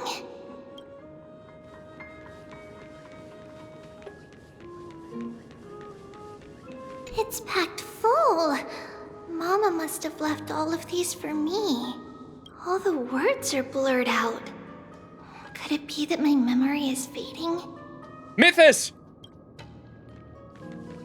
Bad chest! You can't lock me away!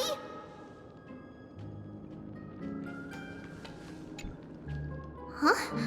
Why is this doll inside a chest?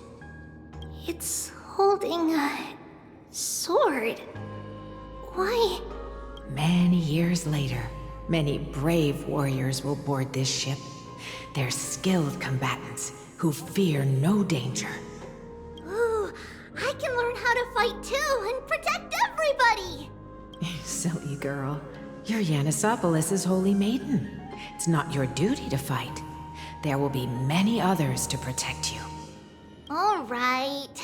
Then where will they come from? I believe one warrior hails from a lovely village where bulrushes flourish, while another comes from a magnificent royal city. Though each has their own troubles, both are ready to lend their strength for the ship's long voyage. In that case, let Trianne fight by their side! That's bullshit. The mother won't let her fight. I'd be like, here, Trippy.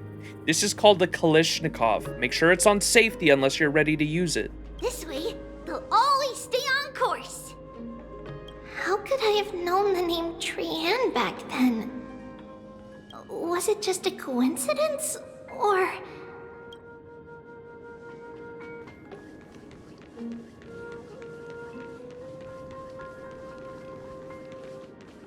Learning can change your destiny. Wait a second.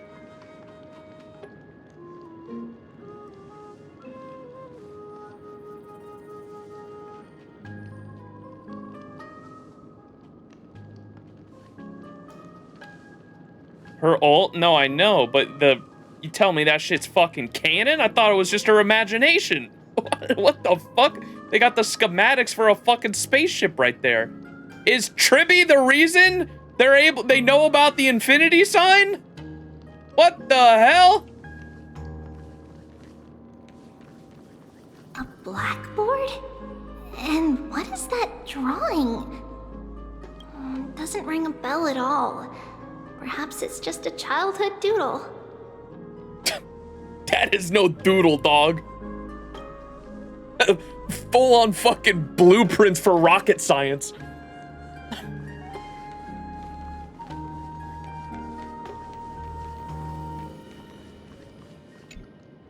When navigating at sea, you need to know both astronomy and geography.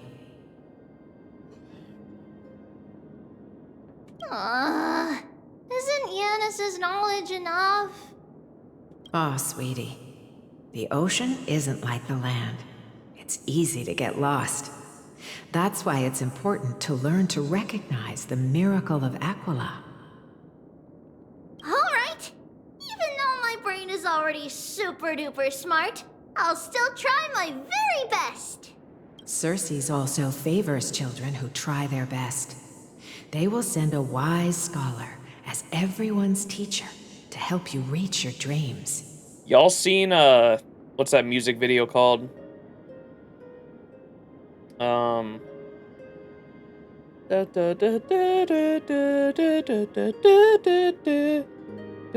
Shelter. So give me shelter like you've done to me. I know, I know, I know. Da da da da da da da da da da da da da. Da da da da da da da da da da. Da, da, da, da, da, da, da. I'm getting fucking remnants of that shit. Did not Cersei's, did fucking Tribby's mom put her on the rocket to save her from the black tide incoming? And she went on the rocket ship and then drifted out in space, and then she saw the infinity symbol and came back down? I don't know.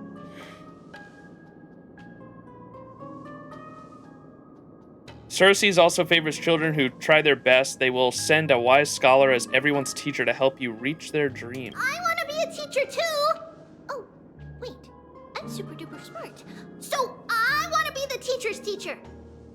Tribby. Why not? But if you're going to be a teacher, you might need to tone down that hyper energy of yours. I'm super duper smart. I want to be a teacher too! Oh, wait. I'm super duper smart. So I want to be the teacher's teacher. Unbelievable. Then Trinan can do it. She's well behaved and would make a great teacher. Mama and the others always said that I had a great memory. But now, I can't even tell if this is a memory or a dream. Come, let's line them up.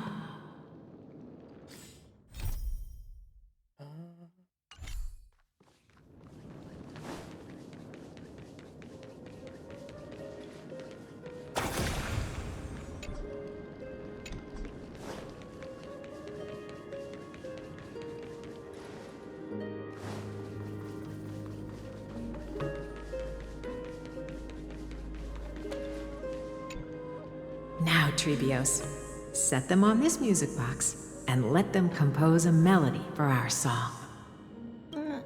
Music box? What's that? Sweetheart, are you still groggy from your nap? You invented it. I invented it? What does it do? Oh, my lovely Trebi. You're usually so bright. What's gotten into you today? Well, you might as well see for yourself. Put your good friends on it and see the wonders it can do. Put the dolls on. It's rotating. And I can hear something. What's that thing? There's a sword, a thread, and what is that? A wing? Is that one of her wings? I can't tell what that is. That's right. It's a music box. It's a if blunt. you place Shut the dolls fuck in the up. right spots, it will start rotating and play beautiful music. Pineapple pen? It's a tablet? Shit don't look like a tablet. It's a fucking blunt. This edible ain't shit. Yo, Tribby, pass the blunt. Out of all your inventions, this one is my favorite.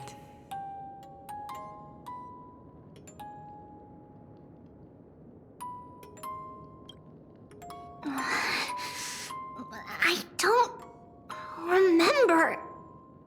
It's all right, my child. I'll sing along to the tune, and it will help jog your memories. Happiness abounded in this lush land by God's chosen. Giants raised their glasses in a toast, beheld by the 12 constellations. 3 carved the heavens and the earth. 3 wove the threads of fate. 3 molded life with their hands. Oh! And 3 guided calamity's gate. This is the prophecy, yeah? Well, that was from the trailer, at least, that I remember one of you telling me was the prophecy, right? Is this the prophecy? Happiness abounded in lush land by God's chosen. Giants raised their glasses, and a toast beheld by 12 constellations. This girl's been around for 1,000 years. I don't remember my dinner last week. Happiness abound in this lush land by God's chosen. Giants raised their glasses, and a toast beheld by the 12 constellations.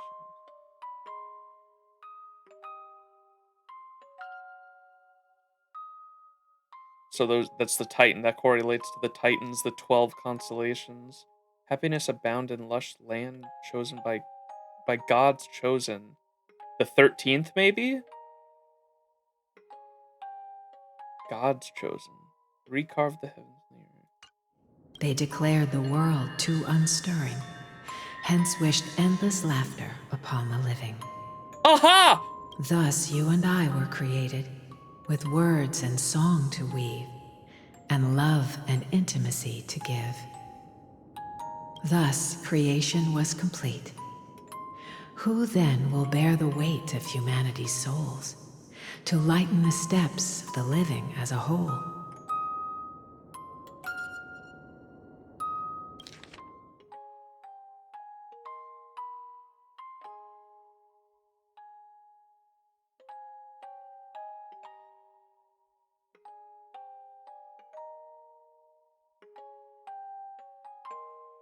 Creation was complete. Who then will bear the weight of humanity's souls to lighten the steps of the living as a whole? What?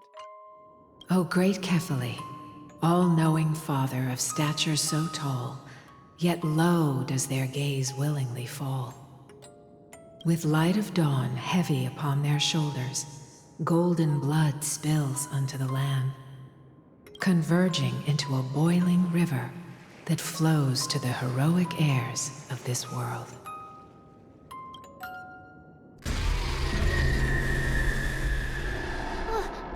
What's going on? Oh, Yanis, please lend me your ears. In the black mist, as death and fate draw close. On the bloodied earth, the living and dead, but ghosts. What is this world? It mirrors your maze-like fate. What is this world? A silent lament without a trace.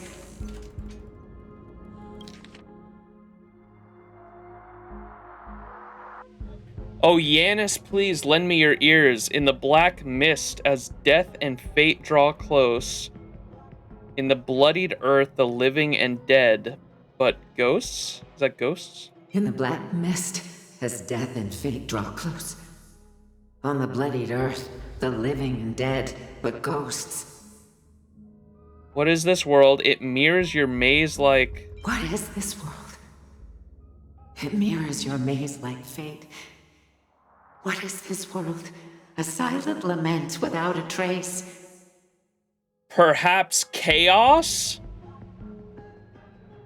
Outside... Because if Yanis and the gods of fate are similar to that there are many doors you can walk, but there's only one that you have to go through, is kind of what they had been getting at all along. I imagine this has got to tie back to the what was it, the circle of knowledge, and how going outside of this circle of knowledge is chaos, and it's so unpredictable that your calculations cannot be accurate. Which might go back to it mirrors your maze-like fate. What is this world? An ailment? A what? What is this world? It mirrors your maze-like fate. What is this world? A silent lament without a trace. A silent lament without a trace. What is the past? Wandering ghosts that linger. What is the future? Souls scattered by fate's finger. I have to be on it, man. I think I'm on it. Because typically Tribby and the gods of fate, the side quest that we did about that talked about how fate being something that you choose or not, or like being able to make your own destiny, was tied to calculations and being able to predict the future and going down this path through a very predicted and precise future that was woven, right? And if you go outside of that, it's chaos. It can't be predicted. And that kind of seems like what it's going with right there. What is the past? Wandering ghosts that linger. What is the future? Souls scattered by fate's finger. What is the past? So what is this world? It mirrors your maze-like fate. What is this world? Silent lament without a trace. What is the past? Wandering ghosts that linger. What is the future? Skulls? What is that? What is the past? Wandering ghosts that linger. What is the future? Souls scattered by fate's finger. Souls scattered by fate's finger. What is the start? A voyage born in solitude. What is the end? A spirit, lonely and subdued. Lonely and subdued. And subdued. And subdued. Subdued. Subdued. Subdued. Subdued. Subdued.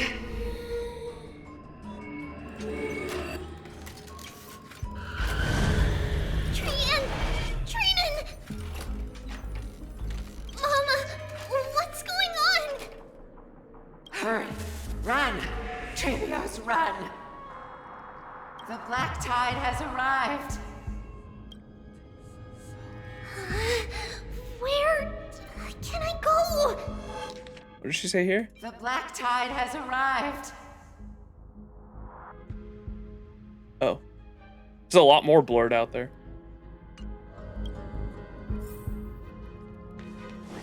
Run, run, run! Run, run, run! A dream carries us back to memories long faded by time, and this dream mirrors the profound fears within our hearts. Tribby's fate.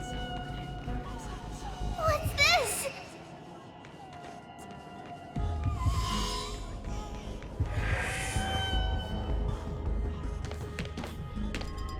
Why? Why are there dolls everywhere? Lock in, Tribby! This is the sacrifice of a holy maiden. You won't make it to the end. Only one person can. I know. It's fine if we can't reach the end. Our minds are made up. Go. Bid your farewells, Trebios. Time is running out. Mama, are you going to leave me? My sweet girl. I will never leave you. But remember this, Trebios.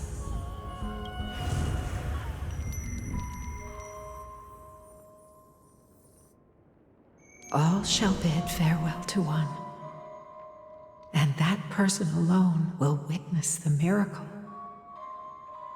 Only one shall live to the end, and they alone will witness Era Nova, which is, if I'm not mistaken, isn't Era Nova? I think they said, or like back in 3.0, Era Nova was the dawn of a new world, which is like what the Flame Chase journey is supposed to make. All shall bid farewell to one, and that person alone will witness the miracle. Is that supposed to be Phynon? I imagine. Is that what Deliverer means? Since your mind is made up, then traverse the black tide and dispel the fog for Amphoreus. And this kind of goes back in with the parallels between Kevin and Phynon, because in Honkai Impact 3, Welt, or at least in Honkai Star Rail, Welt describes to Acheron when they're talking in Amphoreus, he describes the Kevin he knew in Honkai Impact 3 as being a guy that held up the world, right? And because I had been noticing the parallels, or at least noticing that the eye in Phynon's eye is the world-bearing Titan, so I assumed he was going to be the Titan, or the guy that gets the core flame for Kefali. He'll eventually become the one that holds up the world on his shoulders, right? Just like the Honkai Impact 3 Kevin. All shall bid farewell to one, and that person alone will witness the miracle. That person alone will witness Era Nova, the birth of a new world, right? That's what Era Nova means. Era's just era. Nova means new, right?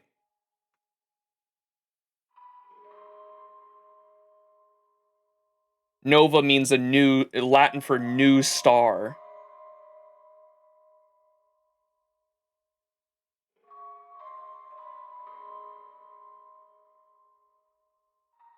Okay. Since your mind is made up, then traverse the black tide and dispel the fog for Amphoreus. I shall see you tomorrow, my dearest Trevius.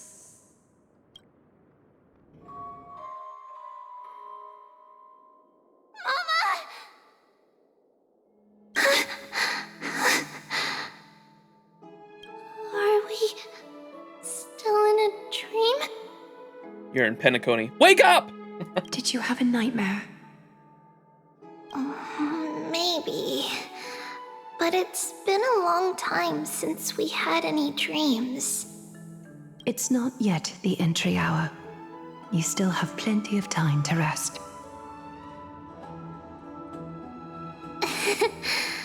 No. Our heart is still racing.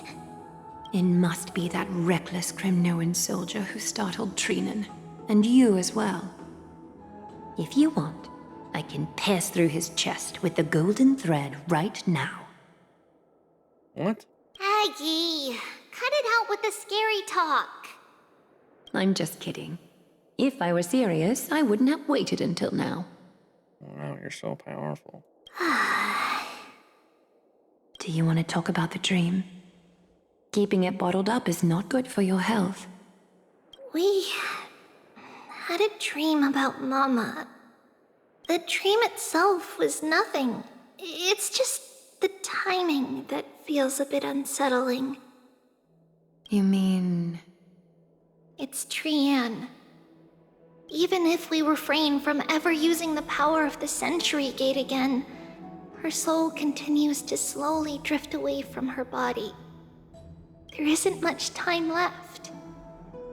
Perhaps it wouldn't be such a bad idea to let her relinquish her role as the gatekeeper and live out her days as a carefree child. You have a point, Aggie, but our decision has already been made on that matter. I believe there's still another way. Souls will be spent until they dissolve into dust. Such is our fate. Once we had a whole and connected body.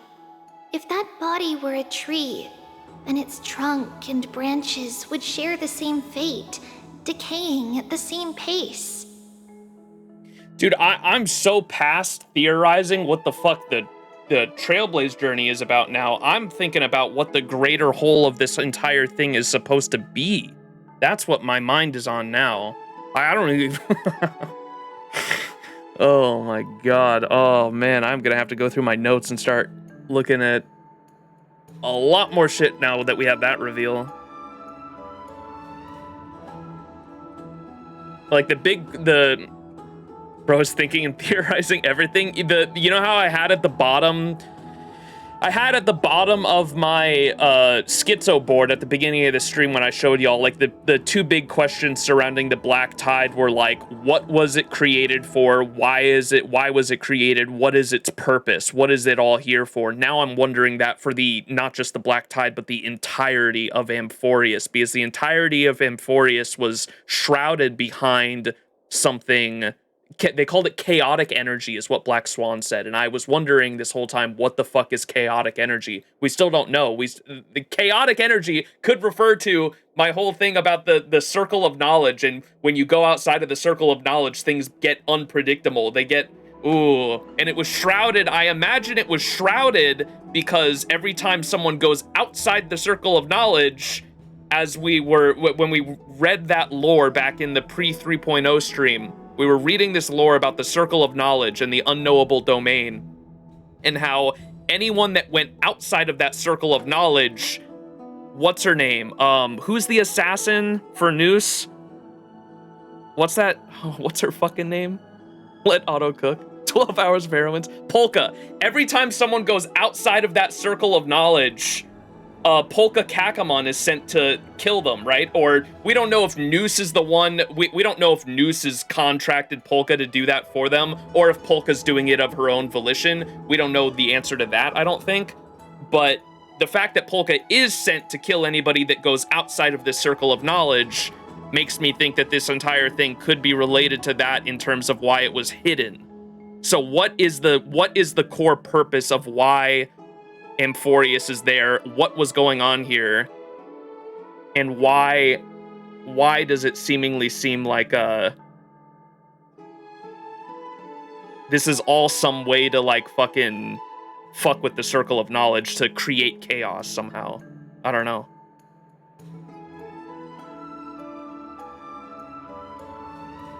It makes sense because, yeah, well, Noose is one of the paths here for sure. That's why it's been on my mind this whole time. I enjoy your theorizing. I don't know. I've got to think about it a lot more, but like, since the memory ended, I haven't even been paying attention to what the fuck they've been saying here because that was just on my mind. Like, what the fuck? I'm not even theorizing about what's happening inside of Amphoreus anymore. I'm theorizing about what's happening outside of Amphoreus and who created this place and why. That's way more interesting to me. Okay. God damn.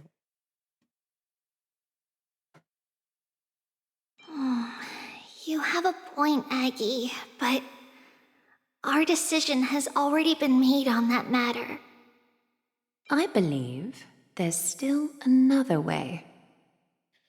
It wouldn't be such a bad idea to let her relinquish her role as the gatekeeper and live out her days as a carefree child.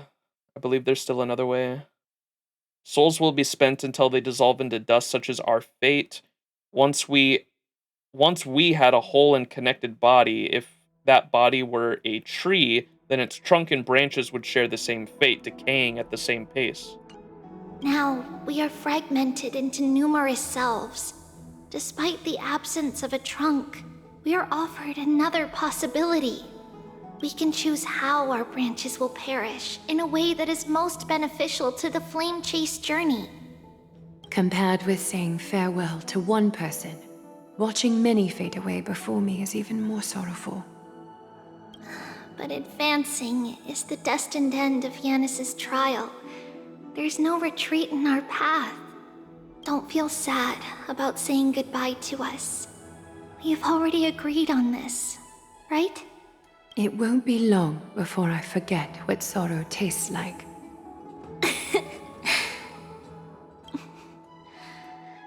So, what would you like for breakfast, Aggie? What? Where did that come from? After all this talking, We're feeling a bit hungry. Seconded. Plus, it's nearly the entry hour now. I am fucking hungry. I meant to end stream a little while ago, but damn, I'm glad we went through this. I got a lot to theorize about before next stream now. Do you remember when we first met, Aggie? You were still a little one, and we caught you secretly eating oatmeal late at night. Aggie, you're not supposed to eat oatmeal late at night. While my emotions might be fading, those memories are still as vivid as ever, teacher. Please, let me do it. What would you like to eat? It's fine. Leave it to us. You should rest for now. It won't take long, and we'll call you when it's done. In that case, thank you. Streamer wanted to end, but the story was so good he kept going. Well, it was actually because there wasn't a stopping point. Like, we talked to Don Hung. We have not had like an actual, I could have stopped it, I guess, by leaving the POV section, but we got thrust into a POV, the trippy POV section. We've kind of been stuck in that this whole time. There hasn't been like a place to stop, so that's why I kept going, but I am glad we kept going because goddamn, that drop at the end there was pretty significant. And see you tomorrow, Aggie.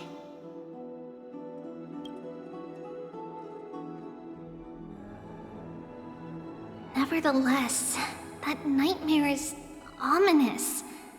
Memories are slipping away, even the image of Mama. Is that like a thing that they say to never have to say goodbye? Because I feel like that's something that's been in a different piece of media that I've consumed. I can't remember where. Maybe you guys remember in either a different anime or a TV show or a movie. There was something where they say, like, you say see you tomorrow instead of goodbye, so you never actually have to say goodbye. You never say goodbye, you say see you tomorrow. I feel like that's definitely been in a movie or an anime or a show I've watched before. Just as expected, another trip must be made into the abyss of fate.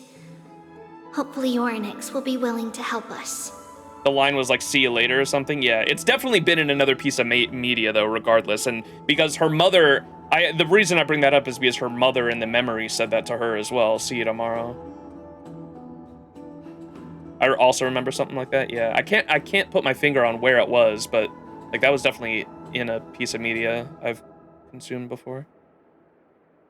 But they haven't said the reason, but I imagine maybe that's the reason. They say see you tomorrow so they never have to say goodbye. Because saying goodbye means forever. Yeah, where is that from? That's from something. Saying see you tomorrow in a city that never sees tomorrow. Because it's always day or whatever. Just as expected, another trip must be made to the abyss of fate. Hopefully Oryx the Time Titan will be willing to help us.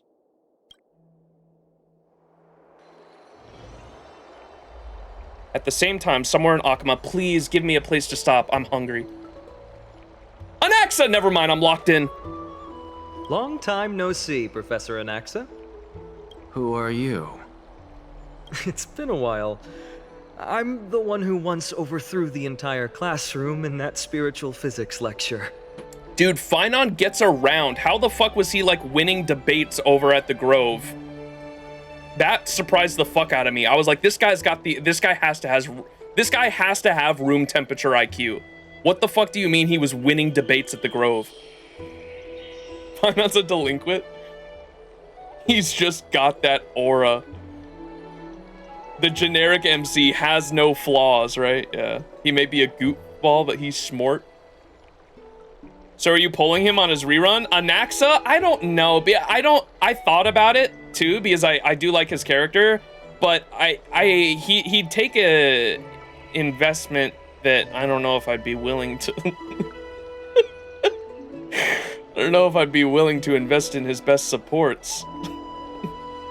He's a poet and a history expert. He's the kind of guy that sounds confident enough that whatever he says sounds correct. Are you willing to pull his team? Yeah, he kind of needs Sarija inside. Well, I have Cyrene. He works with everyone, that is true. Herda? No, I meant fucking, what's her name? Celery. Did you see the 4.0 drip, by the way? Yeah, you're the first person to ask me this stream. I was surprised. I thought Usually people are really annoying about drip marketing, and I was worried about that this stream, but no, you're the first person to ask this stream. I'm surprised it took 9 hours for someone to actually ask that. I did see the drip. The artist girl was the only one that interested me, to be honest. I'm getting all of them. The artist girl, I liked her character design a lot. She's probably the only one that had a character design that interested me. I'm getting all of them. E0S1, I salute you. Good luck. Nihilux, yes. Not the first person to ask, I missed before. Oh, okay. Asheville for sure for me. New Silver Wolf for mine. Yay Sakura, the bunny slash fox. Silver Wolf with long hair. And a tail. And Sparksy. But I also, I've got reruns on my list as well. I'd like to get Rappa just because I don't have any AoE units, and Rappa is not only an AoE unit, but is a unit that I have all the break supports for, so I literally get Rappa, and I've got her best in slot team already. So Rappa I'd like to get whenever she gets a rerun. Who else was on my list, chat? I still need to get E2 Fugue as well for the Dance Dance Dance Eidolon. That shit's crazy.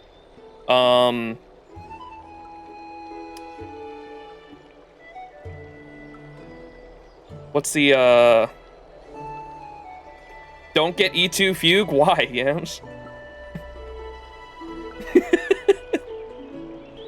Evernight, yes, thank you. Yes, Evernight is also on my list, so I can have the Mono Remembrance team. It's the last Evernight's the last unit I need for Mono Remembrance. Don't listen to Yams, get E2 Fugue. And I think, was there one other character I wanted to get a rerun of? Or maybe it was Fugue. It was the E2 Fugue, Rappa, and Evernight. I think those were the 3 reruns that were on my list of characters to get to grow my account. Firefly, yeah. Yeah.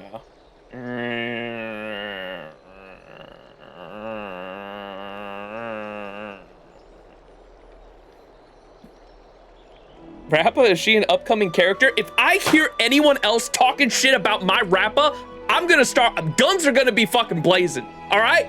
This guy fucking stop. You leave my Rappa alone.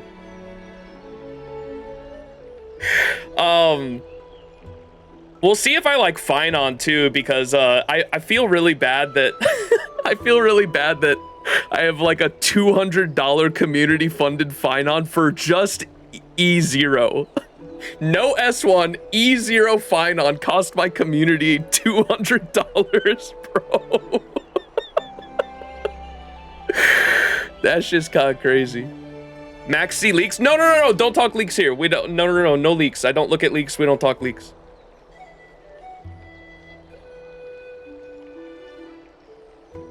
I know Finon needs investment too. I know everyone's been telling me that, but fuck, he also needs fucking celery as well though.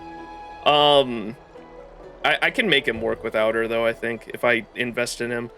And I still haven't seen Finon's animations either. I just know I know he has a domain expansion, and I know someone said he's a counter character, which is interesting, but I still am spoiler free on his animations. What was I gonna say? Oh, the fact that I think I am going to enjoy Finon's story just for the fact that on my first 3.0 VOD, there was someone in the comments on the VOD that was an FGO player that said, you should just skip all of Amphoreus, it's just blabber until you get to Finon's story. Finon's story's good is what they said. And I was like, okay, if there's a Fate player, if there's a Fate player that's praising Finon's story, it's gotta be pretty good then. He's also Dizay! You mean the Goku transformation I'm spoiler free on. I've seen the 3.4 patch art, so I know he has this alternate 4 and a domain expansion. I just don't know please no spoilers on it. I haven't seen the animations. I don't know the context behind it. All of that's spoiler free. I just know he eventually reaches whatever the fuck that is, and I'm interested to see how he gets there. A lot of people regard his story as the best HSR story to this day. Okay. High expectations. Yeah, can't avoid the splash art in my face, exactly. Have you considered stop reading and thinking? You are spoiling the story. Stop reading and thinking? To stop. What? Don't read, don't think. You may spoil yourself in the future. Stop giving him high expectations. Just pull. All right, anyways. Where were we? Long time no see, Professor Anaxa. Who are you? Bro said who? It's been a while. It's been a while. I'm the one who once overthrew the entire classroom in that spiritual physics lecture. Oh, it's you. No way. Do you really still remember that, Professor? I remember that glib tongue of yours. What brings you here? Surely you're not here to reminisce. I need the screenshot of this face. Bro, that's so good. You could tell. Of course. You only beat around the bush when you have a hidden agenda. That's not true. I'm here to seek enlightenment, as always. Could you please teach me everything you know about the black-robed swordmaster? Ooh. Rumors sure travel fast. Unfortunately, I too know nothing about it. I can only tell you that it is clad in a black robe and wields a greatsword. At least, it looks like a greatsword. It's shaped like a twisted half-sun. Ooh. And a peculiar dagger resembling a crescent moon. By the way, take this with you. I got it from the sneak attack. It's yours now. Oh. I was right. It is this thing. The one who torched Aedes Elysiae to the ground. And killed everyone. Don't try to be a hero. No one in Akama stands a chance against that thing right now. Is that what the Titan said as well? Not at first. But the god relented after having had a taste of its power. Even with the god possessing me, I couldn't fight against that blade. Bro is actually just a walking Fate reference, dude. He's got the fucking... He's got the master command spells on his fucking hand, and he's a pseudo servant, and he like gives off mage vibes too. He's a walking Fate reference. Blade? Question mark? That incredible power doesn't seem to be granted by any Titan. Are you suggesting that it originates from beyond Amphoreus? Oh, like the fucking Black Tide itself. It's possible. Much like the Black Tide, no? Me and Anaxa, we got a knack for this shit. Nonetheless, it's an enemy we must overcome. And the eye covered like it's a mystic eye or something? Yes, exactly. Replayed. We? Drop the pipe dream, Phynon. No one wants to see you fall by their blade.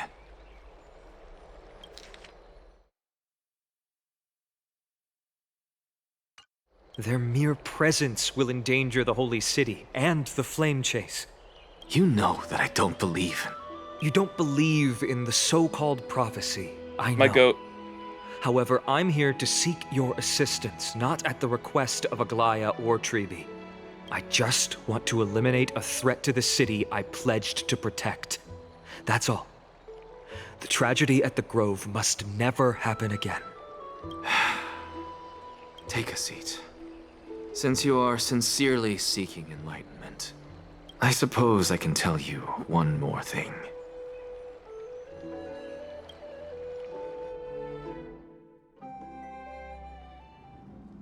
Soon after, in the abyss of fate. What's wrong, Trian? Nothing. Just remembering what happened at the Grove.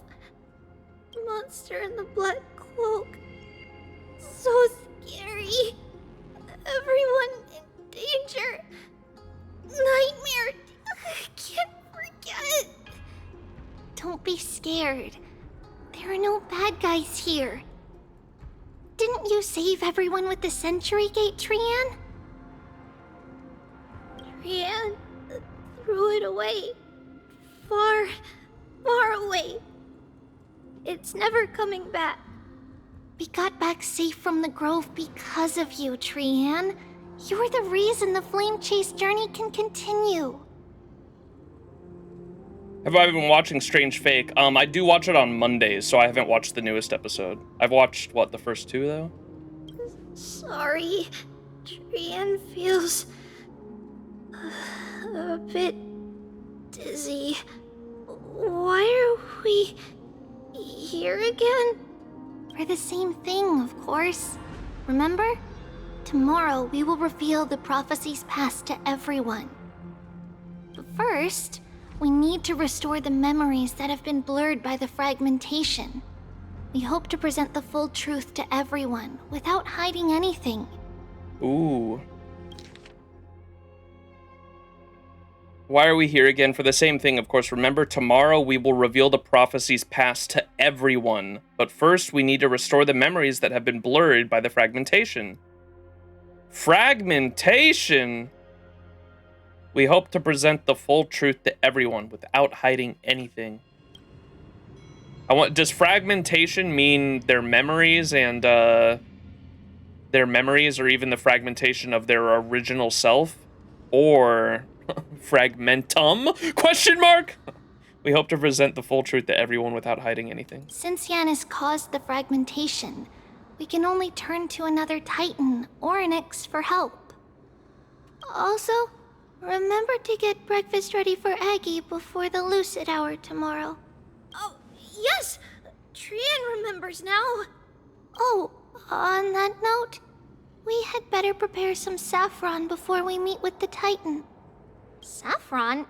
Huh, it's an essential offering for rituals in the Temple of the Three Fates.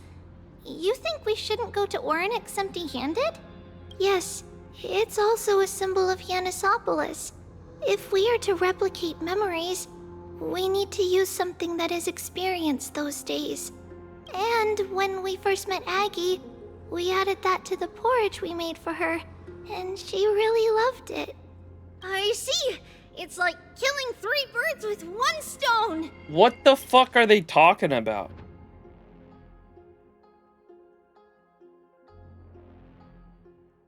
On that note, we had better prepare some saffron before we meet with the Titan. Saffron? Oh, it's an essential offering for rituals at the Temple of the Three Fates, so we shouldn't go to Orynyx empty-handed. Yes, it's a symbol of Yanopolis. If we are to replicate memories, we need to use something that has experienced those days. And when we first met Aggie, we added that to the porridge we made for her, and she really loved it. I see. It's like killing 3... Okay. Oh, because they're gonna make the breakfast. Okay, I was like, what? But it all depends on whether Orynyx is willing to help us. This could be a problem. After all, it was us who took the core flame from Yanis, from Orynyx's kin. We will have to give it a try. If there's truly no other way... In our current state, we probably can't do anything to them. We'll cross that bridge when we get there. Leave it to Trian. Trian knows how to play cute. In any case, let's look for saffron first. I hope there's still some left in the temple, untouched by Nikador's soldiers. I remember that aged saffron is preserved in sealed jars. Let's be on the lookout as we go. Alright, can I end here? I gotta end here, dude. What percent are we through on 3.1 and now? We gotta be over halfway for sure. To replicate the memories and fulfill the promise to Kratos, we quietly visit the Abyss of Fate, searching for objects that have witnessed those years. We're like 60 to 70%? Okay, perfect. So we can finish 3.1 next Sunday, and then we'll also watch the trailers and everything too. How about that, chat? 1%, I'd say. 65%? Okay, perfect. About 2/3. A little over halfway. Achievement. Among the Undying Divine, O Thanatos, grant her but a night of peaceful sleep. Try to reclaim Triby's past in the nightmare. Alright. I'm interested. I'm excited. It do be interesting. Shit's getting spicy. How do I leave this shit? How do I leave the... Oh, this button, I assume?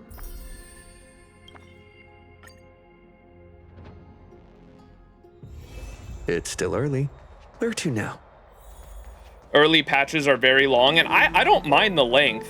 I think I said that in 3.0, that like I remembered a lot of people were complaining about the yapping and the Yap Fest in 3.0. It's mainly, the only time I would complain about that is if it's like dialogue that is not... It has to be well-written dialogue, you know what I mean? Because that was what my issue was in Penacony. They would talk for fucking ever and nothing would come of it. And I was like, that shit was annoying the fuck out of me. And some of it makes sense in retrospect because like Gallagher was specifically trying to throw us off our game because he's a fucking history fictionologist and my hatred of them grows by the day.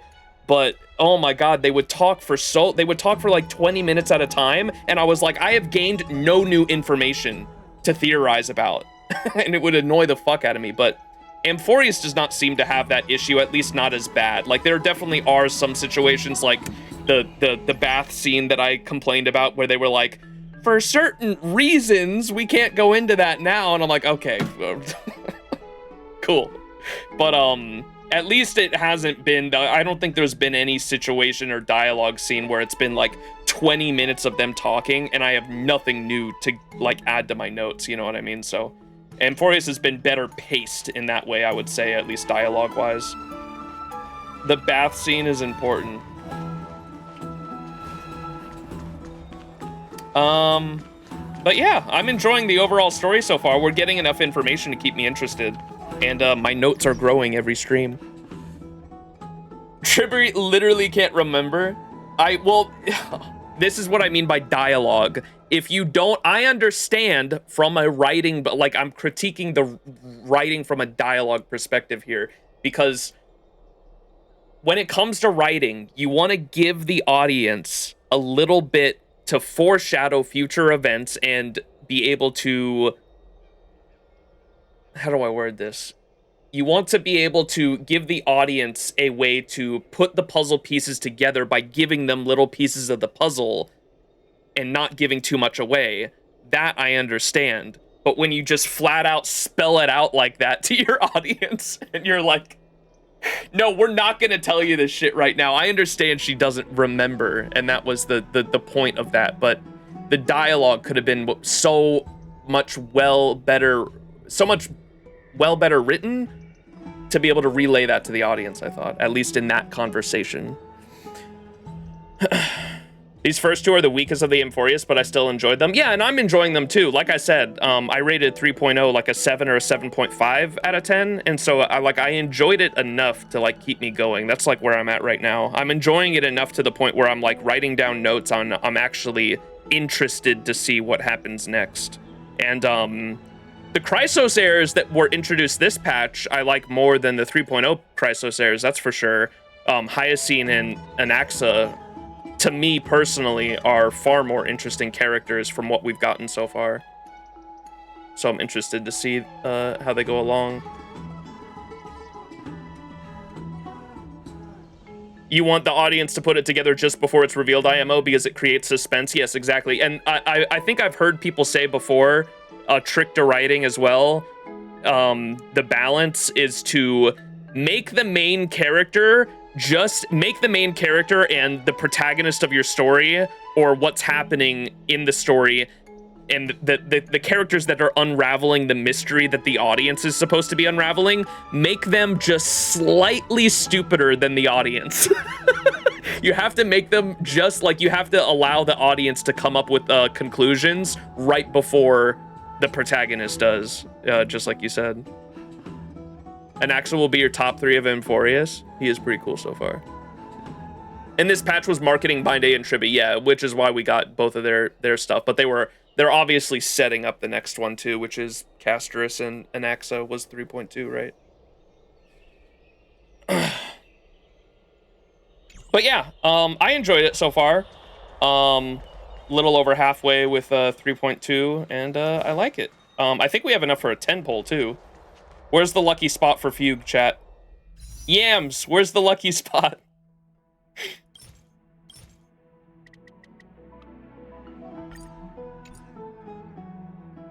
No. We're not gonna get it. Look, my last poll was Zila last stream. Remember, I lost the 50-50, so now we're guaranteed. What, trash can? The Firefly spot, you think, in Belobog? Get another Zila? That's literally impossible. Unless I get a double. It's still early. Where to now? It worked last time. Do do do do do do do do do. My first trash can. Do y'all remember? I remember. All right, trash can.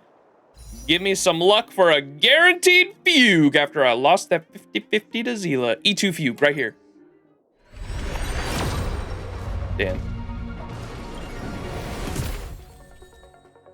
Natasha! The Belobog Catalyst. Let's go. Where's store? Bam. That's the wrong one. All right.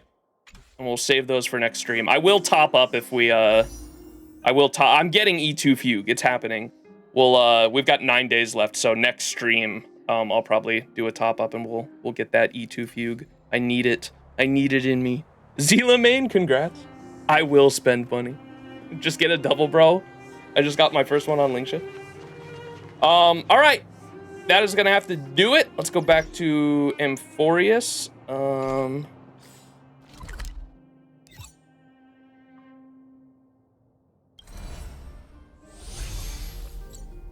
Gomen. Can I get a Gomen in chat? Gomen.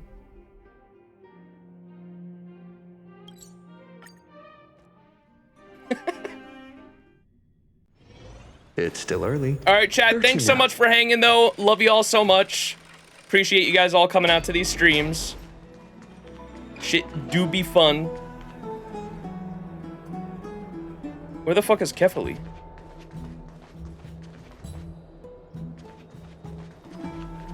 Kefali!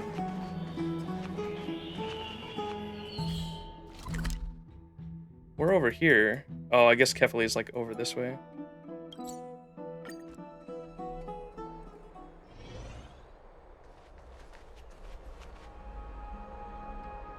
Beautiful. Chat, thanks so much for hanging out. Love you all so much. If you're watching on YouTube, chat, say bye to YouTube. Leave a comment down below, YouTube VOD watchers, and a like on the stream. It helps out a lot. It's a free way to support the channel. And if you can't think of a comment and you'd like to leave one anyway to support the stream, you can leave one Kefali to represent the world-bearing Titan and our trust in it. Thanks so much for hanging, everybody. Love you all so much. I will see you all next Sunday. Look forward to it. And yeah, hope you guys all have a fantastic week. I'll see you then. Bye-bye. Have a good one, everyone. Love y'all. See you next time.